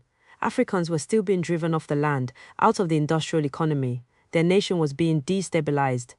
In 1938, the Great Spontaneous Movement over the Italo-Ethiopian War swept the dispersed African nation. Nationalist politics again revived in the African mainstream. Walter White, head of the NASACP, wrote of 1941, "Discontent and bitterness were growing like wildfire among Negroes all over the country. The March on Washington movement, in this situation, their backs against the war, the integrationist leadership was forced to put pressure on their imperialist masters. The A. Philip Randolphs and the Roy Wilkins desperately needed some real concessions that they could take back to their community. They also saw that it was in the long-range sense in imperialism's own interest to make concessions, to ease up, to give African neo-colonial leadership a stronger hand against revolutionary sentiments. It was out of this crisis that the March on Washington movement was born. In early 1941, A. Philip Randolph, together with Walter White of the NASACP, called for a massive African demonstration in Washington, D.C. The goal was to force the New Deal to integrate the military and to open up jobs in defense industry and federal agencies. Randolph said, "Black people will not get justice until the administration leaders in Washington see the masses of Negroes, 10, 20, 50,000 on the White House lawn." This was to be the first African mass march on the empire's capital. It was a confrontation between imperialism and its own African allies. The March on Washington movement issued a call to Negro America to march on Washington for jobs and equal participation in the national defense on July 1, 1941. Dear fellow Negro Americans, be not dismayed in these terrible times. You possess power, great power. Our problem is to hitch it up for action on the broadest, daring, and most gigantic scale. Shake up white America. President Roosevelt ignored the MOW demands. By June of 1941, there were strong signs that masses of Africans were preparing to come. Churches were chartering fleets of buses. Worried, the president's wife, Amelia LaGuardia, met with Randolph in New York City, urging him to cancel the march. Mrs. Roosevelt told Randolph that there might be repression if the march took place. Besides, she said, such a march is impractical. You say you will be able to get 25,000 or more Negroes to come to Washington. Where would they stay? Where would they eat? Washington of 1941 was a southern city, rigidly Jim Crow, with virtually no public facilities for colored. Mrs. Roosevelt had laid down one threat. Randolph politely answered with another. Why, they'll stay in the hotels and eat in the restaurants. Randolph was threatening a massive break-in of the color bar, crowds of Africans pushing into white areas all over the capital, and the resultant race riots as thousands of Africans and settler police clashed. The stakes were high and the integrationist leaders were preparing to have an open confrontation. That alone should tell us how critical their situation was. The very next day, the White House invited the MOW leaders to come for negotiations on canceling the march. Randolph and Walter White met with President Roosevelt, who had brought in William Knudsen, chairman of General Motors, and Sidney Hillman of the CIO. The MOW leaders rejected the offer of the usual study commission. Finally, on June 24, 1941, the White House offered to meet Randolph's demands on employment. The next day, Roosevelt signed Executive Order No. 8802, which for the first time ordered, there shall be no discrimination in the employment of workers in defense industries or government. For the first time, a Fair Employment Practices Commission, FEPC, was set up to pretend to do something about job discrimination. Randolph called the march off in a network radio address. The threat of touching off the African masses had produced a surprising turnabout in public imperialist policy. The breakthrough was credited to Randolph, who became America's officially endorsed protest leader. He was showered with awards. The Amsterdam News said, "A Philip Randolph, courageous champion of the rights of his people, takes the helm as the nation's noble Negro leader."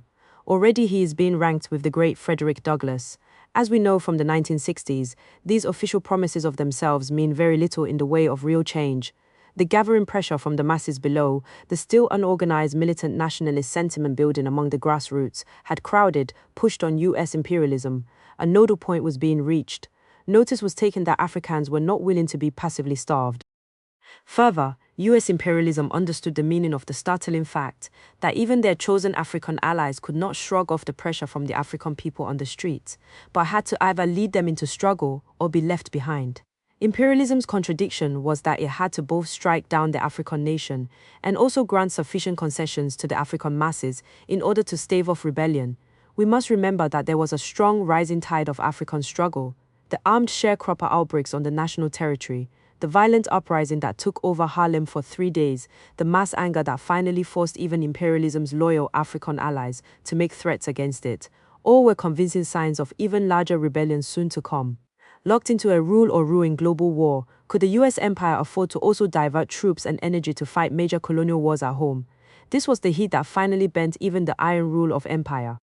The need for colonial labor. This contradiction was resolved through the specific form of Americanization imperialism enforced on Africans. The genocidal campaign to change the population balance and repressively disrupt the African South would continue without let-up, but the pill would be sugar-coated. In northern exile, Africans could suddenly get not only democracy but integration into middle-wage jobs in industrial production. The New Deal's willingness to integrate imperialist industry was a 180-degree turnabout from previously existing policy, and was also a tardy recognition that the unprecedented demands of waging a global war required the recruitment of colonial labor on a vast scale. These jobs were no gift from white America, but a necessity forced upon it both by threat of revolt and by the urgent needs of world conquest. The transformation was dramatic. Robert C. Weaver, one of Roosevelt's Black Cabinet, wrote that the various rules that kept Africans out of industry were changed because, after Pearl Harbor, they were too costly for a nation at war to afford. He noted further, this occupational pattern was slowly changing by 1942. While the majority of new-colored workers were entering unskilled and janitorial jobs, other Negroes were slowly finding jobs as welders, as riveters, and on other production operations. Negroes replaced white workers who formerly were employed as cooks, waiters, garage attendants, and who now entered defense work. Between 1942 and 1944, the percentage of industrial labor that was Afrikaans tripled from 2.5% to 8%. By 1944, the numbers of Afrikaans skilled craftsmen had suddenly doubled, as had the numbers of Afrikaans in federal civil service jobs.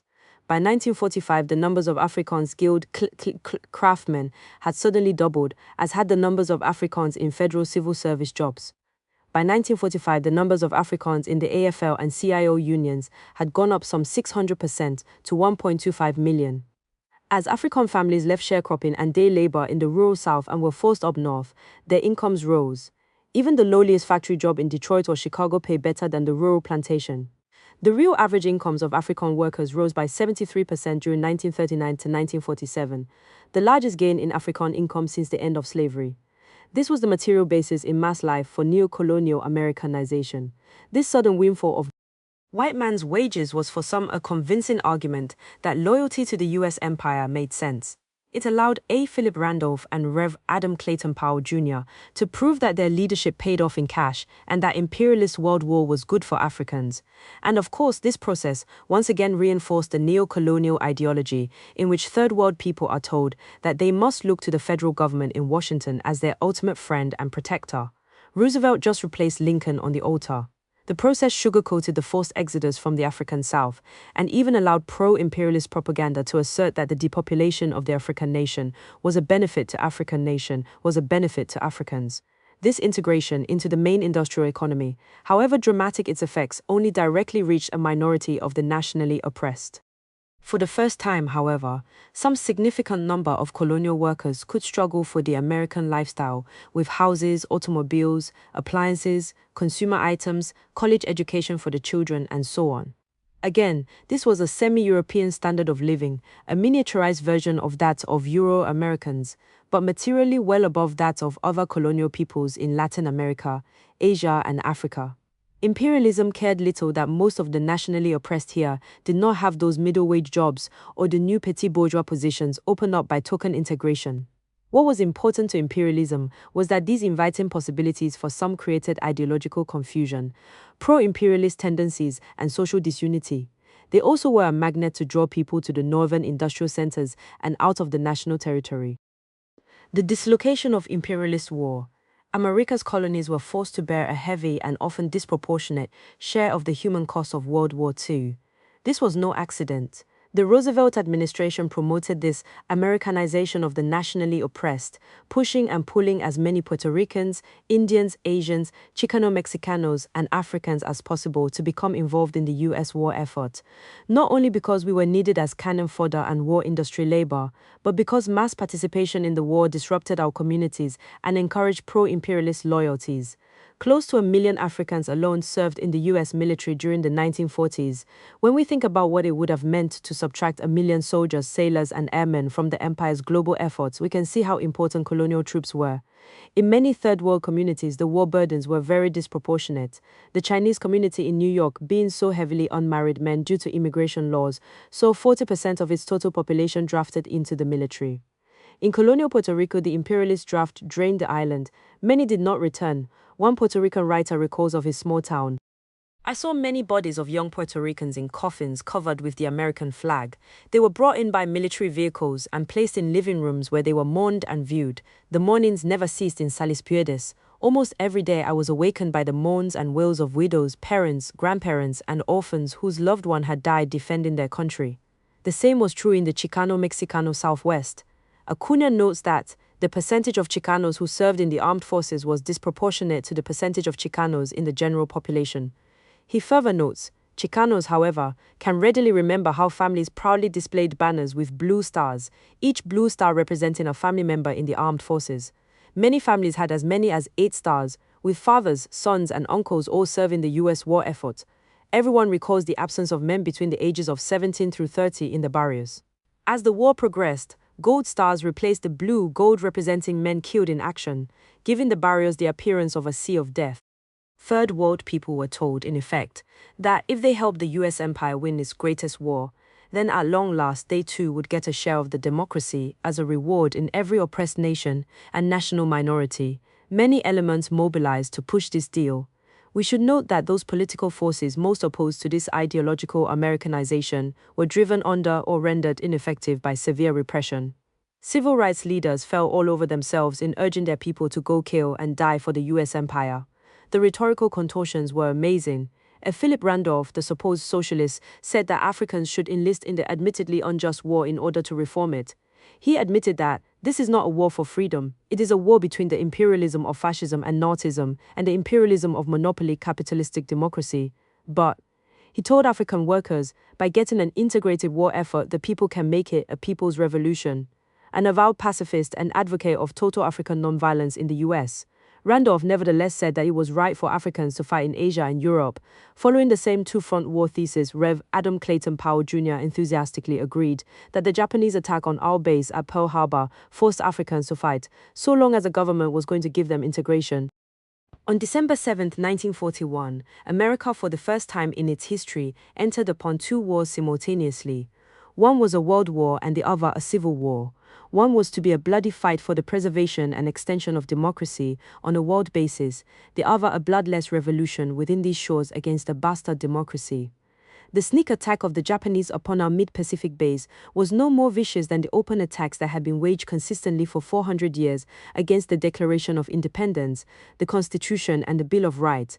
Taking part in the imperialist war was praised as patriotic, not only to the US, but to the race, by Asians or Chicano-Mexicanos or Africans serving in the US military. We were supposedly helping our peoples earn full citizenship rights by proving our loyalty to America. So the war period saw strange contradictions. Perhaps the sharpest irony of the win your freedom game was that of Japanese Americans. We were drafted right out of the US concentration camps and told that our willingness to fight for US imperialism would show whether or not our people were disloyal. The all-Japanese military unit, the 442nd Regimental Combat Team, was used by the US Army as disposable shock troops to be thrown into every bloody situation in Europe. The 402nd had over 9,000 Purple Hearts awarded for a 3,000-soldier unit. Ordered to break through and rescue the lost battalion of Texas National Guard settlers cut off and surrounded by the German army in France, the 442nd took more casualties than the number of settler GIS saved. One Nizé sergeant remembers how K Company of the 402nd went in with 187 men, and when we got to the Texans, there were 17 of us left. I was in command because all the officers were gone, but I Company was down to 8 men. The political effects of the war were not simple. It definitely marked the end of one period and the start of another. The Depression had been replaced by the fruits of military victory, high employment, fueled by new world markets and US international supremacy. The massive dislocation of the war, coming after the harsh repression of the 1930s and the war period itself, and the jet-propelled rise of neo-colonial citizenship, had definitely sidetracked many people. Acuna writes of the Chicano-Mexicano movement. Much of the momentum of the movement of the 1930s was lost. Many Chicano leaders entered the armed forces. Many were killed. Others, when they returned, were frankly tired of crusades. Understandably, during the war and when they returned, many Chicano veterans were proud of their records. They believed that they were entitled to all the benefits and rights of US citizenship. A sort of euphoria settled among many Chicanos, with only a few realizing that the community had to reorganize. Many Chicanos believed the propaganda emanating from World War II about brotherhood and democracy in the United States. They thought that they had won their rights as US citizens for a time. The GI Bill of Rights lulled many Chicanos into complacency. With many taking advantage of education and housing benefits, many Chicanos, because of their involvement in the armed forces, realized that they would never return to Mexico. Many also became super patriots who did not want to be identified with the collective community. In the urban barrio, many parents, remembering their own tribulations, taught their children only English. Middle-class organizations, and for that matter, civic organizations became increasingly integrationist in the face of the red baiting of the 1950s. The neo-colonial pacification that came out of the World War II years was not a calm, but the stillness that came after devastation. We must remember how once again in the Deep South returning African GIs were singled out for assassination by the KKK. In the Chicano-Mexicano Southwest, the empire conducted a genocidal mass deportation drive of unequaled severity. Even the savage immigration raids and deportations of the New Deal were outdone by the new imperialist offensive after World War II, believing that the wartime labor shortage had permitted too many Chicano-Mexicanos to live inside the occupied territories. The empire started a gigantic military campaign to partially depopulate and terrorize the Southwest. Under the cover of the 1952 McCarran Water Immigration and Nationality Act, a reign of armed terror descended upon the Chicano-Mexicano communities. This was CIA population regroupment strategy in textbook form.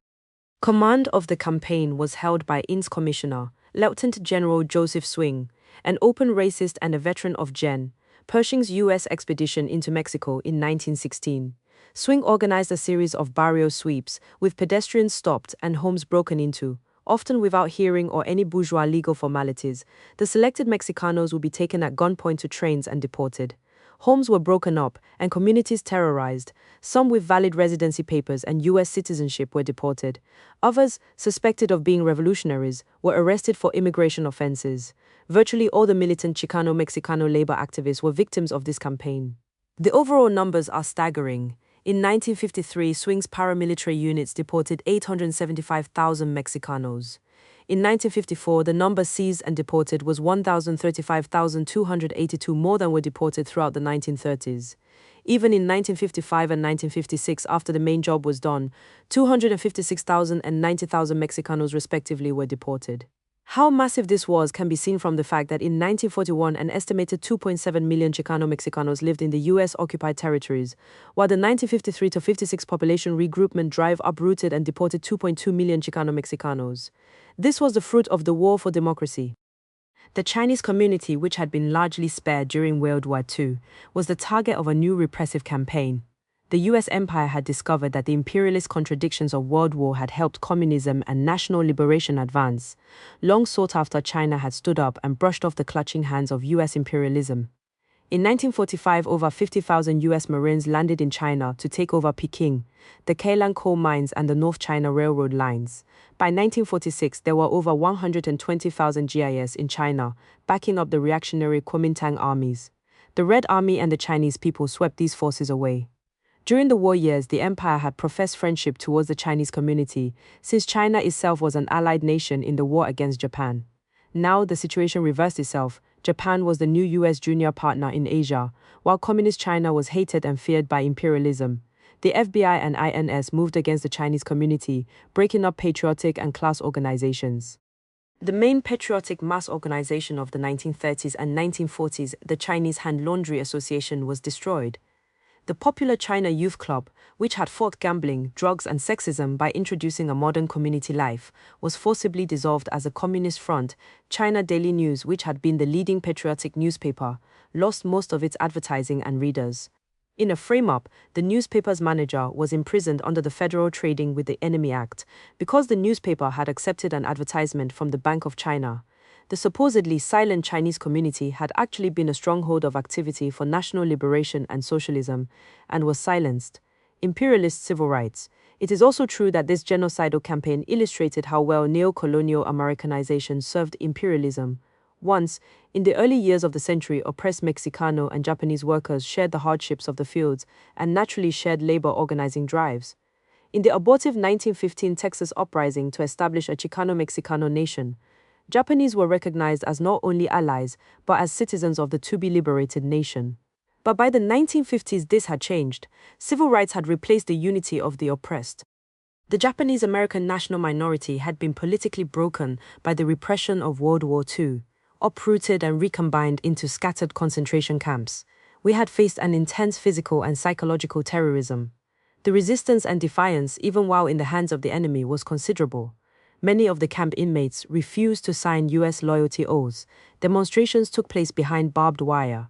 Some 10% were under even harsher incarceration at the Tule Lake camp for dissidents and resistors.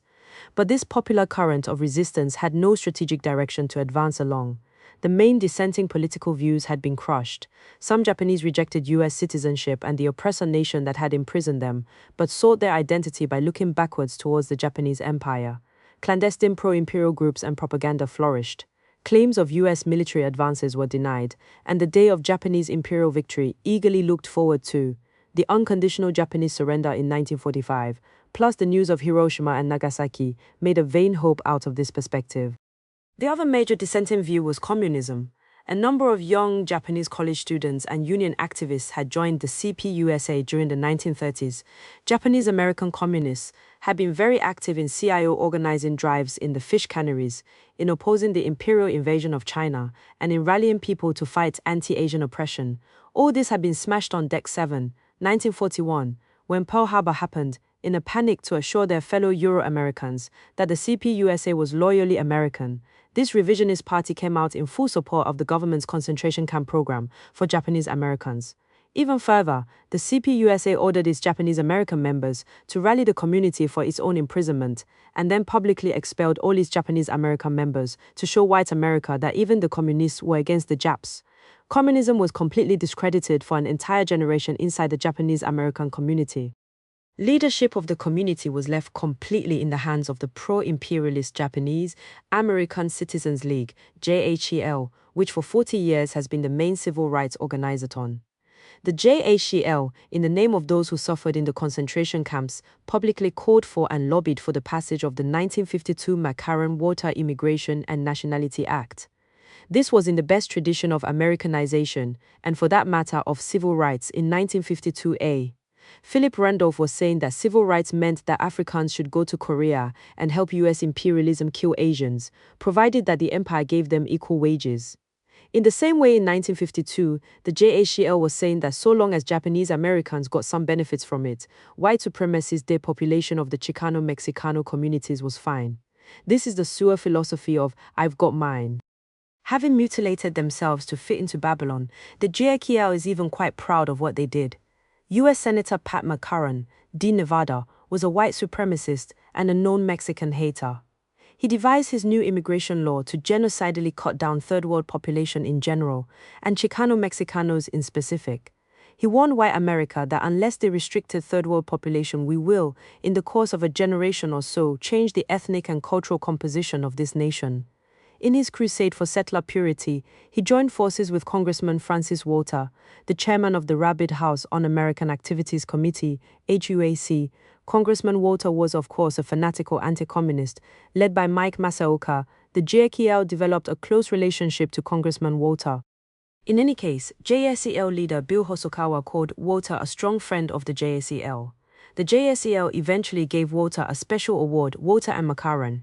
McCarran added clauses to their repressive legislation giving some concessions to Asians, primarily ending the 1924 Oriental Exclusion Act, which made it possible for non-citizen Japanese to become U.S. citizens. With this, the JACL was glad to help sponsor this vicious legislation and give cover to the reactionary wing of U.S. imperialism. Hosokawa, who has been a senior editor for the Denver Post, writes that the final passage of this repressive law was a supreme triumph of the JACL. 2 million Mexicano men, women and children victims of Migra terror raids saw very well whose triumph that was. That's why the shallow rhetoric that says all third world people automatically unite against racism is dangerously untrue. Pro-imperialist civil rights is a pawn in the crimes of the empire against the oppressed nations. The example of the JACL was just the opening wedge of a strategic process in which the empire was promoting Asians as a buffer between settlers and the oppressed nations. We can see this in daily life by the numbers of Asian professionals and small retailers entering the inner city. This process began, however, with Japanese Americans in the years right after World War II. A pause and a beginning. It may have appeared to some in those years that the US empire had consolidated its fortress America, that it had won a supreme triumph. But the streams of national consciousness ran deep within the colonial masses. If the Adam Clayton Powells and the Roy Wilkins occupied the public mainstream of African politics, we can see that nationalism was only forced down out of sight. It still lived in the grassroots and continued to develop. This pause was historically necessary, since anti-colonial struggles and leaders of the 1920s and 1930s had many strengths, but did not yet have programs for liberation that could successfully lead the masses. Now we can see that this was a stage in development, in opening up new doors, and so we can also see literally everywhere we choose to look, the seeds beneath the snow. An African GI, named Robert Williams, went home from Asia to Monroe, North Carolina, having learned something about self-defense and world politics. In Los Angeles, in the early 40s, Chicano teenagers formed the Pachuco youth subculture, flaunting zoot suits and openly rejecting Euro-American culture. Chicano-Mexicano historians now see the defiant Pachuco movement as the first large current within the Chicano movement towards separatism. an African ex-convict and draft resister, was building the nation of the lost found. The revolutionary explosions of the 1960s had their seeds, in countless ways, in the submerged but not lost gains and developments of the 1920s, 1930s, and 1940s. Ex-1950s oppression and the decline of the Communist Party USA. 1. The end of the Euro-American left, the post-World War II collapse of the Communist Party USA. The main organization of the Euro-American left was an important indicator of disappearing working-class consciousness in the oppressor nation. It is not true that the Euro-American left was destroyed by the McCarthyite repression of the 1950s. What was true that the anti-communist repression effortlessly shattered the decaying hollow shell of the 30s-old left, hollow because the white workers who once gave it at least a limited vitality had left. The class struggle within the oppressor nation had once again effectively ended. Mass settler unity in service of the US empire was heightened. Looking back, we can see the Communist Party USA in that period as a mass party for reformism that penetrated every sector of Euro-American life. At its numerical peak in 1944-1945, the CPUSA had close to 100,000 members. Approximately one quarter of the entire CIO union membership was within those industrial unions that it directly led. Thousands of Communist Party trade union activists and officials were present throughout the union movement, from shop stewards up to the CIO Executive Council. The party's influence among the liberal intelligentsia in the 30s was just as large. Nathan Witt, Chief Executive Officer of the Federal National Labor Relations Board during 1937 to 1940, was a CPUSA member. Tens of thousands of administrators, school teachers, scientists, social workers, writers, and officials belonged to the CPUSA. That was a period in which writers as prominent as Ernest Hemingway and artists such as Rockwell Kent and Ben Shahn contributed to CPUSA publications. Prominent modern dancers gave benefit performances in Greenwich Village for the Daily Worker. Maxim Lieber, one of the most exclusive Madison Avenue literary agents with clients like John Cheever, Carson McCullers, John O'Hara, and Langston Hughes, was not only a CPUSA member, but was using his business as a cover to send clandestine communications between New York and Eastern Europe. The CPUSA, then, was a common presence in Euro-American life, from the textile mills to Hollywood. This seeming success story only concealed the growing alienation from the CPUSA by the white workers who had once started it. In the early 1920s, the infant Communist Party was overwhelmingly European immigrant proletarian. In its first year, half of its members spoke no English. For that matter, two-thirds of the total party then were Finnish immigrants who had left the Social Democracy and the IWW to embrace Bolshevism. Virtually all the rest were Russian, Polish, Jewish, Latvian, and other East European immigrants. The CPUSA was once a white proletarian party, not just in words, but in material fact. The rapid expansion of the party influence and size during the late 30s and the World War II years was an illusion. Euro-Americans were not fighting for revolution, but for settleristic reforms, and those years the CPUSA was just a radical wing of President Roosevelt's New Deal.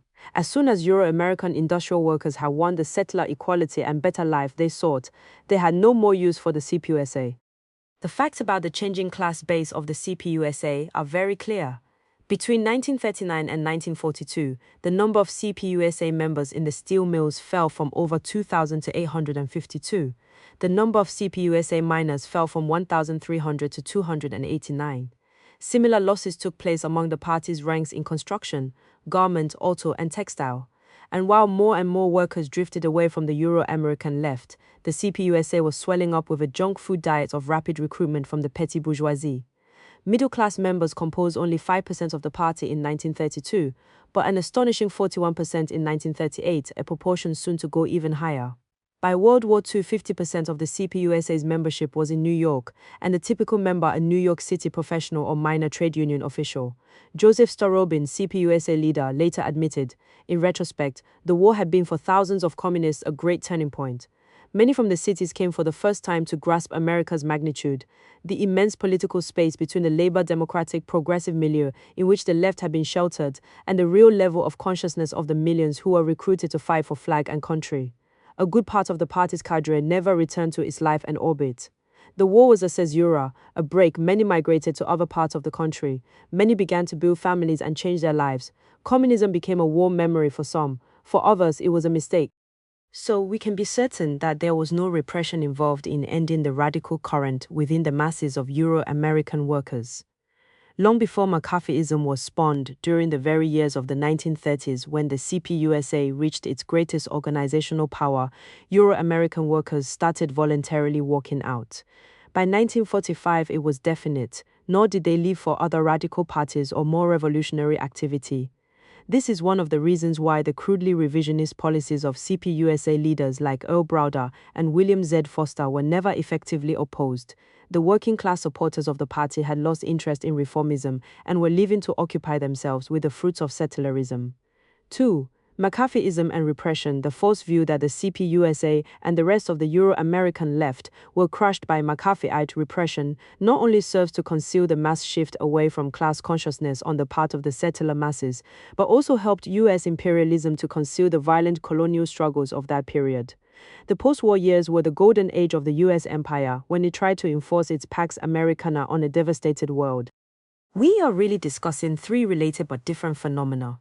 1. Cold War political repression aimed at limiting pro-Russian sympathies among radical New Deal Euro-Americans. 2. The McCarthyite purges of the U.S. government itself in an intra-imperialist policy struggle. And 3. The violent terroristic counterinsurgency campaigns to crush revolutionary struggles throughout the expanded U.S. empire. It is a particular trait of Euro-American left revisionism to blur these three phenomena together, while picturing itself as the main victim of U.S. imperialism. This is an outrageous lie.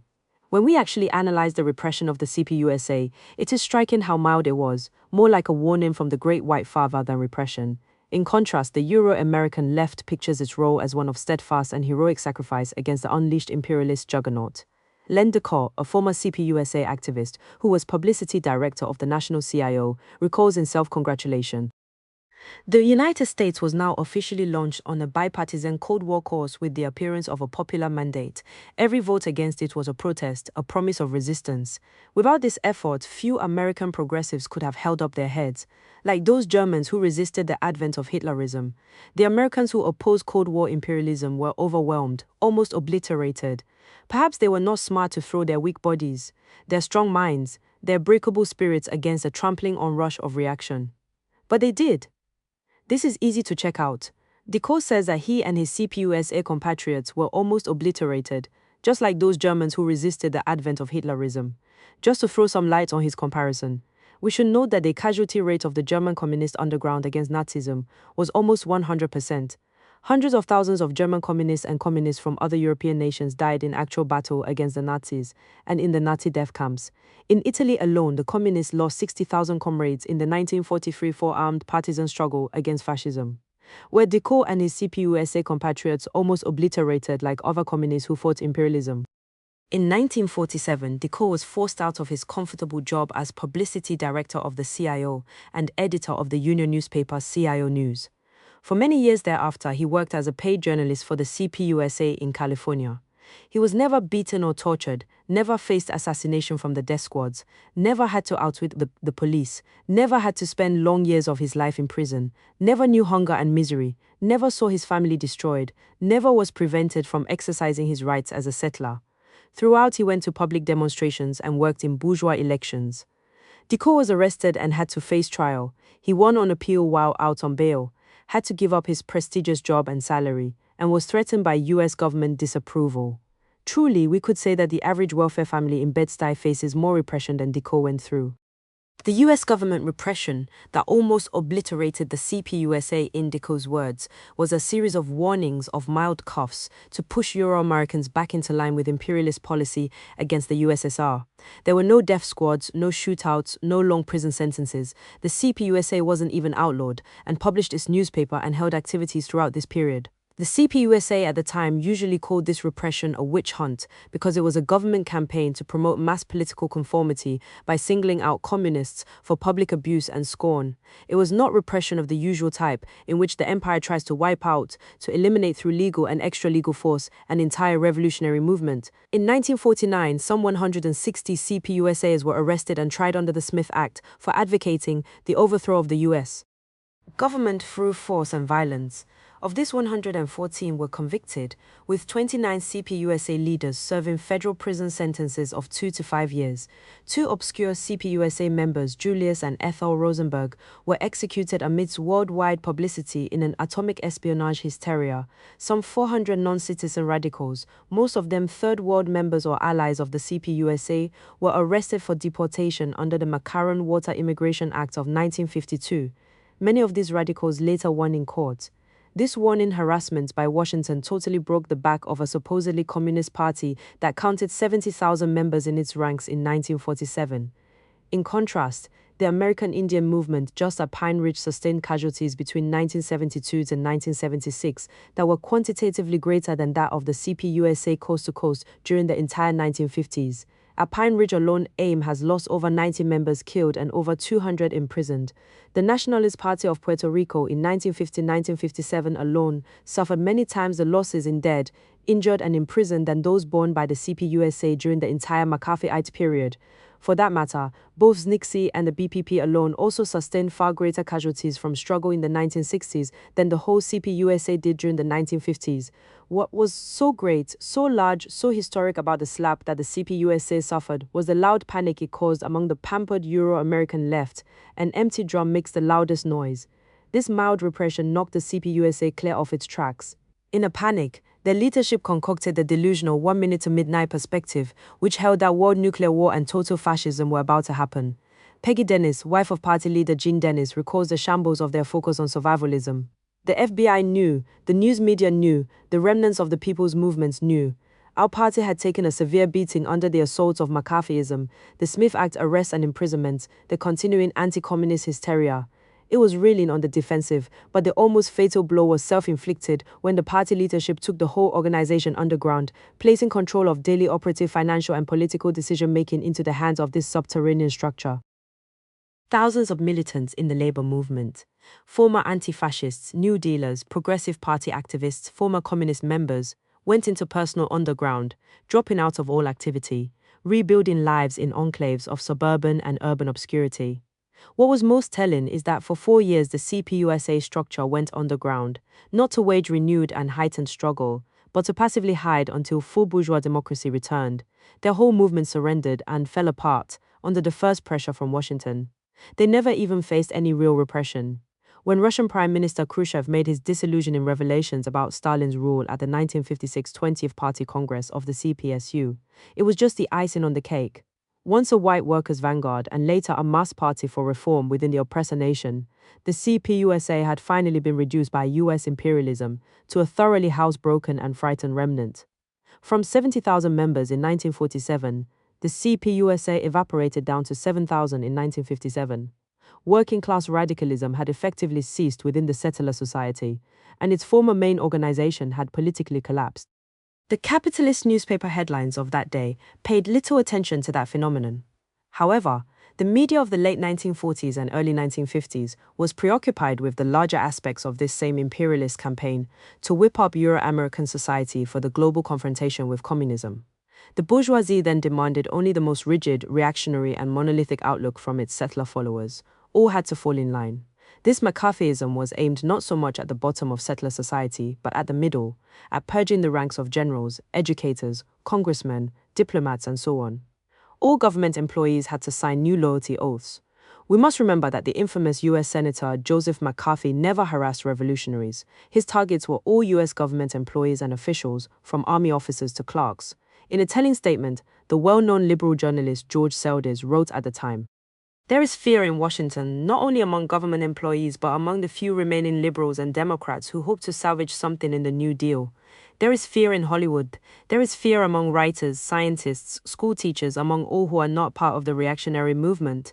So that McCarthyism reflected a power struggle within the imperialist ranks between liberal and conservative forces, as well as being part of the general move of the empire to tighten up and prepare for world domination.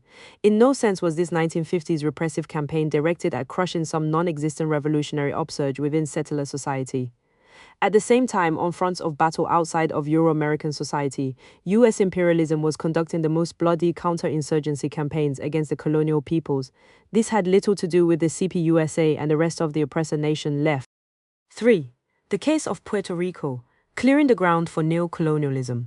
It is generally known that U.S. imperialism chose neocolonialism as the main form for its expanding empire in the immediate post-WWI. In 1946, the U.S. Philippine colony was converted with much fanfare to the supposedly independent Republic of the Philippines, to this day occupied by major U.S. military bases. In 1951, the Puerto Rican colony was converted into a commonwealth with limited bourgeois self-government under strict U.S. rule. What is less discussed is that neocolonialism is no less terroristic than colonialism itself. Neocolonialism, after all, still requires the military suppression and elimination of the revolutionary and national democratic forces. Without this political sterilization, after World War II, imperialism's local agents would not have been able to do their job. This was true in the Mexicano-Chicano Southwest in the Philippines and other occupied territories. The 1950 U.S. counterinsurgency campaign in Puerto Rico is a clear example of this. It also gives us a comparison to further illuminate the CPUSA. By 1950, U.S. imperialism had decided that its hold over Puerto Rico would not be safe until the Nationalist Party was finally wiped out. That year, U.S. Secretary of War Louis Johnson spent 3 days in Puerto Rico planning the counterinsurgency campaign. The puppet governor, Muñoz Marin, was told to arrest or kill the nationalist leaders. Police pressure on the revolutionaries increased. Nationalist Party leader Don Albizu Campos was openly threatened. U.S. Congressman Vito Marcantonio complained on October 19, 1949. The home of Pedro Albizu Campos is surrounded day and night by police patrols, police cars and jeeps with mounted machine guns. When Dr. Albizu Campos walks along the streets of San Juan, he is closely followed by 4 or 5 plainclothes policemen on foot and a load of fully armed policemen in a car a few paces behind. Every shop he enters, every person to whom he talks, is subsequently visited by representatives of the police department. A reign of terror descends on the luckless citizens of Puerto Rico, who spend a few minutes talking to Dr. Albizu Campos. By late October of that year, the colonial police had begun a series of incidents, of ever more serious arrests and raids against Nationalist Party activists on various charges. Finally, in one raid, police and nationalists engaged in a firefight faced with certain annihilation piecemeal by mountain police attacks. The nationalists took to arms in the Grito de Jayuya. On October 30, 1950, nationalist forces captured the police station and liberated the town of Jayuya. They immediately proclaimed the Second Republic of Puerto Rico, as more uprisings broke out all over the island. The defeat of the Second Republic required not only the police but the full efforts of the Colonial National Guard. It was an uprising drowned in blood. The seriousness of the combat can be seen from the Associated Press dispatch. National Guard troops smashed today at violently anti-United States nationalist rebels and drove them out of 2 of their strongholds with planes and tanks. Striking at dawn, troops armed with machine guns, bazookas and tanks recaptured Jayuya, 50 miles southwest of San Juan, and the neighboring town of Utuado. Fighter planes strafed the rebels. They had seized control of the 2 towns last night after bombing police stations, killing some policemen and setting many fires. Jayuya looked as if an earthquake had struck it, with several blocks destroyed and most of the other buildings in the town of 1,500 charred by fire. Another guard spearhead was racing towards Arecibo to crush the uprising there. Even in defeat, the heroic nationalist struggle had great effect. In the 1951 referendum for Commonwealth status, Governor Marin could only muster enough votes for passage by falsely promising the people that it was only a temporary stage leading to national independence. The revolution had exposed the lie that colonialism was accepted by the Puerto Rican people. Throughout Latin America, mass solidarity with the Puerto Rican struggle blossomed. In Cuba, the cause of Puerto Rican independence had won such sympathy that even a pro-US Cuban president, Carlos Prio Socaras, sent off a public message interceding for the safety of Don Albizu Campos and the other nationalists. The Cuban House of Representatives sent a resolution to President Truman asking that the lives of Don Albizu Campos and other captured leaders be guaranteed. In Mexico, in Central America, throughout Latin America, the 1950 Grito de Jayuya stirred up anti-imperialist sentiment. The defeat of the patriotic uprising was followed by an intense reign of terror over all of Puerto Rico. In addition to the many martyrs who fell on the field of battle, some 3,000 Puerto Ricans were arrested by U.S. imperialism. Many were sent to prison under the infamous Little Smith Act, the 1948 Law 53, which made it a crime to advocate revolution against the colonial administration. Many were charged with murder, arson, and other crimes. One woman, for example, was sentenced to life imprisonment for having cooked some food for her husband and sons before they went to join the uprising. The neo-colonial Commonwealth scheme was only possible because of the terroristic violence used by U.S. imperialism to pacify the patriotic movement and the Puerto Rican masses. It isn't difficult to see that the level of imperialist repression inflicted upon the Puerto Rican nationalists was qualitatively far greater than that used on the CPUSA. It is somewhat obscene to even compare the two. It is enough to say that US imperialism had to use tanks, air attacks, machine guns, mass imprisonment, and terror to crush the Puerto Rican nationalists, for they were genuine revolutionaries. What did the CPUSA and the US oppressor nation left do in solidarity to help their supposed allies in Puerto Rico? Absolutely nothing and less than nothing. The CPUSA's main response was to concern itself only with saving its own skin. The single Euro-American imprisoned with the nationalists after Jayuya, the anti-war activist Ruth Reynolds, did more in solidarity with the anti-colonial struggle than did the entire CPUSA with its thousands of members. For years during the 1930s, the CPUSA had won support from Puerto Ricans in the barrios of the continental US by posing as proponents of Puerto Rican independence. In order to win over Puerto Ricans, the CPUSA pretended to be allies of the Nationalist Party. One Euro-American CPUSA organizer in New York's Spanish Harlem recalls the main issues were unemployment and Puerto Rican independence. Viva Puerto Rico Libre was the popular slogan. The nationalist movement in Puerto Rico, headed by Pedro Albizu Campos, dominated the politics of El Barrio. In 1948, CPUSA leader William Z. Foster made a well-publicized trip to Puerto Rico in which he met with Don Albizu Campos. Afterwards, Foster wrote a mass pamphlet on poverty in Puerto Rico, The Crime of El Fangito, to show CPUSA solidarity with the nationalists. But when US imperialism unleashed its counterinsurgency, when the revolution joined battle with the mighty US empire, where was the CPUSA, on its knees proclaiming its loyalty to the US empire, begging in the most cowardly fashion to be spared by its masters? On November 100, 1950, the second day of fighting, two Puerto Rican patriots, Griselio Torresola and Oscar Collazo, attacked Blair House in Washington, D.C., the temporary residence of President Truman. This bold, sacrificial action against the US tyranny occupied the headlines in newspapers around the world. Joining the rest of the oppressor nation media, the CPUSA's Daily Worker also made the heroic attack on Blair House its main front-page story.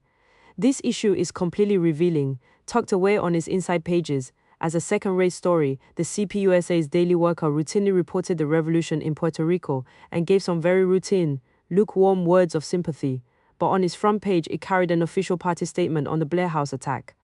That statement was signed by CPUSA leaders William Z. Foster and Gus Hall.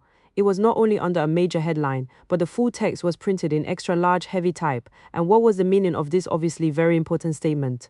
A cowardly and shameful slander of the heroic patriots Torresola and Collazo, and a cowardly assurance that the CPUSA joined ranks with the rest of the oppressor nation in supporting President Truman. The treacherous statement read, CPUSA's terrorist attempt in Washington. Like all our fellow Americans, we communists were profoundly shocked by this afternoon's report of an attempt to enter Blair House with the apparent purpose of taking President Truman's life. As is well known, the Communist Party condemns and rejects assassination and all acts of violence and terror. This can only be the act of terrorists, deranged men or agents. With war raging in Puerto Rico, was it a shock for the struggle to be brought to the front door of imperialism? What kind of communists reject all acts of violence? What kind of anti-imperialists would join the imperialists in saying that the martyr Griselio Torresola, who so willingly gave his life for the oppressed, was either deranged or an agent? This disgusting statement was transparently begging US imperialism to spare the CPUSA, far from being the main victims of the 1950s repression, as they so falsely claim. The Euro-American left were still housebroken accomplices to the crimes of US imperialism. They were the US empire's loyal opposition. LeBron kneels at grave of nationalist hero Pedro Albizu Campos. We have nothing to repent. 4 Puerto Rican terrorists go home to a hero's welcome. For a brief moment last week, San Juan's international airport took on the atmosphere of a revolutionary carnival, as some 5,000 Puerto Ricans gaff. For nearly an hour, the nationalists hammered home the need for unity among independence supporters. The sympathetic audience interrupted frequently with bursts of applause. This great humanity has creed enough. Parasitism is still the principal characteristic of Euro-American society. Only now the crude parasitism of the early settler conquest society has grown into and merged its blood with the greater parasitism of world imperialism. The imperialist oppressor nations of North America, Western Europe and Japan have in the post-World War II years reached a mass standard of living unparalleled in human history. These nations of the imperialist metropolis are choked in an orgy of extravagance, of fetishistic consumerism, of industrial production without limit. Even now, in the lengthening shadows of imperialism's twilight, in the confusion of the US empire's decline, the settler masses still can hardly believe that their revels are drawing to an end. It must be emphasized that Euro-American society is not self-supporting. The imperialist mythology is that factories simply multiply themselves, that trains beget airlines and mines beget computers. In other words, that the enormous material wealth of the imperialist metropolis is supposedly self-generated and supposedly comes to birth clean of blood. The unprecedented rise in the wealth of the oppressor nations is directly and solely based on the increased immiseration of the oppressed nations on a global scale.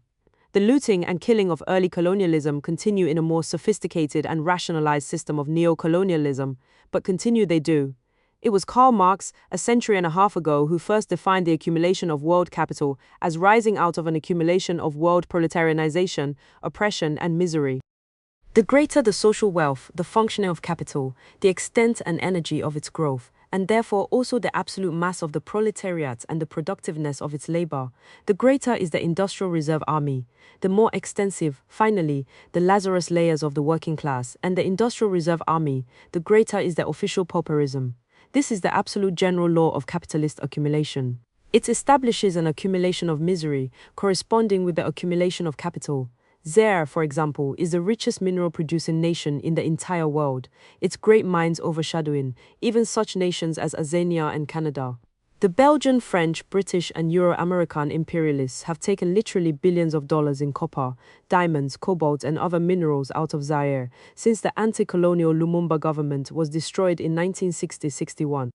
This frenzy of looting has so infected the neo-colonial Mobutu regime that the Belgians laughingly call their allies a kleptocracy.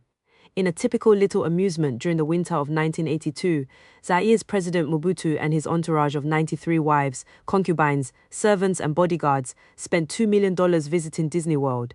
His make-believe government is perpetually bankrupt, unable to pay even its phone bills, permanently indebted to Western banks. And the African masses, how do they relate to this great wealth? Real wages in Zaire have declined by 80% between 1960 and 1978.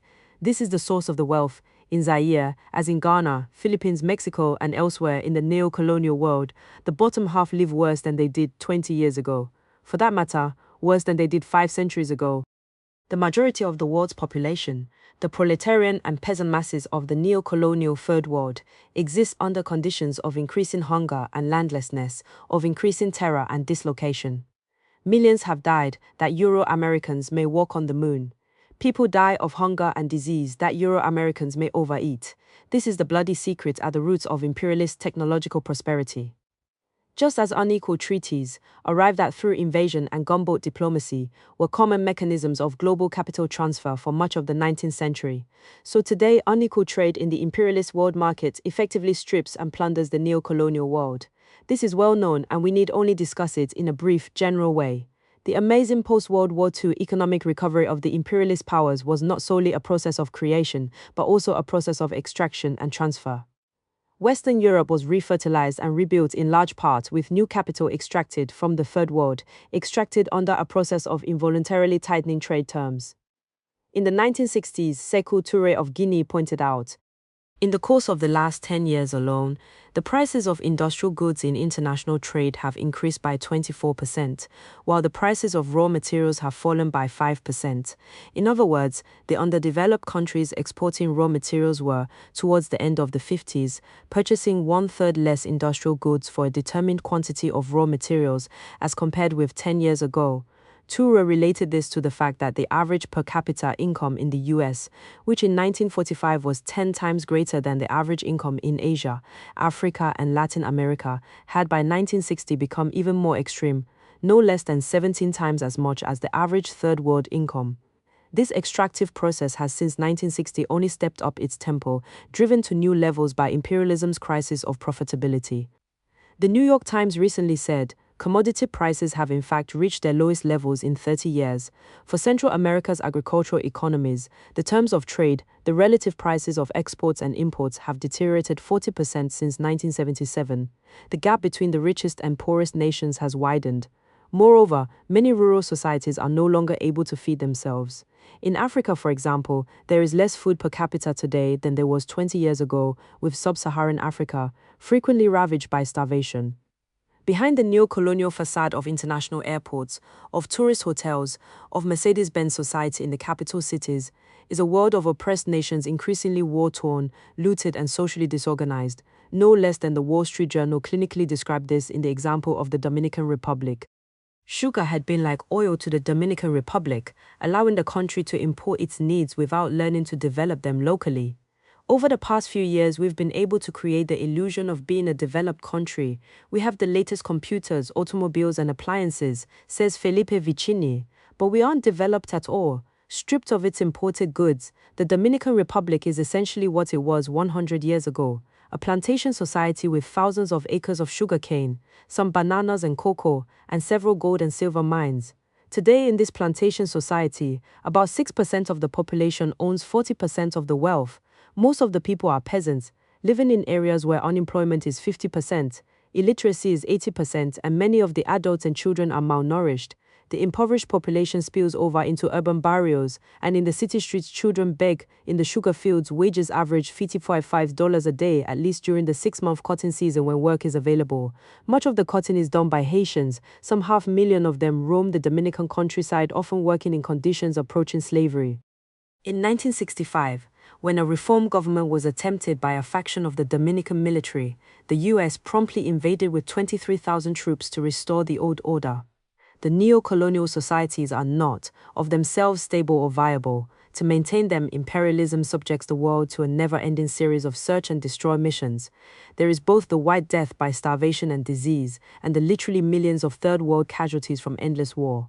Jon Stewart of the Pacific News Service has written, according to War and Peace, a new book published in London, about 35 million people have died in 130 military conflicts in more than 100 countries, all but a handful in the Third World, since the end of World War II. In the vast majority of these conflicts, the four original powers of the UN Security Council, Britain, France, the United States, and the Soviet Union, have played prominent direct or indirect roles. One thinks especially of Korea, which claimed 2.5 million lives and involved all the great powers, of Indochina, which involved all the great powers, but Britain, of France's bloody colonial wars in Africa, which claimed several million. The argument that these Third World Wars, which taken together, really represent a Third World War, are mostly the products of nation building among backward and bloodthirsty societies simply doesn't wash. At least it doesn't explain why the four great powers have, in his 1982 Nobel Prize lecture in Stockholm, Colombian novelist Gabriel Garcia Marquez reminded the world how in the previous 11 years Latin America has suffered from imperialist violence. There have been 5 wars and 70 military coups. There emerged a diabolical dictator who is carrying out, in God's name, the first Latin American ethnocide of our children. Because they tried to change this state of things, nearly 200,000 men and women have died throughout the continent, and over 100,000 have lost their lives in 3 small and ill-fated countries of Central America: Nicaragua, El Salvador, and Guatemala. If this had happened in the United States, the corresponding figure would be that of 1,600,000 violent deaths in 4 years. 1 million people have fled Chile, a country with a tradition of hospitality, that is 10% of its population. Uruguay, a tiny nation of 2.5 million inhabitants, which considered itself the continent's most civilized country, has lost to exile 1 out of every 5 citizens. The country that could be formed of all the exiles and forced emigrants of Latin America would have a population larger than that of Norway. Thus, there is nothing benign about imperialistic parasitism. The so-called world market is not a neutral trading ground, but a system of rigged transactions and economic crimes at gunpoint. There is a direct one-to-one relationship between world hunger, mass unemployment, and proletarian conditions approaching slavery, to use the words of the Wall Street Journal, on the one hand, and a fortified Babylon, filled with consumer decadence and arms factories on the other hand.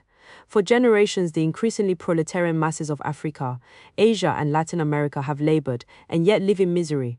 No society would freely enter into such self-destructive relationships. A world of colonies and neo-colonies create the only conditions for the imperialist free market. In addition to its own armies, imperialism maintains in every nation that it dominates puppet military and police forces, amounting worldwide to millions of armed men, in order to extend capitalistic repression into the smallest and remotest village. The Third World War is already going on. X. The global plantation. 1. The promotion of the proletariat and replacement by Third World labor. The short era of Pax Americana after World War II was one of completing profound changes for Euro-American society.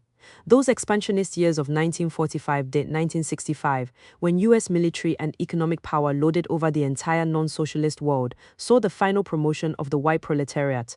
This was an en masse promotion so profound that it eliminated not only consciousness, but the class itself. Just as in the 19th century, the Euro-American bourgeoisie both watered down class contradictions and reinforced its settler garrison over the continental empire by absorbing immigrant European nationalities fully into the US oppressor nation.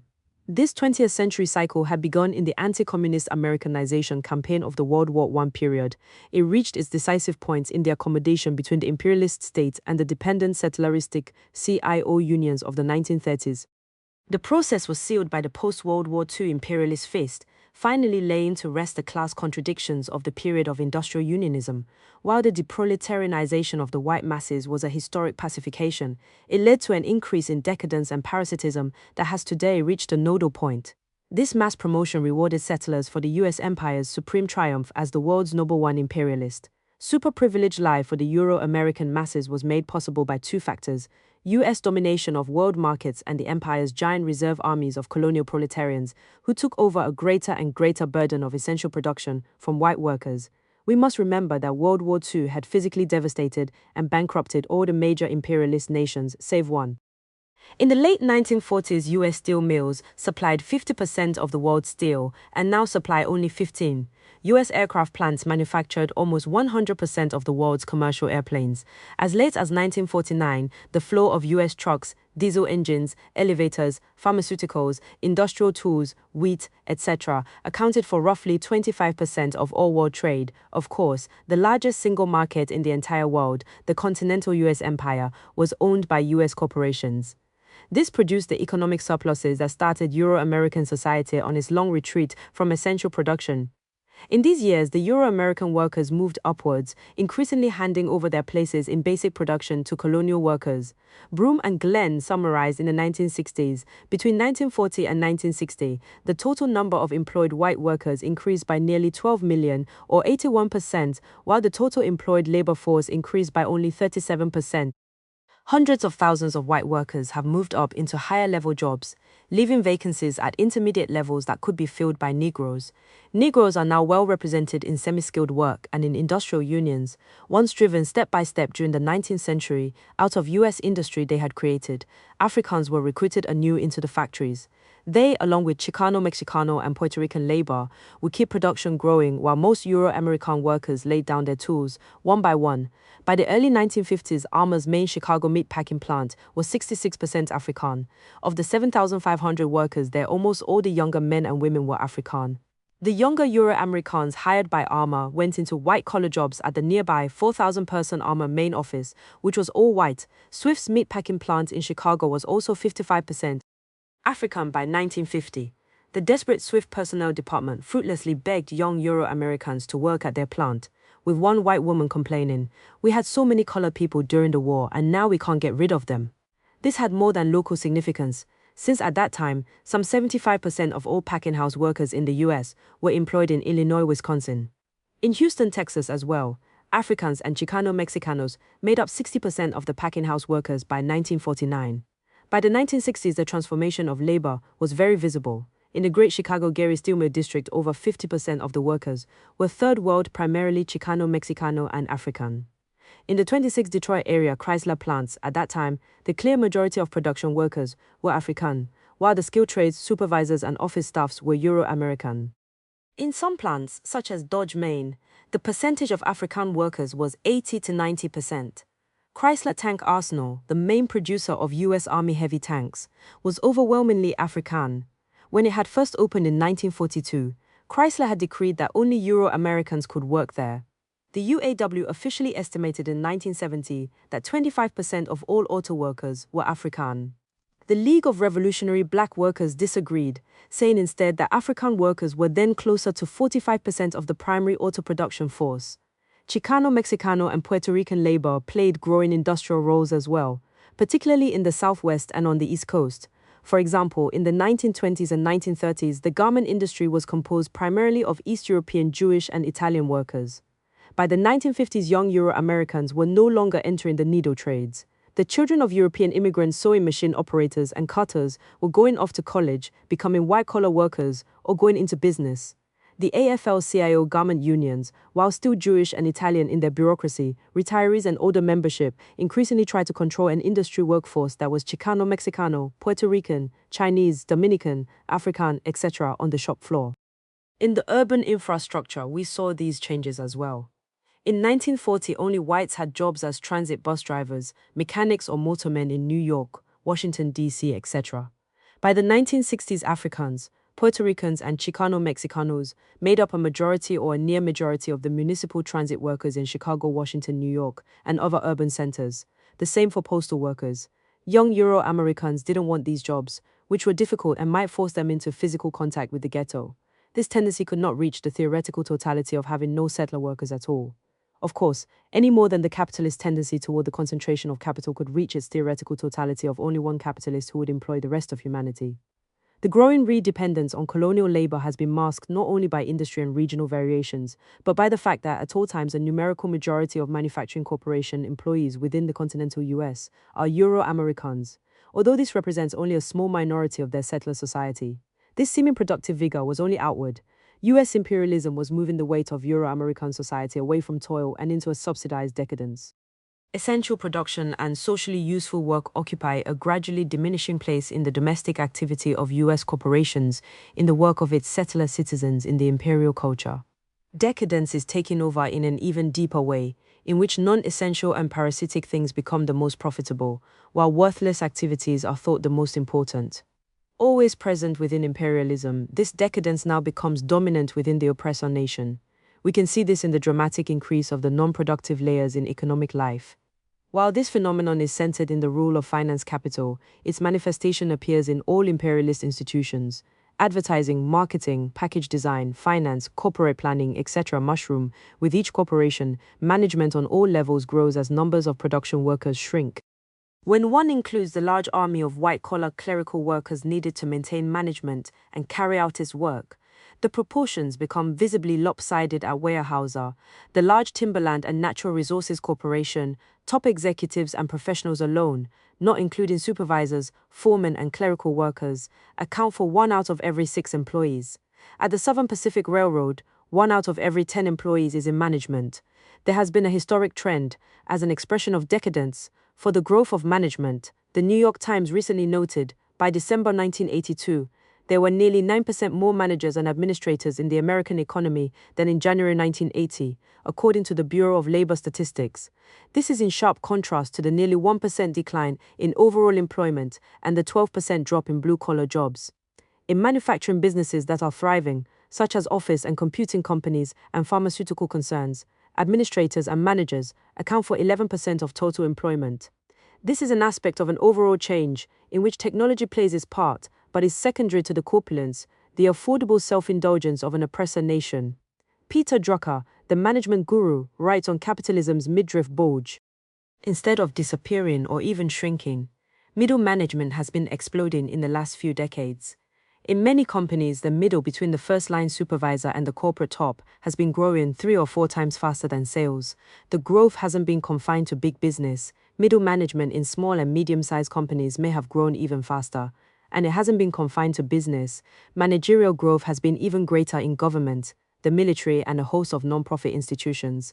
A liberal arts college I know had, in 1950, a president, a dean, and an assistant dean of students, who also handled admissions, and a chief clerk who kept the books. Enrollment has doubled, from 500 to 1,000, but administrative staff has increased sixfold, with 3 vice presidents, 4 deans, and 17 assistant deans and assistant vice presidents. 5 secretaries did the same work now being done by 7 or 8 deans, assistant deans, and assistant vice presidents, and did it very well. The historic trend has been to sharply dilute the role of productive workers, even in vital industries. In food products, for example, the percentage of total employment that is non-production, managerial, supervisory, technical, and clerical, rose from 13% in 1933 to 32% in 1970. A similar development took place in the chemical industry, where non-production employees rose from 16% of all employees in 1933 to 37% in 1970. In manufacturing industries as a whole, the percentage of non-production employees went up from 18% to 30% in 1950-1980. When we look at the overall distribution of employed Euro-Americans, we see that in 1980 white-collar workers, professionals and managers were 54%, a majority, and service employees an additional 12%. Only 13.5% were ordinary production and transportation workers. That is only 13 out of every 100 employed Euro-Americans. By 1982, there were thought to be more third-world domestic servants in California alone than Euro-American workers in the entire U.S. steel industry. 2. New Babylon. The observation was made by the Black Liberation Movement during the 1960s that modern America was just slavery days on a higher level, in which U.S. imperialism as slave master made the entire Third World its plantation and America itself its big house. The real economy of the U.S. empire is not continental but global in its structural dimensions. The U.S. oppressor nation itself has increasingly specialized into a headquarters society, heavily dependent upon the super profits of looting the entire Third World. This is more than just a matter of dollar transactions. Born out of the slave trade and the conquest of Indian lands, raised up to power through colonial labor, the U.S. oppressor nation has again developed a one-sided dependence, even for its daily necessities, on the labor and resources of the oppressed nations. The Wall Street Journal said recently, by last year the U.S. sales to third world countries had swelled to 39% of its exports, from 29% in 1970. This even understates the relationship. Africa, for example, accounts for 10% of all U.S. exports earnings by official statistics. These figures conceal more than they reveal, not including, for example, the profits taken out of Africa directly and indirectly by the European subsidiaries of U.S. multinationals, not the sale of third-party commodities, such as Saudi oil, by U.S. multinationals. Nor can such figures express the super profits gained through unequal trade terms. The US and other imperialists purchase from Africa at bargain basement prices, often only a fraction of what they were 30 years ago. Cocoa, coffee beans, iron ore, chromium, coal, mica, nickel, cobalt, copper, manganese, and so on. The basic raw materials of industrial life are taken by US imperialism so cheaply, they are the next thing to free. This economic dependency on the rest of the world was recently admitted by former US Vice President Mondale. Unless our exports grow, we cannot hope to recover from the recession. More than 20% of American industrial output is exported. 1 out of every 6 manufacturing jobs is linked to exports. 4 out of every 5 created between 1977 and 1980 were export-related. Almost 1/3 of all corporate profits derive from foreign investment and trade. 2/5 of our farmland produces for export. The most significant trend to us, however, has been the export of capital in the form of production. This is the latest step in moving the work of essential production out of the oppressor nation. In the 1945-1965 period, the loyal Euro-American workers received a mass promotion away from the proletariat, raising the majority of them out of the factories and fields and into the white-collar professional office and sales world. Even in its origins, this was only possible by replacing them with colonial labor, African, Puerto Rican, and Chicano-Mexicano. That early stage in which the African proletariat took such a heavy role in industrial production is now over. In the second stage, the empire is continuing to move productive work out of the oppressor nation. This is accelerating on a global basis now, with factories moving across the Pacific and southward below the Rio Grande. Even within the continental empire, new millions of colonial proletarians are being brought in from Asia, Latin America, and the Caribbean to both provide even cheaper industrial and service labor, and to permit the dispossession of Afrikaans alarmed. At the rising anti-colonial movement of the 1960s, the empire has been replacing African workers as rapidly as possible. Images of the past persist.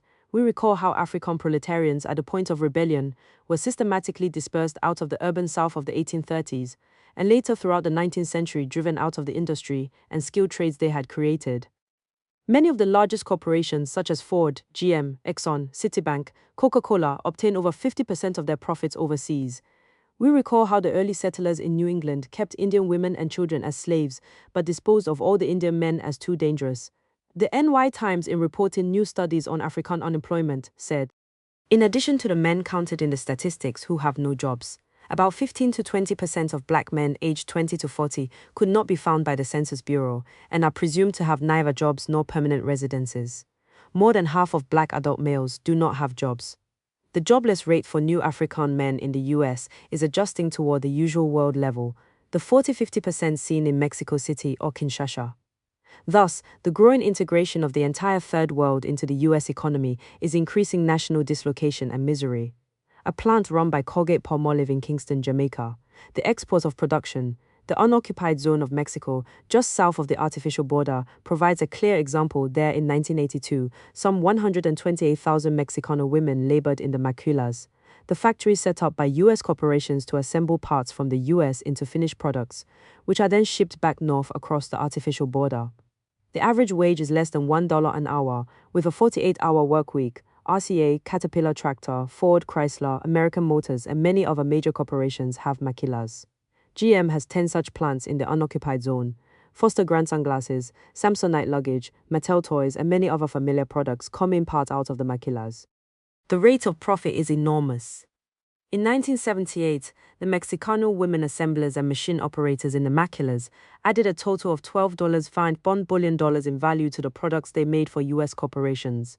At the same time, total wages paid to the then 90,000 workers were less than $336 million, roughly 1/36 of the value they created. These profits of billions of dollars each year never even pass through neo-colonial Mexico, of course. The US oppressor nation receives a flow of inexpensively produced consumer and industrial goods. US finance capital and the multinationals are aided in shoring up their rate of profits, while a shrinking number of Euro-American workers are still enabled to receive their necessary high wages. While everyone understands instantly the unemployment problem caused by corporations moving their factories abroad, there is much less light shed on how some Euro-American workers benefit from it. To be sure, every trade union favors full factory employment with $20,000 per year wages. Average US wages for manufacturing production workers are slightly above $16,000 per year. Those days are gone forever, the monetary fruits of boom economy and monopoly markets. Now, for at least some Euro-American workers to retain those high-wage jobs, and the bosses to still profitably use US factories with considerable capital invested in them. Labor costs have to be averaged down by blending in super-exploited colonial labor. American Motors, for example, says this explicitly. An AMC spokesman said, "We established a strategy to continue to operate US plants, but to expand in Mexico to average our costs downward." Fisher-Price has 5 toy factories in the US, but its Mexican plant, the smallest, produced the toy tape recorder that was their #1 profit maker in 1982. Reason? $1 an hour wages, or take GM's modernization to compete with imports.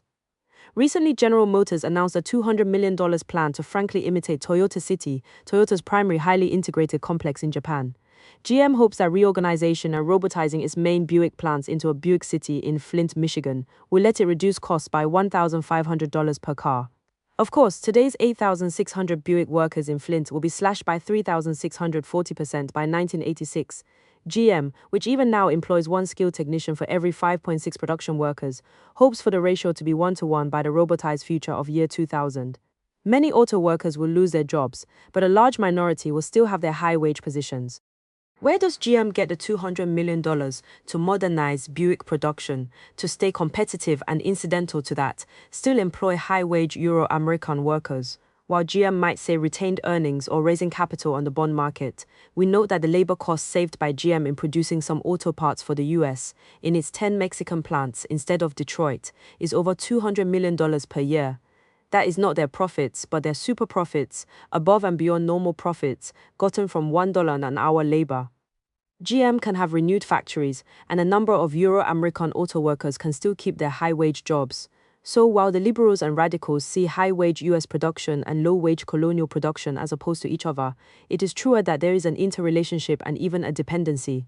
The flashy production of robots and automation, of oppressor nation technicians and workers, drawing advanced wages, draws sustenance from the ordinary physical labor and skills of the Mexicano proletariat. Nations become almost as classes. The maquilas do not constitute any economic development for Mexico. They are just labor-intensive intrusions of US manufacturing. It isn't just the profits that go to the US oppressor nation. The US receives both the super profits and the consumer products themselves, while retaining all the white-collar managerial, professional, clerical, technical, and distributive jobs made possible by the production. Even in this form of giving Mexican women employment at wages 5 times the usual rate in the rural areas, the imperialist looting has a destructive effect on the social fabric. The border maquilas gather women from all over the unoccupied zone, while helping to force jobless men north across the artificial border. So this export of production is often a Trojan horse to the Third World.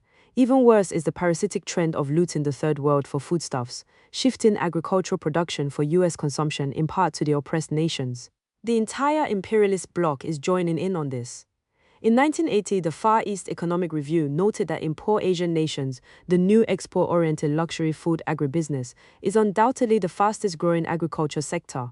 Fruit, vegetables, seafood and poultry are filling European, American and above all Japanese supermarket shelves. In Mexico, this has reached grotesque proportions. Within the unoccupied zone, the area of Western Sinaloa alone supplies some 50% of all winter vegetables consumed in the US. Thousands of peasants have been displaced, driven off traditional lands to make way for the large plantations and their gunmen that are neo-colonial agents for the US supermarket chains. The land is Mexican, the labor is Mexicano. Only the profits and consumption are Euro-Mexicano. There is nothing too subtle about this. White America is parasitic on the Mexicano nation, taking food from the starving to help fill up the fabled American supermarket. A report from Mexico in the New York Times tells the price paid by that oppressed nation for involuntarily maintaining the American way of life. Reliable statistics on nutrition levels do not exist, although the 1970 census concluded that 30% of the population, then over 60 million, were undernourished. Another 30% suffered malnutrition, and at least 20% were obese because of poorly balanced diets. The first indicator is when we see infant mortality rising again, said Dr. Adolfo Chavez, head of nutrition in the National Nutrition Institute. In some really depressed rural communities, few children born since 1974 have survived. We have what we call generational holes. But infant mortality is also growing in slum areas of the cities. More than 100,000 children die here each year because of the relationship between malnutrition and transmittable diseases, he said. And of the 2 million or so born each year, at least 1.5 million will not adequately develop their mental, physical, and social functions. As in many developing countries, agricultural priorities are: first, food for export; second, food for industrial processing; and only third, food for the population at large. While winter vegetables, strawberries, tomatoes, and coffee are being produced for export, for example, the government must import corn and beans. Similarly, according to official figures, more basic grains are consumed for animal forage than by 20 million peasants. We should note here that the peculiar chemical mechanized U.S. agriculture is itself highly specialized, primarily oriented around the subsidized mass production of feed grains. Two-thirds of all U.S. agricultural exports are feed grains used in raising livestock. Most of these exports are to the industrial powers, Europe, Japan, and the USSR, while much of the $16 billion in foodstuffs the U.S. imports each year is from the Third World. In Mexico, the neo-colonial economy imports grain from the U.S. to raise meat for the upper and middle classes, while exporting significant amounts of its own food productivity. So all over the Third World, the oppressed not only supply US imperialism with raw materials, but increasingly labor in both the factories and the factories in the fields to send the US a growing stream of consumer and industrial products and even foodstuffs. The world plantation is still very real in the age of the computer. We say that the first makes the second possible high-tech. At the Third World, this trend now accelerates. As early as 1970, the U.S. electrical equipment industry had one-third of its total workforce outside the U.S. borders. Ford Motor Co., which already takes over 50% of its profits overseas, has announced plans to sharply increase foreign production. Already investing $1 billion each year in foreign plants, Ford spokesman emphasized, "We plan to spend at an even higher rate." Even Hewlett-Packard, the computer giant that is one of the largest California high-tech employers, is building its newest major plants in Mexico, and the UK Hewlett-Packard has said that its future production growth will be outside the US. Paradoxically, the uproar over the Atari Corporation's decision to close out US production itself verifies this trend. While radicals denounce this move to shift manufacturing of its video games and home computers from the center Hong Kong and Taiwan, Atari production has always been in the Third World. Its game cartridges are made in Puerto Rico, its Asian plants were established years ago, and its US production employees primarily Chicano, Mexicano, and Asian immigrant women. It was only a question for Atari, of which Third World workers, to lay off. Decadence is revealed anew in unexpected ways. Everyone has heard that high-tech is the industrial future. These are the new industries based on sophisticated products that keep rapidly changing, keeping on the cutting edge of technology, rather than just stamping out standard products year after year. In other words, instead of steel bars and diesel engines, computer chips or biogenetics or robotic techniques, these high-tech industries today, by their very Unemployed Mexican carpenter, painters, and electrician try to pick up some work on the streets of Mexico City. UPI photo. Nature, employ one engineer for every 3.6 production workers in the US. And there is today a relative shortage of engineers in key specialties. The US empire's answer has been to drain engineers from the rest of the world, in particular the Third World, India, Taiwan, Mexico, Palestine, etc. A recent study funded by the Mellon Foundation reported that many graduate engineering programs, even as some of the most prestigious institutions, draw 70% or more of their students from abroad.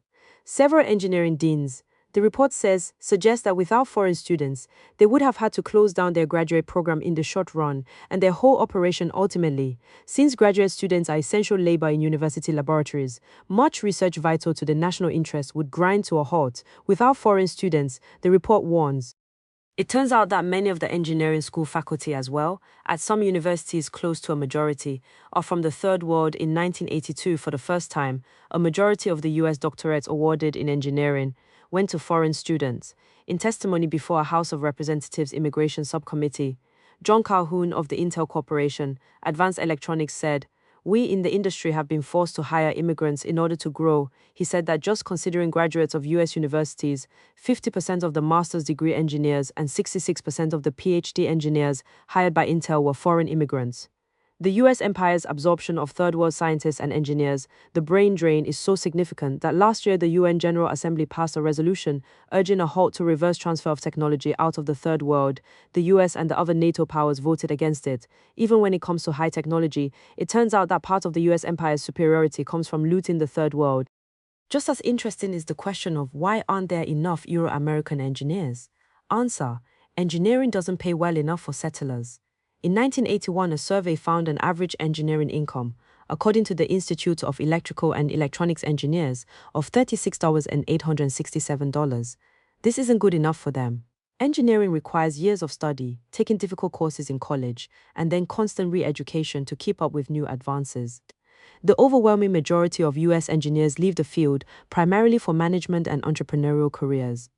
A 1970 survey of A78 MIT engineering graduates found that 706 had left engineering for Euro-Americans. In other words, engineering is primarily a good foundation to become a business executive. While US universities are producing 67,000 engineers per year, the American Electronics Association says that through 1985, there will be an annual shortfall of 20,000 engineers just in this sector. The shortfall only exists because as many as 50,000 US engineers per year leave the profession. Technical education becomes only a step to swell the numbers of Euro-American businessmen, while the third world is drained of educated men and women to do essential parts of the actual technological work for the US empire. Decadence manifests itself even in the most advanced aspects of the oppressor nation. Babylon with computers is still Babylon. UN documented colonial labor. The growing dependence on undocumented workers just transfers new third world production inside the borders of the continental empire. Numbering a minimum of 6 million at this time, these workers are primarily Mexicano, but include Dominicans, Chinese, Haitians, and others from all over the world. Their role in production is by now essential and irreplaceable to the US oppressor nation. Undocumented workers play both a specific and a general role. In specific, they are the proletariat in US agriculture and garment industries. In general, they are a mobile continental labor army constituting the low-wage proletarian base in many enterprises, upon which a superstructure of skilled, white-collar, and management jobs for Euro-Americans is erected. Douglas S. Massey of the Princeton University Office of Population Research has noted that illegal aliens typically work in menial, low-paying positions shunned by citizens who often work in supervisory and administrative positions in the same firms. In supplying the settler society with cheap food and clothing, undocumented workers supply two of the three basic necessities of life, literally feeding and clothing Euro-Americans. Even within the continental US, it is well known that effectively all agricultural labor is third world. The tractor dealers and mechanics, fertilizer salesmen and county agricultural agents, the farm owners and managers, may all be Euro-American, but the agricultural laborers in the fields are African, Puerto Rican or Dominican, and most of all Chicano-Mexicano, as is much of the workforce in foods processing. It is hard for a Euro-American family to have a day's meals without eating the products of immiserated third world labor. This applies only more so to clothing. The clothes Euro-Americans wear are appropriated from third world labor. Los Angeles has become a major garment manufacturing center, with an estimated 100,000 workers. Even by AFL-CIO estimates, some 80% of these workers are Chicano-Mexicano. An absolute majority are undocumented workers. This is a sweatshop industry, with the conditions that Euro-Americans left behind them over a generation ago. A 1979 investigation by the California Division of Labor showed that of 1,083 garment manufacturers, some 999 to 92% were paying less than the minimum wage. Some 376 of these manufacturers, 34%, did not have workers' compensation insurance. Many used illegal child labor. These Chicano-Mexicano workers joined the other third world garment workers furnishing America with clothes. In New York, over a quarter of all garment workers, some 50,000, work in supposedly illegal sweatshops. Not only Chinese women, the traditional sweatshop workers in New York, but also Koreans, Haitians, Dominicans, Chicano-Mexicanos, etc., undocumented workers make up a growing and perhaps majority part of New York garment workers. It is certainly indicative that over 30% of all International Ladies Garment Workers Union, ILGWU AFL-CIO members, they are undocumented. New York's Department of Labor admits that in most cases these workers earn under the minimum wage, union or not, and that their agency had found sweatshops where the third world women averaged $150 an hour in pay for 50-hour weeks. Even that is more than the garment workers in Asia and Latin America earn. Imports accounted for 41% of clothing sales in the US in 1981. Charles B. Keeley, immigration policy analyst for the Population Council in New York City, told the Washington Post, "Could the economy continue to function if all the illegal aliens were deported? Are they really deportable?" he asked.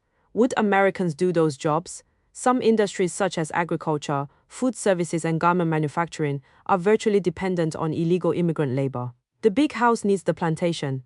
As Lenin pointed out, the class of those who own nothing but do not labor either is incapable of overthrowing the exploiters. Only the proletarian class, which maintains the whole of society, has the power to bring about a successful social revolution.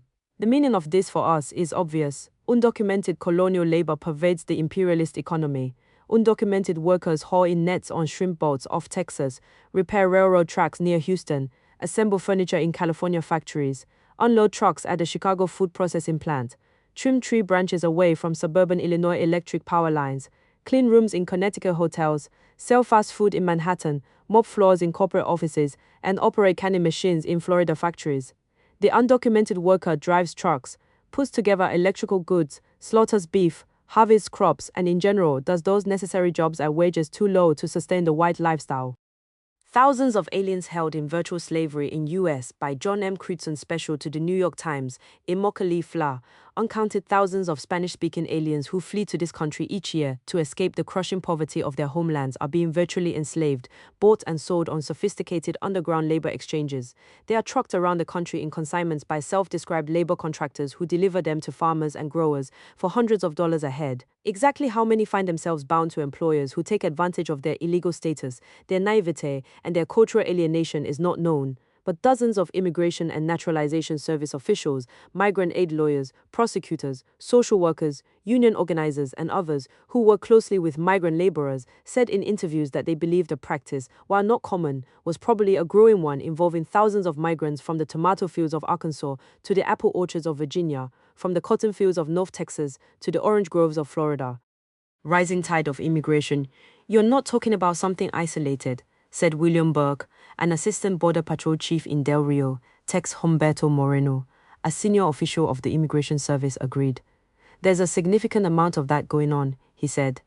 Existence is hard enough for the illegal aliens who toil in the fields from sunup to sundown, picking lemons in Arizona, lettuce in California, or melons in South Texas for a few dollars a day, cooking over open fires, sleeping in the fields at night and watching, always for the green uniformed agents of La Migra, the United States Border Patrol. But for those who unwittingly stumble into the underworld of the slave traders, life can be infinitely worse. Shackled with inflated debts they can never repay, they may find themselves locked up by night and guarded by day, beaten or threatened with harm, or even death if they try to escape, their children held hostage to ensure their continued servitude. Sometimes the workers held in bondage are little more than children themselves. Of the 25,000 or so agricultural workers who come to Florida at the peak of the winter harvest season, Mr. Williams estimates perhaps 2,000 are trapped in camps where they can't leave. A lot of people try, he said, especially when they find the working conditions not to their liking, and that brings in the nastier elements of violence. When the harvest ends, the worker, if he is lucky, is set free, often with only a few dollars to show for weeks of labor. If he is not so lucky, he is sold by the farmer to another farmer for several $100s, and the process begins again. Peonage moves with migrants. Peonage, though it exists on farms and ranches of the Southwest, is relatively uncommon there because of the proximity to the Mexican border. California, Arizona, and Texas are flooded with illegal alien workers, and there just isn't that much excess demand for labor here, said Lupe Sanchez of the Arizona Farm Workers Union. Rather, it is in the citrus and winter vegetable belts of Florida and the potato fields of Idaho and on the tobacco farms of Virginia and North Carolina that farm workers are at a premium, so much so that the coyotes who smuggle them north or east can easily command fees of $500 a worker. Federal officials say one of the largest smuggling operations is run by two Florida men who operate a tomato farm. They are under investigation by the Immigration Service and the Justice Department, and a federal grand jury is hearing evidence in the case. Until recently, the vast majority of farm workers in the South and Southeast were black. But the makeup of the farm labor force is changing rapidly all along the eastern seaboard. For every party, there's a morning after in New Orleans yesterday morning. A Vietnamese refugee helped clean up some of the tons of garbage that were all that remained of the Mardi Gras. X.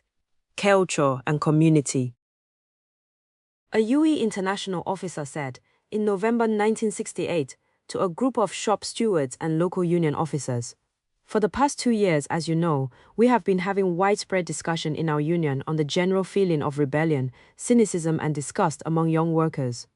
Let's examine now why these young workers coming into the shops today feel and act as they do. When this young guy starts getting his weekly paycheck, it looks pretty good, but not for long. Soon he buys a house with a 30-year mortgage. He puts some furniture in the house. He buys a car, a refrigerator, washer and dryer, a TV, likely a color TV.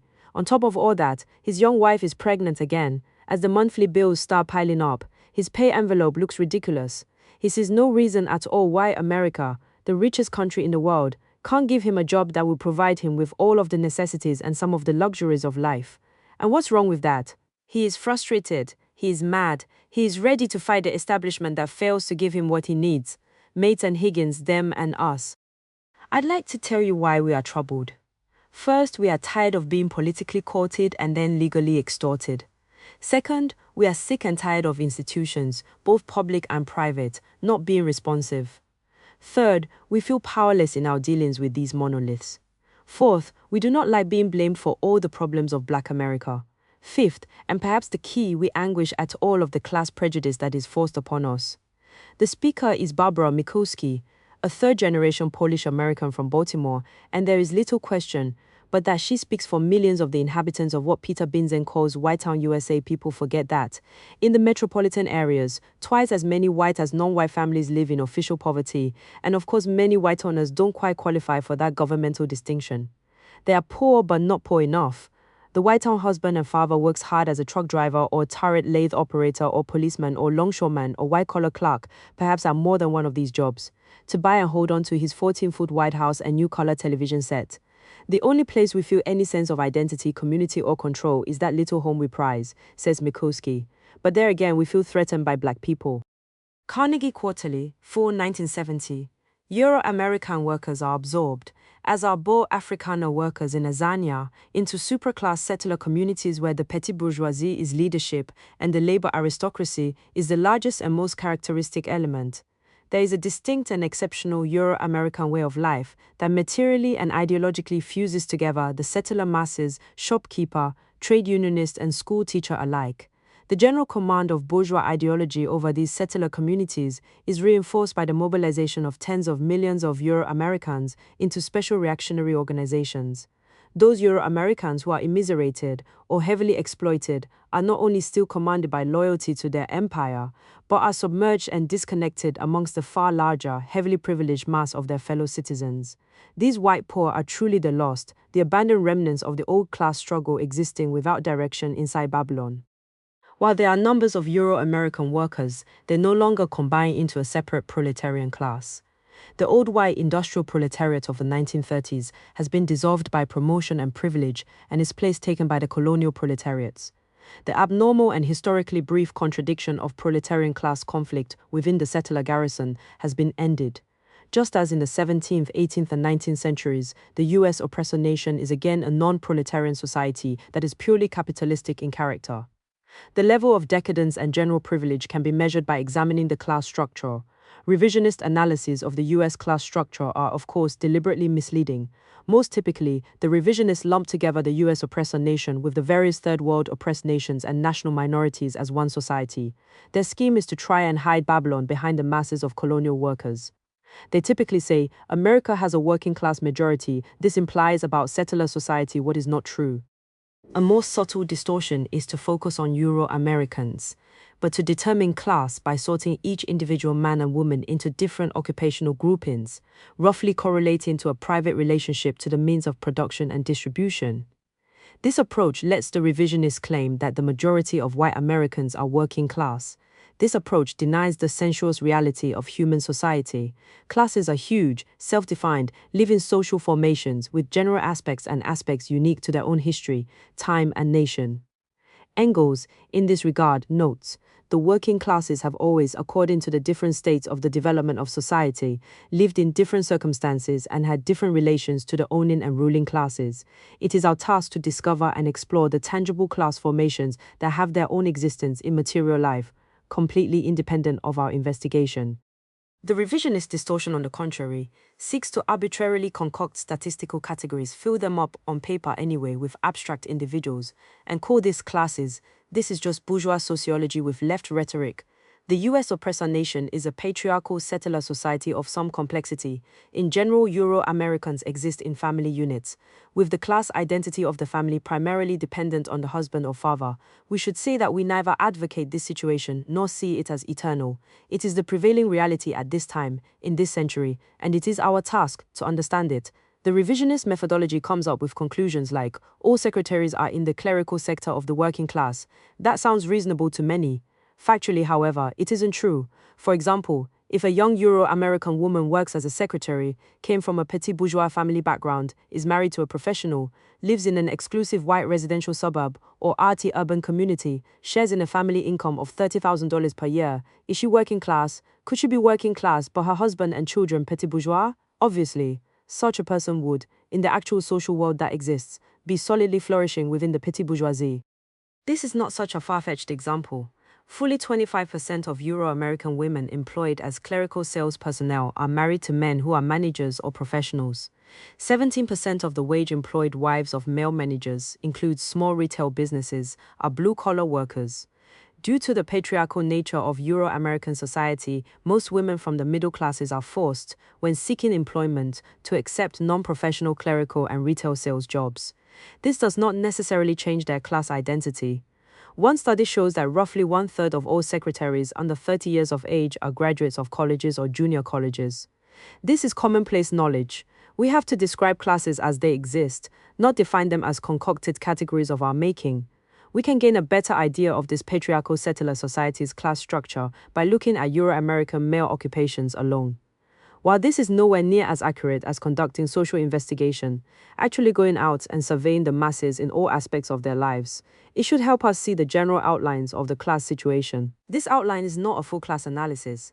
We must caution, for our purposes here, we do not need to separately delineate the big bourgeoisie, regional and local bourgeoisie, and the varied middle classes, small business proprietors, salaried managers, landowning farmers, professionals, etc. Or Bourgeois is middle classes, 37% managers, 12.17% professionals, 15.34% salesmen, agents and brokers, 5.20% farm owners and managers, 3.11% clerical admin, 1.115% core of labor aristocracy, 24% craftsmen, 21.82% protective security, 1.90% policy, firemen, etc.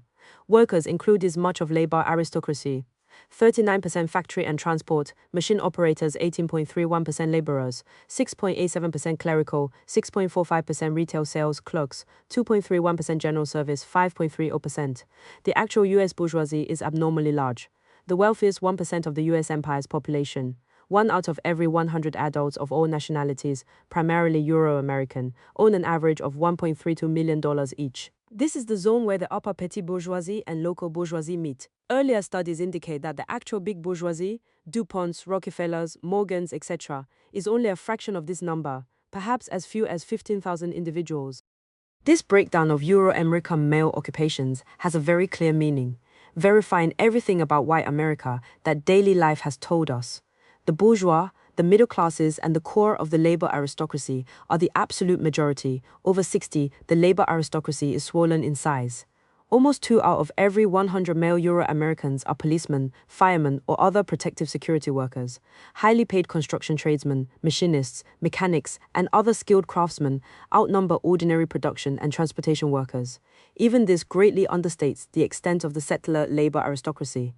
Many Euro-American factory workers, technicians, clerical workers, and even general laborers, such as municipal park department laborers in the major cities, receive extra proletarian wages, sometimes doing light labor and usually no toil at all.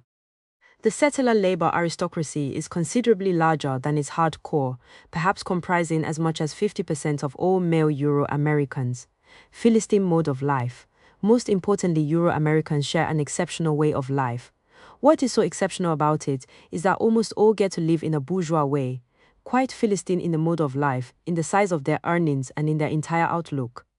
Thus, the mass of the lower middle classes, the huge labor aristocracy, and most workers are fused together by a common national way of life and a common national ideology as oppressors. The masses share a way of life that apes the bourgeoisie, dominated by a decadent preoccupation with private consumption. Consuming things and owning things, no matter how shoddy or trivial, is the mass religion. The real world of desperate toil, the world of the proletarians who own nothing but their labor power, is looked down upon with contempt and fear by the Euro-Americans. Euro-Americans know how privileged they have it on a world scale, how exceptional they are. Interviews by one reporter in an Iowa industrial city found. The prevailing attitude expressed here was capsuled in this comment from Don Schatzberg, the 46-year-old foreman of a concrete pipe plant. If you had a chance to pick your country, where else would you go? Where else can a working man own his own house and 2 cars and take a vacation every year? I'd say I'm a happy man, not a bit unhappy with my lifestyle. Like Mr. Schatzberg and many other Americans elsewhere, workers here often seem to equate success with ownership of homes, cars, campers, boats, and the like. I work a lot of hours, said James Darkers, Teamster Union shop steward at Zeidler, but I've got a car, a truck, a boat, and a camper to show for it.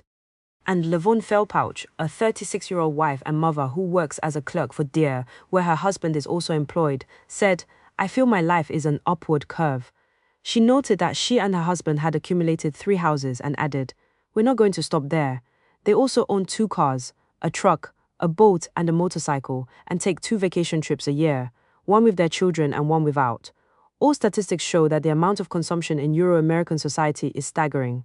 Enough so that it establishes for the mass a certain culture. In the settler tradition, today's Euro-American culture is one of home ownership, with 68.4% of all settler households in 1979 owning their own home, up 50% from 1940. These households share a cornucopia of private electric appliances. 89.8% of all U.S. homes in 1979 had color TVs, watched an average of over 6 hours per day. 55% had air conditioning, 77.3% had washing machines, and 61% had clothes dryers, 43% had dishwashers, 52% had blenders and food processors, and so on. Much of the world's health products are hoarded in the US, with, for example, 1 out of every 3 pairs of prescription eyeglasses in the world sold here. In terms of the basics, the most characteristic for Euro-Americans is the automobile. In 1980, there were a total of 104.6 million cars on the road. 84.1% of all US households had cars, with 36.6% having 2 or more.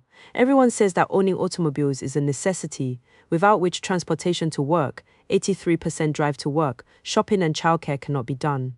A Bureau of Labor Statistics study shows how the average wage owner in Boston of 1875 had to spend 94% of the family income on necessities, food, clothing, and housing. A century of progress to the good life later, the study found that the average wage earner in 1972-73 in Boston spent only 62% on these necessities, meaning they could afford to spend 38% on non-essentials. We should know that few Euro-Americans would agree with this elemental definition, since in their society such things as automobiles, sleeping pills, college education, dry cleaning, telephones, etc. are viewed as necessities. These by no means exhaust the list of Euro-American private possessions. Stocks: one of every 7 Euro-Americans owns at least some corporate stocks. Vacation homes, land, hair dryers, motorcycles, exercise equipment, guns, boats, annual changes of clothing styles, and on and on. We have brought up these boring, almost mind-numbing lists of possessions to drive home the point that consuming is a disease among settlers, an infection that is dominant in that culture. Euro-American life is no longer centered around production, but around consumption. This is the near-final stage of decadence. All this is only made possible by the generalized high income that characterizes Euro-American mass life. The median Euro-American family income in 1981 was $23,517.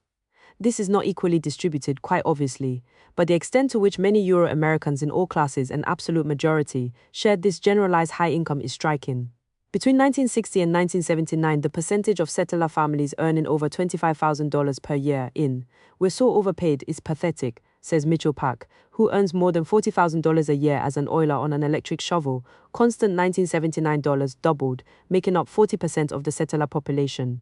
When we examine Euro-American families earning over $20,000 per year in terms of different occupations, this income sameness is very conspicuous. Husband's occupation: manager, professional clerical, sales, skilled worker, unskilled worker. Earning over $20,000 in 1978, dollars, 75%, 67%, 69%, 49%, 35%. This generalized high income has come to characterize even industrial production workers, who in previous historical periods were highly exploited and lived in abject misery. An upper stratum of unionized production workers in heavy industry earn on an approximate level with the petty bourgeoisie. At the end of 1982, General Motors was paying its blue-collar workers an average base wage of $11.53 per hour, plus an additional $99 per hour average in shift and overtime premiums, and an additional $7.13 per hour in average benefits, health insurance, subi, holiday and vacation pay, etc. This is a total package of some $40,000 per year.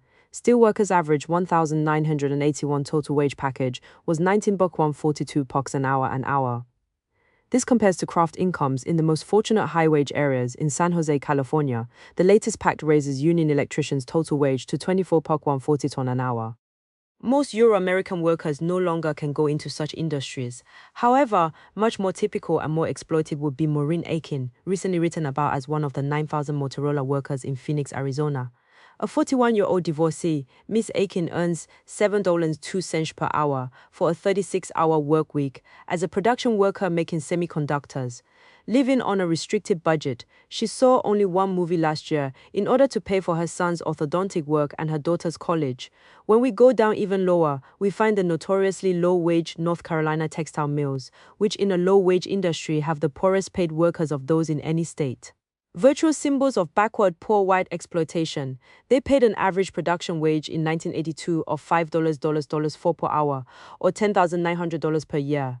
This low wage of North Carolina textile mill workers is much higher than world standards. This is roughly 30 times the wage that the Del Monte division of the R.J. Reynolds Corp. Pays the women workers who toil 10-12 hours each day on their vast Philippine plantations. It is 11.5 times the wage that Rawlings Co. pays the Haitian women who stitch together all the Major League Baseballs. It is 5 times the wage that General Motors pays its African auto workers in Azania. The most exploited Euro-American workers live whole levels above the standard of the world proletariat, since they may be on the bottom, but they are on the bottom of a privileged nation of oppressors. Nation is the dominant factor modifying class relations. No matter where we look, the mass extra-proletarian privileges of Euro-Americans have structurally insulated them within their exceptional way of life. Problems, like high mortgage rates for homes, are problems of a particular way of life. The full extent of what the Euro-American masses get from their special relationship serving imperialism cannot be measured in dollars alone. Everyone in the empire understands the saying, if you're white, you're all right. To the settler garrison goes the first pick of whatever is available: homes, jobs, schools, food, healthcare, government services, and so on. Whatever security is available under imperialism is theirs as well. This is taken for granted. A 1977 survey by the Center for Policy Research among Vietnam veterans in the Northeast showed that while African Vietnam-era vets surveyed had an unemployment rate of 28%, corresponding Euro-American veterans had an unemployment rate of only 3%. Further, the employed Euro-American veterans earned an average of $4,212 per year more than even those African veterans who are working. Feminists manacled themselves to brass rails outside the Illinois State Senate.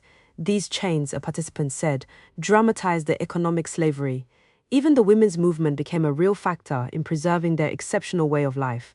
While the women's movement both expressed anger at sexism and greatly improved Euro-American women's lives, it was largely co-opted as a political movement by imperialism at its birth. The imperialist-sponsored liberation of settler women has been a major prop to reinforce and modernize the patriarchal family structure. For that matter, to transfuse the whole settler society. Just as the empire called out white women from the kitchen during World War II to be Rose the Riveter in war industry, so in the 1970s white women were again freed by imperialism to enter the labor force in new areas and in unprecedented numbers. First, at a time when the empire had decided that Africans were again too rebellious to be employed in any great numbers in key industrial, commercial, and professional institutions, Euro-American women were recruited to stand by their men in filling up the jobs. Equal opportunity in medical schools, law schools, business, etc., meant a large influx of Euro-American women and few Africans. This is noticeable even in the blue-collar skilled trades, which have long been male sectors of employment during 1970-1980. The percentage of women in these restricted crafts rose at a rate 3 times that for third world workers. This was like a new wave of European immigration to reinforce the settler hold on their job market. And it was a breath of fresh air modernizing settler society. Now, for instance, even the New York Times has a very literary women's consciousness column called Hers, where feminist leaders and writers can reach a mass audience. The fractures of the 60s are being reconciled and reunited among settlers. Novelist Gail Sheehy wrote in this column, "Behind just about every successful woman I know with a public, as well as a private life, there is another woman.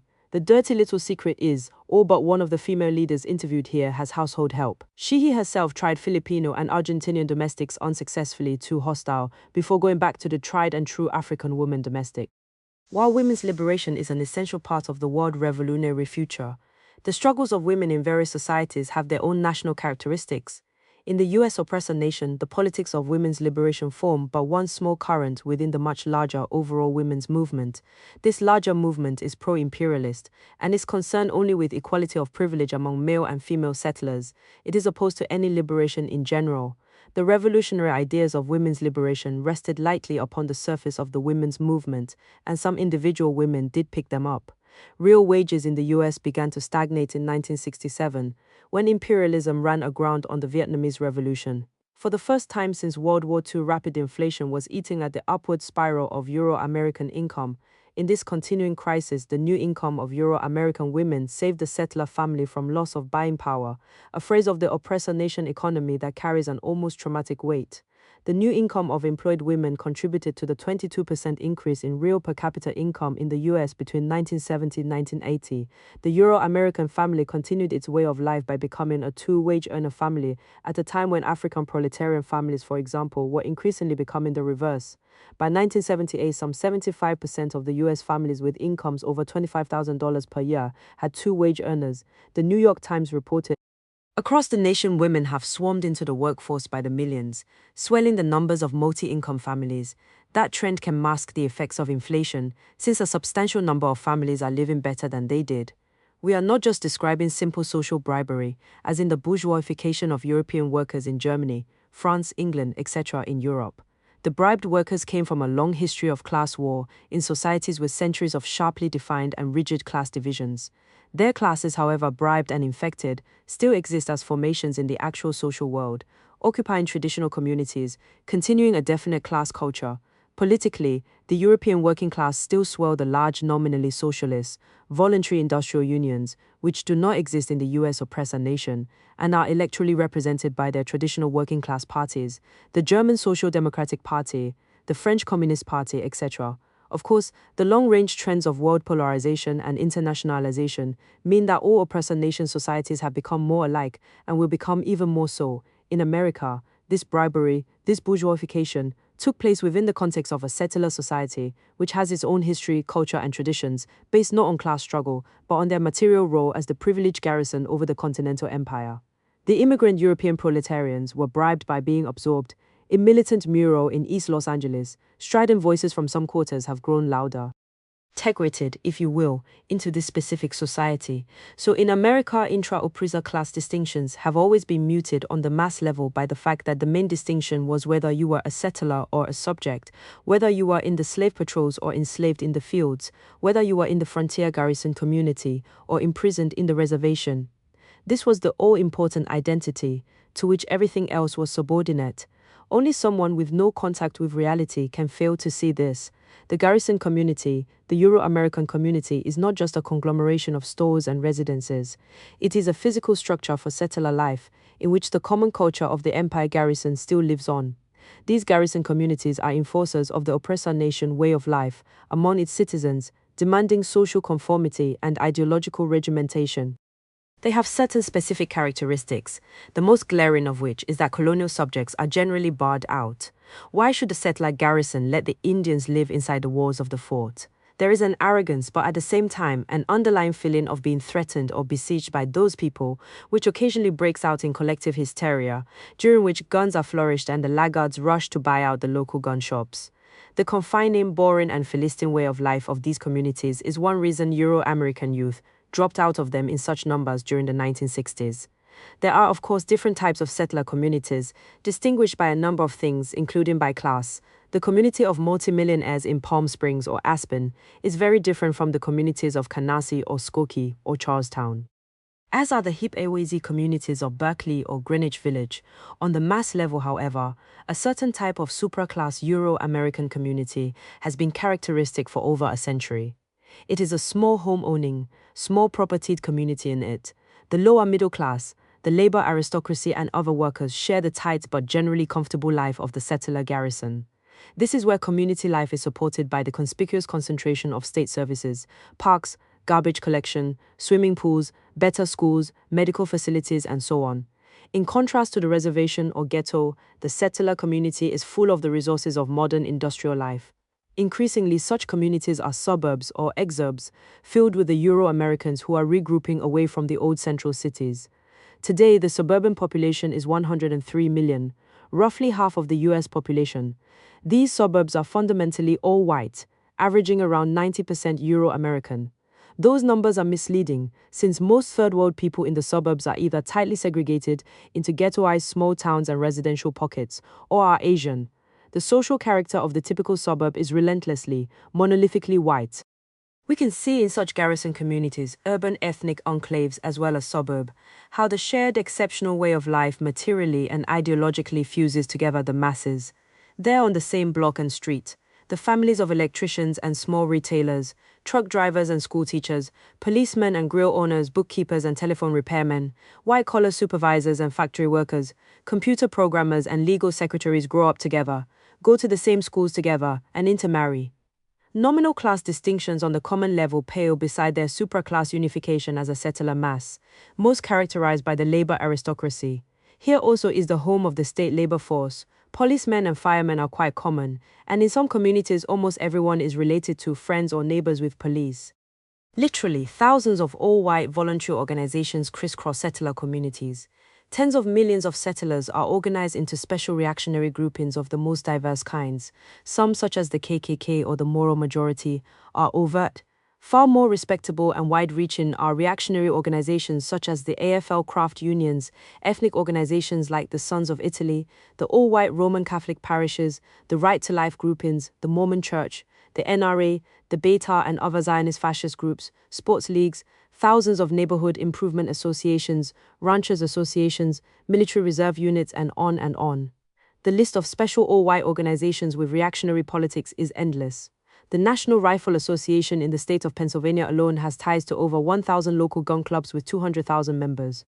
One report shows how Jim Price, a part-time farmer and factory worker, is also a power broker as president of the State Federation of Sportsmen's Clubs. This grouping was credited for electing Republican Richard Schweiker to the U.S. Senate when the Democratic incumbent spoke out for gun controls. The report goes on, Mr. Price's forebears were original settlers here, so when he talks of the threat of government dictatorship through gun controls, his sense of history sounds personal.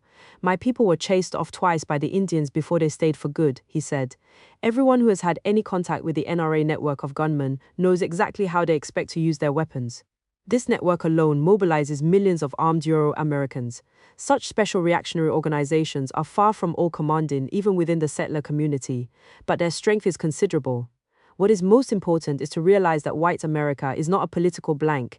The Euro-American left sometimes discusses things as if this were true, discussing organizing white workers as though they were frozen in place. Settlers are not waiting passively for the movement to come organize them. The point is they already have many movements, causes and organizations of their own. That's the problem. The poor exploited. The US oppressor nation does have its own casualties and its broken remnants of the industrial past. These constitute an insufficient base for revolutionary change, however. Approximately 10% of the Euro-American population has been living in poverty by government statistics. This minority is not a cohesive proletarian stratum, but a miscellaneous fringe of the unlucky and the outcast. Older workers trapped by fading industries, retired poor, physically and emotionally disabled, and some families supported by a single woman. The whole culture silently reminds them that if they are poor and white, the fault must be theirs. The rate of alcoholism in this layer is considerable. They are scattered and socially diffused. Some entire industrial communities do exist as outmoded but surviving pockets of the old way of life. It's interesting to see how imperialism controls them. The Appalachian coal mining communities are the sharpest example, having their own economic, cultural, and union tradition going back to the 19th century.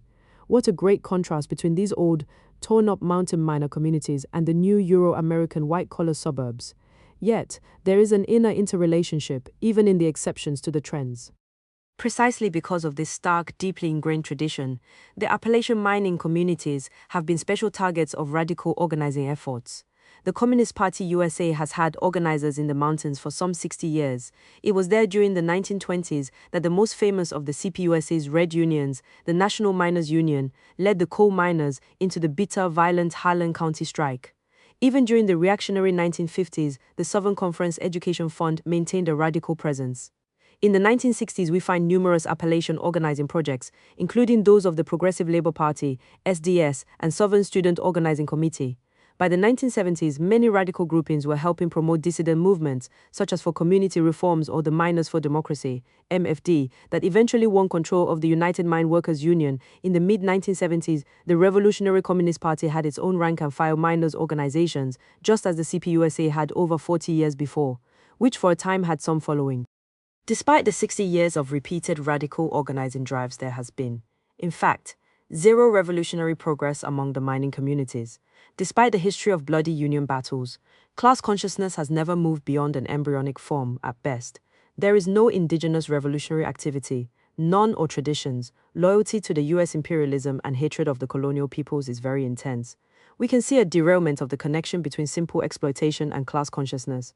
To see why, we can look at Martin County, Kentucky. This has long been one of the poorest counties in the US. There are no highways, no sewage system, no garbage collection, no hospitals or even movie theaters, and one radio station and one fast food franchise restaurant for its 14,000 citizens. The community is ripped off, exploited to an extreme degree. Even the government, while spending close to $20 million a year in Martin County for school programs, job retraining, etc., takes out twice that much, $40 million a year in taxes. One corporation dominates the economy. In fact, owns it. The Norfolk and Western Railroad has mineral rights to some 129,000 acres, over half of the total land area of the county. The second largest landowner is Harvard University. The 13 million tons of coal taken out every year not only brings large profits to the mine operators, Occidental Petroleum, Fluor Corporation, Ashland Oil, and MAPCO, but gives NAW coal royalties and freight fees of over $30 million annually. This is an annual rate of return on their investment of 120%. Over the 50-year life of the coal field, NAW's total return will be something like $1.5 billion, or 6,000% on their investment. As everyone knows, the rampant strip mining is rapidly destroying the area's simple road system, choking the streams with corrosive coal refuse, fouling the underground water supply, and generally causing more physical and ecological destruction than repeated bombings. Harry Cordell, author of Night Comes to the Cumberlands, says they've treated the region as if it were a colony. When they finish raking what they want from it, they'll just let it go to hell. Why don't the workers in this ripped-off colony organize, seeing in a revolutionary change, a way to keep the wealth for the community of their children's generation? In fact, to really have a community, why don't they resist The answer is that the majority of them welcome such exploitation, whatever the future price. Their community may have nothing, may be sliding back into an eventual future of undeveloped desolation, but right now those who have jobs are making good bucks. The 5,000 coal miners have been earning around $30,000 per year, while the county's per capita annual income is up to $7,000. The employed miners who are getting those good bucks are unconcerned about the poverty right at their side.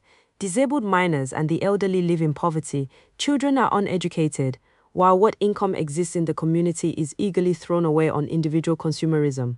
This points out the fact that what is poverty-stricken about settlers is their culture. The Euro-American coal miners are just concentrating on getting theirs while it lasts. In the settler tradition, it's every man for himself. They have no class goals or even community goals, just private goals involving private income and private consumerism. Meanwhile, the local NNW land manager says that they do have future plans for Appalachia. We don't intend to walk off and leave this land to the Indians. Of that we can be certain. The most significant fact about the real consciousness of the Euro-American masses is how anti-communal and private it is. Settlers recognize no common bond with the rest of humanity. That is why everything they build is perverted. Why settler trade unions are anti-proletarian, and settler women's liberation is happy to exploit the women of other nations. It means nothing to Euro-Americans that the winter fruit they eat was really paid for by the lives of Mexican or Chilean or Filipino children. For them, the flavor is so sweet, Euro-Americans don't even really care too much about each other. Lower taxes are more important than food for their own elderly. This is a diseased culture with a mass political consciousness that is centered around parasitism. The mere recognition that they are rich and poor, or even that corporations exploit people, any idiot can see this, cannot constitute class consciousness. The long history of unionism in the coal counties shows this. Class consciousness implies a participation in the class war. While such a consciousness certainly can involve fighting for better wages, it cannot be limited to or even centered on this. The Euro-American left has completely mystified the question of class consciousness. They see in every labor strike, in the slightest twitch for reform, examples of proletarianism. Some socialist scholars, a self-awarded title to be sure, conduct almost anthropological expeditions into the settler masses, seeing in every remembered folk song or cultural nuance some profound but hidden nuggets of working-class consciousness. Others who have spent years as working-class experts find proletarian vision in every joke about the bosses told during coffee breaks. This is not politics, whatever else it may be. There is nothing mystical, elusive, or hidden about real working-class consciousness. It is the political awareness that the exploiting class and its state must be fought, that the laboring masses of the world have unity in their need for socialism. The Red Army is class consciousness. An action for higher wages or better working conditions need not embody any real class consciousness whatsoever. Narrow self-interest is not the same as consciousness of class interests. More for me is not the same slogan as liberate humanity. Lenin wrote on this, only when the individual worker realizes that he is a member of the entire working class, only when he recognizes the fact that his petty day-to-day struggle against individual employers and individual government officials is a struggle against the entire bourgeoisie and the entire government, does his struggle become a class struggle. This famous and often quoted passage set forth a clear threshold by which the coal miners or any other significant grouping of Euro-American workers do not, in a scientific sense, have any real working-class consciousness. Much more than this, however, is the reality that practice is the proof that the actual struggle reveals more than any theoretical criteria. Lenin pointed this out at the Second Congress of the Communist International. We cannot, nor can anybody else, calculate exactly what portion of the proletariat is following and will follow the social chauvinists and opportunists. This will only be revealed by the struggle. It will be definitely decided only by the socialist revolution. We have lived through 2 decades of the most tumultuous political struggle on a global scale. The African masses broke through the colonial repression in massive urban uprisings during the 1960s. The Chicano-Mexicano land struggle revived in the Southwest. Armed self-defense became a popular concept. Wounded Knee lit a signal fire for the Indian nations. Socialist ideas and international solidarity took root in the new insurgencies. The Puerto Rican Revolution brought an armed struggle once again to the front door of the empire. The answer to their actual consciousness, to what class awareness the Euro-American workers had, can be found in what side they supported in the wars to overthrow their U.S. empire. The August 29, 1970 Chicano moratorium anti-war protest, attended by 20,000 persons, U.S. settlerism and Zionism. The connection between Euro-American settlerism and Zionist settlerism, twin servants of imperialism, is shown in all the recent reactionary political developments within the U.S. Jewish communities. Repeated propaganda about the Holocaust is used as fascistic indoctrination to whip up a belligerent sentimentality that both justifies Euro-Americans as victims, no more guilt trips about racism, and powers new terroristic attacks on colonial peoples. The same ultra-Orthodox Zionist elements are killing African youth in Brooklyn and shooting Palestinian youth on the West Bank. Now even the anti-Semitic bigots of the moral majority recognize the Zionists as their kith and kin. This Zionist example has stirred many of the Russian Jewry and brought some 175,000 of them here to become settlers in the New World. Again, we can see how the division of the world into oppressed nations pervades all relations and events. The Russian Jewish immigration is not like the Puerto Rican immigration, for example, which is the forced dislocation of a colonial people in search of employment. In contrast, the Russian Jewry come as more reinforcements for the US oppressor nation, come not for survival or bread, but for the rich, privileged lifestyle of settlerism. Beneath the propaganda, this is all very evident. A recent New York Times report from Russia's Jewish Human Rights Underground is revealing about 30 Moscow Jews and a few Westerners gathered in a private apartment recently to mark Purim with poetry and amateur theatricals. The players shifted easily from Russian to Hebrew, and some members of the hopelessly cramped audience joined in the songs. Even the children readily recognized Queen Esther and the other characters in the ancient legend of how Persian Jews triumphed over a devious plot to massacre them by the wicked Haman. Done up for the evening as a Palestinian guerrilla, the Six-Day War of 1967 is generally recognized as a turning point in the self-esteem of Russian Jews and in their identification with Israel. There was a sense of colossal national rehabilitation. Record Now Maimon, a 72-year-old physicist and human rights activist. We see the same pattern, how the conquering and killing of Arabs, Africans, etc. is felt by Zionist settlers as therapeutic rehabilitation, restoring them to European mass murder that was so ecstatically praised by Adolf Hitler. Jews do face an entrenched anti-Semitism, which in Russia definitely makes them second-class citizens, restricts advancement into upper management, and limits religious and cultural expression, such as the human rights get-together described. About 30% of the Russian Jewish immigrants here are university graduates. One such family are the Resnikovs, interviewed in Forest Hills, NY. Russia was a beautiful country. But not for us, said Mrs. Resnikov, a brief sorrow in her huge dark eyes. She was a technician in an electronics plant, and her husband, a squarely built man of 42, was a construction engineer. Higher I couldn't go in Russia. A Jew for them is an enemy, he said. Now, after 4 years here, Mr. Resnikov is impatient with working like a worker in his $6.50 job as a roofer, but has found nothing better. We live nice, he said, but we didn't live bad in Kiev or Haifa. I would like to have my own American business. Some 2/3 of all Russian Jewish immigrants have come to the US rather than Israel. A survey for the Council of Jewish Federations found that in 1981 the median family income of these new settlers was $19,632. Other surveys have found that less than 1%, mostly the elderly, have to stay on welfare. Coming from thousands of miles away, often speaking no English, their new citizenship in a US oppressor nation gives them an instant lifestyle above the colonial world. Active, tactical and strategic. The settler nature of the Euro-American oppressor nation is the decisive factor in their political struggles. It is the decisive factor in relations between Third World struggles and the Euro-American masses. This was true in 1776 and true in 1976. True for the Ku Klux Klan and true for the Communist Party USA. Not that these two organizations have the same politics, but that their settler national character is the decisive factor in both. It is only by grasping this that the question of broader unity can be correctly answered. This is a particular problem for Asian Americans, who, as relatively small national minorities within the continental empire, have a high organic need for political coalitions and alliances. It is difficult to evaluate different forms of unity just from our own experiences alone. Asian national minorities here have had a limited history of political unity with each other, much less with Euro-Americans or the oppressed nations. Settler radicalism has taught us that two types of unity are important: proletarian internationalism, strategic unity of communists and workers of all nations, and immediate trade union unity, tactical unity of all workers in unions and other mass organizations. Since historically most Asian workers here have been nationally segregated, there has been little opportunity to test out this trade union unity. The often cited example is that of the Filipino-Japanese plantation workers in the Hawaiian ILWU, the radical-led longshoremen's union on the West Coast, who by the 1970s were the highest-paid agricultural workers in the world. This is cited as proof that by uniting inside the settler unions, we will be able to not only get immediate economic benefits, but will be laying the foundations for eventual strategic unity with our brother and sister Euro-American workers.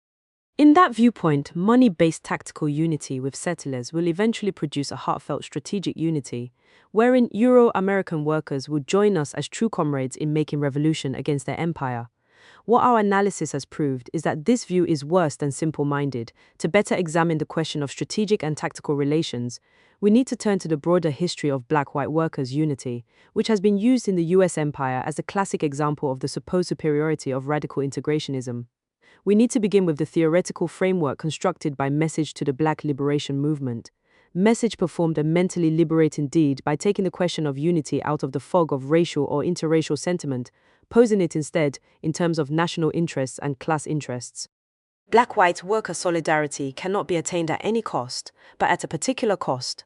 We do not agree with white leftist revisionists that black and white workers share the same interest because they are both workers. While this may be true on a tactical level, specific struggles around certain issues, it is not true on a strategic level. Strategically speaking, long range, the black workers' ultimate goal is the same as the masses of blacks, which is toward national self-determination as a people. Both the establishment of a black revolutionary nation, based on socialist relations, and overthrowing the present capitalist system and establishment of a predominantly white workers' state are complementary struggles, and as such there will be tactical unity around issues that affect both black and white workers. While this view was an important advance, it also contains certain contradictions. It is assumed despite settlerism that the Euro-American masses and the African masses had nationally separate but parallel struggles, both moving in the same direction. Because of this complementary relationship, there will naturally be tactical unity between black and white workers. First of all, tactical unity should be understood as temporary, short-run unity around a specific issue by forces that can even be fundamentally antagonistic. The Chinese Revolution and the US Empire had for a few years a tactical unity against the Japanese Empire. The unity between proletarians of different nations struggling towards socialism is not tactical but strategic. There is nothing temporary or tactical about the deep bond, for example, between the Vietnamese Revolution and the guerrillas of El Salvador. We ourselves have deep feelings of unity, more strategic than any national boundary towards our comrades in Vietnam. If both black and white workers were indeed moving towards socialism in their respective nations, then the unity would be more than tactical. In reality, this is not the situation. Message becomes confused when it tries to deal with the fact that immediate issues, higher wages in a factory, tenants' rights legislation, etc., call for some tactical relationship between black and white workers. This is a relationship in the larger framework of national antagonism. It is necessary to deepen this to see more fully what is tactical and what is strategic in the linked struggles of Euro-American and Third World workers, particularly in seeing that revolutionaries are not the only ones with tactics and strategies. What is the relationship of tactical unity to genocide? The classic and most cited example of black-white workers' unity has always been the United Mine Workers.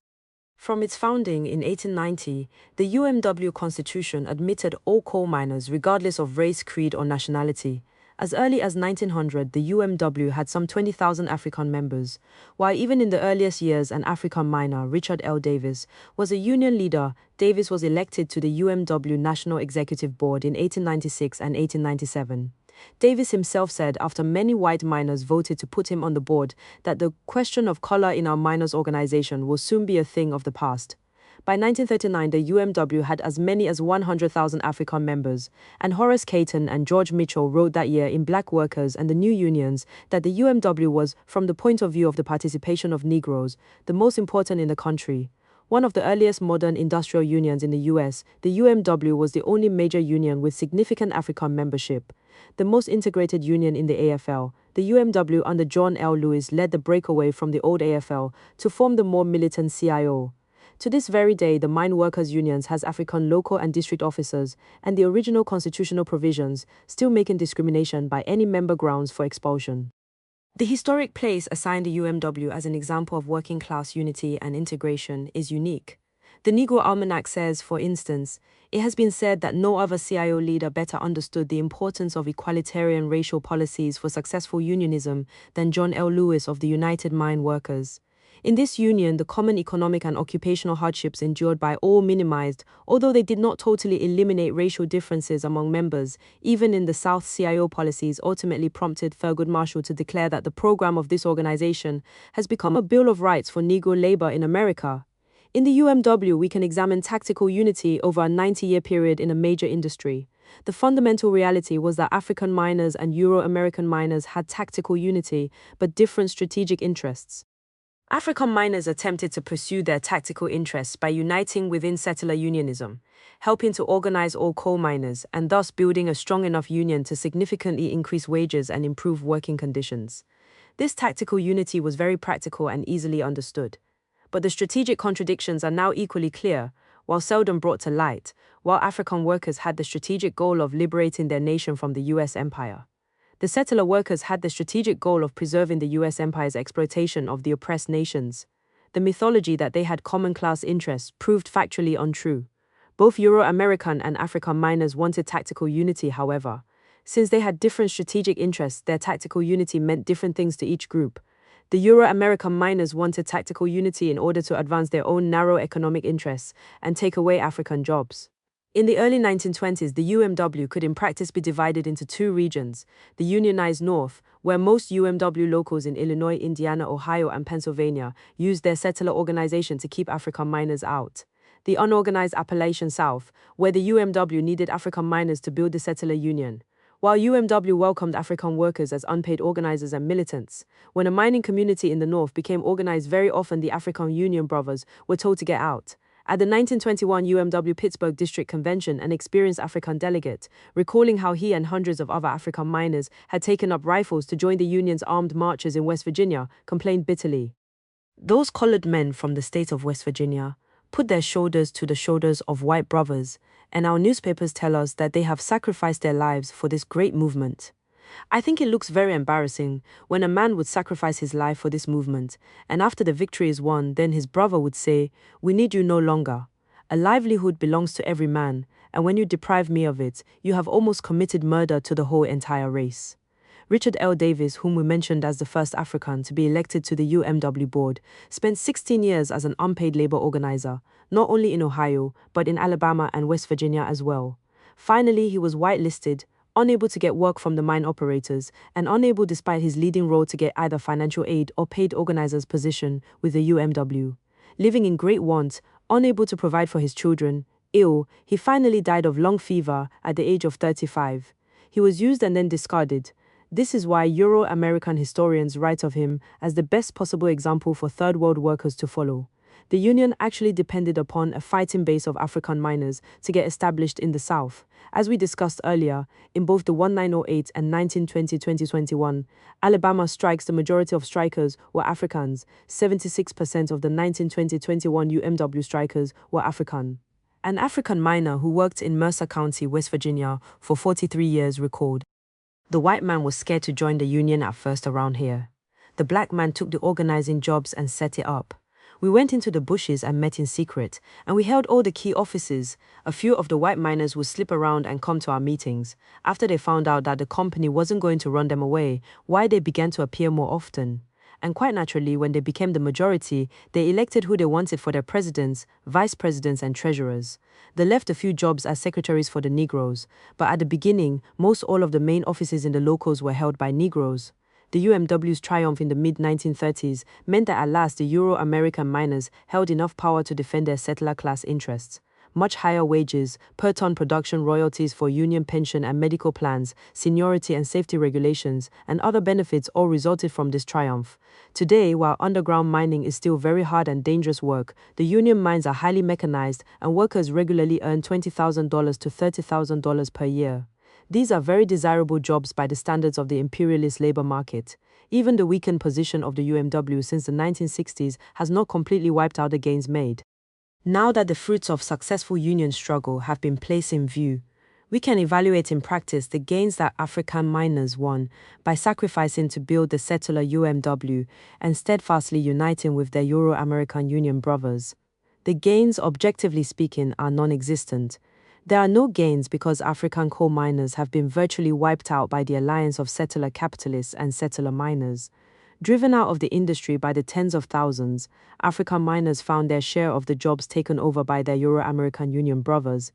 In 1930, African coal miners comprised 22% of the industry in southern Appalachia, Alabama, Kentucky, Tennessee, West Virginia, Virginia. By 1960, their share of the coal mining jobs in southern Appalachia had been cut to only 6%.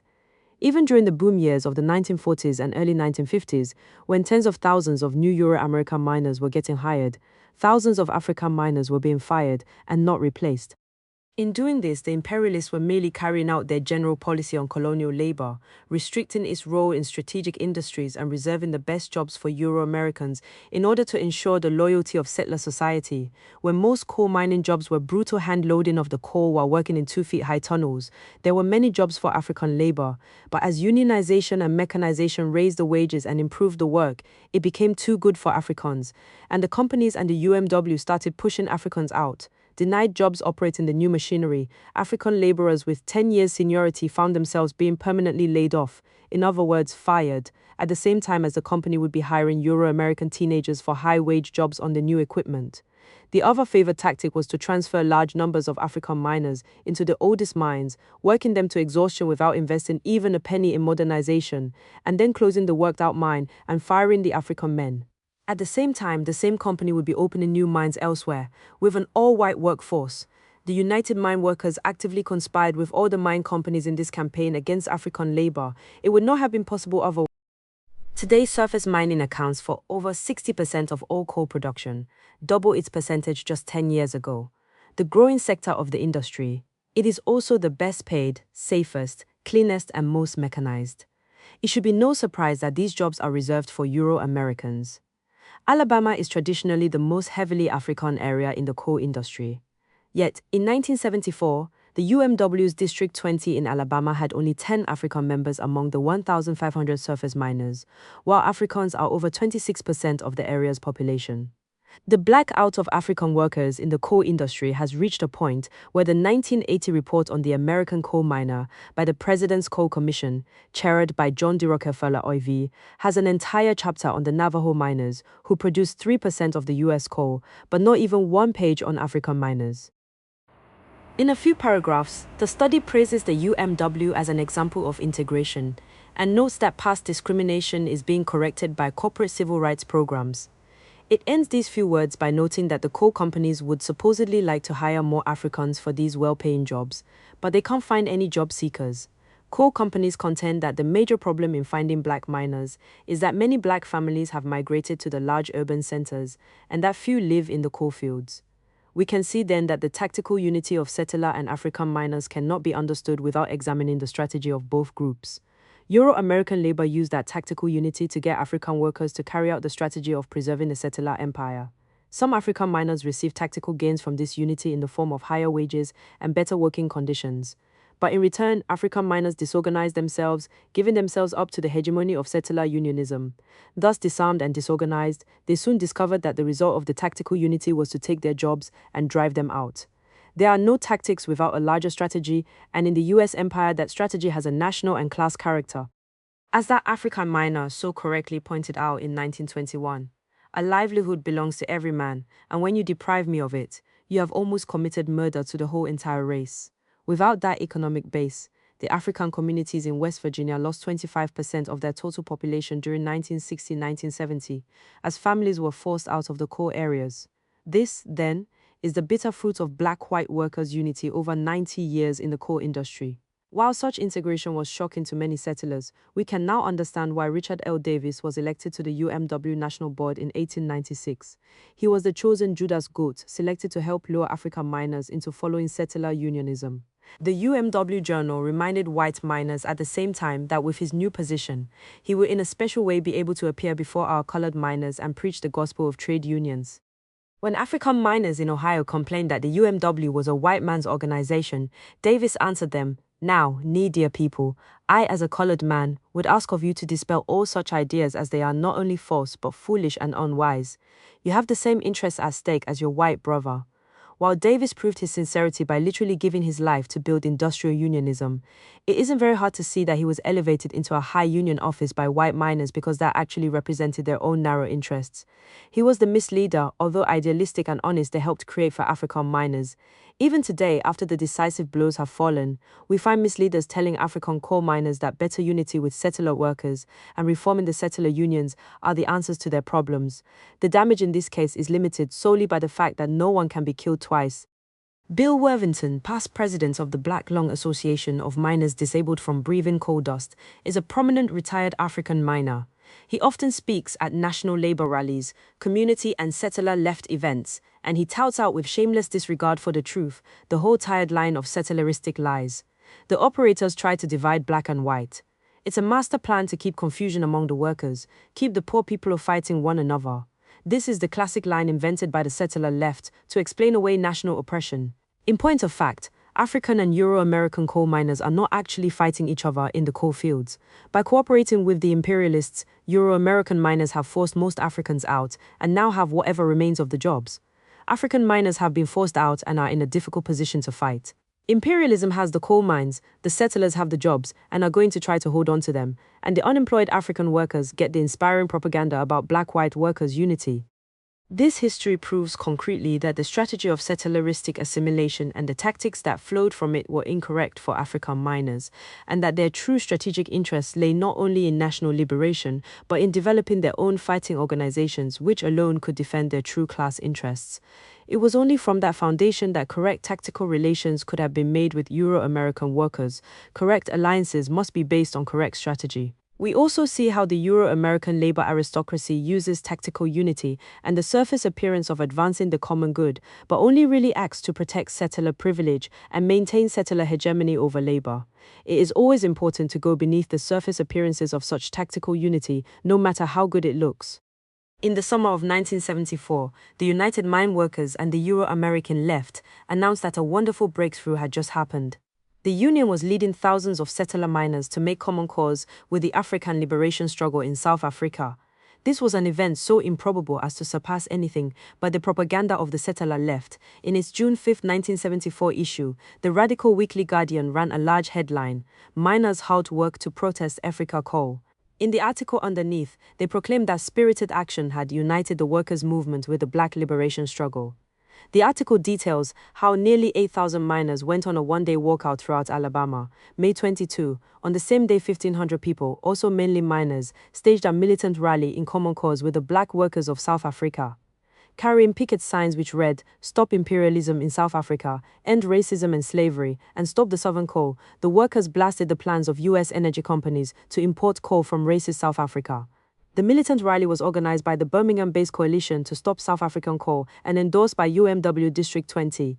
The next week, The Guardian ran follow-up material in its June 12, 1974 issue, including a large photograph of a Euro-American and an African kneeling together, wearing miners' helmets, holding a sign urging "Do not buy South African coal." Another photograph showed a Euro-American miner holding a sign saying "Oppose racism in Africa and at home." The Guardian further said, "Times are changing in the U.S. labor movement. When a major union recognizes the unity between the struggles of U.S. workers and workers abroad, it is a sharp departure from the usual union campaign of Be American, Buy American, which fails to distinguish the common interests of workers throughout the world. It is even more significant when the U.S. workers are from the South and the workers abroad are African. This was truly unbelievable. How could the UMW and its mass of Euro-American members, who had a proven record of white supremacist attacks on African workers, literally overnight without a struggle be converted to proletarian internationalism? Yet, the Euro-American left was responsible for that new alliance. Some of the organizations involved in uniting with the UMW were the Revolutionary Union, now the Revolutionary Communist Party, the October League, now CPUSA-ML, the Black Workers' Congress, some elements from the Southern Conference Education Fund, and the Atlanta African Liberation Support Committee. On the basis of its newfound solidarity with African liberation, the UMW District 20 officers approached the African dock workers in Mobile, Alabama, where the South African coal was to be unloaded, and asked them to join the campaign and not unload the coal. The African dock workers in Mobile refused, and at that point, the whole treacherous scheme by the UMW and the settler radicals blew apart at the seams. It turned out that the UMW District 20 leadership was, of course, totally reactionary and white supremacist. They were, in fact, the labor arm in the area of the rabid George Wallace American Independence Party movement. Their settler union had also endorsed the then Attorney General Bill Baxley, who was appealing to Euro-American voters by personally trying to get the death penalty for the Abmore Holman brothers. Inside the mines, they openly promoted the most vicious race baiting. Knowing all this, the African dock workers refused to have anything to do with them. The genesis of that strange charade began with the UMW's decision to fight importation of all foreign coal. The decision by the Southern Power Coal to import $50 million worth of low-sulfur South African coal was singled out. At that point, the District 20 reactionaries were quietly approached by some Euro-American radicals who convinced them that by falsely adopting anti-imperialist slogans, they could trick the African dock workers into fighting to save Euro-American jobs, stolen from Africans, of course. That's what all that treachery was about, tactical unity based on settler self-interest. That's why we saw the unreal spectacle of racist Alabama settlers marching around with signs saying support South African liberation. Frustrated, the Klan-like unionists turned on the settler radicals and denounced them. Soon the Guardian and the other settler-left organizations had to admit that the UMW leaders were not as they'd originally pictured them. Even after the UMW admitted that they didn't care about any African liberation, but only wanted to boycott all foreign coal to save settler jobs, the Euro-American radicals kept trying to support them. Finally, the UMW miners had to tell the radicals to leave the boycott picket lines or get tossed out. An article in the Sept 11, 1974 Guardian said that even though the Alabama UMW was now cooperating with the FBI and the Alabama State Police, the Radical Coalition to Stop South African Coal still wanted to unite with them and still supported their settler boycott. The entire example of attempted tactical unity shows how strongly the oppressor nation character of both the settler unions and the settler left determines their actions. The settler left tried to reach an opportunistic deal with reactionary labor leaders, hoping that African workers could be used to pay the price for their alliance. While the settler radicals professed a heartfelt concern with helping the liberation struggle in South Africa, we noticed that they were totally unconcerned with the long-standing genocidal attack of the UMW against the economic base of Afrikaans in the occupied South. Further, they covered up for their settler fellow citizens as much as possible. What is evident is that despite the tactical division between the rabid, George Wallace-loving settlers and the radical settlers, their common national position as oppressors gave them a strategic unity in opposing the interests of the oppressed.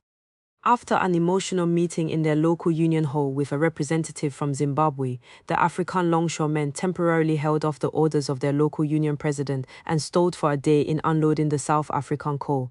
They desired to show support for the liberation struggle of their brothers and sisters in Southern Africa.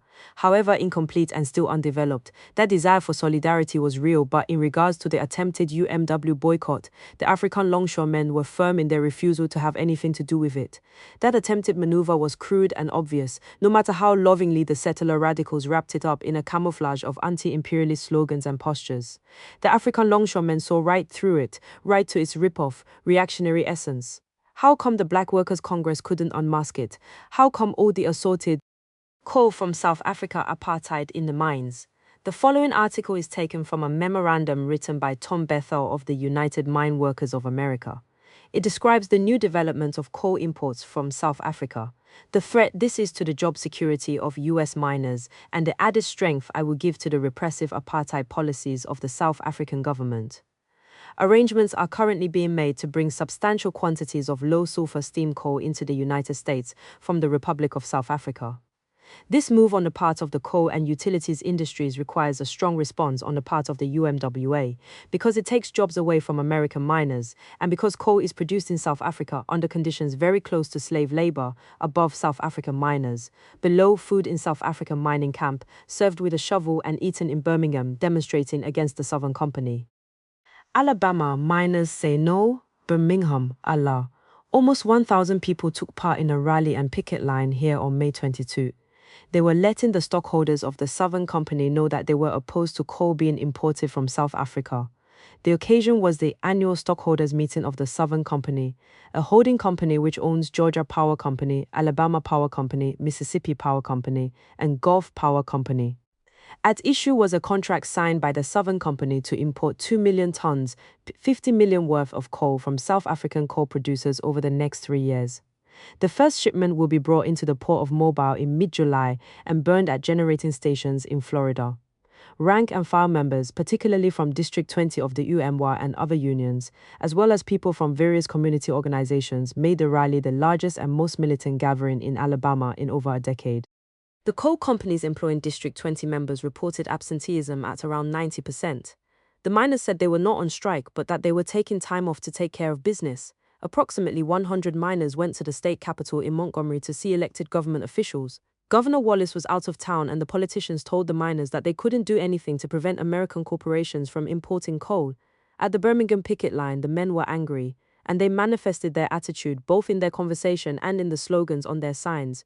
Put the switch on Southern Co., Stop Southern Company imperialism, and No Slave Coal. After 2 hours of picketing, the miners held a rally on a corner of the hotel lot. Acting as coordinator was Andy Himes of the Selma Project, an Alabama political action group which worked in the last United Mine Workers election to help throw out the corrupt Tony Boyk machine. Among the speakers was Mrs. John Marchant, the wife of a retired miner from Brookwood, a coal town outside Birmingham, who Marchant talked about the lynchings, lockouts, and yellow dog, anti-union contracts the companies had used against the miners in the 20s, and about how her own brother had been killed in a roof fall in the 30s. She said it was profit that they had to fight then, and it was profit they had to fight now. Don Stowe of the Black Workers' Congress spoke about the conditions in the South African coal fields and stressed the importance of fighting in both places against the same enemy, the monopoly capitalist corporations. Andy Himes wound things up with a statement about how the company was not only chiseling the miners of Alabama out of jobs, but that the electric ratepayers of the Southeast were being expected to pick up the tab. They say that they're concerned about Alabama because they live here too. Well, that's a damn lie. Look at the top 10 stockholders of the Southern Company. They're all New York City banks, and all they care about is more profit. Third world comrades involved in those radical multinational organizations couldn't unmask it. They thought they were communists, but in practice their political framework of settleristic revisionism left them politically simple-minded, unable to prevent themselves from being pawns in the most vulgar white supremacist maneuvers. Exposed and defeated, this fiasco was dug up out of its grave 4 years later, this time by a new crew, the Chinese-American-led Workers' Viewpoint Organization, now called Communist Workers' Party. In their campaign to recruit Africans, this grouping had organized an African Liberation Support Committee under its leadership to stage a large African Liberation Day 1978 rally in Washington, D.C. They dug up and reprinted the old staged UMW photograph of the Euro-American and African miners kneeling together, even going so far as to say that the 1974 white supremacist UMW boycott gives lessons for future struggles by its examples of international solidarity between all working people by supporting African miners. That old lie of 4 years earlier was revived as evidence to justify another round of integrationism. This organization certainly shows that even an entire group of radical Chinese Americans can be indoctrinated into settler ideology. While proletarian ideology has a clear relationship to the oppressed, it is not transmitted genetically. So we see that tactical unity is not just some neutral, momentary alliances of convenience. Tactical unity flows out of strategy as well as immediate circumstances. Nor is tactical unity with Euro-American workers simply the non-antagonistic working together of complementary but different movements. Even the simplest rank-and-file reform coalition inside a settler union is linked to the strategic conflict of oppressor and oppressed nations. The alliances formed around the fiery League of Revolutionary Black Workers in Detroit illustrate all this. The rise of the League's Revolutionary Union movement in 1967, first at the old Chrysler Dodge main plant, had alarmed the United Auto Workers labor aristocracy. The League represented the militant, anti-capitalist, and anti-settler union sentiment of the young African workers in the Detroit auto plants, at least at Chrysler's Dodge Main and Eldon Ave. Gear and axle plants, the LRBW had won a clear majority support of young African workers against the UAW. The UAW leadership responded with numerous attacks of different kinds, from verbal to violence.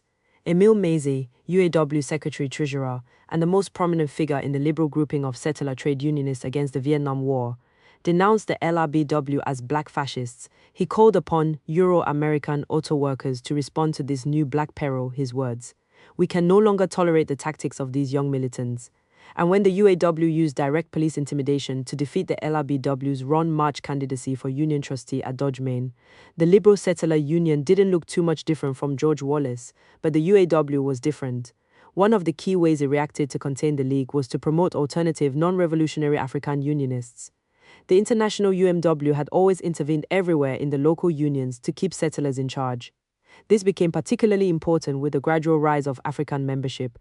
The UAW officially placed Africans then at 25% of the UAW membership, but the breakout of revolutionary leadership in the form of the LRBW had outflanked the Euro-American labor bosses.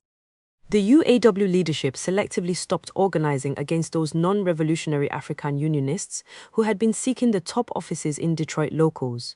After the LRBW broke out, moderate Africans were elected as the UAW local presidents at Fort Wayne Local 900, Chrysler Forge Local 47, Plymouth Local 51, Chrysler Mopar Local 1248, etc., etc. So that in addition to cooperating with the companies to fire LRBW cadre, using police intimidation, etc., the settler union bureaucracy tried to undercut the League, that is to undercut revolutionary African leadership, which rejected settler hegemony by advancing alternative, moderate leaders for African auto workers. Now, the League itself had made alliances with Euro-American radicals in the auto plants. Most importantly, they had responded positively to suggestions from the United National Caucus for a cooperative working relationship against the UAW leadership. The United National Caucus was, and still is, the more or less official opposition coalition to the UAW leadership, with members from reform caucuses in locals throughout the UAW. It had grown out of the Dollar an Hour Now caucus, a caucus of Euro-American skilled craftsmen who were pressuring for an immediate dollar an hour raise for themselves alone. The UNC was organized by Euro-American radicals and had an African co-chairman. He was Jordan Sims, an experienced activist and union reformer at Chrysler's Eldon Ave Gear and Axle, an LRBW center of strength. Sims, while not a revolutionary, had defended the League in his attempts to win the local presidency. After several stolen elections and getting fired, Sims finally became local president in 1973. So this broad black-white workers' unity had some constructive possibilities, but the world of the automobile plants is, however important, not the entire world. In April 1968, Martin Luther King Jr. was assassinated in Memphis. Detroit blew up, and settler Detroit armed up. In the Detroit white suburbs, gun sales soared as settlers prepared to keep Africans out of their communities.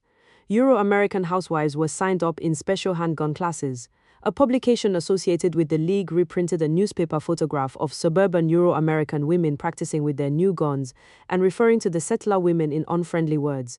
The problem was that one of the settler women photographed was the wife of a leading member of the United National Caucus. Incensed, the skilled Euro-American auto workers demanded that their caucus either break off ties with the black nationalists or force the League to print an apology. The settler skilled tradesmen were raging mad that their women had been insulted by Africans. Naturally, the LRBW was unlikely to apologize for pointing out a true fact about Euro-American behavior. The relationship between the UNC and the LRBW was off, a casualty of the sudden lightning bolt of truth that flashed across America after King's assassination. Privately, the leader of the Euro-American skilled tradesmen admitted that his people were wrong, that their attitude towards the LRBW was racist, but to be principled at that moment, he said, would be to throw away his years of work founding the United National Caucus and organizing settler auto workers into joining it. As a Euro-American radical, he was unwilling to see his rank-and-file settler organization torn apart over their racism. Besides, he continued, to be overly principled would be meaningless since the League is through. With a smile, he revealed that the UNC had been secretly dealing with key African supporters of the League. As an example, he said that at a plant of the Ford River Rouge complex, the UNC had convinced a League activist that if he split with the League and took some of its base of support with him, that together with the UNC's Euro-American voting bloc, they would have enough votes to make him the next local union president. The UNC leader felt certain that with such practical bribes, they would be able to gradually win over enough African workers to undermine the League. It is interesting that the supporters of this radical-led rank-and-file workers' caucus were busy arming themselves against Africans. At the same time, tactical unity for union reform was being proposed. The most interesting fact that emerges, however, is that this radical-led settler caucus, organized to fight the established UAW bureaucracy, was using the exact same tactic against African revolutionaries as was the UAW bureaucracy. Both were working to divide the ranks of African auto workers, both promoting moderate African leaders who accepted settler hegemony in order to undercut the threatened leadership of African revolutionaries. So where was the real unity? In earlier chapters, we primarily focused on the larger picture of Euro-American workers in relation to the expansion of the US empire and the development within that of settlerism. Here we have examined the politics of settler unionism in the workplace, in its tactical relations with third world workers. What is important about these case histories is that they should push us to think, to question, to closely examine many of the neo-colonial remnants in our minds. Working class unity of oppressor and oppressed is both theoretically good and is immediately practical, we are told. It supposedly pays off in higher wages, stronger unions, and more organization. But did it? Some African coal miners did indeed get higher wages, better working conditions, and so on from this unity. But to pay for that, most got driven out of their jobs. Many African families who once mined coal now live in exile and on welfare in the north. A part of the economic foundation of New Africa was taken over and occupied by settler workers, acting as social troops of the US empire. It was a national setback. In all this, the UMW, the union organization, was guarding only the strategic interests of US imperialism. African miners proved to be without organization, merely prisoners within an organization of their oppressors. Was this just an isolated, untypical example? No. African workers were gradually herded into the oldest, least mechanized mines. Their exploitation helped provide the capital for modernization and economic investment elsewhere. And then they were laid off and the industry was gradually de-Africanized. Sounds like Detroit, doesn't it? What happened to the many thousands of African workers who were once the majority force in the now-closed Chicago meatpacking industry? The actual history disproves the thesis that in settler America common working-class interests override the imperialist contradictions of oppressor and oppressed nations when it comes to tactical unity around economic issues. The same applies to the thesis that supposed ideological unity with the Euro-American left also overrides imperialist contradictions, and hence even with their admitted shortcomings, they are supposed allies of the oppressed against US imperialism. Could it be the other way around? That despite their tactical contradictions with the bourgeoisie, that Euro-American workers and revisionistic radicals have strategic unity with US imperialism? Most importantly, how has imperialism been so successful in using this tactical unity against the oppressed? The thesis we have advanced about the settleristic and non-proletarian nature of the US oppressor nation is a historic truth, and thereby a key to leading the concrete struggles of today. Self-reliance and building mass institutions and movements of a specific national character, under the leadership of a communist party, are absolute necessities for the oppressed. Without these, there can be no national liberation. This thesis is not anti-white or racialist or narrow nationalism. Rather, it is the advocates of oppressor nation hegemony over all struggles of the masses that are promoting the narrowest of nationalisms, that of the US settler nation. When we say that the principal characteristic of imperialism is parasitism, we are also saying that the principal characteristic of settler trade unionism is parasitism, and that the principal characteristic of settler radicalism is parasitism. Every nation and people has its own contribution to make to the world revolution. This is true for all of us and obviously for Euro-Americans as well. But this is another discussion, one that can only really take place in the context of breaking up the US empire and ending the US oppressor nation. The end. When the new republic is established, there will never be any more army in Mexico. Armies are the greatest support of tyranny. There can be no dictator without an army. We will put the army to work. In all parts of the republic, we will establish military colonies composed of the veterans of the revolution. The state will give them grants of agricultural lands and establish big industrial enterprises to give them work. 3 days a week, they will work and work hard because honest work is more important than fighting. And only honest work makes good citizens, and the other 3 days they will receive military instruction and go out and teach all the people how to fight. Then, when the Patria is invaded, we will just have to telephone from the palace at Mexico City, and in half a day all the Mexican people will rise from their fields and factories, fully armed, equipped and organized to defend their children and their homes. My ambition is to live my life in one of those military colonies among my compañeros whom I love, who have suffered so long and so deeply with me. Francisco Pancho Villa.